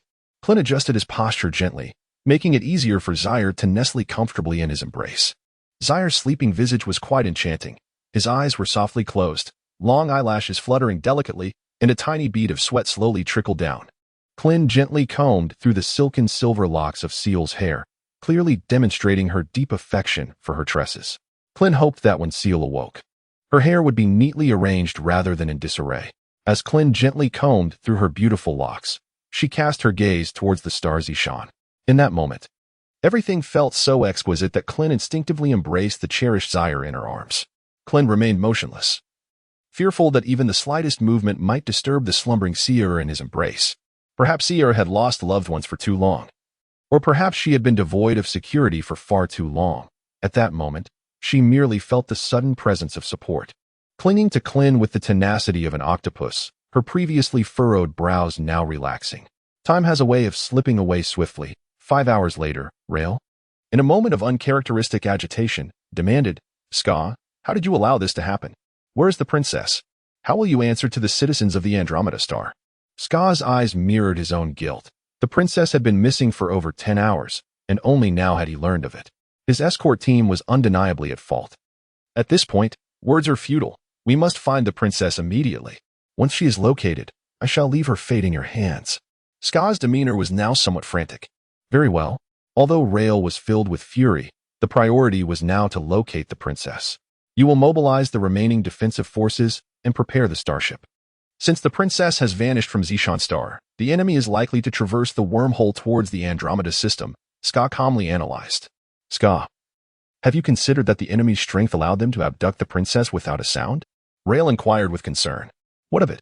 Even if Quire himself descends upon us, we shall stop at nothing to rescue the princess. What does it matter if it costs our entire clan? Ska's tone was resolute, fully prepared to face death. Indeed, without our spirit, the Andromeda clan has no reason to exist. We shall risk everything for the princess. The determination in Rael's eyes intensified. Then I will mobilize the last of our protective forces. With that, Rael soared towards the direction of the escort team. This is Rael. I am now activating the final defensive forces. Rael's voice echoed through the communicator. On the other end, an uncertain voice responded, Captain Rael. Are you certain we should activate the last defensive forces? Execute the order. Rael reiterated firmly. Understood. Activating the final protective forces now. Klin observed the Pisces soaring below, feeling quite perplexed. What could be the reason for such a gathering today? Had something significant occurred? At this moment, Klin gazed down at the bustling fighters below, still unaware that all of this turmoil stemmed from his actions, cradling the peacefully slumbering Zaire in his arms. The questions that had previously occupied his mind seemed to vanish into thin air. Report to Captain Ska. The troops are assembled and ready for your orders. A squad leader clad in combat gear inquired. Prepare to board the spacecraft. Take one last look at Zishan Star. Ska commanded with a finality that resonated deeply. The squad leader fell into a contemplative silence and after a prolonged pause, replied, Yes. The citizens of the Andromeda constellation, engaged in production, also received the news. Realizing that the final moments of Zishan Star had arrived, a profound sorrow enveloped them. They were not afraid, having anticipated this day for so long. However, each individual was deeply concerned for the safety of Princess Zaire. Zaire stretched languorously in Klin's embrace, relishing a rare moment of tranquil slumber, as if she had returned to her father's warm embrace. As Zaire slowly opened her eyes, she was met with the sight of herself nestled in Klin's arms, and a rush of crimson flooded her cheeks, for the warmth she had felt in her dreams was indeed Klin's hold. Realizing her situation, she immediately lowered her gaze, unable to meet Klin's bright eyes. At this moment, Klin gazed intently at Zaire, who had lowered his head, almost burying himself in Klin's embrace without any struggle. This was the aspect that brought Klin the utmost joy. The gentle breaths exhaled by Zaire, carrying a faint floral fragrance, tickled Klin's chest, testing his patience. Enchanted by the unique scent emanating from Klin's being, Zaire found himself momentarily captivated, unable to lift his head. Klin attempted to engage in conversation with Seer. Yet no matter what Klin said, Seer merely responded with a soft hum. without lifting her gaze. Just a moment ago, I noticed your kin gathering. Is there something of great significance afoot? Klin recalled the peculiar events that had transpired and decided to broach the subject. Upon hearing Klin's words, Seer immediately raised her head, their eyes locking in mutual regard. Her cheeks flushed slightly, and with a hint of urgency, she inquired, "Is what you just said true?" "Indeed," Klin reiterated. "Oh dear. This is grave. It must be that I have been away for too long, and Scar, unable to locate me, has activated the final rescue protocol," Seer expressed anxiously. Upon hearing this, Klin quickly grasped the situation. Perhaps he had erred slightly, but it was not too late to rectify it. "We must hasten our return. Otherwise, they may venture toward the wormhole," Princess Seer declared to Klin. "Very well, let us return," Klin nodded in agreement. However, Seer remained still, prompting Klin to question her. With her eyes brimming with unshed tears and a slight pout of distress, Seer lamented, "My feet have gone numb." Klin gazed into the glistening eyes of Zr, at that moment feeling as though the external world and his own existence were rendered irrelevant. However, Klin merely paused for a fleeting instant before swiftly regaining his composure. Klin immediately stood up, cradling Zr in his arms, a smile playing on his lips as he said, "Shall I carry you back?" Zr's voice, barely a whisper, responded, "MHM." Though her words were faint, they did not escape Klin's keen ears. "Hold on tight. I'm about to take off," Klin declared earnestly to Zr. She appeared somewhat flustered, unsure of where to place her hands, her expression betraying a hint of anxiety. Klin naturally observed the situation, slowly lowering his head as he spoke, his hand entwined around my neck. Upon hearing Klin's words, Zr did not hesitate. He immediately leaned upward, reaching out to encircle Klin's neck. Klin lowered his head, and Zr leaned upward, inevitably causing their foreheads to meet. At that moment, their eyes were mere inches apart, locked in a gaze. Klin seemed to catch a whiff of the sweet fragrance emanating from Zr's cherry blossom-like lips. In a state of confusion, any slight verbal provocation could trigger instinctive reactions, and it was evident that Zr was indeed flustered. "No mischief allowed. Please take me back." Zr's melodious voice gradually broke the silence. "What do you mean by mischief?" "I have no idea what you're talking about," Klin replied, shrugging his shoulders. Klin soared towards the spot he had just glimpsed, valiantly shielding himself from the fierce winds. As Zr witnessed Klin's efforts to protect him from the gusts, a warm surge of gratitude washed over him. However, he was even more astonished to realize that Klin's speed of flight exceeded his own by more than double. Klin expressed that if it were not for his desire to hold her a moment longer, he could have instantly transported them to their destination. However, it seemed that Zyle also possessed spatial abilities. Had he forgotten? As they neared the base of the guard squad, Zyle softly implored, "Please set me down. I can walk now." No, we are almost there," Klin replied with a serious tone directed at Zyle. Under Klin's unwavering gaze, Zyle reluctantly acquiesced, perhaps anticipating the imminent events. Her face flushed a deep crimson, akin to a ripened apple. Klin felt a sense of pride swelling within him. After all, the declaration of sovereignty was fast approaching.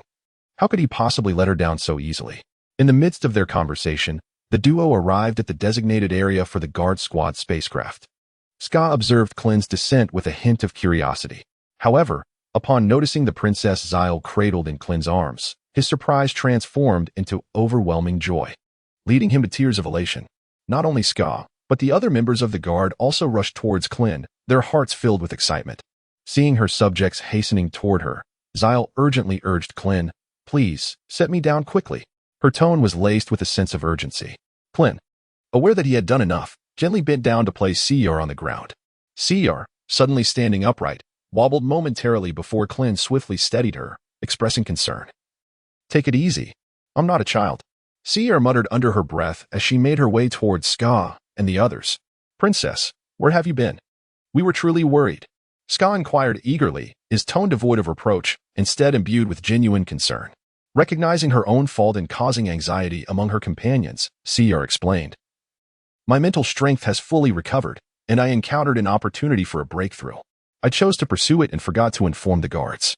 Upon hearing Cr's explanation, Ska and the others were enlightened, their faces brightening with excitement as they remarked, "The princess has achieved another breakthrough in her mental prowess. She truly is the daughter of a king." Upon hearing her lineage mentioned, Cr appeared to be moved, her expression growing somber as she slowly responded, "I am tired. I shall return now." Ska, noticing the sudden shift in Cr's demeanor from joy to gravity, immediately regretted mentioning the Celestial King, watching her retreating figure with a sense of remorse. Klin remained perplexed by the sudden departure of Zyle without so much as a greeting, casting a questioning glance at Sika. Sika returned with a look that seemed to promise an explanation later, before issuing a notification to terminate the mission. However, as the guards departed, they cast cold, hostile glances at Klin, their eyes brimming with animosity. Once the others had left, Sika approached. "What happened, Sika?" Klin inquired. Sika let out a heavy sigh. He lamented, realizing he should not have mentioned the Celestial King earlier. The princess had always aspired to be a competent leader, yet the sacrifices required to fulfill such a role were immense. Over the years, she had held herself to strict standards, while showing us considerable leniency. We understood the weighty responsibilities resting upon her shoulders. Yet, we all wished for her happiness. The ethereal burden of that responsibility seemed unnecessary. We would rather embrace the notion of simply being the indigenous inhabitants of this planet, rather than being referred to as the wretched remnants of Celestial Star. Sika expressed with a touch of melancholy. Klin listened attentively, nodding slightly to encourage Sika to continue. The princess bore the weight of responsibility in her heart. I sensed the joy she felt when she was with you just now. Perhaps she temporarily forgot her status as the daughter of a king, but upon my reminder, it seems she was jolted back to reality. Sika lamented somewhat regretfully. It's not a significant issue. I will guide Seal, Klin reassured, patting Sika's shoulder. Sika regarded Klin with a skeptical gaze, a sense of foreboding creeping into her heart. It appeared that Klin had returned carrying Seal. Could it be that they? In that moment, Sika felt tears welling up. So many were concerned for the princess, and given her disposition, it was not impossible for her to end her days in solitude. Now it seems that, despite Klin being an extraterrestrial, he possesses an admirable appearance. Klin gazed at Sika with an odd expression, sending shivers down his spine. What nonsense was he thinking? Klin gave Sika a light tap. Oh, nothing. Sika jolted in surprise. If that's the case, I shall take my leave. With that, Klin vanished in an instant. Sika, watching the silhouette of Klin fade away, couldn't he help but nod in acknowledgement. Klin appeared directly outside the temple, yet he hesitated to step inside, fearing that an awkward situation might arise. I wish to enter. Klin addressed a maid standing outside the temple. I need to inquire about the princess's intentions. The maid replied, very well, please proceed swiftly.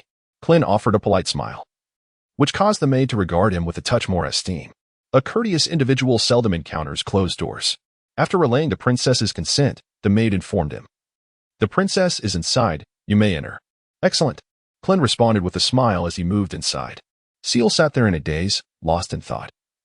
When Klin promptly took a seat beside her, gently grasping her small hand and asking, why did you return so suddenly without any greetings? Although Seal was aware of Klin's arrival, his words caught her off guard. She was indeed concerned about Klin's thoughts, yet the multitude of words she wished to express became momentarily lodged in her throat, rendering her speechless. Overwhelmed, Seal gazed at Klin with teary eyes. A look of sorrow and helplessness etched upon her face. Upon seeing the aggrieved expression on Zaire's face, Klin instantly realized his mistake.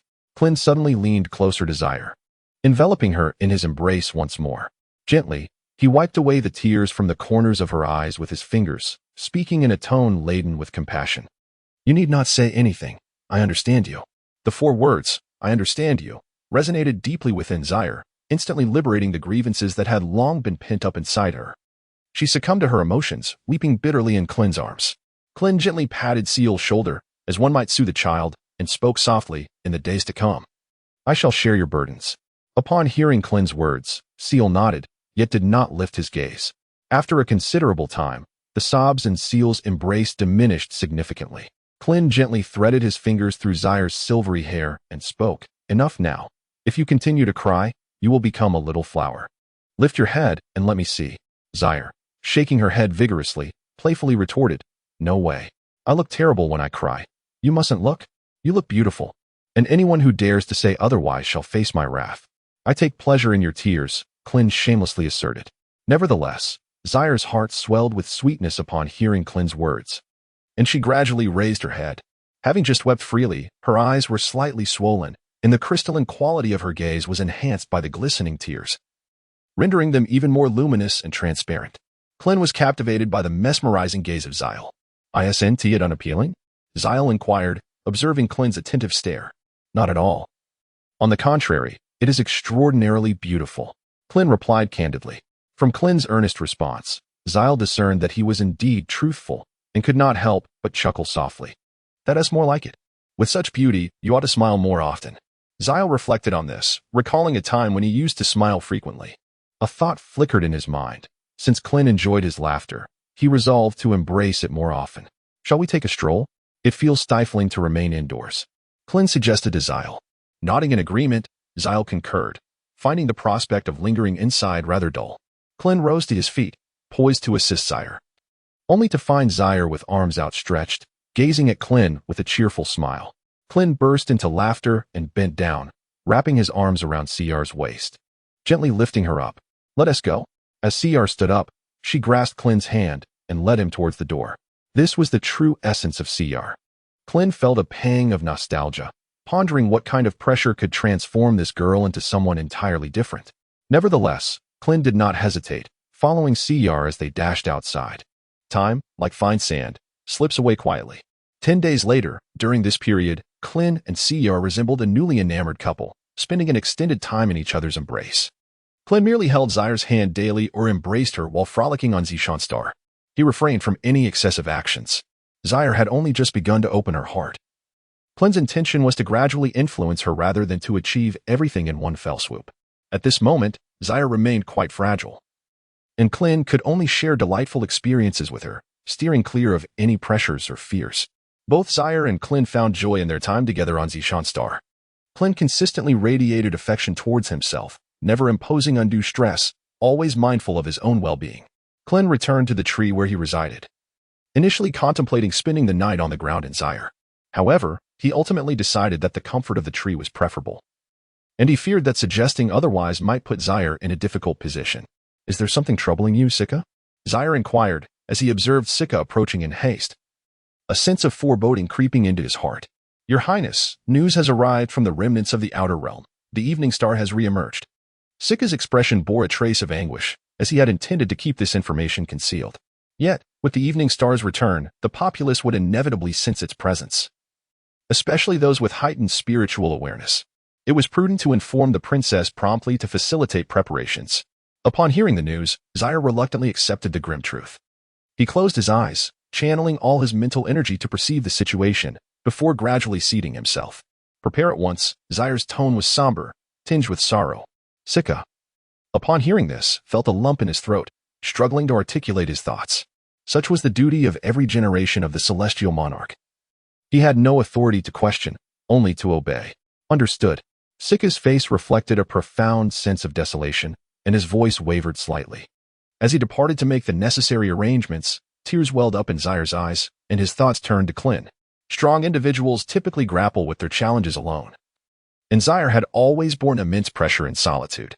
He recalled the day Klin had embraced him, reassuring him, I shall share your burdens. With that thought, Zyr felt a newfound sense of stability. However, a sudden pallor washed over Zyr's face. Shaviza was a minion of the Ice Demon, a figure infamous for malevolence, with a sinister influence spreading across the eastern galaxy. How could he allow Klin to become entangled in this chaos? The resurgence of the Evening Star made the quest for its traces a perilous endeavor. Pessimism clouded Zyr's mind as he thought of Klin. A sweet smile momentarily graced his lips, only to be replaced by a grave expression. He must ensure that Klin remained uninvolved. Klin was not a citizen of the Celestial Realm. He needed to be evacuated from Zishanstar immediately. Yes, once the final forces were unveiled, even Zishanstar might be compromised. Klin's safety consumed Zyr's thoughts. Yet his own people could not flee. Their mission compelled them to advance. Slowly, Zyr approached the tree where Klin dwelled, his demeanor heavy with melancholy, meandering uncertainly, unsure of how to commence his words. Klin sensed the arrival of Zyr, a smile appearing on his face as he thought to himself, have we truly been apart for only a brief moment, and yet you yearn for me so soon? Klin's movements were far from languid. He swiftly leaped behind Zyr, seizing the opportunity to embrace him from behind. Have you missed me?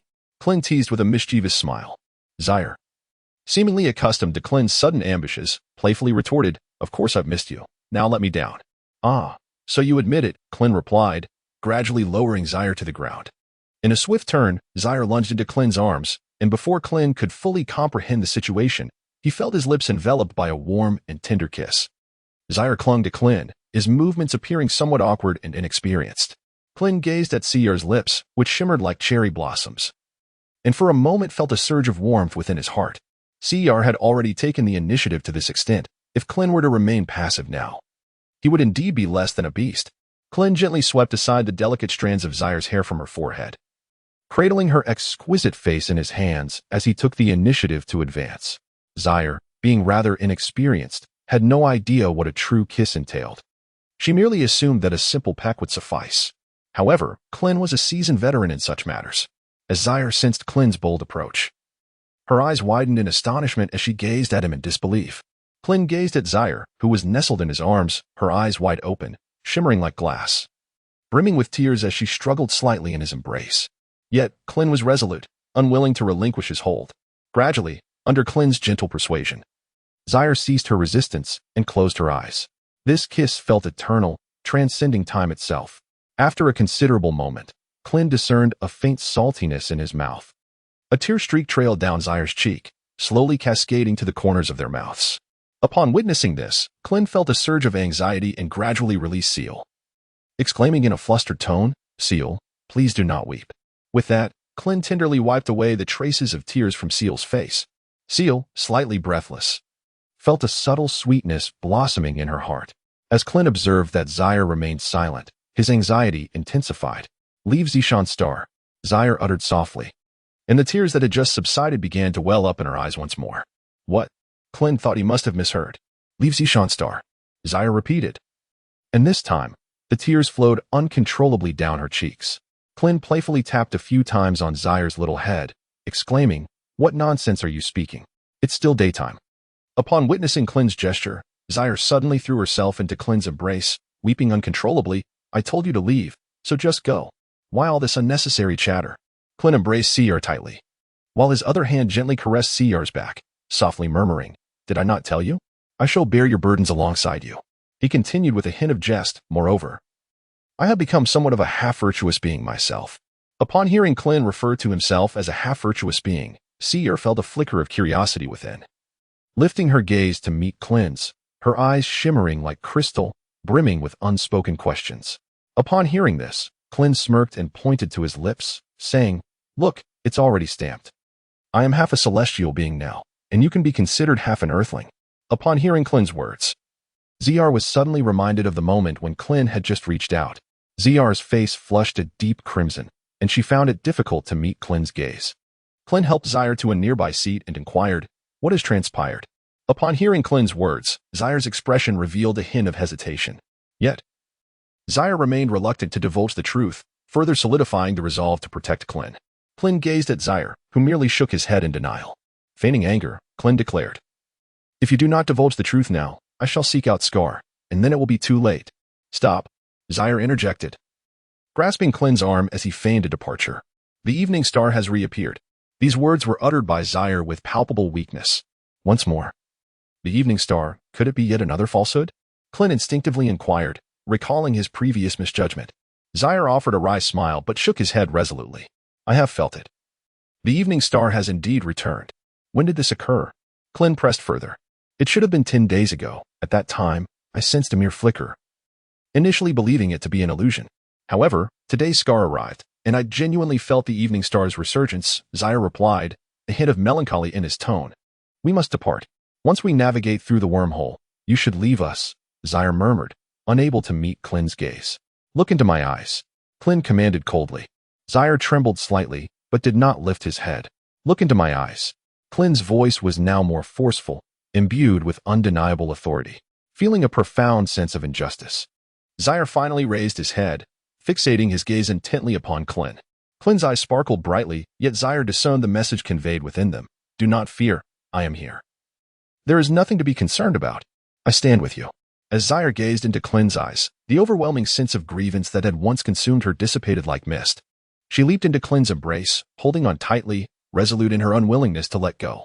"We must journey to the main star of the Andromeda constellation and confront the Celestial King, accompanied by the valiant star of Ingwu. Our adversaries are the formidable mech battalions, and they are indeed powerful," Saiyans whispered softly in Klin's arms. With a playful flick of her hair, Kellen smiled and said, "Silly girl, even if you don't mention it, I intend to seek out Zavia. My primary purpose for coming to the Andromeda system is to harness energy and, along the way, to eliminate Zavia. The mech forces? Huh. They are nothing more than mere chickens and dogs before me, Kellen remarked with a hint of bravado.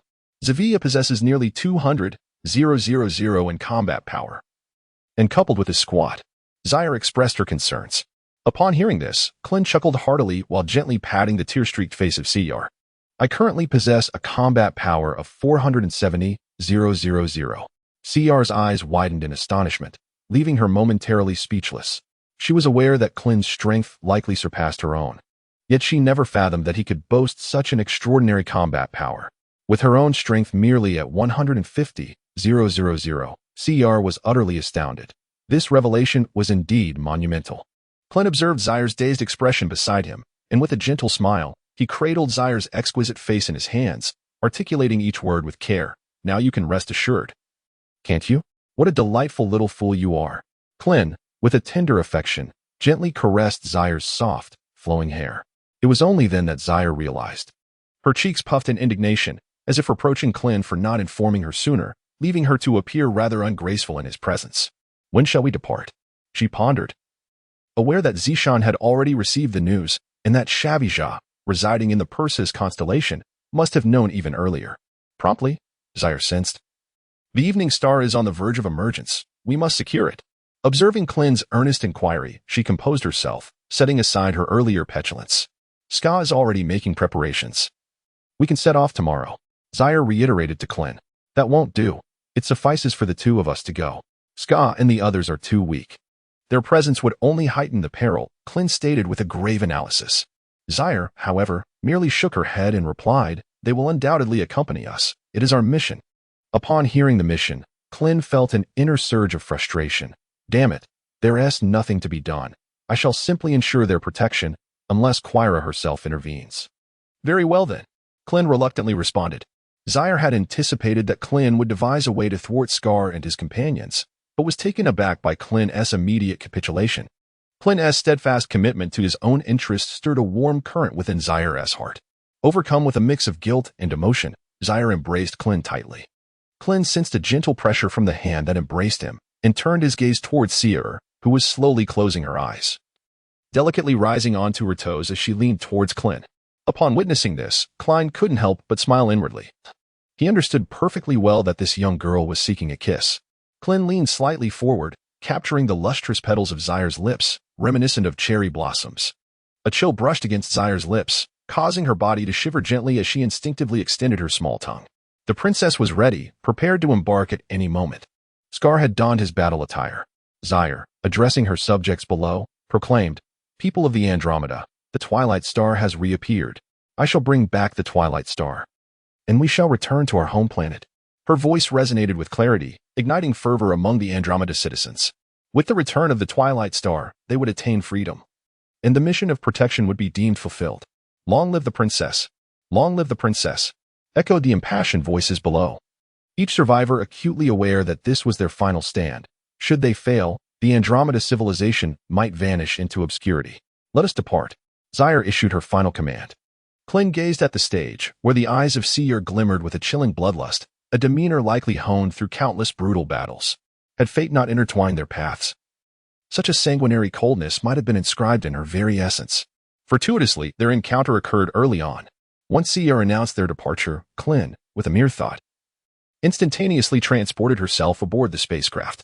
Scar had already learned of Klin's formidable combat prowess, nearing 500,000, and her willingness to assist him left him speechless with exhilaration. With Klin by their side, the princess was assuredly safe from any unforeseen peril. The spacecraft ascended into the skies, piercing through the atmosphere of the planet Zishan, heading towards the vicinity of the wormhole. Following the lead vessel were several dozen medium-sized interstellar ships, accompanied by 50 combat personnel, representing the last bastion of defense for the Andromeda system. Captain Shavi, will Seer truly arrive? Inquired a grotesquely clad alien, his head adorned with a peculiar cap and his skin a shade of green. Shavi responded with a wicked smile. Dre, she will undoubtedly come. My previous falsehood has already piqued her interest, not to mention the resurgence of the Twilight Star this time. Seated on the majestic main star of Andromeda, Shavi gazed towards the central red giant star, his heart ablaze with ambition. Merely relying on the minerals of the Andromeda system could amplify his combat capability tenfold or more. Though this enhancement may be temporary, if he were to secure the Twilight Star, could his strength not achieve a permanent increase of tenfold? Perhaps even beyond? Hasten your arrival, for the Twilight Star awaits your activation, he mused, licking his lips, an insidious glimmer igniting in his eyes. Scar raced through the wormhole, transitioning from the second layer to the first. The combat personnel of Andromeda possessed considerable strength yet struggled to control their energy, and their sheer numbers, concentrated as they were, made them easily detectable by Shavi's forces upon their arrival in the Andromeda system. Klin grasped Zaire's small hand tightly and cast a reassuring glance at her. Aware that it was now his responsibility to take complete command of the situation, Klin lowered his voice and asserted with conviction, "Approach the red giant star. Any patrol vessels encountered along the way should be sunk without hesitation." The crowd felt a wave of relief upon hearing Klin's words, for he was the foremost expert among them, and perhaps, in time, a figure of authority for them all. Most of the ships patrolling the galaxy were insignificant, easily vanquished by the formidable members of the Guard. Dre observed the vessels of the Andromeda system gradually drawing nearer to the red giant, recalling the numerous subordinates lost to their hands. With a bloodthirsty glint in his eyes, he turned to Shaviza and declared, "Captain, allow me to eliminate them." Shaviza responded with a mysterious smile, saying, "Dre, Nez, this universe is not our domain. We shall confront them at the red giant." Klin harbored his own ambitions. Navigating the cosmos with his band was exceedingly inconvenient. Thus, he deliberately made a spectacle of their journey, drawing the mechanized forces towards the red giant for a decisive confrontation. The illustrious star, originally a companion to the constellation of Perseus, served as the initial destination for Shaviza and his comrades, who naturally arrived at the red giant first. This red giant, once the original Perseus star, had transformed into its current state following a supernova explosion, resulting in an exceedingly harsh environment. Yet, this was merely a challenge for the weak. For seasoned combatants, the impact was not particularly significant. The vessel commanded by Klin led the procession, with the subsequent ships closely trailing behind. Suddenly, several intense energy projectiles erupted from the red giant star, hurtling towards the ships following Klin. The guards, initially taken aback by the rapid approach of the energy blasts, found themselves with no opportunity for escape. As the projectiles drew ever closer, they could not help but shut their eyes in resignation. Upon witnessing this fleeting figure, Klin swiftly emerged outside the spacecraft and, with a casual wave of his hand, neutralized the rapidly approaching energy projectile. Klin gazed coldly at the assailants below. 3 extraterrestrial beings emerged slowly. At the forefront was a cosmic entity with yellow hair, a purple body, and a blue head. To its right stood a repugnant creature, entirely crimson with multiple eyes, while to its left loomed a green giant radiating a green glow. The trio exuded a sinister aura, their faces adorned with malevolent smiles. "System, please analyze the repulsive extraterrestrial being down below." Ding. Shaviza combat power, 170,000. Dangerous. Nez combat power, 163,000. Dre combat power, 185,000. Is this truly the legendary Kvelramek army? Klin mused internally, finding them somewhat underwhelming. "System, what is the implication of the dangerous classification after Shaviza?" Klin inquired, perplexed. "Blindness shall not be explained. I have already conveyed that danger is simply danger." Klin gestured to Scar behind him, signaling that they should temporarily retreat to the sidelines, for such a fierce battle was not one they could partake in.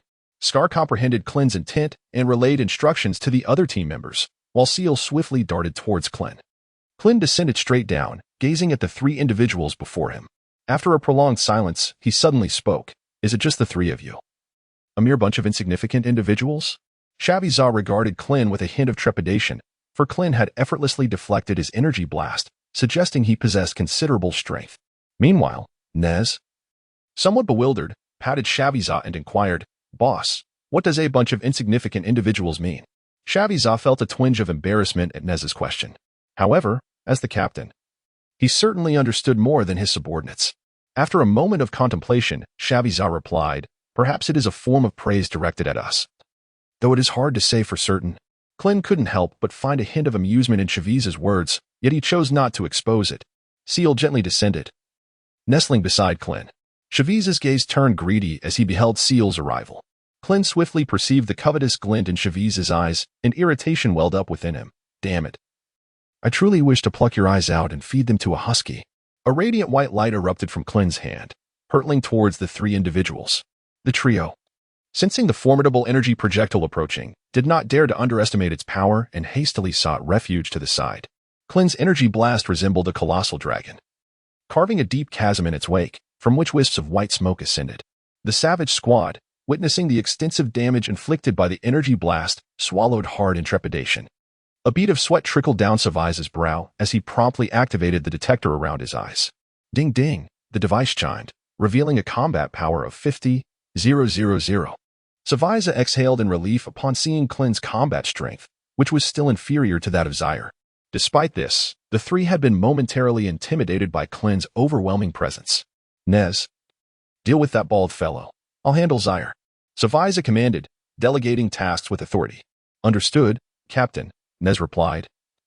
Having already assessed Klin's combat capabilities and deeming him merely a slightly larger fish in a vast sea.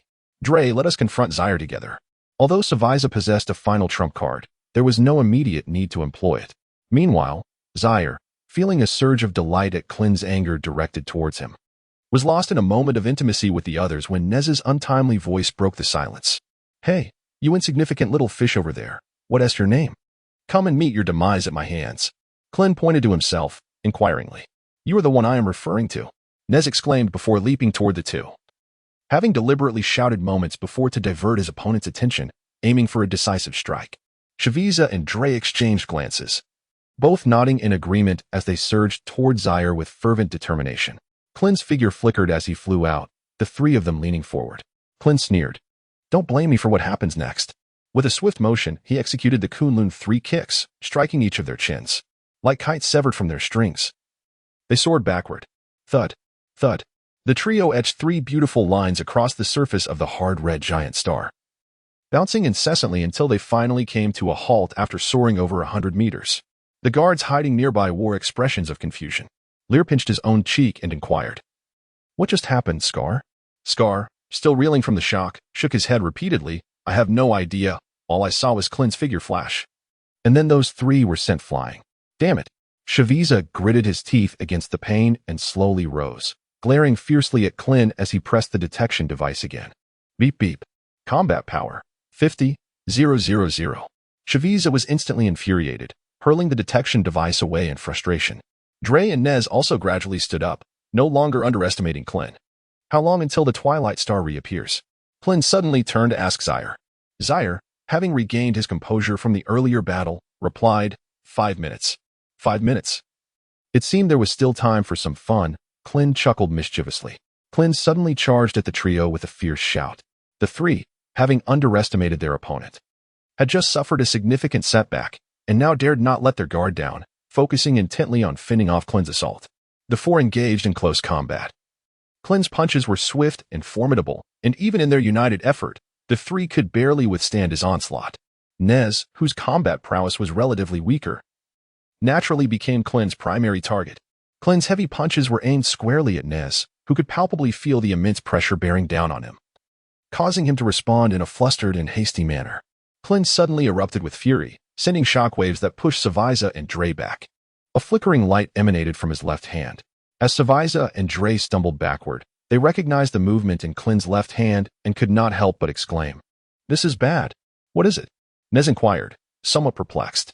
However, upon witnessing Klin's glowing hand poised above his own head, a bead of sweat formed on Nez's brow. He murmured to himself, What does Earth Chicken and Tile Dog mean? Klin let out a chilling laugh and said, Go ask the King of Hell. With that, he exerted a slight force in his hand, and a brilliant surge of energy flashed through the air. Nez was struck squarely in the head by the energy projectile, which sent him hurtling away. As the energy orb propelled Nez into the distance, a tremendous explosion echoed, and the anguished cries of Nez faded into silence. Klin spoke softly, Since you have chosen to launch a sneak attack, you should be even more prepared for death. Dre and Shaviza exchanged incredulous glances at Klin, astonished that someone of Nez's caliber could be dispatched so effortlessly. The evening star is coming, Zaire suddenly exclaimed, rising slowly into the air. As he floated above, he murmured ancient and enigmatic incantations, and soon a radiant white light enveloped him. The members of the guard, Witnessing this spectacle wore expressions of exhilaration and began to cheer. The evening star was imminent. Dre, glancing at Klin, felt an urge to flee, contemplating escape to seek the mighty King Quila. Shaviza, observing Zaire as he called forth the evening star, felt a pang of reluctance, knowing he still possessed a hidden card.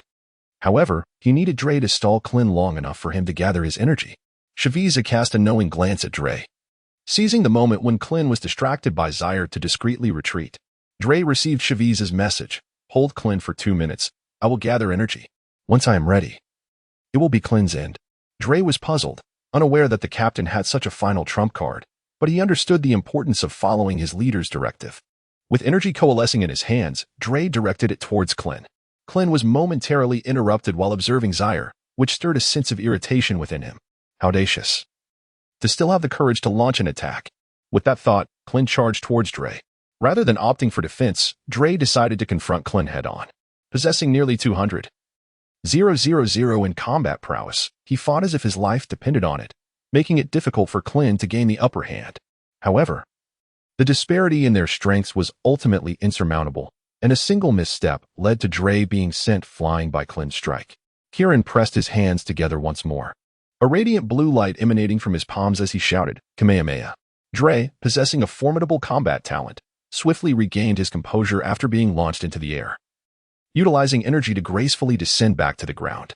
He retaliated with a blast of energy directed at Kieran, resulting in a brief stalemate between their respective attacks.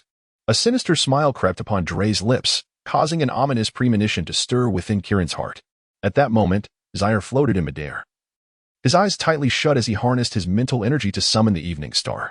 A soft, milky light enveloped him, exuding an aura of sanctity that evoked a sense of distant admiration.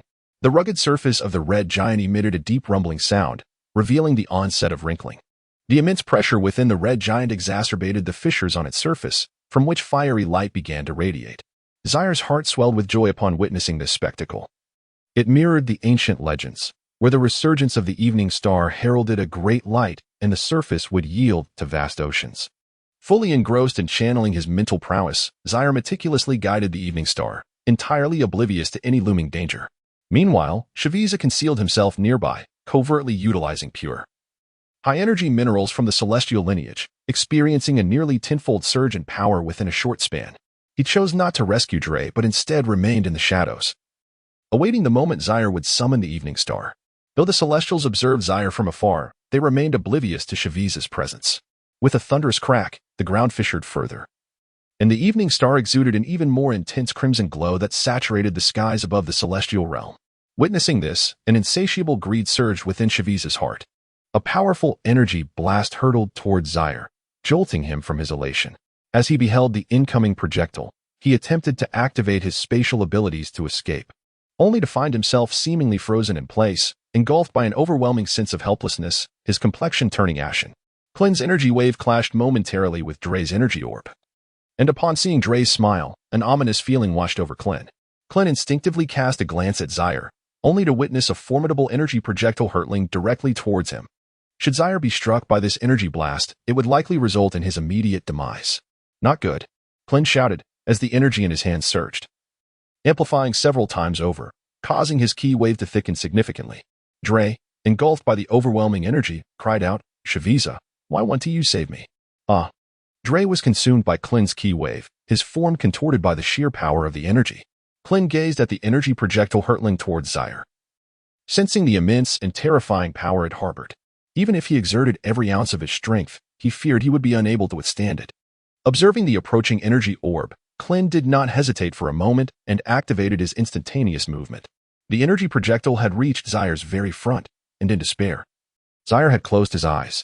Klin suddenly appeared before Zaire, turning his back to the incoming energy projectile, and embraced Zaire protectively. The powerful energy blast struck Klin's back with a resounding impact. He stifled a cough, blood splattering across Zaire's exquisite cheek. A thick cloud of smoke enveloped them, and Klin's body trembled in agony, immobilized by pain.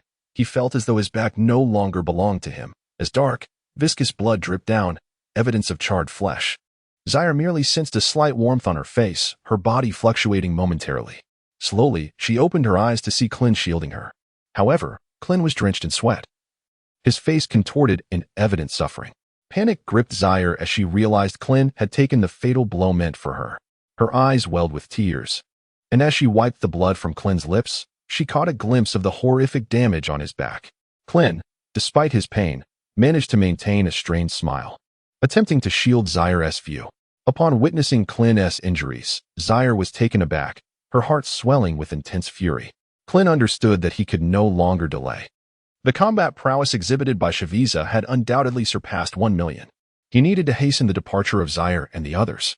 Klin, enduring the agony, abruptly twisted his body and surged forth from the smoke of the recent explosion. With both hands raised to his forehead, he strained to exclaim, "Solar Fist!" Shaviza, a being who relied on visual perception to discern the traces of battle, observed with a devilish grin as his energy blast struck Shi'ar. He scrutinized his own hands, which had unleashed such formidable energy, and this overwhelming sensation further solidified his resolve to obtain the Twilight Star. Upon noticing a silhouette darting out from the smoke, Shaviza swiftly redirected his gaze, fixating on the emerging figure. Alas, my eyes! Shaviza was blinded by the intense light emanating from Klin, causing the energy blast in his hands to scatter chaotically in all directions. Klin did not hesitate and immediately returned to Seal's side, grasping his hand as they teleported to the ship where Scar was located. This sequence of actions transpired in the blink of an eye. Klin suddenly found himself within the vessel, only to stumble and fall out. Meanwhile, Seal safely settled onto the ground. Huff, huff, Klin gasped. His breath labored as he trembled and retrieved a magical bean from his pocket, slowly placing it in his mouth to chew. Observing Klin from the side, Seal's glass-like eyes gradually transformed into a deep crimson hue. Upon consuming the magical beans, Klin's grievous injuries were instantly healed, and with a sudden burst of energy, he sprang up from the ground like a leaping carp. With a grave expression, Klin addressed Scar, urging him to evacuate swiftly with Zaire. Scar, momentarily stunned, nodded in acknowledgement.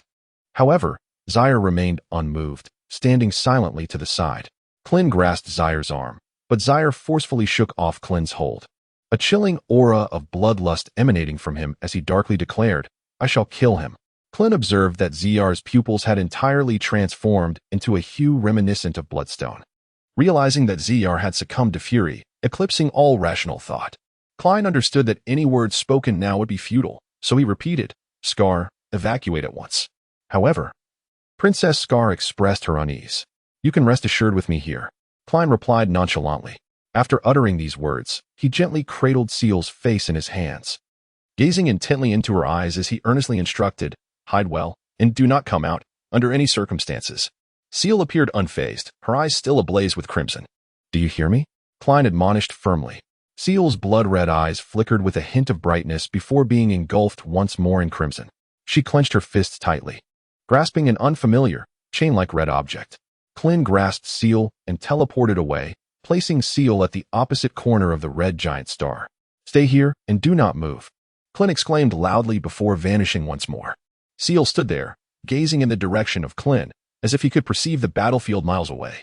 Just moments ago, Shaviza had been caught off guard by Klin's solar fist, but the same tactic would undoubtedly fail if employed a second time.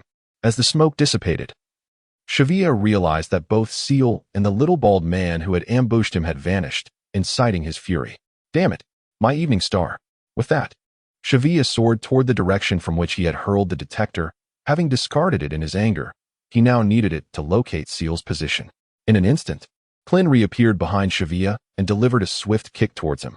However, Shaviza's combat power had surged nearly tenfold, enabling him to easily detect Klin's subtle movements. A sinister smile crept across Shaviza's lips as he seized Klin's leg, preparing to launch his attack. Klin placed one foot firmly on Shaviza's back, creating distance between them. View attribute sting. Target, Shaviza, combat power 1. 5 million. How is it possible that Shaviza's combat power has suddenly surged to such an extent? Klin pondered as he distanced himself from Shaviza. Shaviza had utilized pure celestial stones, which possess immense energy capable of unleashing extraordinary strength in a brief span. The system responded coolly. "Even with 1.5 million combat power, I shall still bring you down. Anyone who dares to harm CR shall meet their demise at my hands. I assure you, not even Quila could save you today." Klin's heart seethed with unparalleled fury. Klin's aspiration to vanquish Shaviza, who possesses a formidable combat power of 1. 5 million with his own meager 500,000 is evidently an unrealistic endeavor. However, Klin harbors his own strategic considerations. He believes that Shaviza's outburst of energy cannot last indefinitely. Armed with the mystical beings, he is confident that he can outlast his opponent. As Shaviza observed the spacecraft of Scar and his companions preparing for takeoff, he pointed his finger towards the heavens, unleashing a powerful energy blast. Upon witnessing this, Klin focused his energy, successfully intercepting the energy projectile launched by Shaviza. Seizing this opportunity, Scar and his companions vanished without a trace. "You little pests have succeeded in provoking my wrath," Shaviza coldly addressed Klin, casting a frigid glance at the fleeing Scar and his group. Klin, feeling helpless, wondered why he was often referred to as a mere fish. "Do you know what ultimately becomes of those who call me that?" he exclaimed. Shaviza, perplexed, inquired further. "It leads to death," Klin suddenly shouted, charging towards Shaviza. In response, Shaviza met him head-on, displaying a speed that even surpassed Klin's. Each punch he delivered was infused with tremendous power, forcing Klin to adopt a defensive stance. Shaviza wore a mocking expression, taunting, "What's wrong? Little fish, weren't you just so confident a moment ago?" Internally, Shaviza reveled in the exhilarating sensation of wielding such immense strength. Klin remained unaffected by Shaviza's taunts, his expression grave as he anticipated Shaviza's next point of attack. The cosmic being's assaults were predominantly crude, relying solely on their overwhelming energy to strike haphazardly, governed by nothing more than their fleeting whims. In stark contrast, Earthlings meticulously considered each move, striving to ensure that their energy could be harnessed to its utmost potential. Perhaps this meticulousness is the latent advantage of a race deemed inherently fragile. Klin consistently adopts a defensive strategy of 7 guards and 3 attackers, executing each move with meticulous tactical precision. Meanwhile, Shaviza is fervently assaulting Klin, channeling the earlier fury that simmered within him into his offensive stance. However, Klin has discerned a critical flaw. Despite the overwhelming intensity of Shaviza's onslaught, his own stamina is depleting at a faster rate. Shaviza, on the other hand, is being continuously replenished with energy. It is anticipated that within approximately an hour, Shaviza's reserves will be entirely exhausted. The system kindly provides this insight. Klin felt somewhat overwhelmed, for on the battlefield, a mere fraction of a difference could lead to a vast chasm of consequence. Every moment was of the utmost significance. It appeared that he must take the initiative to entice Shaviza into launching an attack. Klin deliberately feigned a vulnerability, presenting an illusion of inadequate defense. Shaviza, seizing the opportunity, delivered a powerful blow to Klin's back, sending him plummeting downwards. Shaviza then gathered energy in both hands and unleashed it towards the ground. Boom, boom, boom. The hard earth below was struck, creating a deep crater that emitted plumes of white smoke. On the other side, Zyle appeared to witness Klin suffering significant damage, causing him to grip the red chain even tighter, preparing to launch himself towards Klin. However, Zyle's gaze flickered, and his movements came to an abrupt halt. Klin floated in the air, wiping the fresh blood that trickled from the corner of his mouth. Damn, that was quite a blow. With that, he retrieved a magical bean from his pocket and consumed it, instantly restoring himself to peak condition. It seemed Shaviza's earlier attack had also expended considerable energy. Thus, the strategy was clear, to toy with him until his downfall. Klin wiped his palms and began descending. "Hey, Shaviza, I'm back," he exclaimed, making a face to mock Shaviza. Upon seeing Klin standing before him, seemingly unscathed, Shaviza rubbed his eyes in disbelief. Yet, without further contemplation, he charged towards Klin once more. Klin swiftly retreated, unleashing waves of energy towards Shaviza. In response, Shaviza was compelled to release energy blasts, which promptly extinguished Klin's energy waves. The act of discharging energy blasts proved to be far more exhausting than engaging in close combat, a strategy Klin intentionally employed to lure Shaviza. The immense shockwaves from the energy collisions left the surroundings in ruins, marred by countless impact craters. Zaire, observing Klin's continuous withdrawal, grew increasingly anxious. Unaware of Klin's tactical maneuvers and mistakenly believing that Klin was overpowered by Shaviza, Klin took a significant step back, stabilizing his stance upon the ground. As he assumed a classic pose, blue light emanating from his hands, he shouted, "Kamehameha." Observing this, Shaviza, unwilling to engage further with Klin, sought to resolve the matter swiftly, gathering an energy sphere in his own hands. The two forces intertwined, causing the surrounding air to become distorted due to the immense energies at play. Klin's veins bulged as he exerted every ounce of strength he possessed. Nevertheless, his energy wave was gradually being pushed back. Observing this, Klin revealed a mysterious smile, reassuring himself that all one needed to do was to exert force. As Zaire witnessed Klin's energy wave being repelled, his eyes became entirely consumed by a crimson hue. At this moment, he had completely lost his rationality, with only a singular thought occupying his mind. Anyone who dares to harm Klin shall face my wrath. Zaire summoned the powers of space, materializing directly above the left side of Shaviza, unleashing a torrent of energy directed at him. Klin had yet to conceal his smile when he sensed the arrival of Zaire, prompting him to inwardly exclaim, "Surely, this is a harbinger of trouble." On the other hand, Shaviza was elated to see Zaire beside him. He had been troubled by the need to search for Zaire, only to have the latter appear before him unexpectedly. Shaviza's attention was drawn to a chain-like object in Zaire's hand, resembling a crimson crystal, which instantly filled his heart with a profound sense of greed. Klin had no choice but to swiftly evade the range of Shaviza's assault. However, a portion of his shoulder was still grazed by Shaviza's energy projectile. Klin shrugged his shoulders, hastily consumed a magical bean, and instantly teleported to stand before Seal, shielding him from his raging fury. Klin rebuked fiercely, "Are you not forbidden from coming out?" Zaire's face was filled with a chilling bloodlust as he commanded, "Kill."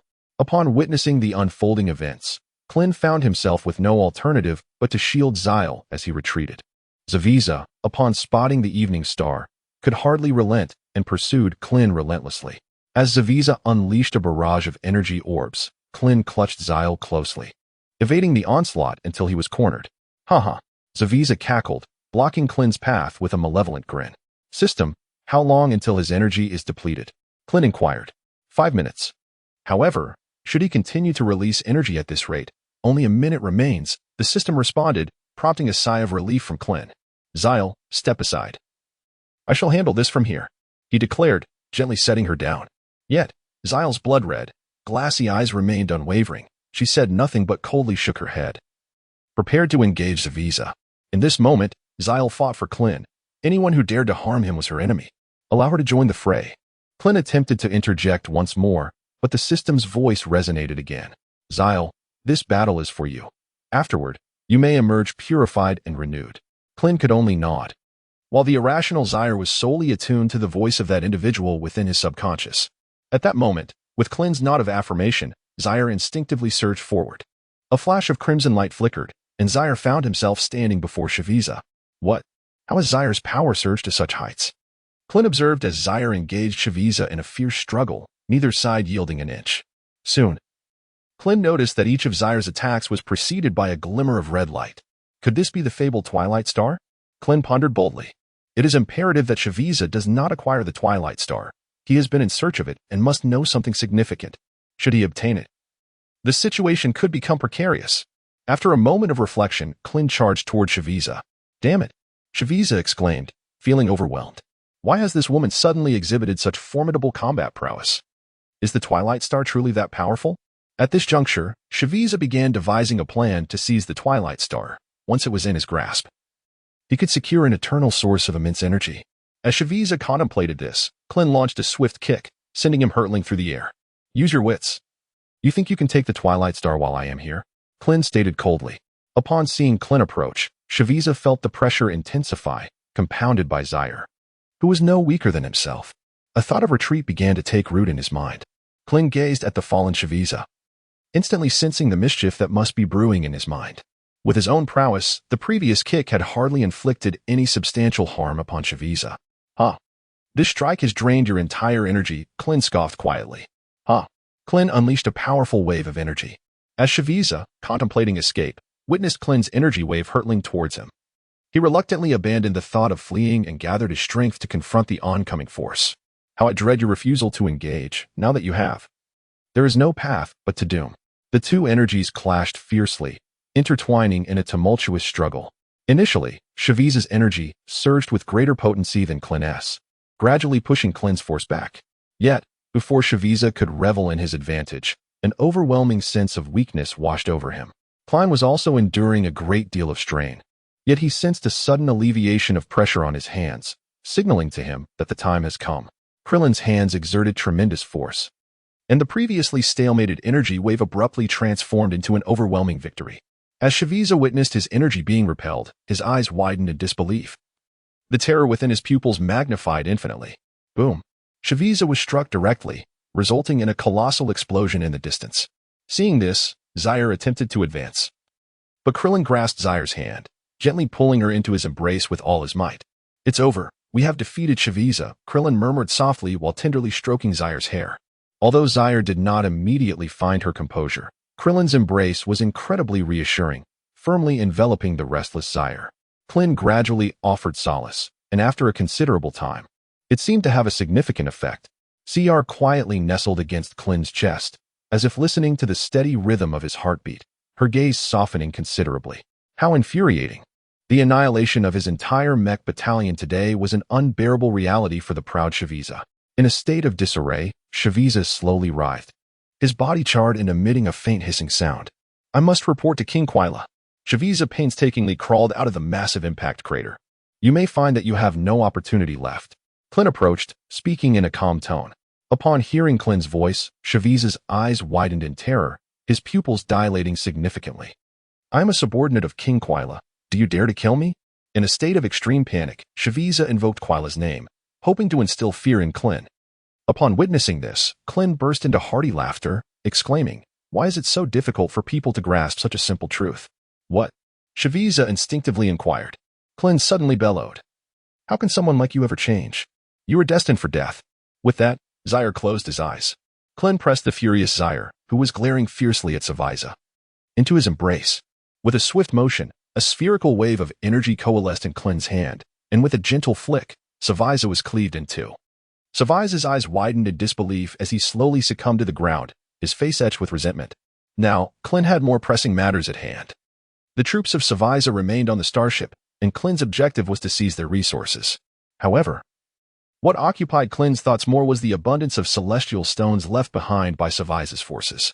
With these energies, Shaviza had inexplicably amplified his combat prowess tenfold. The quantity of celestial stones must be considerable. Klin was determined to uncover their hidden treasures. Klin instantaneously transported himself near the Phantom. Discovering that Zaire had already succumbed to slumber in his embrace, her hand still firmly clutching the Twilight Star. Observing this, Klin smiled gently, bestowing a soft kiss upon Zaire's face, and gracefully carried her aboard the vessel in a princess carry. Klin gently placed Zaire upon the bed and carefully unfastened the ancient crimson battle robe. Once the robe was removed, Zaire was left adorned only in a snug yet flexible garment, designed for ease of movement in combat. At that moment, Zaire's figure was exquisitely accentuated by the fitted attire. Her upper body subtly outlined, as if two dormant doves were nestled beneath the fabric. A surge of warmth flooded Klin's heart. Zaire bore the marks of battle. Her visage was smeared with dust. Klin fetched a damp cloth and tenderly began to cleanse her face with gentle strokes. Klin's movements were delicate and gentle, as if afraid to disturb the peacefully slumbering seer. After a brief moment, Klin gazed upon Seer's exquisite visage, now entirely cleansed, save for a few lingering droplets of water. Klin nodded repeatedly, expressing his profound satisfaction with his efforts. Klin gradually pulled the blanket closer and gently covered Zaire with it, then made his way toward the control room. "Wait." Klin retreated once more, this time bestowing a delicate peck upon Zaire's crystalline lips, akin to a dragonfly skimming the surface of water. Klin made his way to the control room. In an instant, ZR pulled the blanket over himself, enveloping his entire form. ZR's heart raced uncontrollably, his eyes sparkling and blinking brightly. Had Klin just removed my clothing? Target. Ingu Star, proceed. Upon arriving at the control room, Klin issued commands to the console. Affirmative. Target Ingu Star. Arrival in 1 hour, came the mechanical response from the console. Klin gazed at his tattered form, particularly embarrassed by the exposure of his bare back. Momentarily taken aback as he had been preoccupied with Seer. After a brief pause, he made his way towards the washroom, where the cascading water enveloped his robust physique, bringing a sense of relief to his mind. Is it just my imagination, or have I grown taller? Klin reveled in the delight of his bath. Hearing the soothing sound of running water, Seer felt a surge of curiosity and discreetly lifted the covers to steal a glance outside. Klin emerged from within clad only in a pair of shorts, his demeanor exuding confidence. Zaire, feeling a surge of trepidation, flushed crimson, covering his face with the blanket. Yet he dared not move further. A chime sounded, The illustrious star had arrived. The control panel emitted a mechanical voice. Klin had donned his martial arts attire and abruptly opened his eyes, vanishing from sight. On the planet of YW, the extraterrestrial beings had established a relatively vast base. Bustling with numerous combat personnel, the defensive forces of these aliens were undeniably formidable. However, to Klin, they were evidently insufficient. "Who goes there?" inquired an alien as he halted Klin's advance. "Are you familiar with SHW is?" Klin countered. "Of course, SHW is a rare powerhouse in the cosmos. Aside from King KWIL, none can rival Captain SHW is," the alien declared with pride. "Klin, look, just so you know, Sha Weijia has just perished at my hands." The extraterrestrial widened its eyes, seemingly about to utter a word. "Go and meet your captain." With that, Klin delivered a punch that shattered the alien's heart and lungs. Klin strode towards the warehouse housing the precious celestial stones, and soon, numerous extraterrestrial beings detected his presence. They surged towards him like a swarm of locusts. However, with merely a slight surge of energy, Klin sent them all sprawling away. "Quick, contact Captain Chaviza."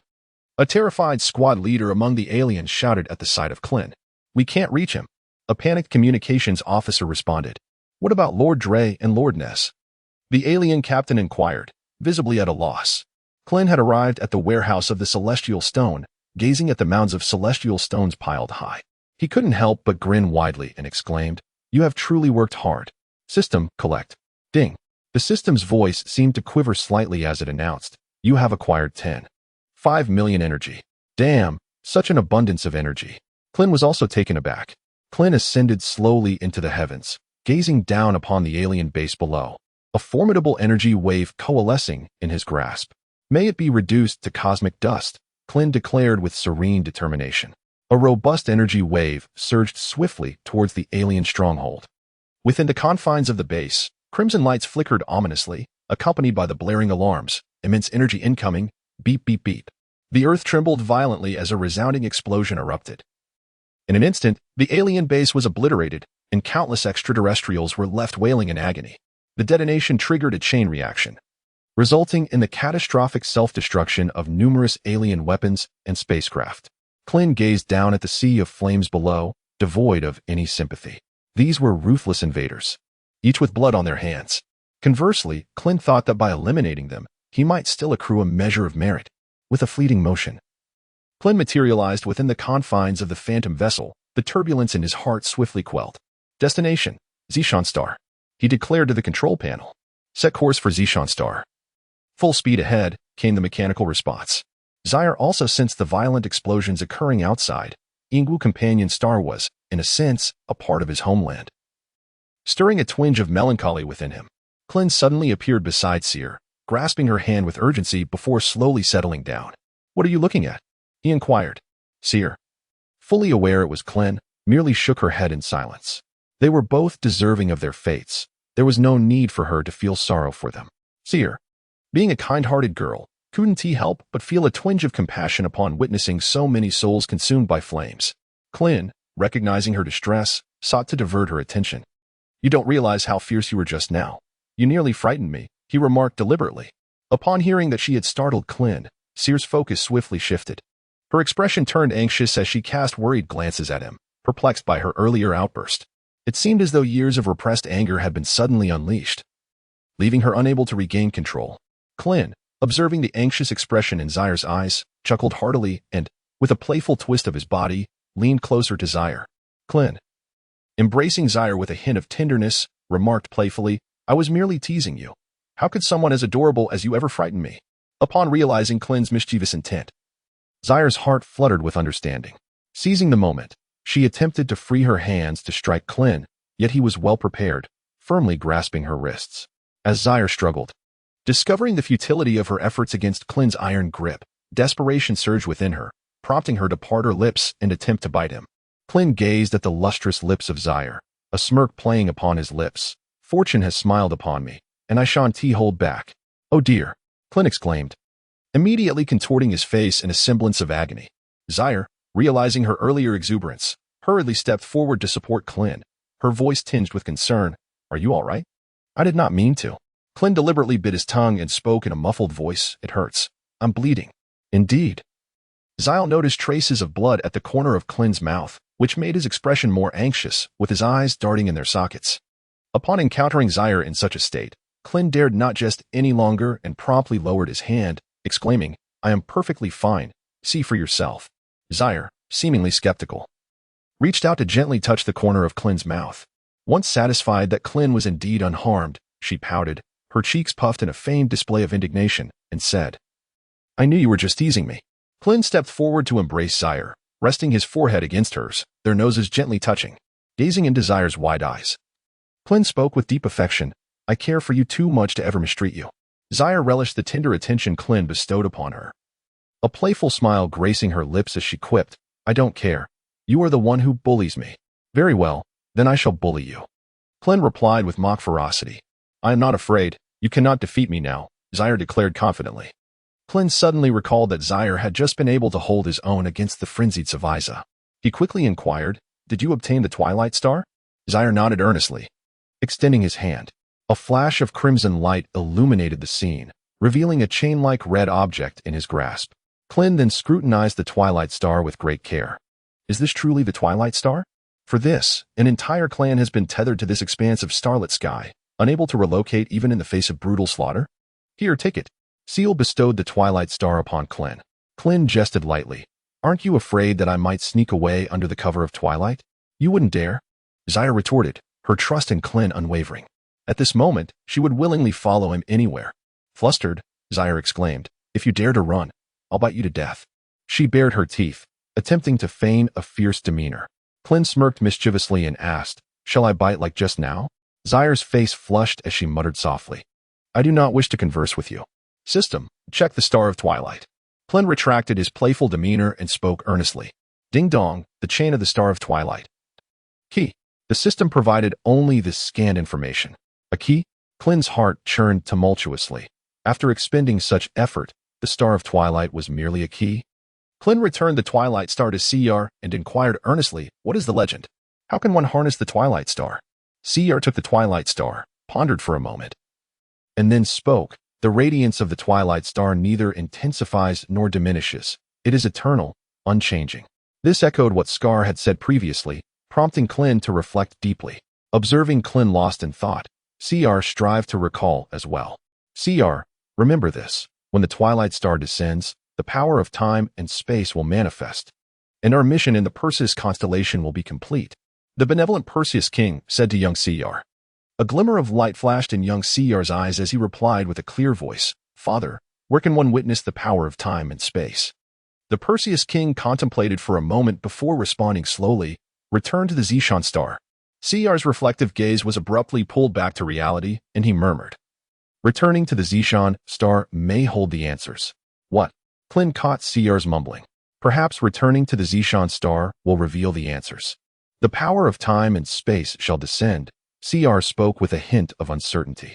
Klin listened to Seal's words, his expression one of utter bewilderment. He could indeed perceive the power of time within those mysterious textures, yet the essence of space remained elusive, leaving him momentarily perplexed. He turned to the system, inquiring, "Do you comprehend the nature of this situation?" The system fell into silence, seemingly unwilling to engage with Klin.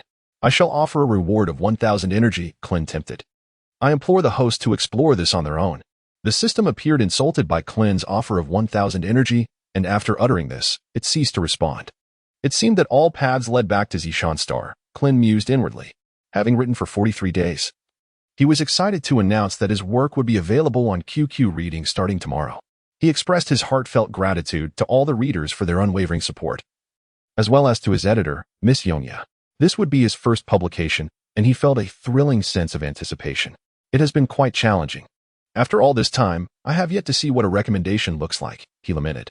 "To the readers who enjoy my work, I kindly ask for your support with the initial subscription on QQ Reading. It may only amount to a couple of dimes a day, but your encouragement is my greatest motivation." He concluded with a cheerful note of thanks. Despite the less-than-stellar data, Xiaozi remained committed to completing this book with diligence. A QQ group was established, 104-575-8554. As they approached the vicinity of the wormhole, the automatic navigation system malfunctioned, and the console emitted a mechanical voice. "Stop fooling around and quickly take control of the spacecraft," Seal remarked. Her hair slightly disheveled, and her complexion tinged with a rosy hue. Upon hearing this, Klin released CR and chuckled, saying, "Let us see if you dare to misbehave next time." "How annoying, just hurry up." CR pushed Klin with her hand, casting him a somewhat resentful glance. Klin navigated the spacecraft smoothly through the wormhole. As they traversed the wormhole, Twilight Star exhibited an unusual phenomenon. Crimson light began to flicker, and the frequency of its pulsations quickened as they approached the planet Zishan. Klin returned once more, taking a seat beside Zyre. Klin gazed at Zyre's tousled hair and could not help but exclaim, "Sit still, do not move. Cease your fidgeting. The evening star appears to be somewhat unusual." Zyre replied earnestly to Klin, "I am not causing a disturbance. I merely wish to tidy your hair." Klin, with a serious demeanor, responded, "Oh dear. Your hair is in quite a disarray." With that, Zyre turned around, presenting her back to Klin. Upon witnessing this, Klin also gradually took a seat beside them. Klin gazed at Seal's hair, reminiscent of a galaxy, and gently extended his hand to untangle the disheveled strands, meticulously combing them back. He worked his way from her neck down to her lower back, repeating the task with unwavering dedication. After a considerable time, Klin admired his handiwork and proclaimed, "All done." Seal, observing Klin's proficient grooming, felt a pang of jealousy and remarked, "Have you often styled other girls' hair?" "Absolutely not. If I ever did, it would have been for my mother," Klin quickly denied, realizing that admitting to such a thing would lead to trouble. Upon hearing his response, Seal's heart swelled with sweetness, her eyes shimmering with joy at the thought that this was the first time Klin had styled her hair. "By the way, you mentioned something unusual about the Twilight Star?" Klin inquired, steering the conversation back to the matter at hand. "Look," Seal exclaimed, producing the Twilight Star for Klin to see. As Klin observed its flickering brilliance intensifying, he mused, "Indeed, the Twilight Star is closely linked to the Zishan star. We must hasten our return. Answers may await us on Zishan." "Agreed." Seal nodded in affirmation. The starship traveled at remarkable speed, reaching the upper atmosphere of Zishan in less than 2 hours. At that moment, all the remnants of Zishan had gathered near the temple. Ska was the first to return, informing the remnants that the princess had successfully retrieved the Twilight Star. Upon hearing the news, tears of joy filled the eyes of the remnants, for the mission of the Andromedans was nearing completion. As the princess entered the second layer, the Andromedan remnants could faintly sense a pull towards something, a sensation that grew increasingly potent. "The princess has returned. She has brought back the Twilight Star. Long live." Ska felt an overwhelming surge of emotion, unable to contain himself. His exclamation ignited a wave of fervor among all the Andromedan remnants. Each individual appeared ecstatic, tears welling, hands trembling uncontrollably, mouths quivering yet unable to articulate their joy. With a resounding thud, the ship landed on Zishan, and as Seal disembarked, the Twilight Star shone even more brilliantly. The remnants, witnessing the princess emerge from the ship, fell to their knees, chanting, "Long live the princess." Seal, witnessing this scene, felt her own excitement bubbling over as she proclaimed, "People of Andromeda, the Twilight Star has returned. From this moment forth, we are free and shall no longer be bound to this region of stars." The remnants, moved to tears, recognized that welcoming back the Twilight Star was the long-held aspiration of generations, now finally realized. With a casual toss, Seal released the Twilight Star into the air, where it radiated a resplendent red glow, spinning gracefully before slowly making its way toward the temple. "Ska, let them attend to their duties," Seal instructed Ska, who stood at the forefront. "Yes, princess," Ska replied respectfully. Klin and Zyle exchanged a glance, promptly trailing behind Muxing, whose automatic movements hinted at something peculiar. As they passed by Zyle's usual quarters, Klin took his time to observe, yet Zyle quickly covered his eyes, urging him, "Do not look. We must hurry to find Muxing." Eventually, they arrived at a tranquil hot spring, steam curling gracefully above the surface. Klin was taken aback by the unexpected beauty nestled within the temple. "Why didn't you mention this exquisite place?" he inquired, curiosity evident in his tone. Zyle's cheeks flushed crimson. This was her personal bathing spot, and she wondered why Muxing had come here. Shortly thereafter, Muxing illuminated the waters above, transforming the originally cool azure spring into a vibrant crimson, bubbling and frothing with life. In mere moments, the spring had completely dried up, leaving behind only a keyhole-shaped aperture at its deepest point. "How could I have overlooked such a small opening?" Zyle mused in astonishment. Meanwhile, Muxing continued to swirl above, showing no signs of cessation. Although its brightness had considerably dimmed, Klin gazed down at the keyhole-shaped object below and immediately concluded that the evening star before him must undoubtedly be the key. Klin leaped towards the evening star, only to be met with a searing pain. Ah!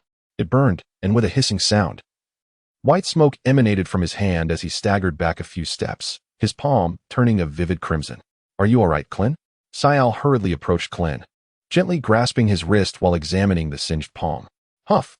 Huff! Sayal breathed cool air onto Klin's hand, a twinge of sympathy in his voice. It must hurt terribly, doesn't it? Initially, Klin felt a searing pain in his palm, yet after a gentle breath from ZR, a refreshing breeze seemed to wash over him, alleviating the discomfort. Indeed, the air was now imbued with a sweet fragrance. I'm perfectly fine. It's merely a minor issue, hardly painful at all, Klin asserted with a stoic demeanor. Despite the evident agony, unable to contain herself, ZR burst into laughter at Klin's earnest attempt to maintain his composure while clearly in pain. And you dare to laugh? Klin remarked, playfully tapping ZR on the head with his other hand. Klin gazed at Mu Xing with evident trepidation, astonished that such a diminutive creature possessed such formidable energy. From a distance, he felt as though his very soul was being consumed by an inferno. Meanwhile, Zaire approached Mu Xing with measured steps, and with a gentle wave of his hand, the little creature obediently leapt into Zaire's grasp. Upon witnessing this, Klin could only express his exasperation. What on earth? Is this equipped with facial recognition? Give it a try, Klin cautiously suggested from the side. The two then made their way slowly downwards.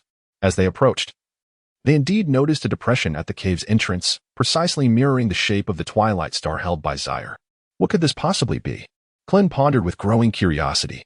Zaire stepped forward, gently placing the twilight star into the recess, before retreating to stand beside Klin. The moment the star was set in place, it felt as though the entire Zishan star quivered, as if it had gained a semblance of freedom. The anticipated red light that was supposed to travel thousands of miles did not materialize. What transpired? Klin surveyed his surroundings with keen interest. As soon as Klin's words fell, the evening star emitted a dazzling radiance, and a mysterious aura surged forth. An ancient voice echoed, "Tides rise and fall. All things evolve according to their own laws." A shadowy figure emerged from the cave entrance, addressing Klin and Zaire. System, check attributes. Ding. Name, Garcia. Age? Race, celestial being dimension. Level 7 status. Residual energy. Klin gazed in astonishment at the spectral figure before him, realizing it possessed a level 7 dimension, akin to that of the Kaioshin or the god of destruction. Child, come here. Garcia kindly beckoned to Zaire. Zaire sensed a familiar warmth emanating from the specter, but hesitated to approach. Instead, she turned her gaze toward Klin, seeking his counsel. Observing Zaire's glance toward Klin, Garcia couldn't help but chuckle, emitting a gentle, grandfatherly laughter. Klin nodded, for this residual shadow was likely an ancestor of Zaire, and it seemed improbable that it would cause harm to him. Observing Klin's reassurance, Zaire felt at ease and approached the shadow. Bowing politely, he said, "I pay my respects to the elder." Garcia regarded the courteous Zaire with satisfaction, nodding in approval. "I am Garcia, the progenitor of the celestial clan." The elder's voice resonated with the weight of history. Zaire's mouth fell agape. The celestial clan had existed for over 1 billion years. And here stood an elder claiming to be its creator. What a revelation. From the outset, Zaire sensed a profound connection of bloodline with this elder, and at this moment, his belief solidified. He had indeed encountered his ancestor. "You must be the current leader of the celestial clan?" Garcia inquired. Zaire affirmed with a nod. "I am indeed the present leader of the celestial clan. Come forth, child." Garcia gently beckoned Zaire. Stepping closer, Zaire positioned himself beneath the shadow. Suddenly, a swirl of white vapor emanated from Garcia's figure, rich and intense, swirling around Zaire before merging within him. With the infusion of this pure energy, Zaire's aura intensified significantly. "I am aware that the celestial clan is destined to face catastrophic challenges. Yet I did not foresee that even the wretched race of the frozen demons would dare to humiliate us," Garcia lamented with a sense of resignation. Alas, it is survival of the fittest. It seemed Garcia had come to terms with the harsh realities. "That young lad beside you, step forward," he directed at Klin. Klin was taken aback by Garcia's summons, yet he approached with utmost respect. Garcia scrutinized Klin and could not help but emit a curious sound of surprise.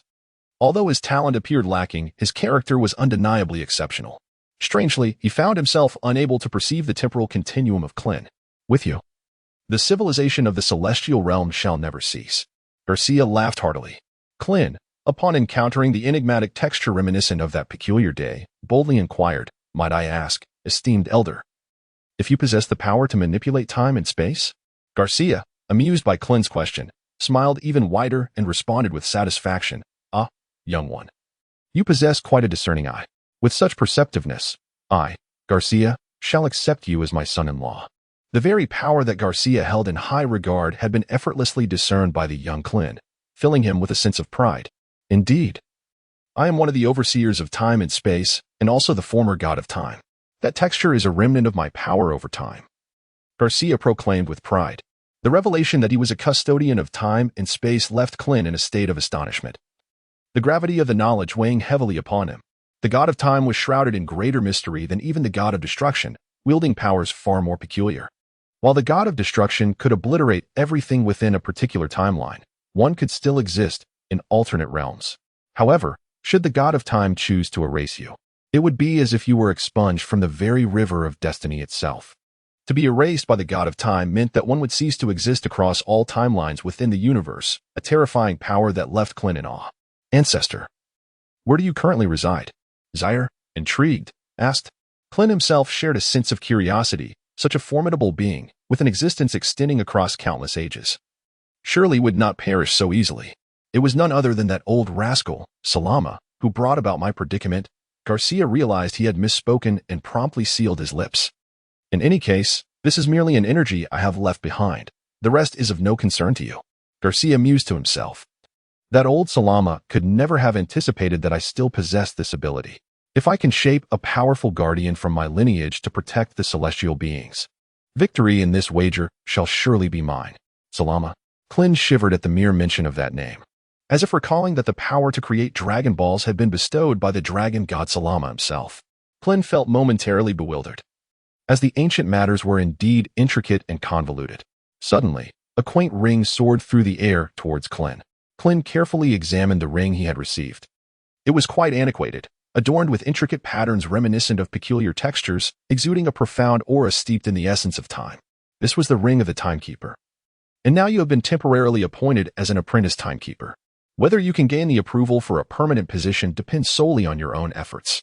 Garcia smiled mysteriously at Klin.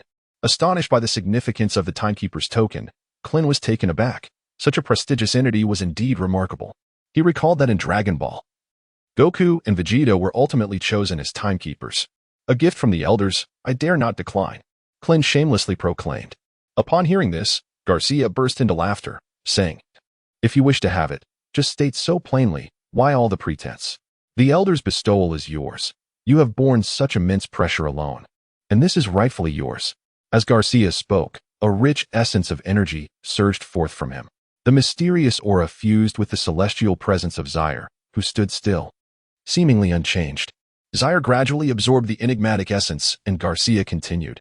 The evening star is indeed a key, a means to awaken the energy I have left behind. It is also the key to the Zishan star. As my descendant, it is only natural for you to receive my gift, Garcia asserted with an air of certainty. But what does it mean that it is also the key to the Zishan star? Zaire inquired, his eyes gleaming with curiosity. The Zishan star is a mobile celestial body. Possessing the evening star enables interstellar traversal of the Zishan star, Garcia replied, revealing a look of brilliance. The contingency Garcia had prepared was far more than a mere gift. Klin couldn't help but think of a film he had seen in his past life, The Wandering Earth. Lastly, he added, a minor malevolent presence has already made its approach. One that you cannot contend with at this moment. What? A malevolent presence? What is the magnitude of the energy fluctuations? Klin asked cautiously. Garcia chuckled heartily. Less than 500 million, around 400 million, I suppose. Klin listened to Garcia's calm tone, feeling a surge of astonishment within. Damn it, I am terrified of Frisia. And now I've inadvertently provoked Kvila. His speed is truly astonishing. As the two were conversing, Zaire had already completed the absorption of energy. Klin scrutinized Seer, not perceiving a direct enhancement in his combat prowess, but rather sensing a subtle shift in Seer's demeanor compared to before. Klin had a habit of examining the attributes of Zaire. Name, Zaire age, 80, equivalent to 17 years in human terms. Race, fairy dimension, level 4 combat power, 1, 200. 000 what? This dimension is only at level 4. Klin was profoundly astonished. It had only been a short while. Klin gazed at the dimension of Zaire, genuinely feeling a sense of joy for him from the depths of his heart. Thank you, ancestors. Zaire bowed in gratitude towards Garcia. Klin profoundly sensed a notable transformation in Zaire's demeanor, which had become increasingly ethereal, the previously concealed, bloodthirsty chill that resided deep within him had now been supplanted by this newfound lightness. If Klin were to encapsulate Zaire's essence in 4 words, it would be purified of all adornments. At this moment, Zaire had truly reverted to his authentic self, poised to guide the celestial beings towards survival. As long as their existence surpassed that of the avian inhabitants of Meixing, he would deem it a victory. Ultimately, only a solitary echo remained, for Garcia had vanished from their sight. The final utterance of Garcia resonated hollowly, and Klin could not discern its clarity. Had he comprehended it? He might have retorted, to survive better than the Meixing inhabitants? Would that not imply you have already triumphed? Although Salama had indeed afforded the Meixing beings a chance, they remained obstinately inept, failing to effectively harness the Dragon Balls. Klin approached Zaire and inquired, "How do you feel?" "Quite well," Zaire replied, visibly pleased. After fulfilling its mission, the Twilight Star ascended gracefully, eventually resting in Zaire's hand. However, the Twilight Star had transformed. It was now a stunning necklace, more aptly described as the Twilight Chain. As the Twilight Chain settled into Zaire's palm, he instantly comprehended its purpose. It served as the key to navigate the cosmic star for interstellar travel. Gazing at the exquisite Twilight Chain in his hand, Zaire felt a tinge of shyness as he glanced at Klin. The words were unspoken. The implication was unmistakable. "Please assist me in putting it on." Klin discerned the plea reflected in Siyar's gaze, and thus he stepped forward to take the chain of dusk stars, positioning himself behind Siyar. Klin gently parted the delicate tresses of Zaire, extending his hand to slowly place the chain of dusk stars near her collarbone. He carefully adorned her with the exquisite chain. Zaire's collarbones were strikingly prominent, and with the addition of the magnificent chain of dusk stars, she appeared utterly breathtaking. Klin gently extended his hand from behind, enveloping Zaire in an embrace, his palm resting upon her taut and silky abdomen. His chin nestled against her left shoulder, mere inches from her collarbone. The two remained silent, gazing at the recently dried-up spring, which now gushed forth with renewed vigor, the water's vitality magnified tenfold compared to before. This was likely a remnant of Garcia's influence, Klin mused inwardly. However, more pressing matters demanded attention. The impending threat of Quila loomed large.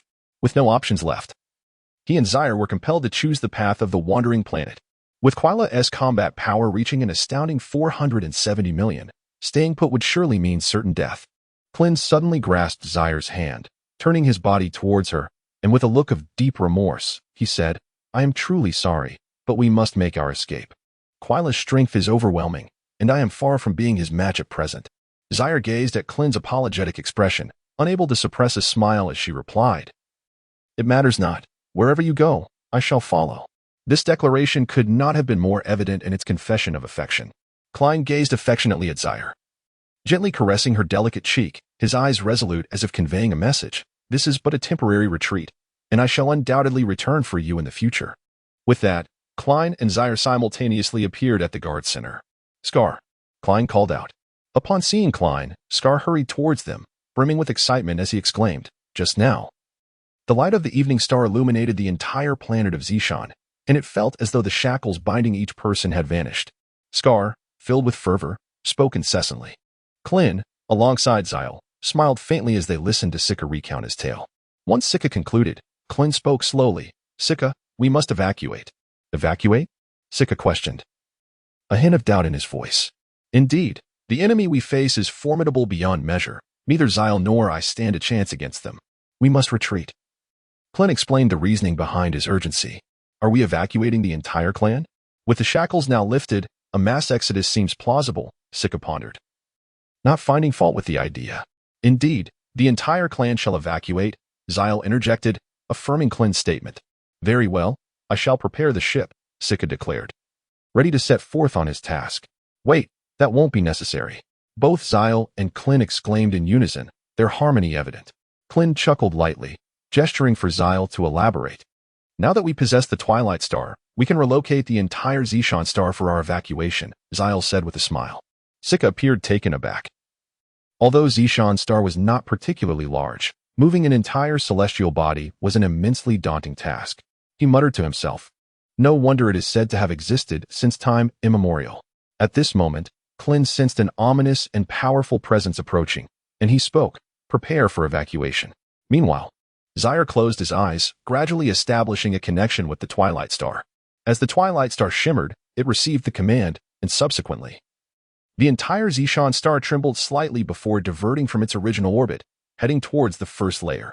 At this moment, Klin spoke again. Let us first venture to the Straw Hat Galaxy, where a tormented race resides. Should I neglect their plight? They are certain to be reduced to cosmic dust beneath the fury of Quila. Zaire nodded slightly, indicating his understanding. Klin's expedition is aimed at the northwestern region of the Eastern Galaxy, which is relatively close to the headquarters of the Galactic Patrol. The influence of the frozen demons seems to be somewhat restrained in the presence of the Galactic Patrol. Moreover, it appears that a shadow of the Mind Fruit was previously discovered on Proxima, located at the far western edge of the Eastern Galaxy. Klin is determined to acquire the Mind Fruit, as it not only enhances combat prowess, but also replenishes lost life energy. Although his dimensional elevation has extended his lifespan, it does not imply that his companions are exempt from the same needs. Witnessing the gradual aging of his comrades is an exceedingly harsh reality. As for Zaire, his lifespan was already considerable, and now that he has been elevated to the fourth dimensional level by the esteemed ancestor Garcia, this concern is rendered moot. Klin stood at the highest point of the Zishan star, observing as it traversed the cosmos like a comet, trailing a long tail as it journeyed eastward. The Zishan star had already exited the second layer and was currently in the Perseus constellation, poised to fly towards the northwestern region of the Milky Way. Suddenly, an unsettling tremor gripped Klin's heart. A profound sense of foreboding enveloped him. It was dire. Quila had arrived, and the target of Zishan star was alarmingly vast. If Quila unleashed an energy projectile, the Zishan star would stand no chance of evasion. Was Quila's speed truly that formidable? Klin pondered anxiously, realizing he had no alternative but to confront Quila. Zaire, you must listen to me, Klin declared earnestly. Observing the sudden change in Klin's demeanor, Zaire sensed the gravity of the situation and, wearing a worried expression, replied, I refuse to listen. I will go too. If you go, who will pilot the Zishan star? Klin questioned emphatically. Indeed, what would happen to the Zishan star if he ventured forth? Zaire found himself caught in a dilemma between the instinct to fight and the duty to protect his kin. Zaire, heed my words. I possess the ability of instantaneous travel. Even if I cannot defeat him, I can still escape. Can your kin do the same? Klin earnestly reasoned. Faced with this pivotal choice, Zaire felt a pang of self-loathing for his perceived inadequacies, momentarily losing his composure. Klin then said, Once I have detained Quila, you must initiate the spatial jump without waiting for me. Escape this star region first, and remember to await my return at the location I mentioned earlier. With that, Klin stepped forward, embraced Seal, and passionately kissed her delicate lips, reminiscent of cherry blossoms. Remember, even Garcia has acknowledged me as a commendable son-in-law. Klin's figure gradually faded from view. Scar observed the princess, who had once again been improperly treated by Klin, standing there in a predicament should he feign ignorance. Scar was aware that a relocation was necessary, yet he remained oblivious to the impending peril. Zaire gazed at Klin's vanishing silhouette, silently vowing, even if it meant death, he would seek out Klin. However, the pressing task at hand still required adherence to Klin's instructions. After Klin vanished, he sensed the presence of Quila through his breath. Suddenly, Klin's expression changed dramatically, his face turning pale and devoid of color. What kind of aura was this? Klin felt as though a free soul was leisurely tending to sheep on an expansive meadow, when, without warning, a colossal boulder weighing millions of pounds descended from the heavens, crushing down upon the grasslands, leaving him gasping for breath. Klin was also filled with trepidation, recognizing that his meager combat prowess was akin to mere delivery. Yet, if he chose not to act, even if Klin could flee with Seer, the fate of Zishan Star would likely be sealed. The peril would extend even to Tuang Star, which would also find itself in dire straits. Fear, after all, was irrelevant. The pressing concern was how he could possibly hold off Quira. It seemed that the only course of action was to gradually entice Quira, to engage him in a captivating game. Klin's mind was already formulating a strategy. It would all unfold on that dark purple planet. Klin discerned Quira's presence and instantly teleported to the location. A foot of Kavira rests upon a rock, one hand placed defiantly upon its chest. Its blood-red eyes gaze forth, framed by lips of a deep purplish hue. Beneath its piercing gaze, 2 lines of crimson tears trace down its pallid visage. The body is adorned with a glossy purple shell, contrasting starkly against its ashen skin, while the foot upon the rock is distinguished by 3 elongated toes. Quila raised her other hand, as the fingertips gradually gathered a swirl of purple energy. pointed towards the direction of the Zishan star. With a soft bayou, a beam of crimson and violet light shot forth. Klin gazed at the violet beam of light, not daring to underestimate it. At present, Quila was merely in its first form, and this surge of energy possessed an intensity of 500,000. Klin clasped his hands together, and a beam of azure light emanated forth, intercepting Quila's deadly ray. The Frost Demon clan typically assess situations through their keen eyesight. Quila cast a sidelong glance at Klin, subsequently halting her actions and refraining from launching an assault on the planet Zishan.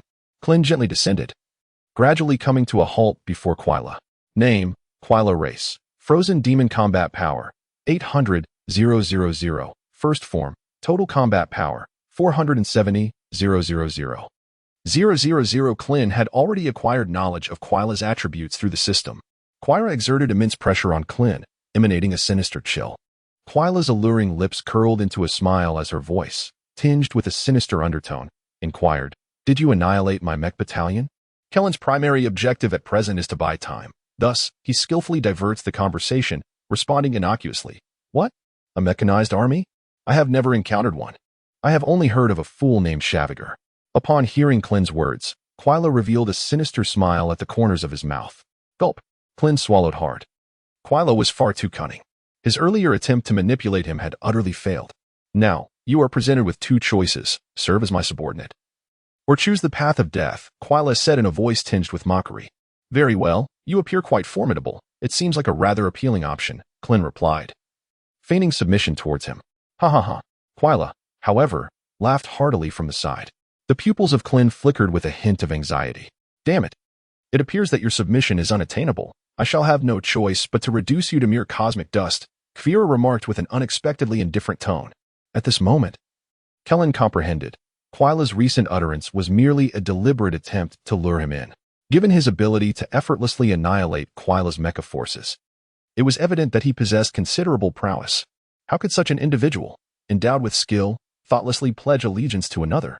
Moreover, the mecha troops were under Quila's command, a fact well known throughout the cosmos. The very knowledge of this, coupled with the audacity to slay them, indicated that he had long been adequately prepared. Kellen observed the palpable aura of menace emanating from Quila, realizing that she was utterly enraged. Wait, Quila, do you not wish to know who I am? Kellen resolved to play one final trick on her. Oh, Quila, poised to strike, halted and voiced her curiosity. Klin let out a hearty laugh, declaring, Indeed. I am a subordinate of the illustrious Lord Frisia.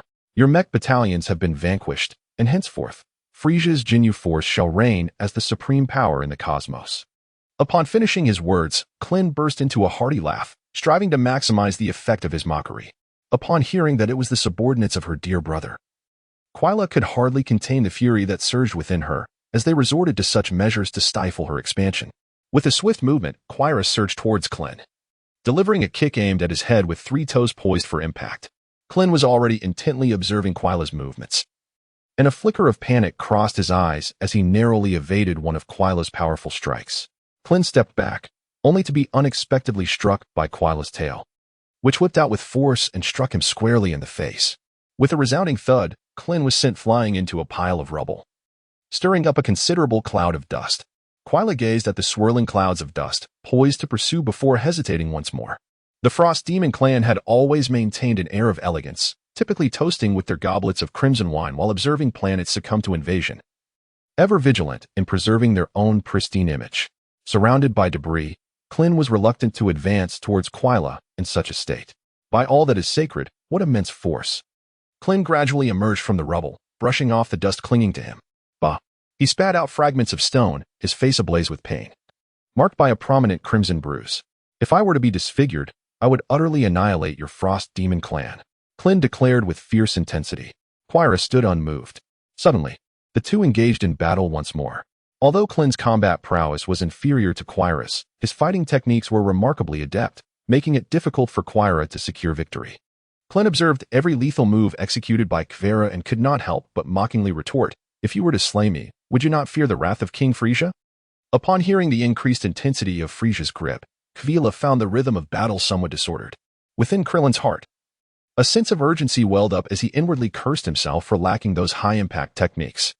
Goku's combat power of 3 million could contend with Frisia's final form on equal footing. while the first form of Kvira surpassed him by 300,000. How disheartening it was that he found himself unable to prevail. Yet, Krillin's primary purpose was to stall Kvira, and despite his inner grievances, this battle aligned perfectly with his intentions. Outside the Enchantress star system, the Zishan star had reached the Straw Hat star system. Scar, hurry and locate Shadamo.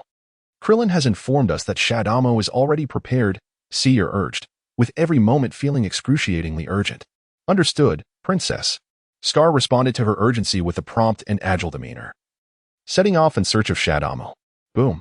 The Zishan star made contact with the surface of the Earth King star, causing minor tremors on both planets. Shadamo felt the quaking beneath him and, with a smile of realization, understood that the evacuation plan Krillin spoke of had commenced. He had already relayed the news of retreat to his kin. After enduring prolonged subjugation, the emergence of a capable leader to guide his people toward prosperity had significantly elevated Shadamo's standing among them. Brother, where are we going? Avila inquired anxiously. Having been born and raised here, suddenly facing the prospect of leaving it all behind. Shadamo gently caressed Avila's smiling face and reassured her, do not worry. Krillin has made arrangements. We are merely leaving temporarily, and we will return one day. In truth, Shadamo was uncertain if they would ever come back. But staying behind would certainly mean death. As Scar approached, leading a combat team, he proactively inquired, is this part of Krillin's plan? Indeed. The Zishan star has now connected with the Earth King star. We must evacuate swiftly. Scar replied to the towering native before him. Shadamo nodded and addressed the communicator at his ear, commenced the evacuation. All tribesmen to the Zishan star. Understood, came the solemn voice of Ian through the communicator. Soon, dozens of massive ships ascended into the sky, heading towards the Zishan star, each vessel capable of carrying around 100,000 people. The ships moved at a slow pace, far inferior to the speed of combat vessels, clearly designated for transport. Shadamo returned, lifted Avila into his arms, and soared into the sky. Before departing, he turned to Shaz and said, come with us. You have performed admirably these past few days. The tribe has forgiven you. Shaz did not flee, but chose instead to atone for his misdeeds on the Earth King star. Perhaps it was the conversation between Krillin and Shadamo that inspired Shaz's transformation. Yet the most significant factor was undoubtedly that bowl of dark substance. Shaz felt a stirring within him upon hearing Shadamo's words, not just an invitation to leave together, but the realization that his tribe had forgiven him. Shaz nodded appreciatively. Avila gazed at Shada Miao as he carried her through the skies, her heart brimming with excitement. Typically, her brother Shada Miao was engrossed in training, and she was reluctant to hinder his dedication. Such moments were indeed rare. The group boarded the Zishan star without delay, and as Zaire observed that all the inhabitants of the Earth King star had arrived, he promptly directed the Zishan star towards its predetermined destination once more. Klin once again separated from Quila, panting heavily and beads of sweat forming on his forehead. He sensed that Zishan had already arrived at the Straw Hat Galaxy. However, he remained within Quila's striking range, needing to wait until Xiao'er moved further away before making his escape, for Xiao'er and the others were still in peril. I must admit, I find some admiration for you, managing to endure under my command for such an extended period. Alas, it is a pity. Quila remarked with a look of regret directed at Klin. Not good. Klin exclaimed as he felt Quila's aura intensifying, causing the debris on the ground to tremble incessantly. Moments later, Quila's transformation concluded. To perish beneath my second form, consider yourself fortunate. Quila's voice had darkened further than before. Klin gulped nervously, refraining from launching any offensive, for it was likely that Quila in this form possessed an unfathomable combat prowess. Kvelra's actions did not falter. She suddenly materialized behind Klin, her tail ensnaring his neck with a vice-like grip, leaving him suspended in midair. With a swift motion, Kvelra aimed a kick at Klin's abdomen. Cough, cough. Klin could not contain the pain, while escaping his lips. Yet, Kvelra showed no inclination to relent, delivering blow after blow to Klin. Klin's gaze gradually appeared fragmented and hollow. He was acutely aware that if he did not devise a solution soon, his body would likely succumb to collapse. Klin. Zaire suddenly felt a tremor in his heart, sensing the immense suffering Klin was enduring. At Baozi Mountain, Wukong was tending to the infant Gohan in the cradle when his expression darkened, an ominous premonition stirring within him. Klin's pupils dilated increasingly, the scent of death drawing near. It was time to make a final stand. Klin found himself devoid of options. Kvila delivered another kick to Klin's abdomen, but Klin seized the opportunity, no longer suppressing his own stomach. Oh! A torrent of gastric fluid splattered onto Kvila's tail.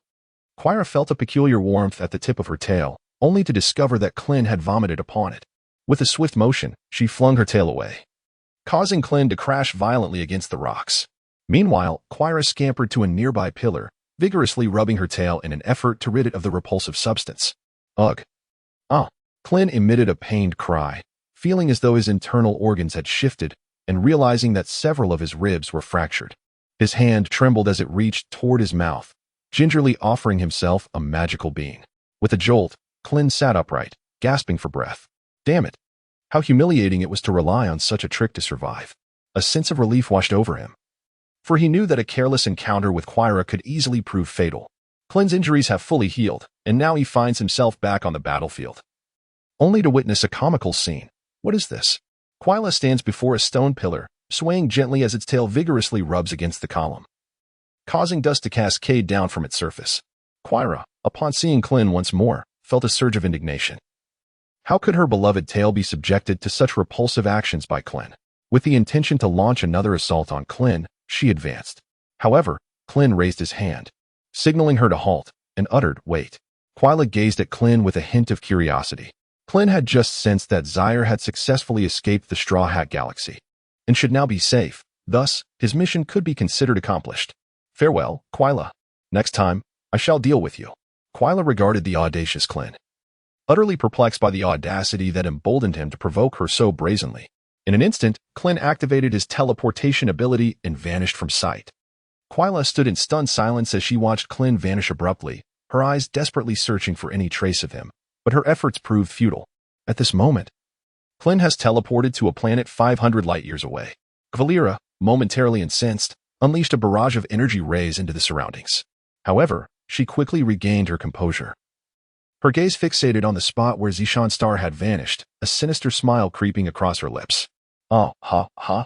Valera then proceeded to execute her final transformation, the intensity of her energy causing the very planet to tremble as brilliant yellow lightning struck relentlessly downward. Klin also sensed the immense power emanating from Quira, a force that far surpassed his expectations. A look of profound astonishment crossed Klin's face. Could it be that Quira's objective was still the planet Zishan? A hint of regret flickered across Klin's expression.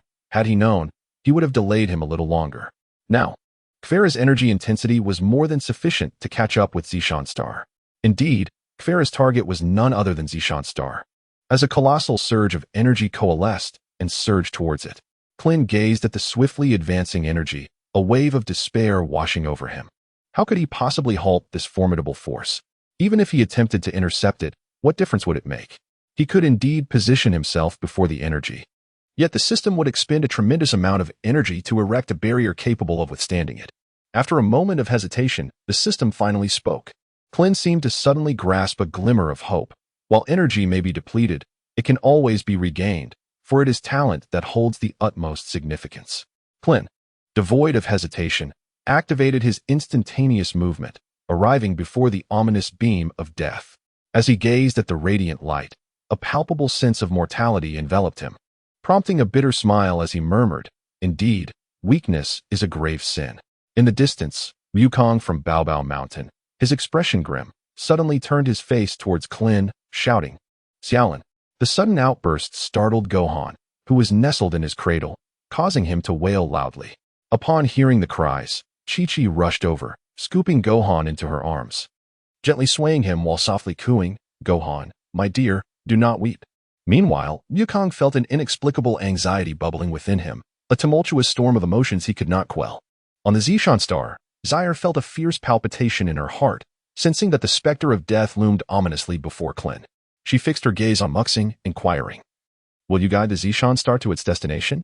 Zaire awaited the response with bated breath. Muxing flickered briefly, seemingly in acknowledgement, before the Zishan Star seemed to engage in automatic navigation.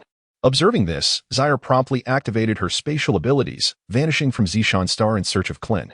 Klin gazed upon the deadly beam before him, and suddenly beheld a delicate visage.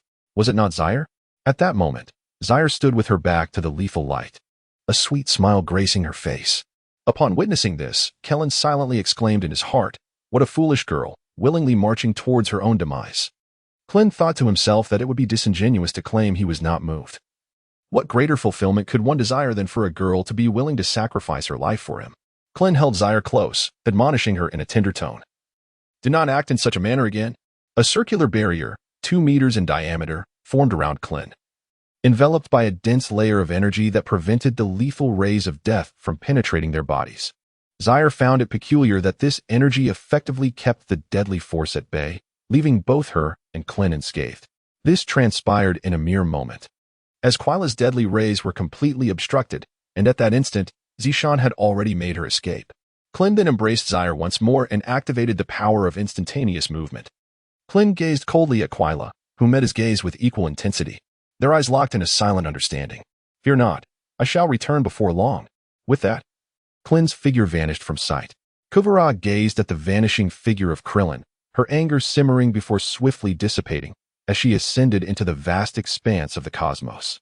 The Ice Demon clan possesses the remarkable ability to thrive in the depths of space. The audacity of Frisia to overstep boundaries was evident. Perhaps this time, it would serve as a pretext to conspire with that old fellow and deliver a resounding affront to Frisia.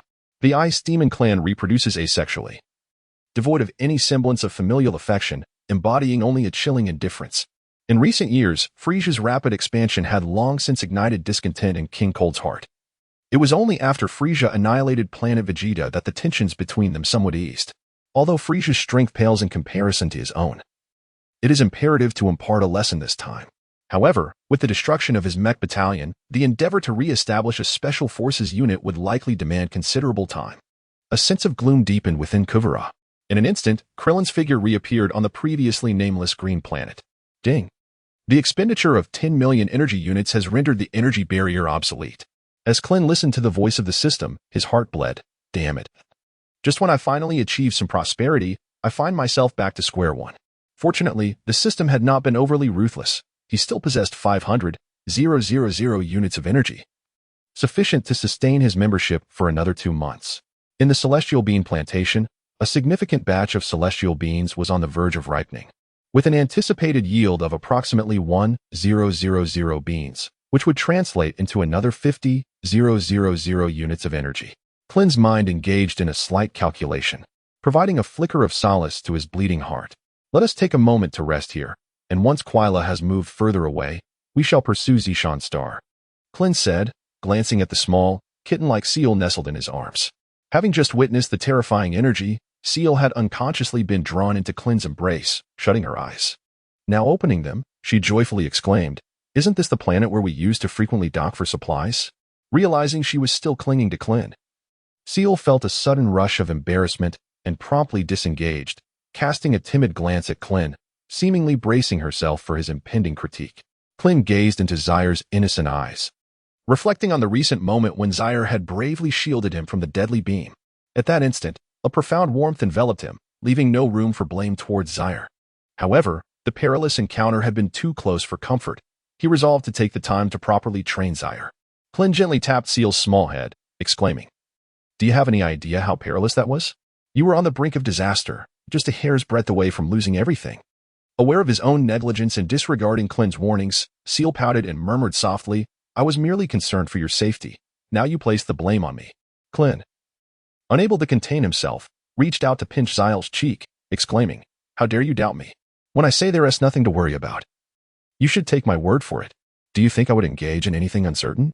All right, no more pinching. I shall heed your advice next time," Zail responded, feeling a sweetness in his heart. It was evident that Klin cared deeply for him. Even the slightest hint of danger in Zail's actions would send Klin into a frenzy. Although he felt an urge to laugh, he still whimpered, pleading for mercy from Klin. The sensation of warmth emanated from Klein's hand. Yet he had no intention of relinquishing his grip. It was imperative to instill a sense of caution in Xavier. Such perilous situations were not encounters he could confidently navigate each time. It was essential to ensure that Xavier remained distanced from danger at its very source. Previously, Klein had adopted a mindset of merely surviving and gradually developing, but in this fleeting moment, he found himself awakening to an unprecedented yearning for formidable strength. Klin gazed at the playful Zaire nestled in his embrace, his resolve strengthening. "Is your spatial ability sufficient to return us to Zishan Star?" Klin was aware of Zaire's spatial prowess, yet the extent of its power remained a mystery to him. Zaire gently shook her head. The activation of spatial abilities requires a substantial amount of mental energy. I have expended too much of my mental strength just now, and I am no longer capable of initiating teleportation. Klin nodded slightly. It seemed that Zixing had already traversed several star systems, and his rudimentary teleportation abilities would not suffice to reach such a distant location. It appeared that he would have to rely on the Phantom. Well, since it was impossible to catch up, departing a little later would not pose a problem. Are you tired? Klin asked with a mischievous grin directed at Zyle. Not at all. Are you tired? Zyle responded with an innocent gaze fixed on Klin. Indeed, I exhausted too much energy during the intense battle with Quila. And now I feel quite weak, Klin admitted. The battle had indeed been fierce, but whether it was exhausting was a matter for consideration. Then let us find a place to rest for a while, Zyle suggested, a hint of concern evident as he pulled Klin towards the previous supply point. No rush, Klin replied, and from his small pouch, he produced a portable capsule. He retrieved the capsule that contained a house and tossed it toward the empty space ahead. With a puff of white smoke, a modern dwelling materialized before the two of them. Zyle gazed at the suddenly appeared house, astonished. This is simply extraordinary. Klin grasped Seal's hand and led her into the room, casually exclaiming, "Space technology." Inside, the ambience was remarkably bright, adorned with an array of modern furnishings. Seal spotted a lavish white bed, 5 meters in length, and eagerly leaped onto it, bouncing back and forth with delight as she exclaimed, "This bed is so soft." "It's incredibly fun." Klin smiled faintly upon witnessing this. The affluent truly possess a residence that is remarkably opulent. Klin glanced at the dust covering his attire, noticing several tattered holes in his shirt, and turned to Seer, saying, "After such an extensive battle, I shall take a bath. I shall join you." Seer exclaimed impulsively upon hearing the mention of bathing. Klin cast a mischievous glance at Zaire and promptly replied, "Sure, let's go together." In an instant, Zaire realized she had misspoken, and her cheeks flushed a deep crimson that spread to her neck. Flustered, she hurriedly explained, "You go first. I'll join you after you finish." Klin observed the flustered Zaire and quietly thought to himself, "This girl is still rather too shy. This simply won't do." "Very well then," Klin said, taking a step back and refraining from teasing Zaire any further. Klin stepped into the bathing area, and soon the sound of rushing water filled the air. Zyle, observing the two of them alone in the room, suddenly realized that something terrifying might occur, and his mind began to race with wild thoughts. Time swiftly passed, and before long, Klin emerged wearing only a pair of shorts. Zyle felt a flush of embarrassment, unable to meet Klin's gaze. "What is the matter?" Klin inquired, noticing Zyle's bashfulness. "Why did you come out without any clothes?" Zyle's voice was barely a whisper, akin to a mosquito's buzzing. As he furtively glanced at Klin's robust physique through his fingers, "Why would I not wear anything? Look, this is what I have on." Klin pointed to his shorts. Zyle fell silent, hastily retreating towards the bathing area. Klin reclined upon the bed, the prolonged battles having left his spirit exceedingly taut. Now, after a refreshing bath and nestled within the soft embrace of the bed, imbued with a subtle fragrance, he found himself experiencing a certain bliss. The sound of flowing water echoed once more. Klin gazed in the direction of Zyle, his mind drifting into a realm of whimsical thoughts. The allure of his ability to perceive was undeniable, yet he lamented his own limitations. The predicament of waiting for a girl to bathe was indeed tedious, and Klin found himself on the verge of slumber. Gradually, Zyle pushed the door open, and Klin's senses sharpened at the sound, his eyes scrutinizing her form. Gone was the ancient crimson robe she donned during combat. Instead, she wore a striking scarlet dress that accentuated her delicate curves. Her hair, resembling a galaxy, cascaded down her shoulders, damp and radiant, as she approached him with bare feet. "Oh dear, I forgot to bring you your slippers. The floor is rather cold," Klin remarked with feigned innocence. In an instant, he stepped forward, wrapping his arms around Zyle and guiding her toward the bed. "Such an excuse about the cold floor. It's clearly warm in here," Zyle retorted. Skepticism etched upon her face. With a sudden motion, Klin tossed her onto the bed, pinning her beneath him. Klin's forehead pressed against Zaire's, their noses barely touching, warm breaths mingling in the air between them. Klin's hand slowly glided to Zaire's cheek, gently brushing aside her flowing hair. "What do you intend to do?" Zaire asked, her heart racing like a startled fawn, nervously gazing up at Klin. Indeed, Klin's response left Zaire somewhat bewildered. Before Zaire could fully comprehend the situation, his lips were suddenly enveloped by an intense heat, while his hands instinctively beat against Klin's back, producing muffled sounds of mm. Gradually, the force of Zaire's strikes diminished until they ceased entirely, and he ultimately wrapped his arms around Klin's waist. After a considerable pause, their lips parted. Zaire exhaled softly, his breath warm and fragrant, while his enchanting, glass-like eyes appeared somewhat dazed, gazing longingly at Klin, devoid of any thought of resistance. At that moment, Klin did not hear Zaire's words.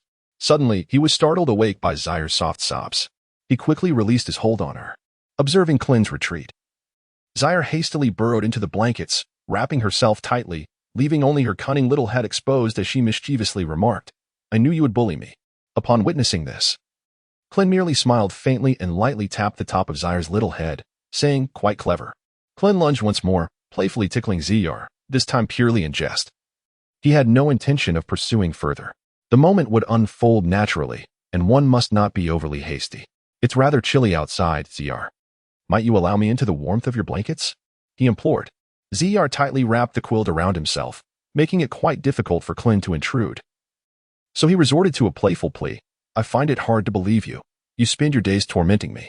Zaire, however, dared not let Klin in, for he felt a peculiar sensation within himself, one that seemed beyond his control, a stirring of something inexplicable in his heart. "Please, let me in." "Do you truly wish for me to sleep outside?" Klin beseeched once more. "No, you may sleep beside me," Zaire replied, gesturing to the empty space beside him. Unwilling to let Klin venture out to the couch. "Zaire, isn't the weather on this planet rather strange? It was warm just a moment ago, and now it has plummeted to freezing. I could freeze to death." With that, Klin feigned shivers, his body trembling dramatically. Observing Klin's exaggerated shivering, Zaire felt a twinge of curiosity. Could it be that this planet truly experiences such drastic temperature fluctuations? He lifted a corner of the quilt, attempting to gauge the chill of the air outside. Upon witnessing this, Klin chuckled to himself, "Oh, the naive girl. You've been deceived." With a sudden motion, Klin dove under the covers, embracing Zaire tightly and refusing to let go. "Ah!" Zaire exclaimed in surprise, having fallen victim to Klin's playful antics. Her gaze held a hint of both pity and fear as she implored, "You're being unreasonable. Please don't move. Rest assured, I am merely holding you to sleep." "And I shall remain still," Klin solemnly assured Zaire. Listening to his words, Zaire nodded slightly, yet a sense of unease lingered in her heart. As Klin's warmth stirred a peculiar sensation within her, Klin embraced tightly, inhaling the faint, delicate fragrance from within his arms, soon drifted into slumber. Upon observing that Klin appeared to be in a deep sleep, Zaire felt his own tense heart gradually ease, and he slowly nestled against Klin's chest, surrendering to sleep. 10 hours later, Klin stretched languidly. After enduring intense battles and enjoying a restful sleep, he felt fully rejuvenated. Klin shifted slightly, sensing a gentle weight upon his arm. At that moment, Zaire rested her head upon Klin's arm, her delicate form resembling a small kitten as she nestled against him, exuding an endearing charm. Klin gazed at the sleeping Zaire with a hint of amusement, remarking to himself how unappealing her sleeping posture truly was. Klin extended his hand and gently pinched Seal's nose. Before long, Seal's small mouth puffed up, and with a swift motion, he swatted away Klin's hand that was grasping his nose. Klin couldn't help but chuckle softly, having noticed the subtle flutter of Zaire's eyelashes, and he mused to himself, "This little girl has already awakened yet continues to feign slumber."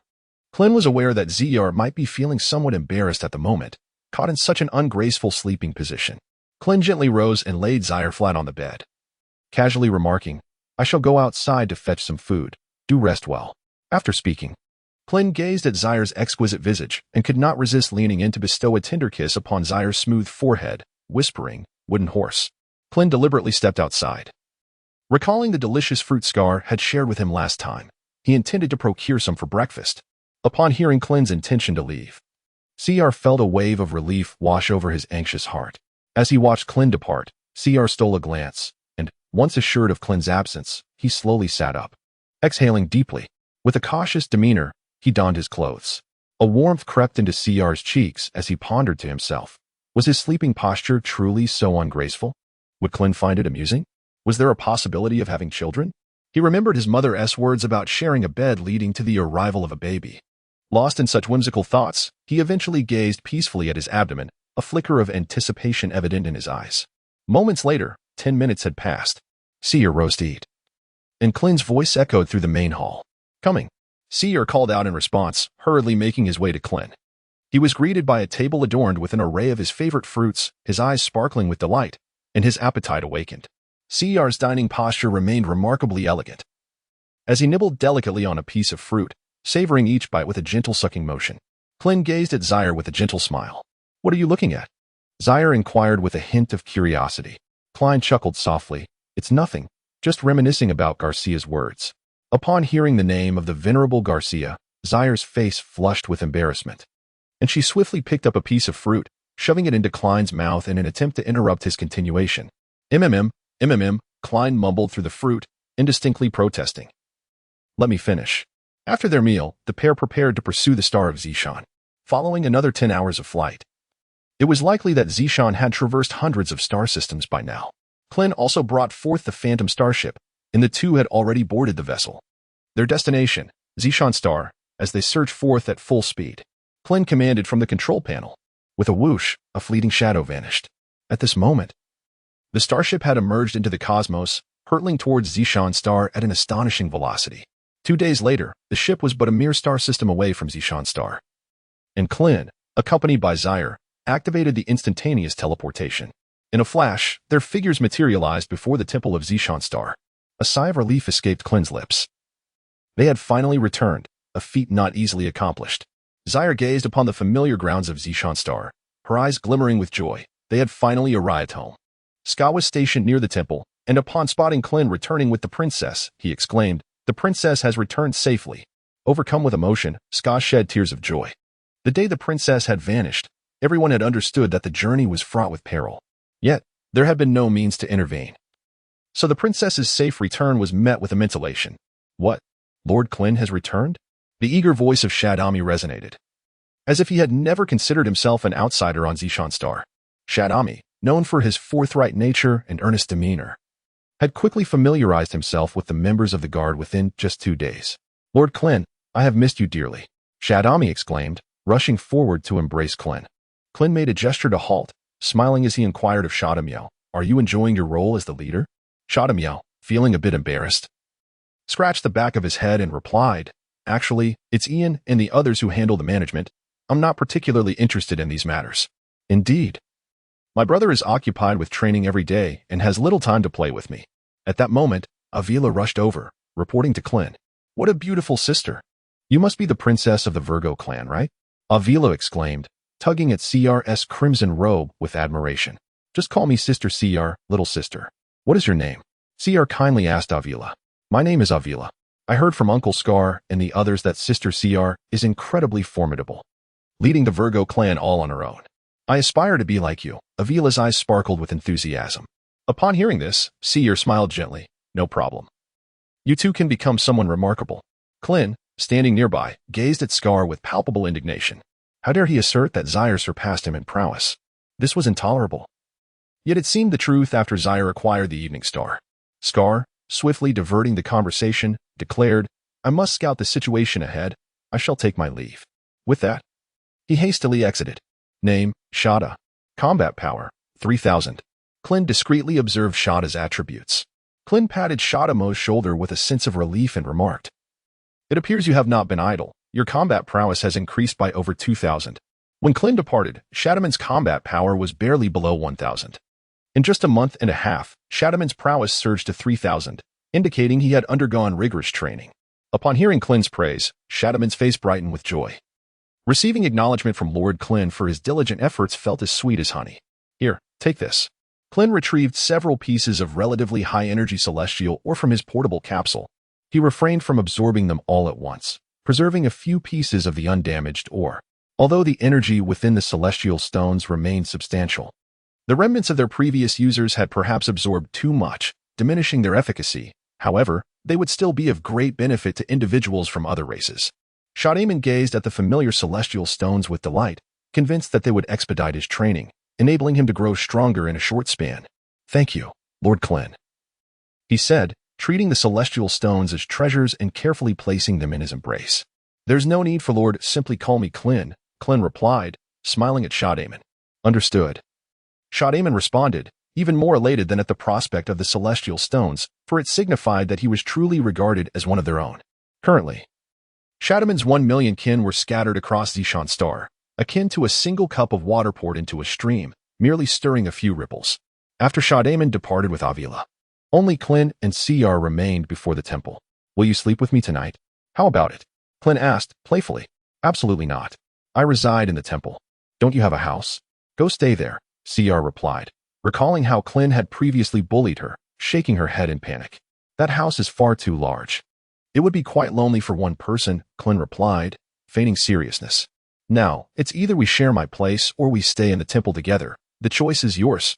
Klin presented what appeared to be a legitimate dilemma. What if Mike can see me staying in Klin's peculiar house? It's better to stay in the temple.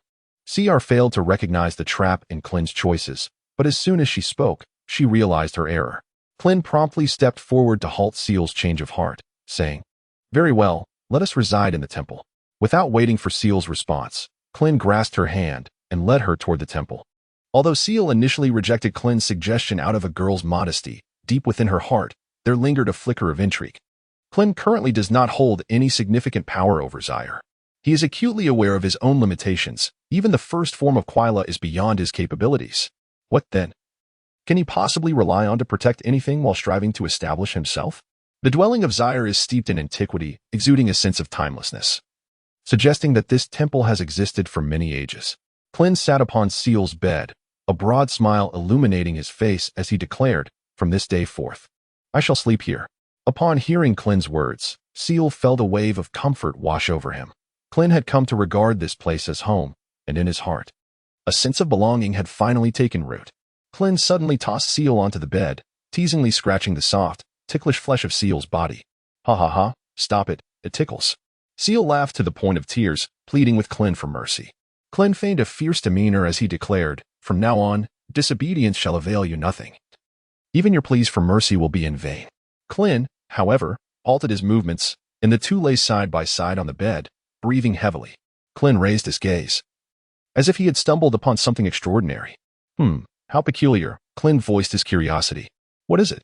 Seal inquired, turning to look at Klin. Klin's gaze was fixed upon the stone slab above the temple, murmuring, This appears to be an intact pattern. This has existed for ages, ever since the temple's inception. Yet no one has been able to decipher it. Following Klin's line of sight, Seer beheld the stone slab and subsequently began to elucidate. Klin, however, remained unmoved, as if something above was beckoning to him. He murmured to himself, pondering what it could be that captivated his attention. What could it possibly be? Klin recalled that during his first visit, he had been enraptured solely by the intricate patterns outside, yet this time, there seemed to be an active force drawing him in. Clearly, this occasion held something more than the first, but what exactly was it? He sank into profound contemplation. Meanwhile, Zyle sat nearby, observing Klin's deep reflection. The chain of dusk stars rested around Zyle's neck, and he instinctively flicked it back with a casual motion. Klin, however, keenly perceived the movement of Seal, murmuring to himself, Twilight Star, Twilight Star. Ah, indeed, it is it, the temporal ring, which serves as the identification of the temporal administrators and as proof of the apprentice temporal angels. With a hearty laugh, Klin suddenly gained clarity. Observing Klin's exuberance, Seal swiftly inquired, What is it? The only difference from his first encounter was this ring. Garcia had previously mentioned that these intricate patterns were his legacy, thus they must be intricately connected to the fabric of time and space. Previously, he had merely immersed himself in the experience, oblivious to the secrets contained within. It seemed that at that time he lacked the temporal ring, whereas now it undeniably drew him forth. With these realizations, Klin's heart swelled with newfound spaciousness. Klin removed the time-space ring from the ring finger of his left hand, gently polishing it in his palm. The next question lingered in his mind. Although the ring had drawn him in, what should he do next? Suddenly, the time-space ring emitted a brilliant light, and Klin instinctively tossed it into the air. The ring released a soft, milky glow, illuminating the entire temple. At that moment, the intricate patterns above became vividly clear, beginning to reconfigure and rearrange.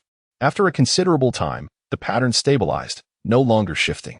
Klein gazed at the symbols etched upon the stone tablet, his heart resonating with profound tremors, his entire being quaking in disbelief. Could this truly be the Chinese characters from Earth? Had there been pioneers who arrived before him? Was this not the ancient script of the Perseus constellation? Zaire, standing beside him, pointed at the inscriptions on the tablet, inadvertently disrupting Klein's train of thought. What? Ancient script of the Perseus constellation? Do you possess samples of this ancient writing? At this moment, Klein appeared exceedingly agitated, his countenance reflecting sheer astonishment. Is it truly significant? Zaire inquired, seemingly hesitant. Of utmost importance, Klin thought, for it could pertain to his home planet. In his mind, however, that home was the Earth of a previous life. Zaire felt a tinge of embarrassment, yet upon observing Klin's expression, it was evident that the ancient script of the Perseus constellation held substantial significance for him. Before Klin, Zaire slowly disrobed, revealing the intricate, crystalline patterns etched into his flesh, resembling a delicate embroidery. This is the ancient script of the Perseus constellation. Klin gazed in astonishment as Zaire gradually shed her garments. Noticing Klin's unwavering stare, Zaire's eyes momentarily froze, but she quickly realized what had captured his attention. With a playful fist, she lightly tapped Klin and, blushing, exclaimed, "What are you looking at? Focus on the text." "Oh, right," Klin responded. Coming back to the matter at hand. The inscription on Zaire's chest was exquisite, resembling crystal, and was quite brief, roughly the length of a little finger joint. Yet to Klin, it appeared chaotic, leaving him bewildered about its true significance. "Do all your kind possess this mark?" Klin inquired. "Not at all. For millennia. This mark has only been found on me," Zaire gradually elucidated. "When I was young, my father dedicated immense effort to deciphering the script, which is an ancient form of the celestial language, as it has long been lost to time." Klin found himself once again engulfed in a haze of uncertainty, instinctively reaching out to trace the characters inscribed before him. This script, seemingly woven into flesh and blood, felt astonishingly tangible beneath his fingertips, possessing a texture of both depth and relief. Lost in his own contemplation, Klin had not intended this gesture. Thus, it followed that the ancient characters of the Andromeda constellation bore no connection to Chinese characters. Gradually, Klin withdrew his hand, while Zaire donned his garments with equal deliberation. Formless birth. The phrase surged unexpectedly within Klin's mind. Formless birth? Formless birth. A hearty laugh erupted from him. So it was. Those inscriptions were inherently formless and without shape, merely evolving according to the forms conceived in the hearts of each individual. Much like the notion that 1,000 readers yield 1,000 interpretations of Hamlet. At last, Klin comprehended why the slate presented itself in the guise of Chinese characters. It was a manifestation of the deepest recesses of his memory. Klin gazed at the Chinese characters inscribed on the stone tablet, feeling a profound sense of familiarity. This must surely be the genuine gift left by Garcia, he pondered to himself. Klin's gaze ascended, meticulously pondering the essence of time, space, matter, and the supreme dominion over energy, word by word. Klin was immersed in contemplation, reflecting on the adage, time is sovereign and space is revered. The essence of space-time energy resembles a gravitational wave. Gradually, he closed his eyes, and it seemed as though a miniature version of Klin was navigating the energies of space-time within his mind. Klin sat still, observing as the diminutive figure in his mind gradually delivered a punch. With each strike, the space around it subtly contracted, as if reshaping itself. Klin continued to unleash one punch after another. Although the speed of his blows was languid, the fabric of time and space surrounding the little figure underwent a profound distortion.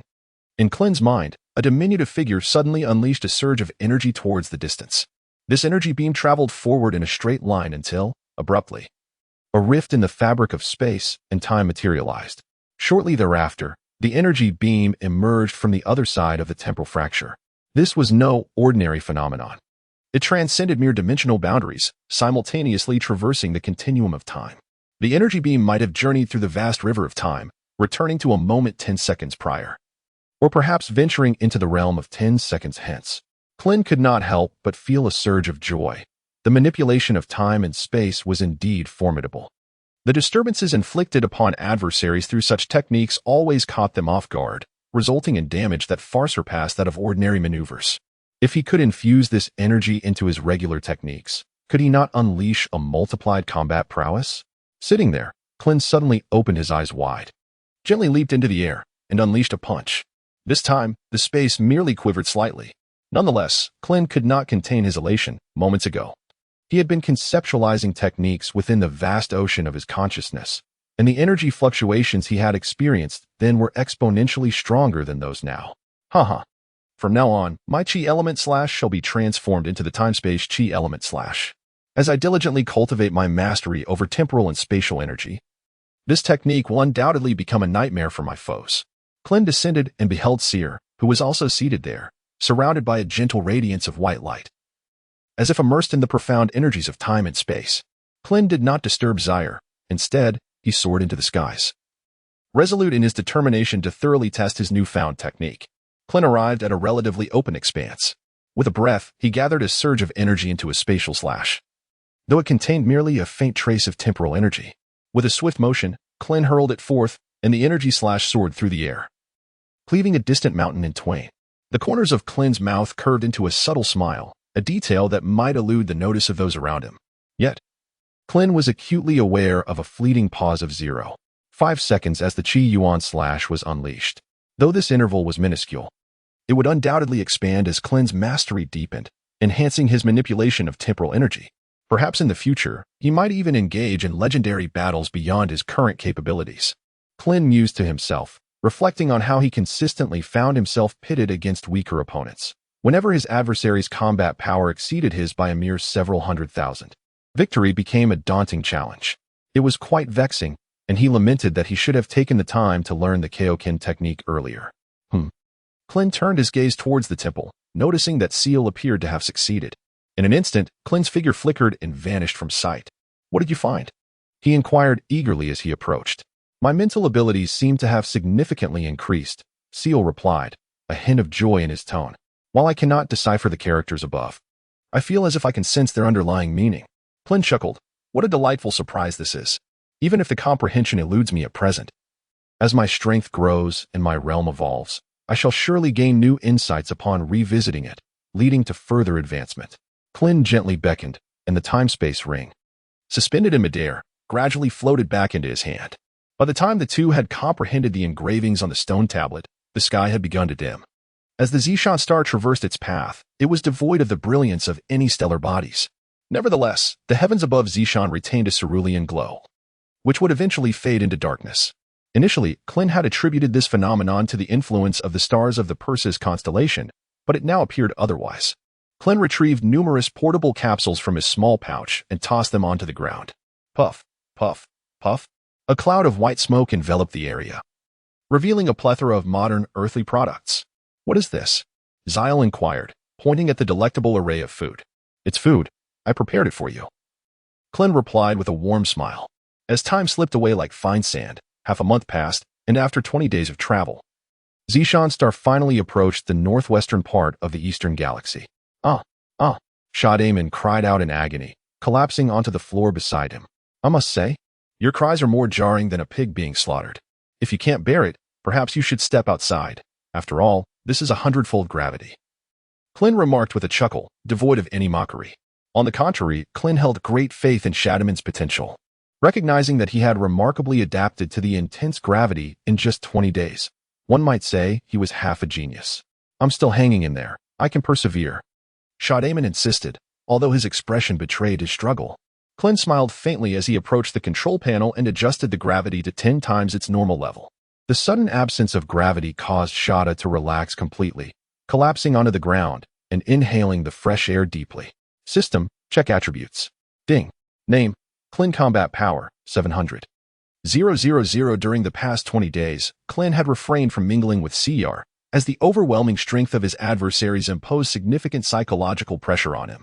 However, as the saying goes, pressure begets motivation.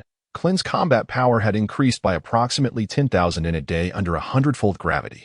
Klin shifted his gaze to Shada Miao. Name, Shada Miao combat power, 10,000 potential, 200,000. In the span of 20 days, his combat power had increased by 7,000, which is quite impressive. After all, Shada Miao possesses a potential of 200,000, making him a valuable ally as he grows. It is worth noting that even the most formidable member of the mech squad, Dre, has only a combat power of 180,000. A combat power of 200,000 is indeed formidable in the cosmos, yet there are always other circumstances to consider. "Let us head back," Klin said softly before making his way toward the temple. Upon witnessing Klin's departure, Shada Miao silently took out a celestial stone from his pocket and began to cultivate diligently. After a while, Shada Miao activated the gravity at 100 times its normal force.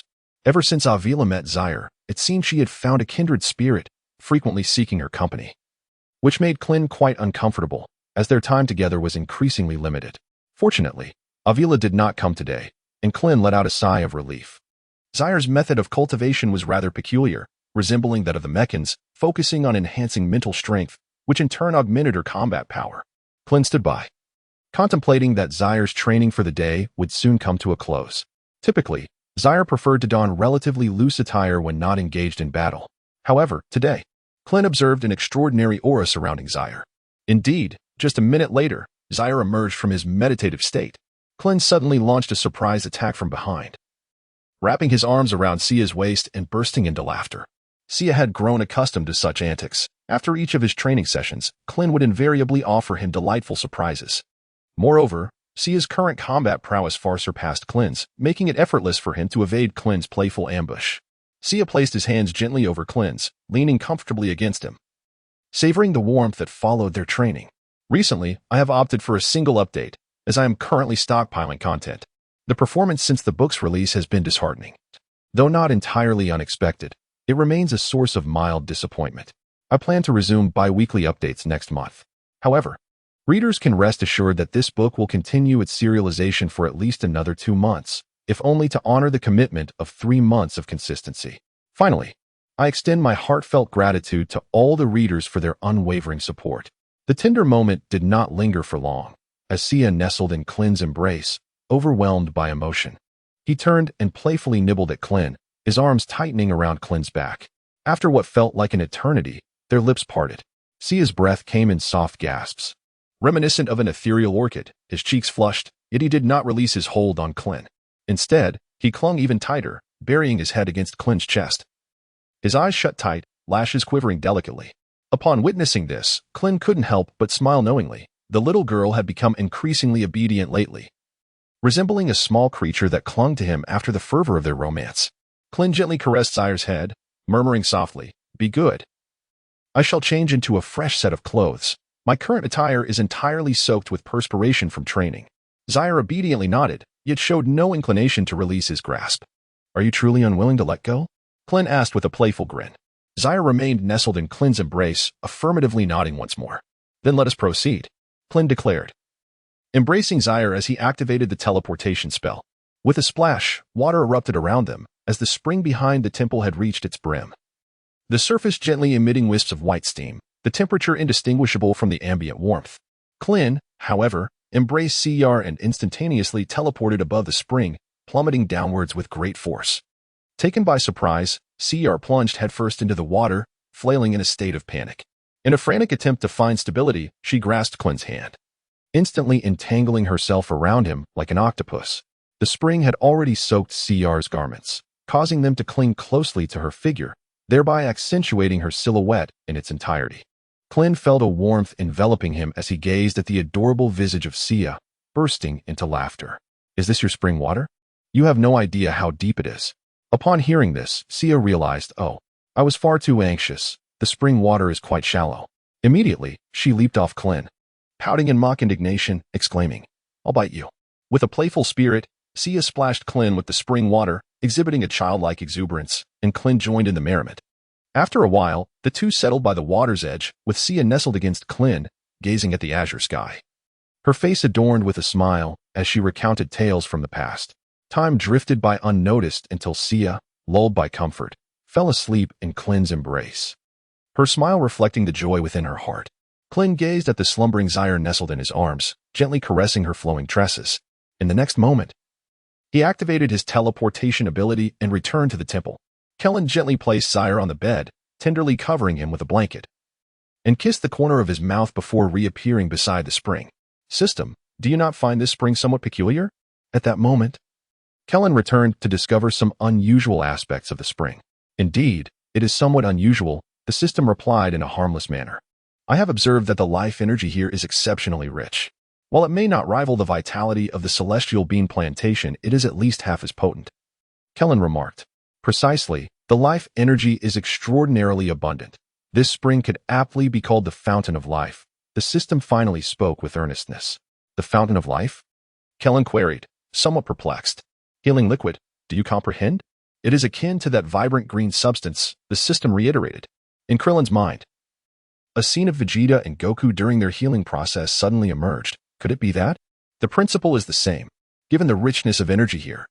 Could it be possible to cultivate the Senzu beans? After such a long inquiry, this was Krillin's primary intention. Theoretically, there should be no issue. However, the system's tone carried a hint of uncertainty. Upon hearing the system's words, Klin promptly retrieved a magical bean from the small pouch nestled within his bosom. Klin scooped some water with his palm and immersed the mystical beans within. The beans floated serenely atop the spring water, exhibiting little movement. However, Klin remained unperturbed, quietly observing with eager anticipation. After approximately half an hour, the beans began to transform. The once withered and yellowed seeds now appeared crisp and considerably more plump. Klin gradually pinched the magical beans and placed them into his mouth. They were exceptionally fragrant and delightfully crisp. Upon witnessing this, Klin felt an immense joy within.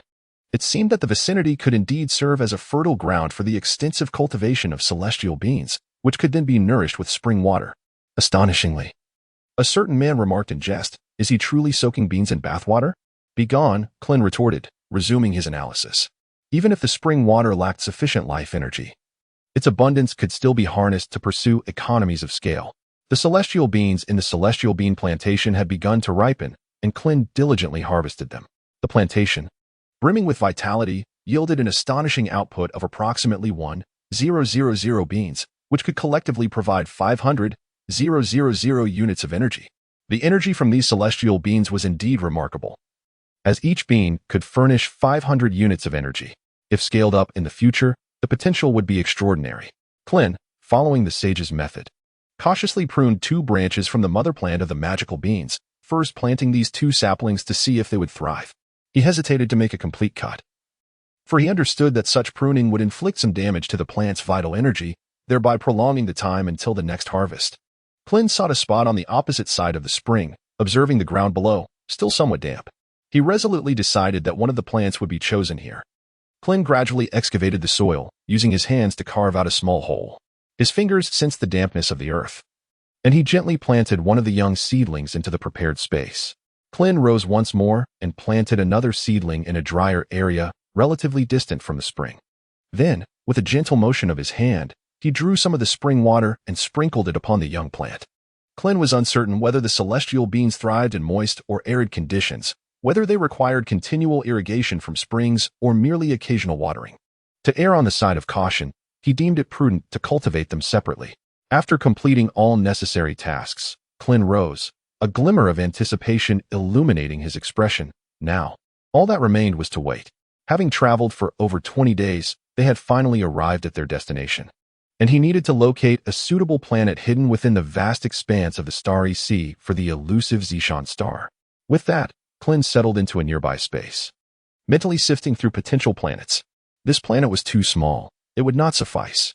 That planet, entirely exposed beyond the confines of the galaxy, was akin to a mere outpost. It was unacceptable. This other planet was far too desolate and lacked an atmosphere altogether. Yet, this particular planet appeared promising, its atmospheric composition primarily nitrogen and oxygen, situated centrally and seemingly in close proximity to the central galaxy.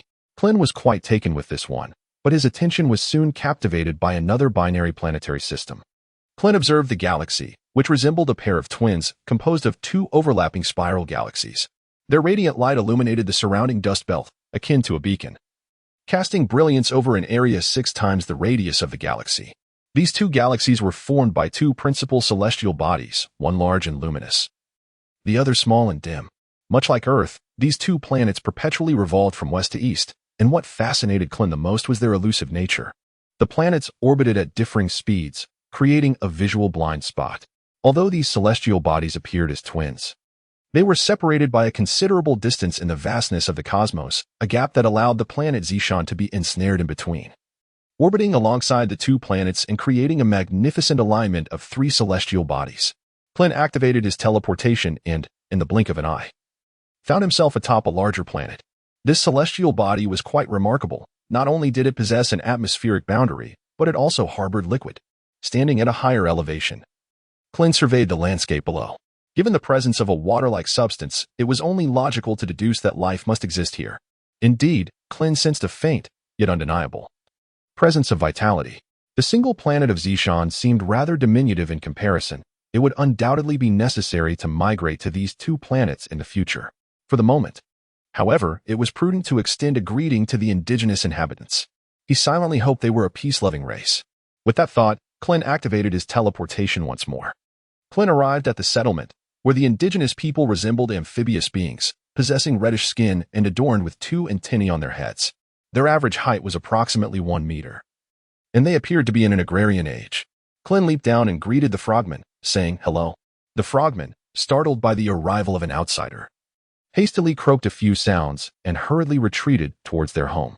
A few children, daring yet hidden behind the wall, peered at Klin with unabashed curiosity, for they had never encountered an extraterrestrial being before, and their hearts brimmed with wonder.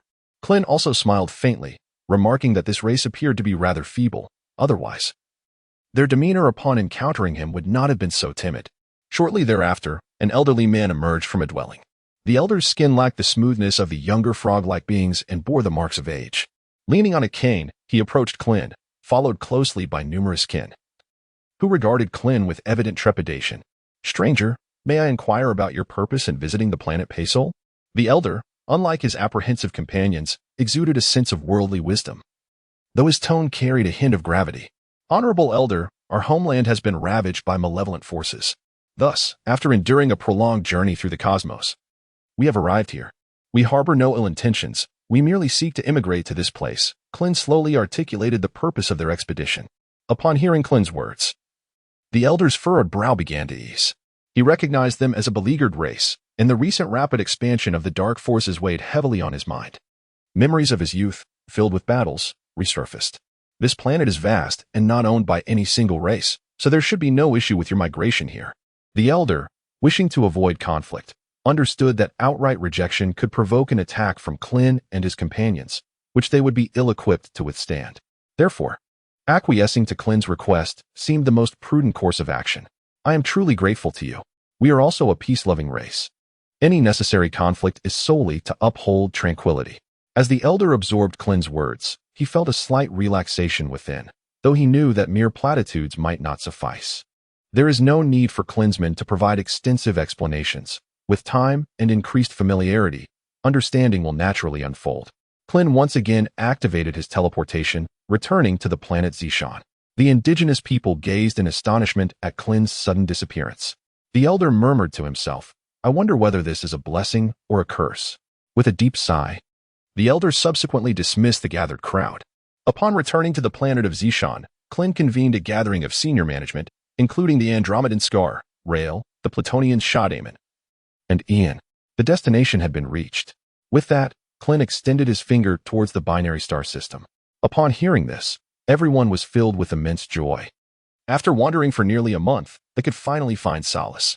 Klin shared his vision with the assembly, and everyone found his approach exceedingly commendable, with no objections raised. Zishan Star, designated as the final base, orbited in tandem with the twin planets, housing only the essential elite personnel, while the rest of the populace relocated to Paysol Star. Klin aspires to embark on interstellar trade, seeking to amass a vast array of resources. The diminutive size of Zishan Star renders it unsuitable for establishing a significant commercial hub. The throughput capacity of commercial vessels is astonishingly large. In comparison, Zishan Star seems inadequate. Furthermore, this approach would serve to safeguard Zishan Star to the greatest extent possible. Klin arrived at the temple, where Zaire still lay in slumber, a sweet smile gracing her face. Klin, however, could not bring himself to disturb Zaire at this moment. Yet, they had already arrived at the twin star system. Apart from Zaire, no one possessed the ability to maneuver the dusk star to guide the Zishan Star into its orbital path. Klin lay beside Zaire, gently caressing her hair and tenderly stroking her cheek. Zaire stretched languidly, showing signs of awakening. Zaire, are you awake?" Klin softly called out beside her. Zaire slowly opened her eyes, perhaps a bit grumpy from sleep, pouting slightly to express her displeasure.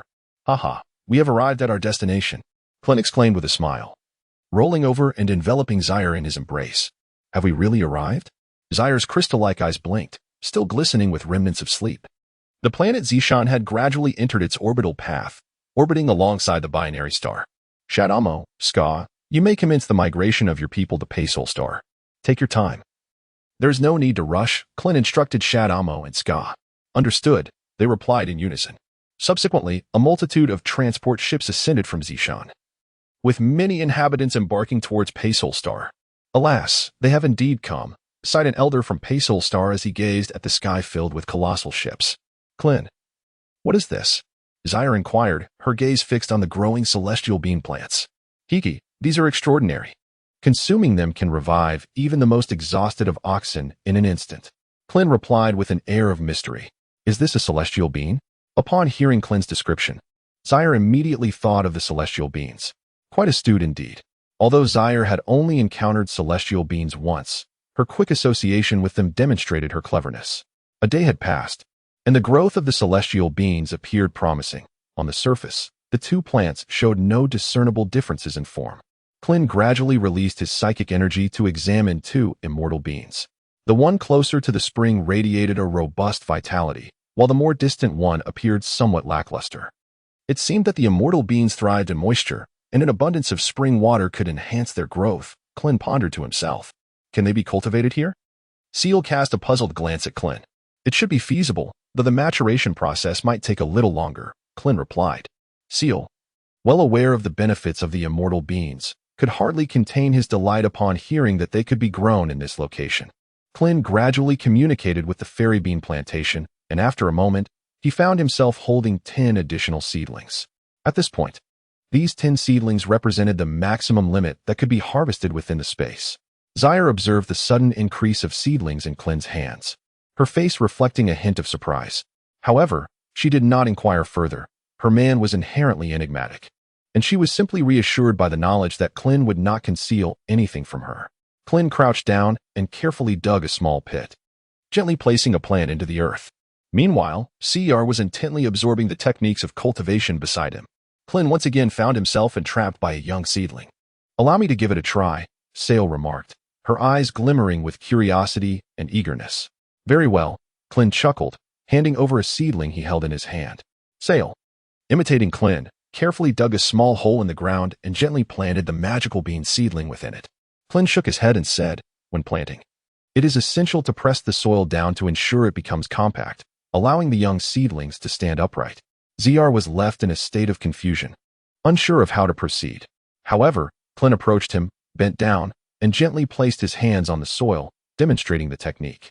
When ZR glanced back, he was met with Klin's earnest expression. Klin looked truly handsome when he was serious. What are you staring at?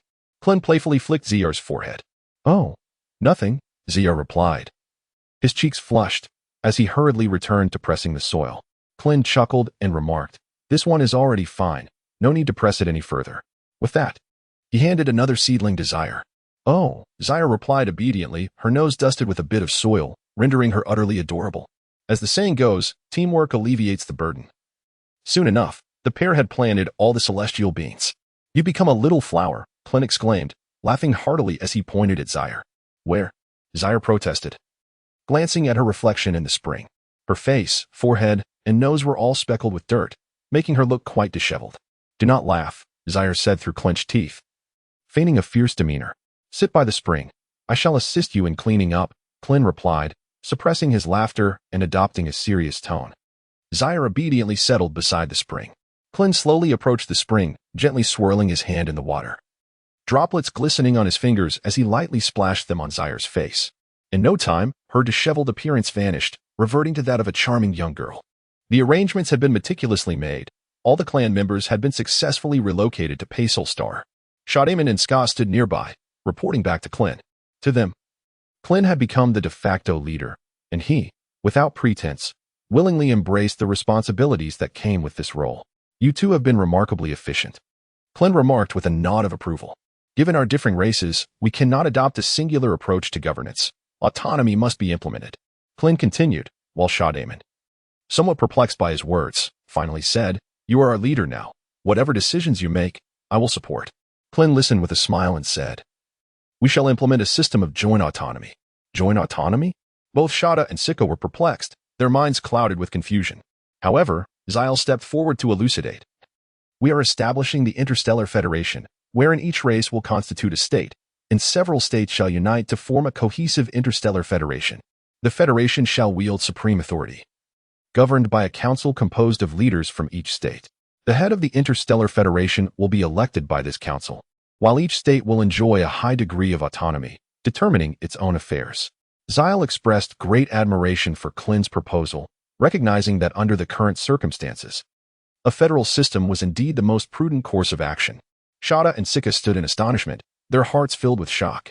The states must exhibit absolute obedience to the Interstellar Federation. Klin emphasized this point with clarity.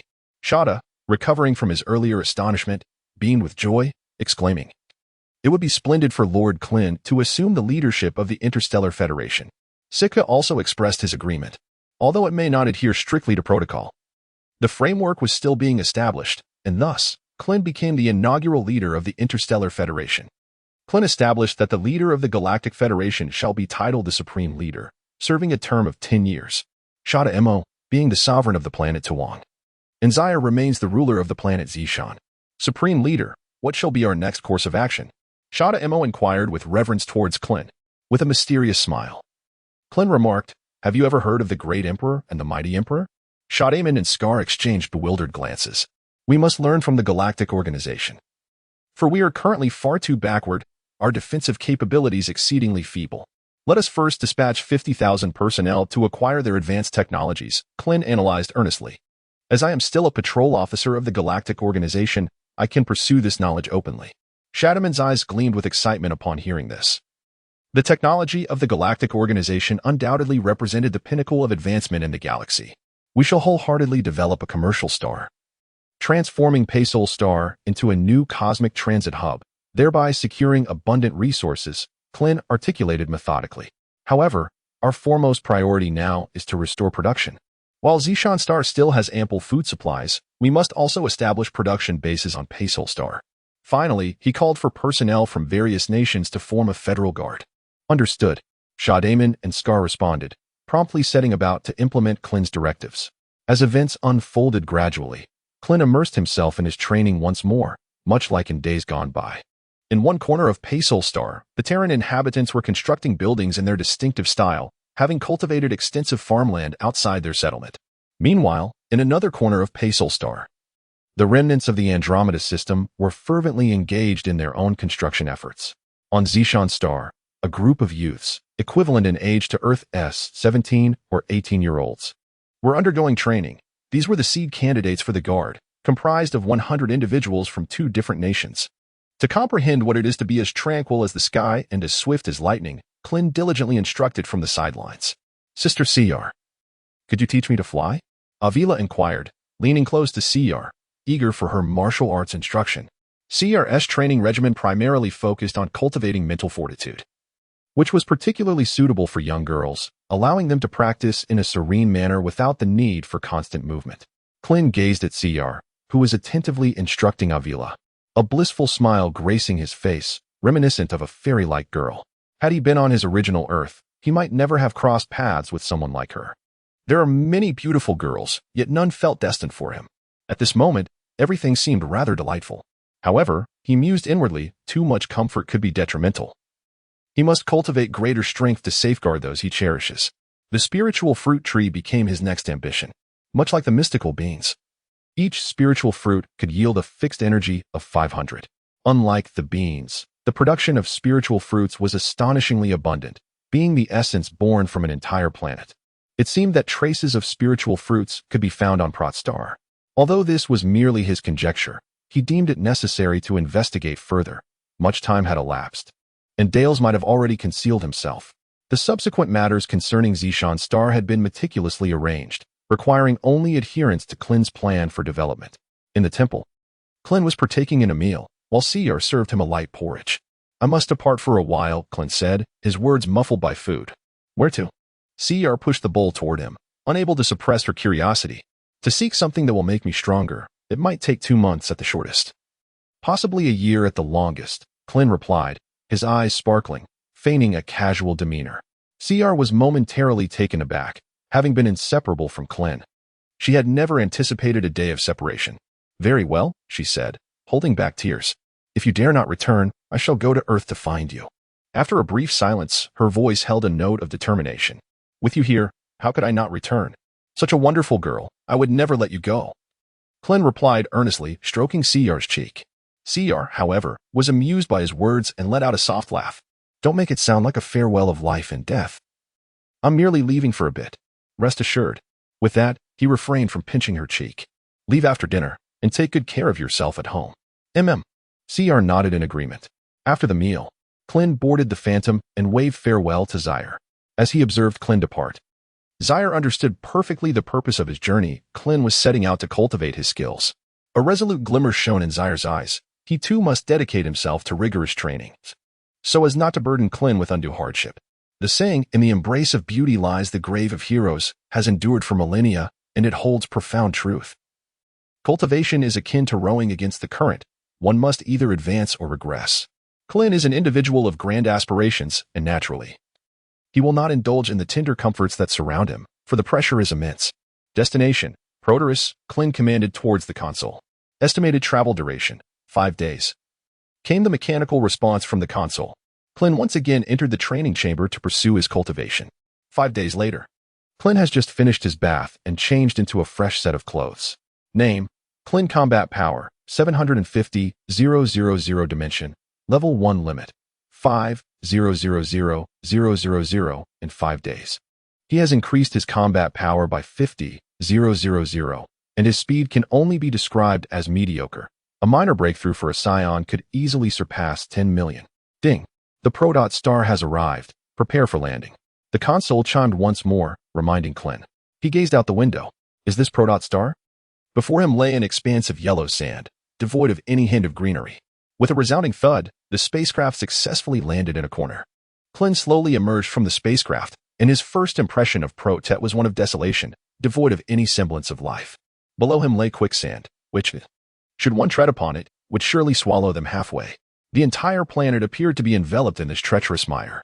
Recalling the data provided by the galactic headquarters, which described Protet as an exceedingly beautiful terrestrial planet, its current state was undoubtedly perplexing. Klin refrained from drawing any conclusions until he had observed the whereabouts of the spiritual fruit. Nevertheless, he already harbored a sense of certainty, approximately 7/10 of an answer.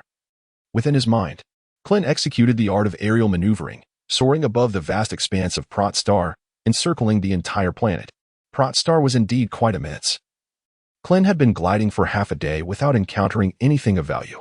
The terrain exhibited an unusual elevation, suggesting something amiss. A peculiar formation, discordant with the surrounding landscape, captured Klin's attention. The small mound of sand before him exuded an aura of desolation. Very well, let me uncover what this truly is. Klin unleashed a formidable energy wave, causing the raised mound of sand to be swept away into a tempest of swirling particles, subsequently revealing the true nature of the small dune amidst the winds. Upon seeing it, Klin could not help but gasp in shock. What lay before him was not merely a mound of sand, but rather an enormous tomb, with countless skeletal remains haphazardly strewn about. As Klin approached, he soon realized that none of the bones were intact. Most bore varying degrees of damage. This clearly indicated that the owners of these bones must have engaged in a fierce struggle before their demise. What is this? Klin inquired as he discovered an anomaly within the slender remains of a skeleton. It resembled a piece of withered wood. Klin held it delicately in his hand, scrutinizing it closely. Then, his eyes widened in astonishment. A piece of withered wood? Klin immediately unleashed his mental power to probe the withered piece of wood. Although this branch had been desiccated for a considerable duration, its life force long since depleted, the traces of its spirit would linger for an extended period. Klin sensed a profound connection with the source of Prot-Star emanating from this piece of deadwood. If indeed the spirit fruit tree has absorbed the essence of Prot-Star, then this deadwood, sharing its origin, signifies something momentous. Suddenly, an image of a towering ancient tree materialized in Klin's mind. This ancient tree, once merely a seed, fell into the crevices of Prot-Star, subsequently sprouting into a delicate seedling. Once this seedling emerged, it seemed to lose all restraint, embarking on an unending frenzy of growth, ultimately transforming into a majestic ancient tree, its branches sprawling across the entirety of Prot-Star. Klin then beheld a familiar visage. Yukon? No, it was Darius. He immediately recognized that Darius bore an uncanny resemblance to Yukon. Soon after, he witnessed the native inhabitants of planet Prot embroiled in fierce rebellion. Yet, it was a devastating massacre, leading to the utter annihilation of their civilization. Darius and his companions laughed maniacally as they awaited the ripening of the spiritual fruit. However, in a sudden turn of events, Darius appeared to confront an unseen terror, gazing skyward. With palpable anguish, he obliterated the nearly ripe spiritual fruit tree and hastily retreated. What could instill such fear in Darius? Had he not even the time to harvest the impending spiritual bounty? Klin pondered silently. Suddenly, a wave of pure malevolence surged forth. "Bick!" Klin exclaimed. The figure before him was a Namekian, appearing exceedingly aged, radiating an aura of evil that rivaled even that of Quira. A Namekian? Possessing such formidable power. And so wicked. Klin had unequivocally identified this malevolent Namekian, the super Namekian, Slag, imbued with a heart of darkness. Gritting his teeth, Slag uttered vehemently, "Damn it." Boom. The fragment of a withered bone erupted in an explosion, abruptly severing the images in Klin's mind. Klin's lips curled into a smile, for he had largely discerned the events transpiring on Protostar. Since Dales had yet to obtain the spiritual fruit, it was inevitable that he would seek a new location for cultivation, granting Klin ample time to locate him. However, the recent emergence of Shrag instilled a sense of apprehension within Klin, as Shrag too was in pursuit of the spiritual fruit. Klin unleashed another wave of energy, shrouding the recently disturbed ossuary in a tempest of swirling sands. Klin silently mourned, survival of the fittest. Shrag was also in search of Dales, who would undoubtedly exercise greater caution after passing through the Prot star. Klin contemplated this. Klin activated his teleportation, searching for nearby star systems. The spirit fruit tree requires a vibrant planet to flourish. Thus, life-bearing planets became Klin's primary focus. However, one cannot dismiss the possibility that Dales might be hiding on a desolate world to evade detection. Klin, with no other recourse, activated his teleportation device in a desperate attempt to scour the nearby celestial bodies. 2 days later, aboard the Phantom, he had thoroughly searched every suspicious planet within reach.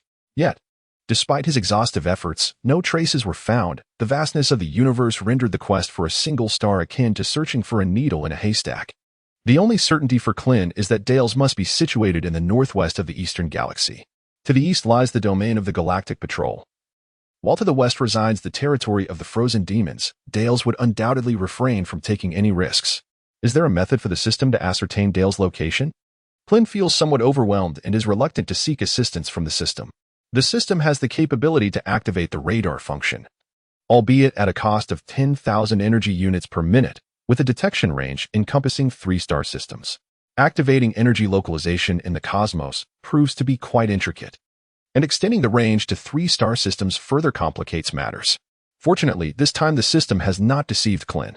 Klin found himself in a predicament, compelled to activate energy localization only after traversing numerous galaxies. Yet, this offered but a glimmer of hope, for the expanse of the Milky Way is vast and teeming with countless galaxies. In the northwestern quadrant alone, there exist over 100 million galaxies. Such a search method is hardly a viable solution. Klin has already scoured over 100 galaxies. Klin departed from a relatively desolate planet, once again setting forth towards other galaxies. Perhaps my thoughts are misguided. In the control room, Klin wore a look of concern, contemplating earnestly whether he had overlooked some crucial piece of information. After scouring countless star systems, Klin finally regained his composure. With so many galaxies, the prospect of completing such a search felt utterly futile. What, then, was he to do? His fingers rhythmically tapped the surface of the table, deep in contemplation. In the recesses of his memory, the name Slag emerged, a pivotal figure. Initially, Klin perceived Slag merely as an adversary vying for the coveted spiritual fruit. Yet a crucial question arose. How did Slag manage to locate Dales? It was evident that Slag possessed an insatiable urge for the spiritual fruit, willing to go to any lengths to acquire it. A spark of inspiration ignited within Klin. A new direction had materialized. If Slag had found Dales once, it stood to reason he could do so again. Presently, Dales would surely refrain from replanting the spiritual fruit. A glimmer of realization shone in Klin's eyes as he exclaimed, "If I were Dales, I would undoubtedly choose to lie low, awaiting Slag's abandonment of the search before resurfacing." In that instant, clarity washed over him. Years hence, Dales would likely turn his attention to Earth. While Earth might provide an opportunity to encounter Dales, time was not on Klin's side. This was a relatively peaceful period for Earth, and he must seize this opportunity to fortify himself. Although Dales was elusive, Slag had traversed the cosmos for many years, wielding considerable influence and occupying a stronghold within a corner of the galaxy. Klin resolved to extract some clues from Slag's domain. Thus, after 5 days of travel aboard his spacecraft, Klin infiltrated the heart of Slag's territory, stealthily lurking on the main planet of Slag's influence. Do you think King Slag's venture will succeed? A group of unsightly aliens engaged in idle chatter.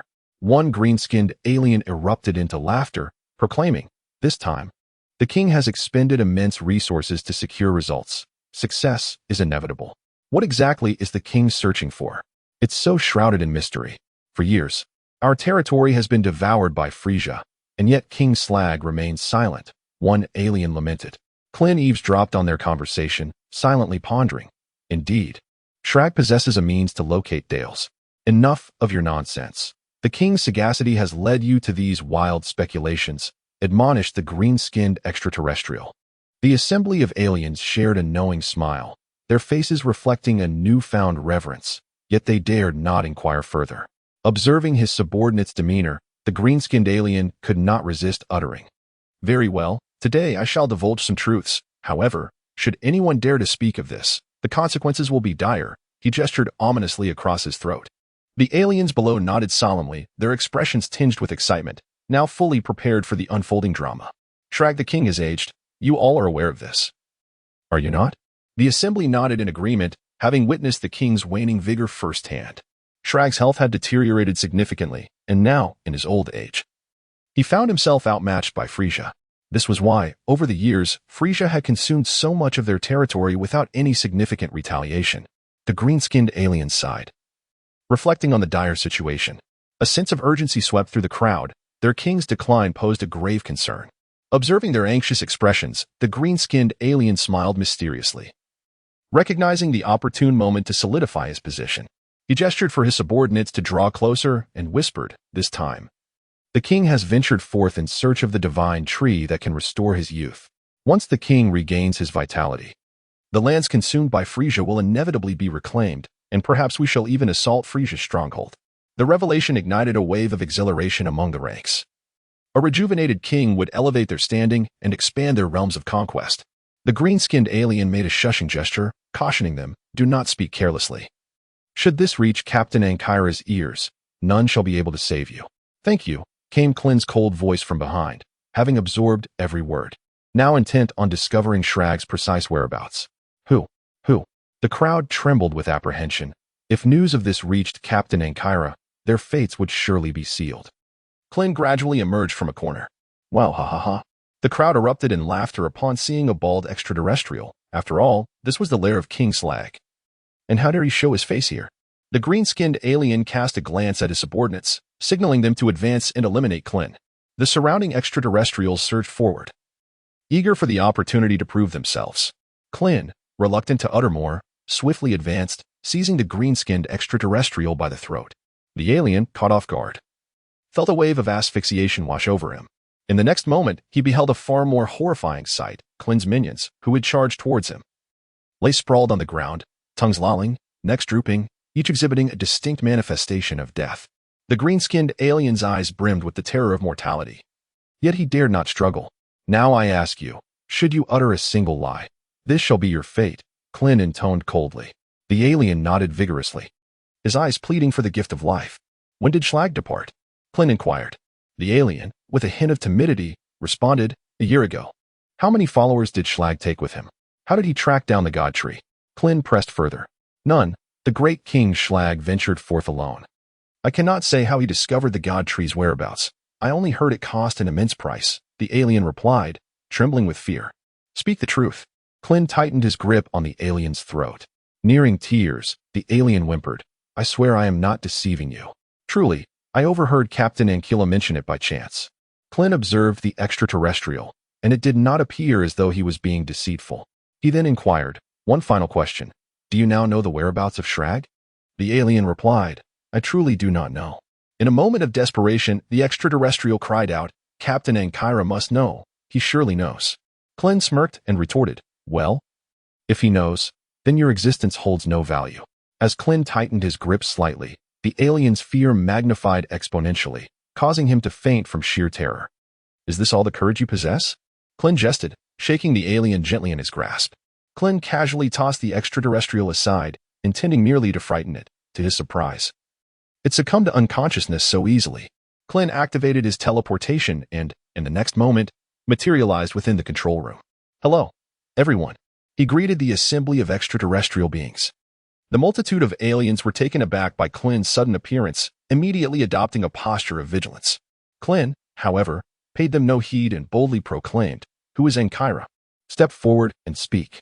Who dares to tread upon the realm of King Schlag?" A towering extraterrestrial emerged, challenging Klin with an imposing presence. Ding dong. Name: Ankira. Combat power: 130. 000. Are you Ankira? Klin scrutinized Ankira, noting the formidable combat prowess that rivaled that of Captain Jinyu. Ankira regarded Klin with trepidation, a bead of sweat trickling down his forehead. Listen closely, Ankira. I am Kado, a subordinate of King Frisia. His Majesty has commanded me to deliver a proclamation. You are to surrender all colonial planets within a year. Otherwise, Klin, relishing the role of Frisia's emissary, sought to incite discord among them, pitting them against one another. The surrounding extraterrestrials, upon realizing that Kado was affiliated with Frisia, were engulfed in fury. With Klin's demand for their planets echoing in their ears, their rage became insufferable, prompting them to charge at Klin. Don't go, Ankira shouted to his companions. But it was already too late. A faint smile graced Klin's lips before he vanished without a trace. A chorus of anguished cries erupted, only to be silenced as the extraterrestrial assailants lay lifeless, their heads severed from their bodies. Ankira, his face etched with terror, gasped, "So swift. When did this occur? Daladedo possessed a combat power of 100,000, and yet he perished in an instant?" Ankira, now wary of Klin, refrained from further actions, fervently wishing for the swift return of King Slag. "It was your own folly that brought you here. Do not blame me," Klin remarked nonchalantly. "Have you come to a decision? Surrender your planet and spare your lives, or face immediate death." His tone suddenly sharpened, sending a tremor of fear through the assembled aliens. "We cannot decide in King Slag's absence," Ankira replied, his expression a mix of apprehension and resignation. "Where is your King Slag? I shall negotiate with him." "Would it not be wiser to submit to the formidable Frisia?" Klin inquired, revealing his true intentions. Others hesitated, words caught in their throats. But Ankira silenced them with a glance. "Our king is aging. If Frisia discovers his whereabouts, I fear our king would stand no chance against him." Klin, witnessing this scene, suddenly stepped forward and inquired of the alien who had hesitated to speak earlier, "What were you about to say?" However, the alien merely shut its mouth tightly and vigorously shook its head. A surge of energy manifested in Klin's hand as he spoke once more. "What were you about to say?" The extraterrestrial merely shook his head in response. Klin's hand swept down. "Ah!" A scream erupted as the extraterrestrial was cleaved in two. The creature did not succumb immediately. Its upper half crawled toward Ankira, crying out, "Captain, save me." The other extraterrestrials present swallowed hard, paralyzed by fear, none daring to move.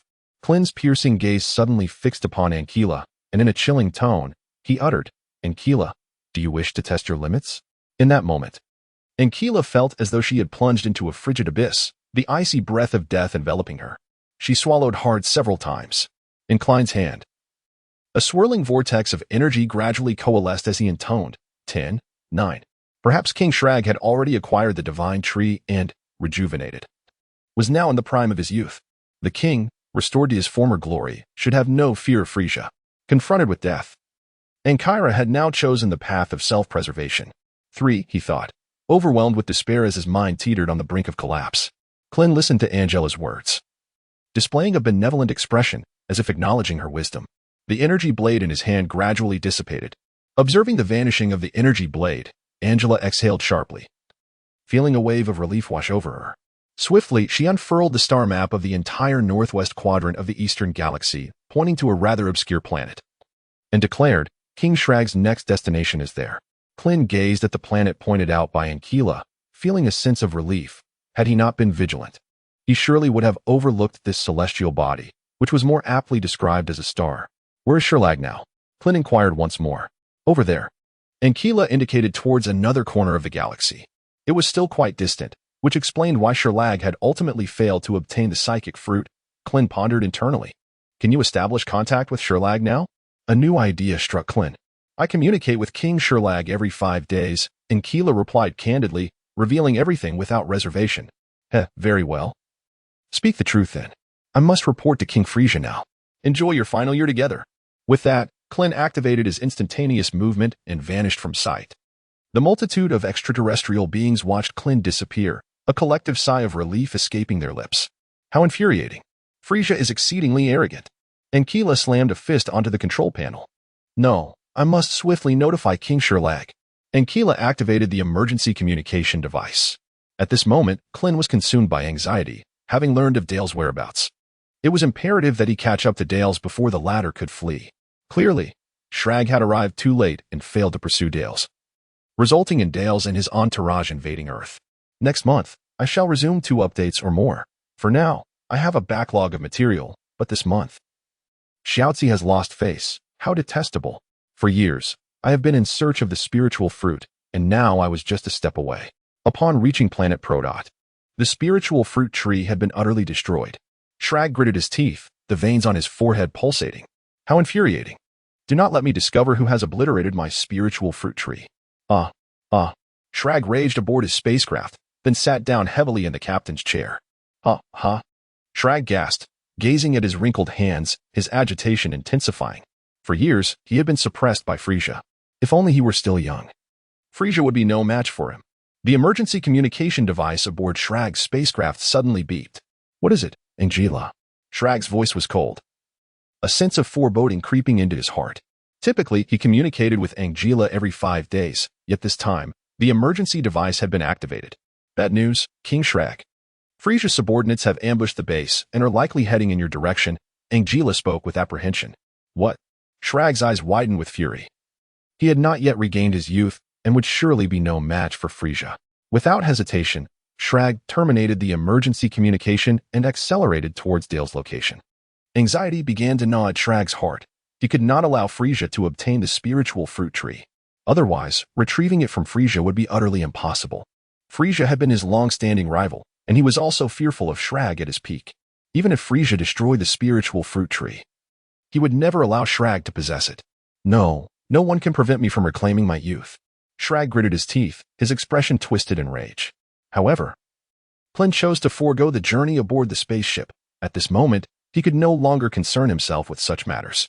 He devoted all his energy to activating his instantaneous movement, even amidst the perilous galaxy. When fatigue set in, he replenished his strength with the magical beans. Yet his spirit remained in a state of profound exhaustion. 2 weeks later, Klin has traversed an innumerable number of star systems, his ultimate objective directed towards Dares.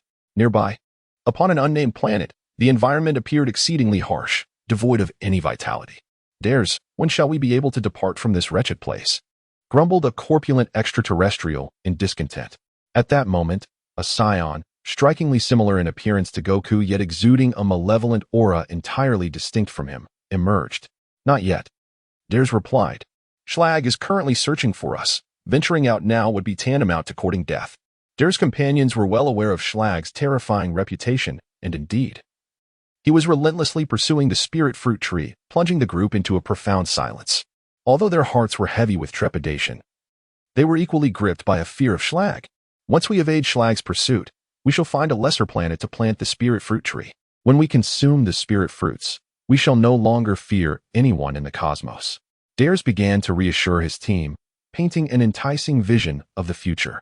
The members of Dare's crew, perhaps envisioning the bounty of spirit fruits they would acquire, gradually fell silent. Hurry, Schlag commanded, observing the spacecraft that was now operating beyond its limits. Yet, despite this, there remained a full day's journey to the planet housing the spirit fruit tree. Klin, without the slightest hesitation, found himself drenched in sweat and panting heavily. Yet at that moment, he felt no trace of Shrag's presence. This realization led him to believe he had gained a significant lead over Shrag, causing him to relax somewhat. Once Klin regained his composure, he resumed his relentless pursuit towards Dales. Although Shrag had not yet arrived, there was no telling if Dales might once again conceal himself. Kakao. Awake. It's time to evacuate. Dales roused the slumbering Kakao and issued commands to the group. Why? Isn't it safe here? Kakao appeared somewhat impatient. No. We have lingered here for a month. We cannot remain any longer. Are we not safe on Prodder? Then how could Shrag possibly find us? Dales sensed Kakao's defiance. An irritation began to surface within him. Realizing he had angered his leader, Kakao sprang to his feet and replied, Yes, understood, Captain. After all, everyone was counting on Dales to dispense their wages. With preparations complete, Dales and his team were poised to board the ship and make their escape when Klin finally arrived. Hello, Where are you all headed? Klin, breathless upon reaching the nameless planet, noticed Dales and his crew preparing to flee and could not help but exclaim, "Damn. I made it just in time." Startled by the voice, Dales and his team immediately assumed a defensive stance, akin to startled deer. Sensing the impending danger, Dale shouted to his crew, "Ignore him. Quickly board the ship and leave." The team, recognizing the urgency, dashed towards the vessel. Boom, boom. Dale's ship erupted into a conflagration. Klin stood off to the side, one hand raised, wisps of white smoke curling from his palm, a benign smile adorning his face. "So where are you all headed?" Witnessing the destruction of his ship, Dales felt a wave of regret wash over him. He should have safeguarded the vessel. Now, with the ship in ruins, his escape was thwarted, and he knew Shrag would inevitably find him. Dales turned to Klin, veins bulging on his forehead, his rationality slipping away. At that moment, he did not ponder how Klin had managed to locate him. Instead, his heart was consumed by dread of Shrag. My goodness, this is truly Black Wukong. Klin, recognizing Dale's likeness to Wukong, was taken aback despite having anticipated it. "Baldy, hand over your ship, and I can grant you a quicker death," Dales retorted angrily at Klin. "Ha ha, I am pondering a question." Klin laughed heartily. Dales and his team exchanged puzzled glances at Klin's mirth. "What are you laughing at?" Kakao could not help but inquire of Klin, uncertain if Dales would be able to act against him. Klin spread his hands in a gesture of helplessness and said, "Boss." "What about him?" Kakao turned his gaze towards Dales and inquired, "Attack. Eliminate him. If he has arrived here, he must possess a spaceship. Quickly seize his vessel. If Sherlag arrives, we are all doomed." Dales issued the combat command to his team. Upon hearing Dale's words, the team members charged towards Klin. Truly, there are fools who do not recognize their fate. Among Dale's few companions, either Klin looked down upon them, or Shadaman would effortlessly defeat them. With a sudden flash, Klin executed a spinning kick, striking 4 of them directly at the neck, sending them soaring like kites with severed strings. A wave of energy surged forth, and the 4 burst forth into a beautiful spray of crimson blossoms against the backdrop of the nameless star. Dales, who was preparing to advance, abruptly halted in his tracks. His eyes now filled with fear as he regarded Klin. "TSK, TSK, TSK. Witnessing you in this state makes it rather difficult for me to strike," Klin remarked, floating beside Dales with a bemused tone. Dales noted that Klin bore an uncanny resemblance to himself, which ignited a flicker of hope within him. "Are you also a Saiyan?" "My lord?" Dales cautiously inquired, his trembling legs momentarily still. "Absolutely not." Klin's response was resolute, extinguishing the flicker of hope in Dale's heart. "However, I do share a rather unique connection with the Saiyans," Klin added. "Is that so?" Dale's dimming spirits brightened once more. "A connection? Could it mean sparing his own life? You are well aware of my purpose here, correct?" "There is no need for me to elaborate further," Klin retorted. Evidently, they were after the spiritual seeds. But how did they come to know of the existence of the spiritual fruits? Dales, at this moment, felt an overwhelming sense of despair. Slowly, he retrieved a small cloth pouch from his pocket, reluctantly handing it over to Klin. Dales was acutely aware that failing to surrender it would likely lead to his immediate demise, while relinquishing it might just grant him a chance at survival. Klin slowly opened the cloth bag, revealing 5 seeds within. He carefully picked one up, scrutinizing it closely. This is the seed of the spirit fruit tree, imbued with a trace of divine essence. The spirit fruit tree is, after all, a fruit that grows in the realm of deities. And Klin sensed no hint of malevolence from it. Rather, the aura of divinity was remarkably profound. Klin carefully stored away the seeds of the spirit fruit tree. Casting a scrutinizing gaze upon Dales, feeling uneasy under Klin's intense stare, Dales immediately knelt and bowed his head, pleading, "Please spare me. I have revealed everything to you." Klin gazed at Dales, who bore an uncanny resemblance to Wukong, as he fervently implored him. A sigh escaped Klin's lips, for he pondered, as a Saiyan. "You inherently possess an immense advantage. Why then must you rely on the spirit fruit to augment your strength? True cultivation is achieved step by step, ultimately belonging solely to oneself. Do you not recall the pride of the Saiyans?" Klin's tone remained unruffled, his expression betraying no hint of emotional tumult. Dales, perceiving Klin's words as a form of guidance, felt a surge of joy within him. Perhaps this meant he would escape death after all. He repeatedly affirmed, I remember. Klin revealed a faint smile. Dales, believing himself to be saved, stubbornly remarked, "My lord, do you desire the spiritual fruit? I have discovered an exceedingly safe planet, a primitive one known as Earth, which is exceptionally suitable for nurturing the spiritual fruit trees. How could someone like you ever change? Klin let out a deep sigh. Klin extended his palm, unleashing a powerful gust of wind that propelled Dales into the sky. Oh, great one. Spare me. I do not wish to perish. I aspire to become a Super Saiyan. Dales cried out in anguish. If I spare you, who will grant mercy to the lost civilization of planet Prot? Let it disperse into the ether. Klin murmured softly, energy surging around him as he directed it skyward. Dales was utterly transformed into cosmic dust. Klin silently uttered as he gazed in the direction where Darius had vanished. In the next life, may you strive to be a better person. Klin perceives Dales as pitiable. Having forsaken the pride inherent to the Saiyan identity, neglecting the fundamental essence of being a Saiyan, undoubtedly, this is the most lamentable state. Today, the complete annihilation of Dale's squad serves as a somber tribute to the tragic demise of the Prata civilization. Klin possesses limited abilities, yet he remains an inherently just individual, guided by the innate goodness residing deep within his heart. With greater power comes greater responsibility. Have you pilfered my spiritual fruit tree? A voice, aged and malevolent, echoed from behind Klin. Damn it, in my preoccupation with posturing, I failed to notice how swiftly Schlag has become. Klin's arrival inadvertently prompted Schlag's premature appearance. Klin turned around. Schlag's imposing figure appeared quite formidable, clad in a yellow cloak that concealed a suit of dark purple combat armor, his face bearing the marks of age. The colossal silhouette of Schlag gradually descended from the spacecraft, coming to a halt before Klin. Klin gazed warily at the massive figure of Schlag, silently inquiring of the system. Display Schlag's data. Ding. Name, Schlag race, Namekian combat power, 4 million, full combat power, 40 million, status. Weakened is his combat power a mere 4 million? With my own standing at approximately 970,000. Klin felt a slight easing of tension. The disparity was not insurmountable. Did you pilfer my spirit fruit tree? Schlag scrutinized Klin, his tone regal yet tinged with a feeble, age quality. Who do you think you are? Does King Frisia require your irrelevant chatter? Klin nonchalantly flicked a booger towards Schlag. Haha, splendid. After years of restraint, even the minions of Frisia dare to provoke me. Schlag suddenly erupted into a menacing laughter, gradually shedding his cloak. Hee. Klin inwardly chuckled, seizing the moment to test his new technique. Surrender the spirit fruit tree, and I may spare your life. Schlag, wary of damaging the spirit fruit tree in battle, deliberately lured Klin.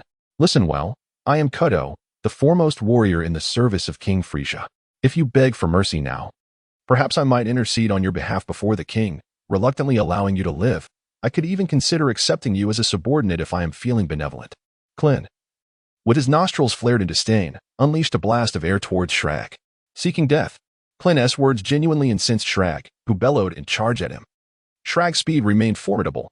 Klin barely caught a glimpse of his movements, swiftly evading Schlag's powerful strikes. As Klin retreated while simultaneously launching his attacks, each of his strikes was imbued with a subtle distortion of space and time. Although he did not make contact with Schlag, his actions still induced a significant disruption in the surrounding environment. Schlag, witnessing Klin's peculiar combat techniques, found himself bewildered. He could scarcely fathom when Frisia had acquired such an unusual subordinate, and envy twisted his features grotesquely. As Schlag's eyes glowed a deeper crimson, the intensity of his assaults escalated dramatically. He unleashed powerful punches towards Klin, who felt an overwhelming surge of pressure, compelling him to adopt a defensive posture. The combat style of the Namekian was notably unique. Schlag's arm extended suddenly, converging with force upon Klin's back. With a resounding crash, dust erupted from the ground, creating a substantial crater. Klin, summoning strength from his core, leaped upward, positioning himself at the edge of the pit, his gaze fixed intently on Schlag. Cursed be it. He should have been wary of Schlag's ambush, for both he and Piccolo were warriors of the Namekian race. Schlag slowly approached Klin, still astonished that Klin could rise after sustaining such a formidable blow. The force of this attack paled in comparison to Frisia's, akin to a mere tickle. Upon seeing Schlag advance, Klin began to taunt him. The mere mention of Frisia sent tremors of rage coursing through Schlag's body. Was there a name more loathsome than that? When one ages, one must concede. Yet here you are, scurrying about instead of resting at home. Should an unfortunate event occur, the consequences would be dire, Klin remarked with a dismissive click of his tongue. Schlag felt the sting of Klin's words regarding his age, striking at a vulnerability he had endeavored to conceal. His aura intensified, causing the boulders beneath him to tremble in response. Upon witnessing this, Klin couldn't help but smile inwardly. How exhilarating indeed. Klin hurriedly retreated, conjuring wave after wave of Qi Yuan slashes toward Sherlag. The destructive power of these slashes was quite astonishing, as evident in the original narrative. Each time Klin unleashed a Qi Yuan slash, he appeared utterly exhausted, akin to someone suffering from vitality depletion. The Qi Yuan slashes he released with a combat strength of 1,000 were formidable enough to deter even Ba. As Sherlag beheld Klin's energy attacks approaching, his eyes widened, emanating a sinister aura as he summoned his own energy. Boom. The two forces clashed, momentarily neutralizing each other. At this juncture, Sherlag had amassed his energy, poised to close the distance to Klin in an instant. Ding ding, resonated the system's voice in Klin's ear, indicating Sherlag's combat power had surged to 20 million. Klin's expression turned grave. He realized that he was in a perilous situation and could not afford to be distracted. Engaging him head-on was not an option. A strategy quickly formulated in Klin's mind. As Sherlag prepared to launch an attack, Klin's figure suddenly vanished before his eyes. Sherlag abruptly halted his advance, scanning for Klin's presence. Just then, several waves of energy surged from behind him. With a swift glance, Sherlag waved his hand, dispersing the incoming energy waves. His gaze fixed coldly on Klin. Klin now stands at the location where Sherlag had just gathered energy, unleashing several energy waves towards him. Noticing this, Sherag's figure abruptly vanished, reappearing behind Klin, ready to strike with a powerful double fist towards him. Klin, however, chose not to engage with Sherag, once again employing his instantaneous movement, his figure reappearing 1,000 miles away. Damn it! Sherag gritted his teeth, filled with resentment. Each time Sherag closed the distance, Klin would retreat once more. Despite Sherag's relentless assaults numbering in the dozens, he never managed to graze even the hem of Klin's garment. Huff, huff. After all, Sherag was aging and frail. The high-intensity onslaught had begun to take a toll on his body, and he was now gasping for breath. A splendid opportunity. As my enemy advances, I retreat. As my enemy tires, I strike. Klin remained vigilant, keenly observing Sherag's condition, his age finally catching up with him, and the exhaustion was evident. A glimmer of brilliance flashed in Klin's eyes as he activated his instantaneous movement, appearing behind Sherag. Not good. Sherag sensed Klin's presence at his back and attempted to turn around. However, his body's speed faltered, unable to keep pace with his thoughts. Klin's version of the Wolf Fang Fist. Klin shouted, launching a rapid punch towards Sherag. Puff. Sherag did not evade. Klin's fist struck him squarely. Sherag was sent flying, propelled by the force of the blow, headfirst towards the ground. The ultimate Kamehameha. Klin's muscles bulged, an aura of destructive energy radiating from his hands as he forcefully directed it towards Sherag. A remarkably robust energy wave struck Sherag, sending him hurtling towards the core of the star. The surface of the nameless planet began to crackle with bright yellow lightning, shrouded in a layer of dust. Klin, witnessing the impact of his full-force attack on Sherag, couldn't help but laugh. Yet, before he could revel in his triumph, a figure suddenly burst forth from the smoke, launching a surprise assault towards Klin. Klin discerned the silhouette. Sherag appeared somewhat disheveled in attire, yet his body bore no substantial injuries. My goodness. Where did he procure such garments? I wish to acquire a set for my wife as well. Upon noticing Sherag's approach, Klin hastily took to the skies. This is infuriating. Sherag, frustrated by his failed ambush, began to lose composure, the veins on his forehead pulsating. Sherag emitted cries of anguish, yet a dark, purplish aura enveloped him. Drip, drip, battle power. 22 million, 25 million, 28 million. Is he preparing to unleash his full strength?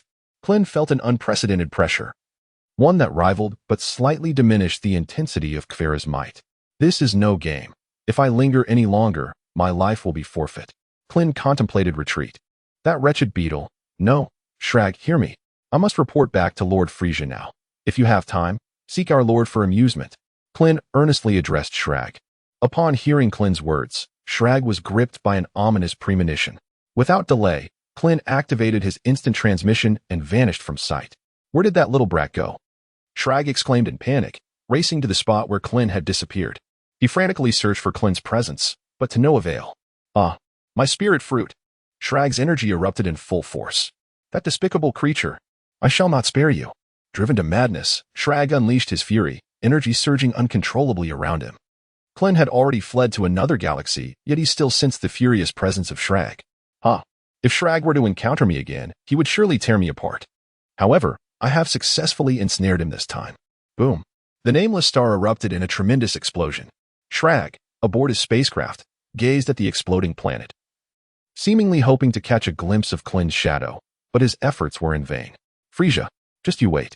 Shrag's face twisted into a grotesque expression, consumed by thoughts of vengeance. He could think of no one else, aside from Frisia, who could thwart his quest to regain his youth. Now, Shrag was wholly consumed by resentment towards Frisia. At this moment, Klin had boarded the Phantom vessel, making his escape from the vicinity, which remained dangerously close to Shrag's territory. If he were to divert the calamity, he must inevitably venture into Frisia's domain. The spirit fruit tree requires a planet teeming with vitality for its growth. He would never destroy another's colony. However, the planets under Frisia's control presented an exceptional opportunity for cultivation. If his conjectures were accurate, Shrag would undoubtedly rally his forces upon his return, demanding the spirit fruits from Frisia, who was not one to be trifled with. This could lead to a large-scale war, during which Klin would infiltrate Frisia's planets to cultivate the spirit fruits. A plan was already forming in Klin's mind. Everything he had done in Shrag's lair was not in vain.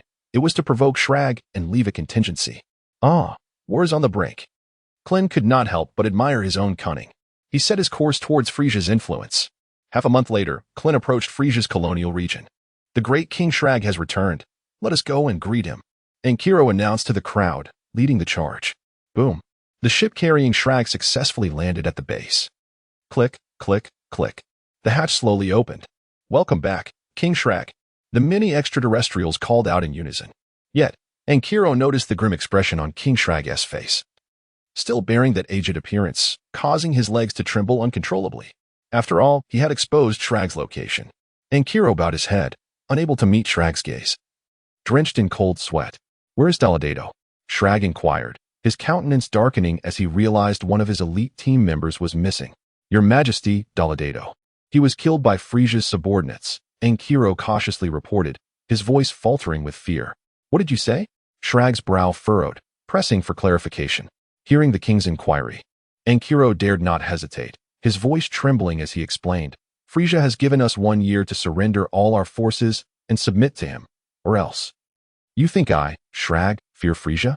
In my youth, he dared not act so brazenly. Shrag's temples throbbed with anger, his voice a fierce growl. Mobilize all troops. Prepare to attack Frisia. Shrag commanded resolutely. Yes, my king, Ankiro replied, turning towards the base, his heart sighing with relief. It seemed King Shrag bore him no ill will. Curse it, my position has been compromised. Shrag's gaze darkened with a flicker of malice as he watched Ankiro depart. The decision to attack Frisia was not a mere impulsive reaction to Ankiro's words. Shrag had contemplated much on his journey back, especially after Frisia had seized the spirit fruits. Regardless of the means employed, one must seize what is rightfully theirs. Time is of the essence, and a desperate struggle is imminent. Before engaging in battle, it is imperative to retreat to the infirmary and recuperate, for Frisia is undoubtedly a formidable adversary. After a moment of contemplation, Shrag made his way towards the base. 5 days later, Klin has traversed the colonial hub of Frisia and arrived at the periphery of Frisia's dominion. His gaze is now firmly fixed upon the planet Nigel, renowned for its abundant mineral resources and heavily garrisoned by Frisia's forces. However, the combat prowess of these troops hovers around a mere 3,000.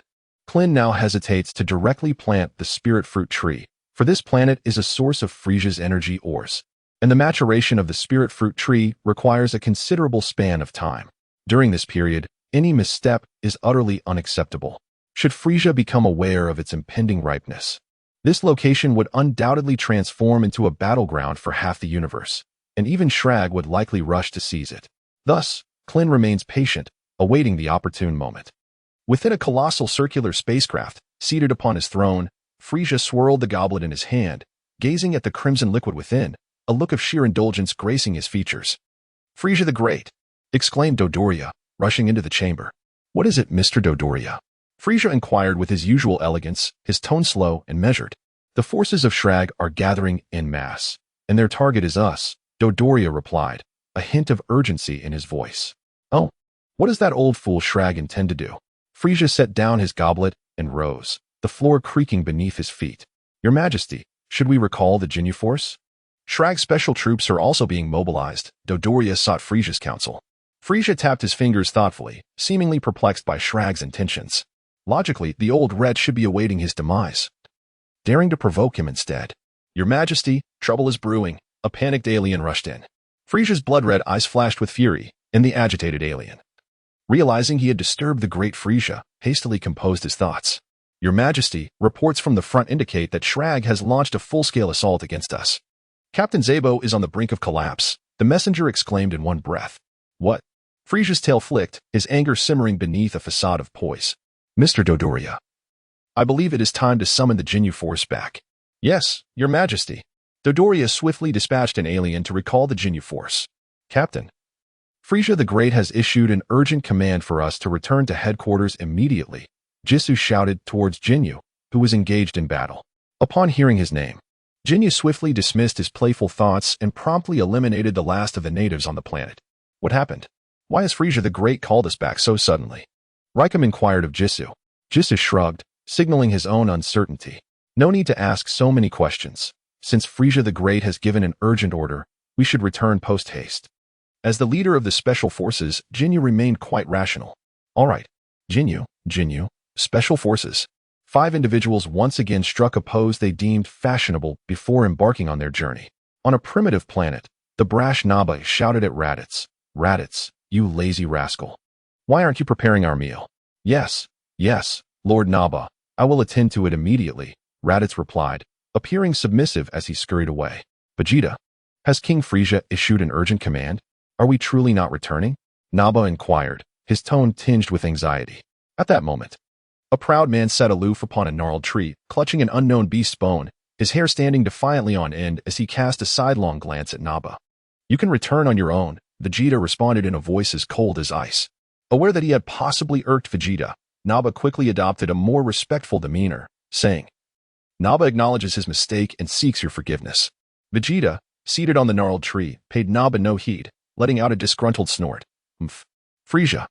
With a slight exertion of his hand, the beast's bone crumbled into a cloud of powder. Mr. Dodoria, let us proceed to the front lines. Slug, my old adversary. I have suffered greatly at his hands in my youth. Now is the time to reclaim my honor. Isn't it sufficient for King Frisia to recall the Jinyu force? Must you go personally? Dodoria questioned, somewhat perplexed. Oh ho ho ho. Frisia laughed heartily. Mr. Dodoria, do not underestimate Slug. He is of the same era as my father. At this, Dodoria recalled King Cold, beads of cold sweat forming on his brow. Good heavens. Let us depart, Mr. Dodoria. Yes, my lord. The colossal spaceship of Frisia ascended into the sky, heading towards the battlefield. King Slug, Frisia is approaching, Enkyra said nervously to Slug. Immersed in a green liquid, Slug, upon hearing of Frisia's arrival, immediately opened his eyes, removed the breathing apparatus from his mouth, and slowly lifted the healing chamber. Drip, drip. Slug stood atop the healing apparatus, green liquid still cascading down his body. He gazed in fascination at his own skin, marveling at its smoothness, youthfulness, and vigor. A fierce glint crossed Slug's eyes. Alas, this rejuvenation was but temporary, and he would soon revert to his aged form. I cannot allow this. I must seize the spirit fruit, he vowed, determined to snatch the seeds of the spirit fruit from Frisia's grasp, despite the inevitable return of his frail appearance. Frisia had reached the front lines. Seated in his flying chair, observing the fierce battle erupting in the starry expanse, yet feeling a flicker of delight within. Mr. Dodoria, do you hear that spaceship explode? The sound is simply magnificent. Frisia gazed ahead with an expression of sheer delight. However, Doria, observing the evident disadvantage of their forces, inquired, My Lord Frisia, should I intervene? Witnessing his own fleet suffering devastating losses, Doria could not restrain his curiosity regarding Frisia's intentions. Slowly, Frisia raised his hand, halting Doria's advance. It was clear that Shrag, bound by pride, would not strike first, and with his special forces having already arrived on the battlefield while the Jinyu force had yet to make their entrance. Sending Doria in now would only lead to disaster. Noticing Frisia's gesture, Doria refrained from pressing further, instead standing by and meticulously observing the clash. At that moment, upon hearing of Frisia's arrival, Zarbin hurriedly flew toward him. My Lord Frisia, my subordinates have failed in their defense. I beg for your forgiveness. Upon reaching Frisia, Zarbin immediately knelt, offering his apologies. Oh, how amusing it is to see Zarbin, who is usually so self-assured, reduced to such a pitiful state after a grueling battle. Frisia chuckled heartily. I too despise this wretched appearance, yet I find myself with no alternative. With that, Zarbin regained his usual elegance, though his battle attire was tattered and full of holes, rendering him quite disheveled. Boom. 5 spherical battle spacecraft successfully landed. Haha. The Jinyu force has finally arrived. A smile crept across Frisia's face. Mr. Doria, why has Vegeta not yet made an appearance? Frisia pondered the whereabouts of the Saiyan warriors. My Lord Frisia, I have already contacted Vegeta. It seems he may be delayed due to the considerable distance, Doria explained, remaining objective in his assessment. At that moment, a communicator approached Frisia respectfully, stating, My Lord, Vegeta reports that they have been ambushed in the beta system, and their ship has sustained damage. They are unlikely to return. Humph. Vegeta remains a delightful plaything. I would prefer he does not perish on that planet, Frisia replied, concern etched on his face regarding Vegeta, whom he regarded merely as a pet. After all, a pet's demise would surely grieve its master. Jinyu Special Force, reporting for duty. The 5 members of the Jinyu Force struck their characteristic poses, leaving Frisia and his entourage somewhat bewildered. Jinyu, it has been quite some time. Frisia greeted them with elegance. It is my honor to serve you, my lord. Jinyu responded, flattering Frisia with his words. Oh, ha ha ha. Frisia chuckled with a slight tremor. Suddenly, a crimson glimmer flickered in the corner of his eye as he gazed skyward. Gradually, he ascended on his hovering throne, soaring into the cosmos, while a group below awaited in silence. Frisia ventured into the universe, fully capable of surviving in the vacuum of space. From another direction emerged a smaller spacecraft. Oh, ha, Slug. It has been quite a while, and you seem to have aged considerably, Frisia remarked, striking a nerve with Slug. Slug perceived Frisia's words as deliberate mockery. Hand over what was stolen from me by Colder. Slug growled fiercely. Colder? Frisia feigned confusion, pondering who Colder was and how he had managed to pilfer from Slug. This was simply delightful. Frisia provocatively declared, now that the item is in my possession, do you truly wish to reclaim it? Ha ha ha. His sinister laughter echoed. Hearing Frisia's candid admission only validated Slug's suspicions, while Frisia's demeanor served as an even greater provocation. Slug's energy began to intensify. Frisia's tail swayed atop his chair, and soon his own aura surged as well. The 2 locked eyes filled with a shared bloodlust, but then, almost simultaneously, their auras diminished, reverting to their previous states. They turned away in unison, each heading back to their respective bases. Both Frisia and Slug were ultimate bosses. Engaging in combat before their subordinates would be a considerable loss of face. In his youth, Slug had indeed been no match for Frisia, yet now, one wondered how much strength this aged Slug truly possessed. Frisia remained cautious. Slug understood that defeating Frisia in his current condition would be arduous. He needed time to recuperate in a healing chamber. Ultimately, he was determined to confront Frisia, but not at this moment. Lord Frisia, what shall we do? Dodoria inquired once more. Look, Frisia pointed toward the distant fleet of Slug as it began to ascend. His subordinates comprehended immediately. Dodoria and Zabon swiftly organized their own fleet, launching into the cosmos. The mission of the interstellar battle was about to unfold.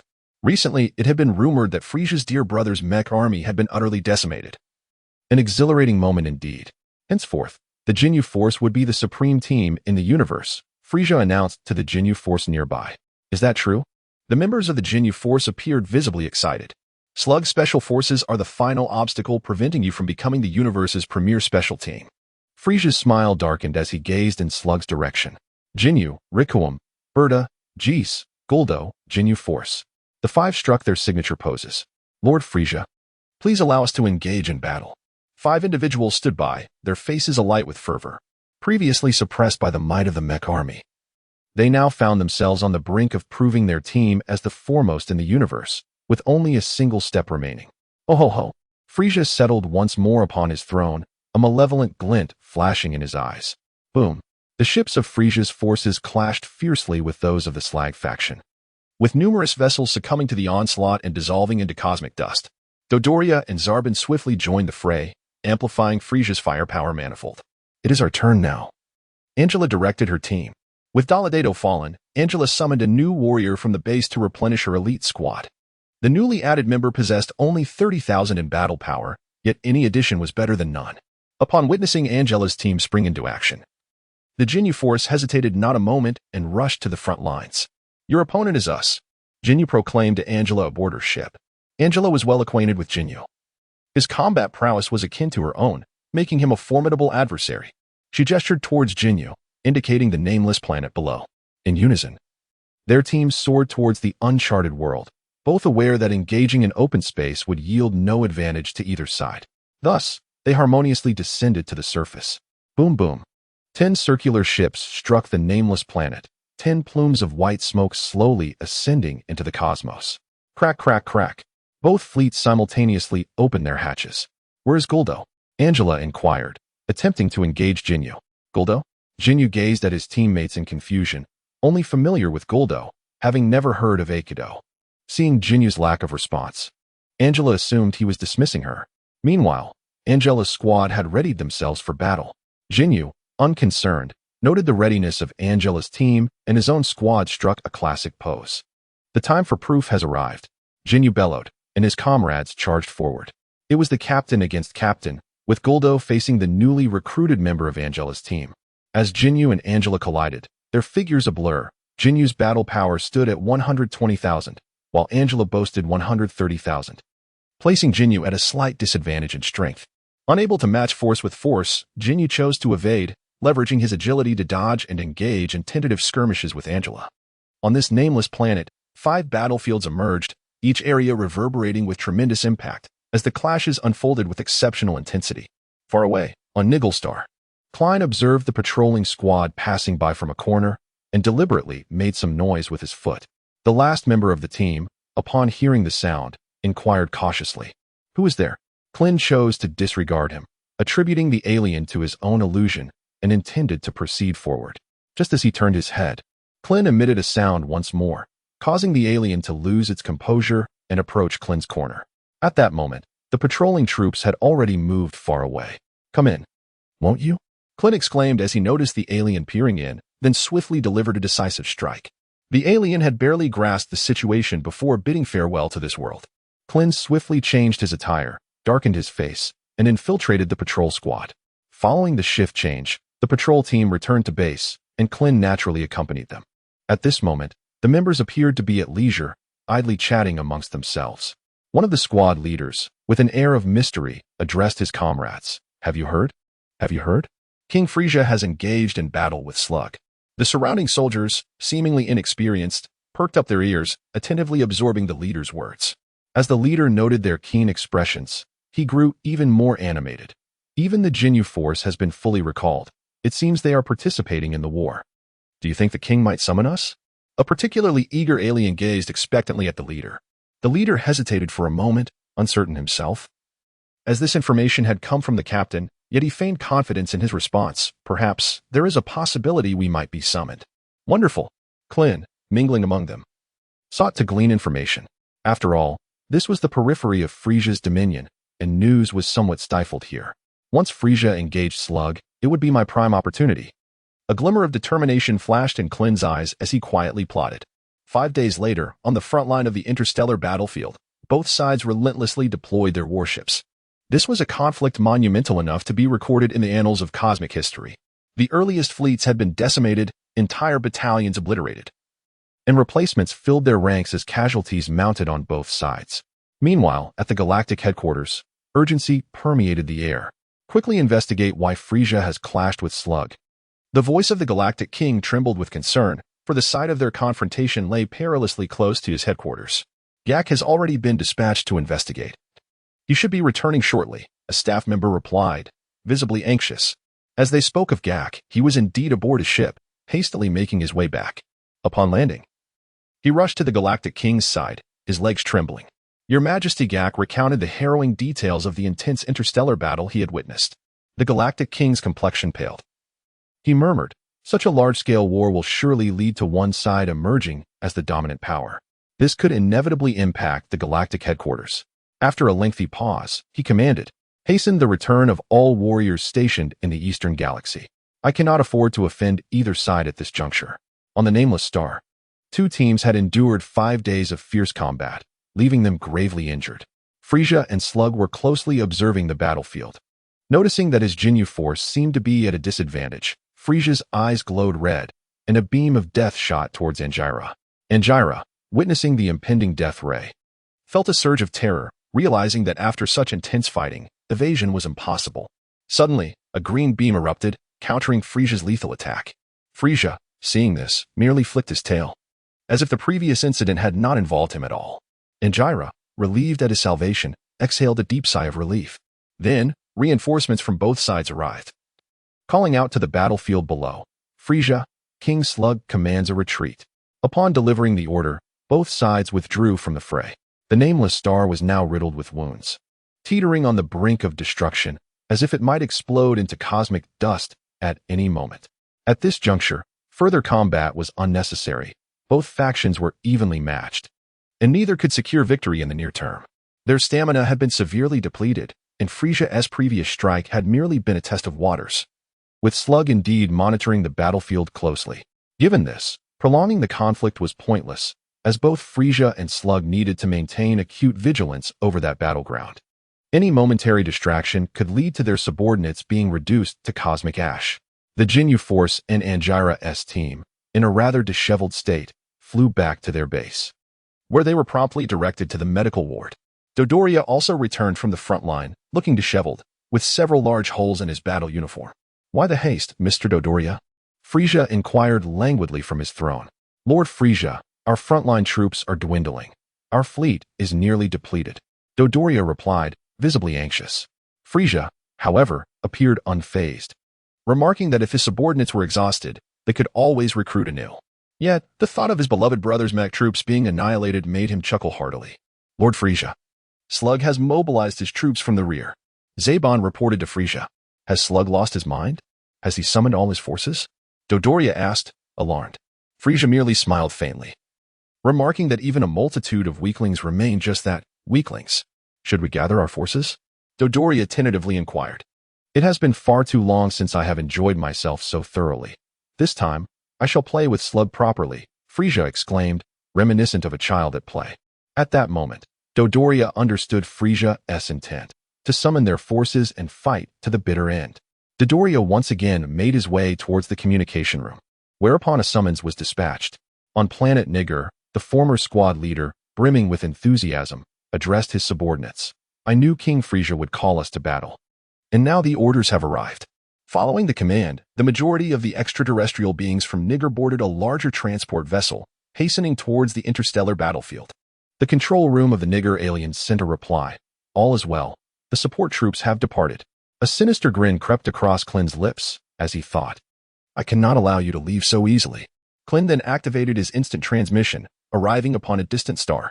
The transport vessel proceeded to glide through the cosmos at a leisurely pace.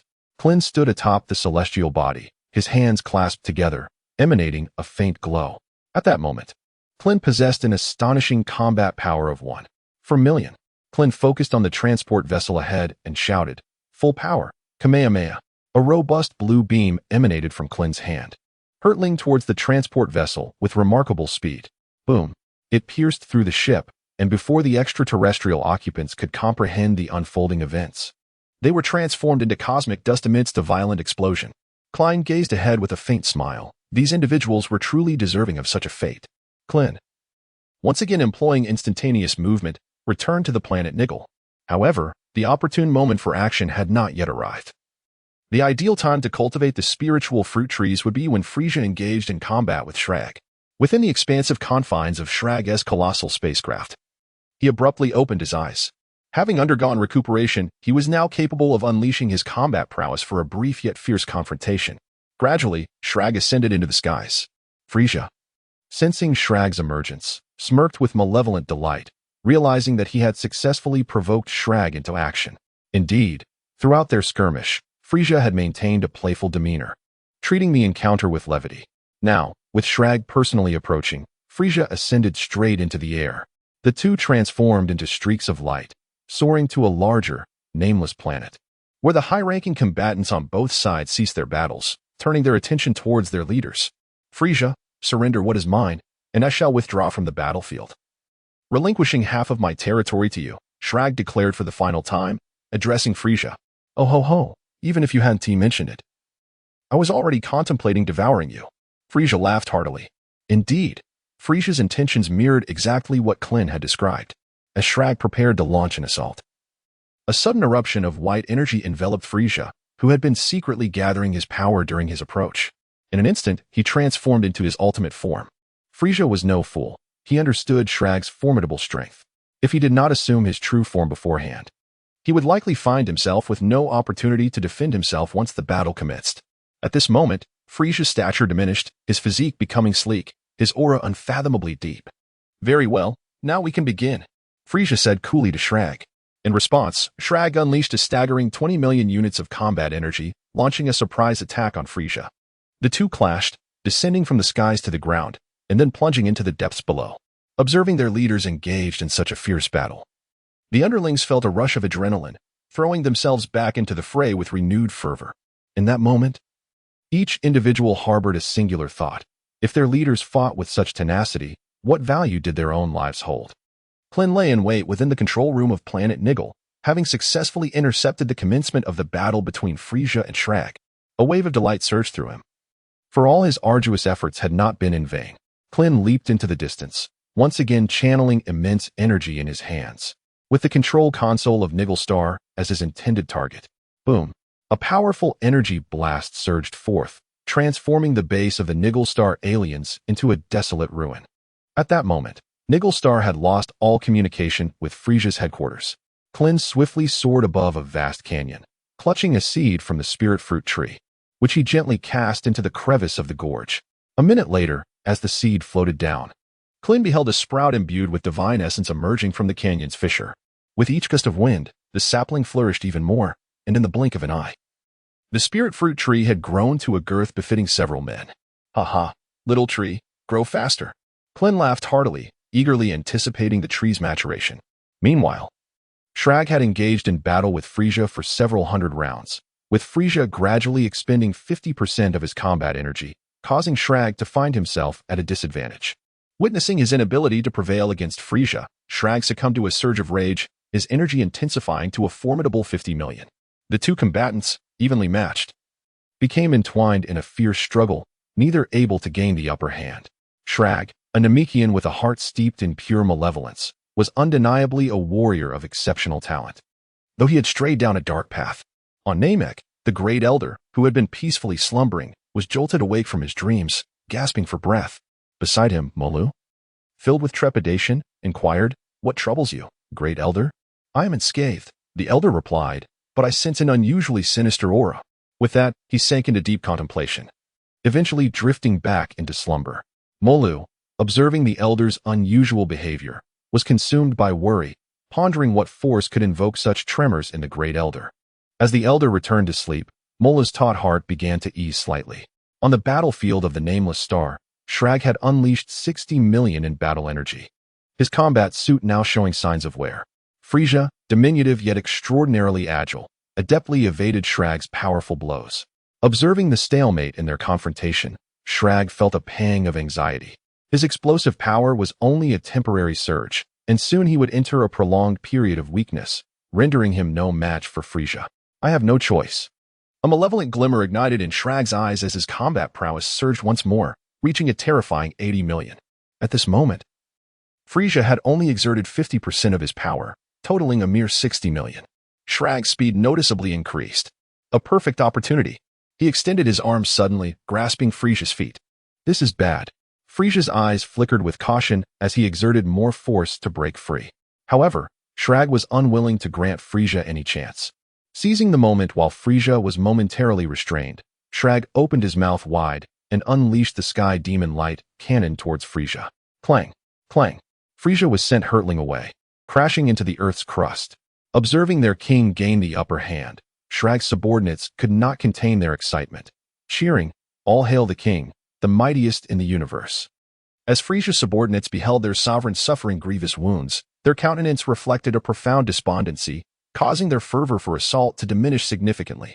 With a resounding crash, fragments of rock erupted into the sky as Frisia slowly ascended from the depths of the earth. His once smooth form had become considerably coarse, bearing slight injuries.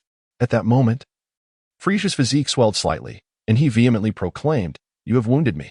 With that, Frisia's figure vanished, launching a surprise attack toward Shrag.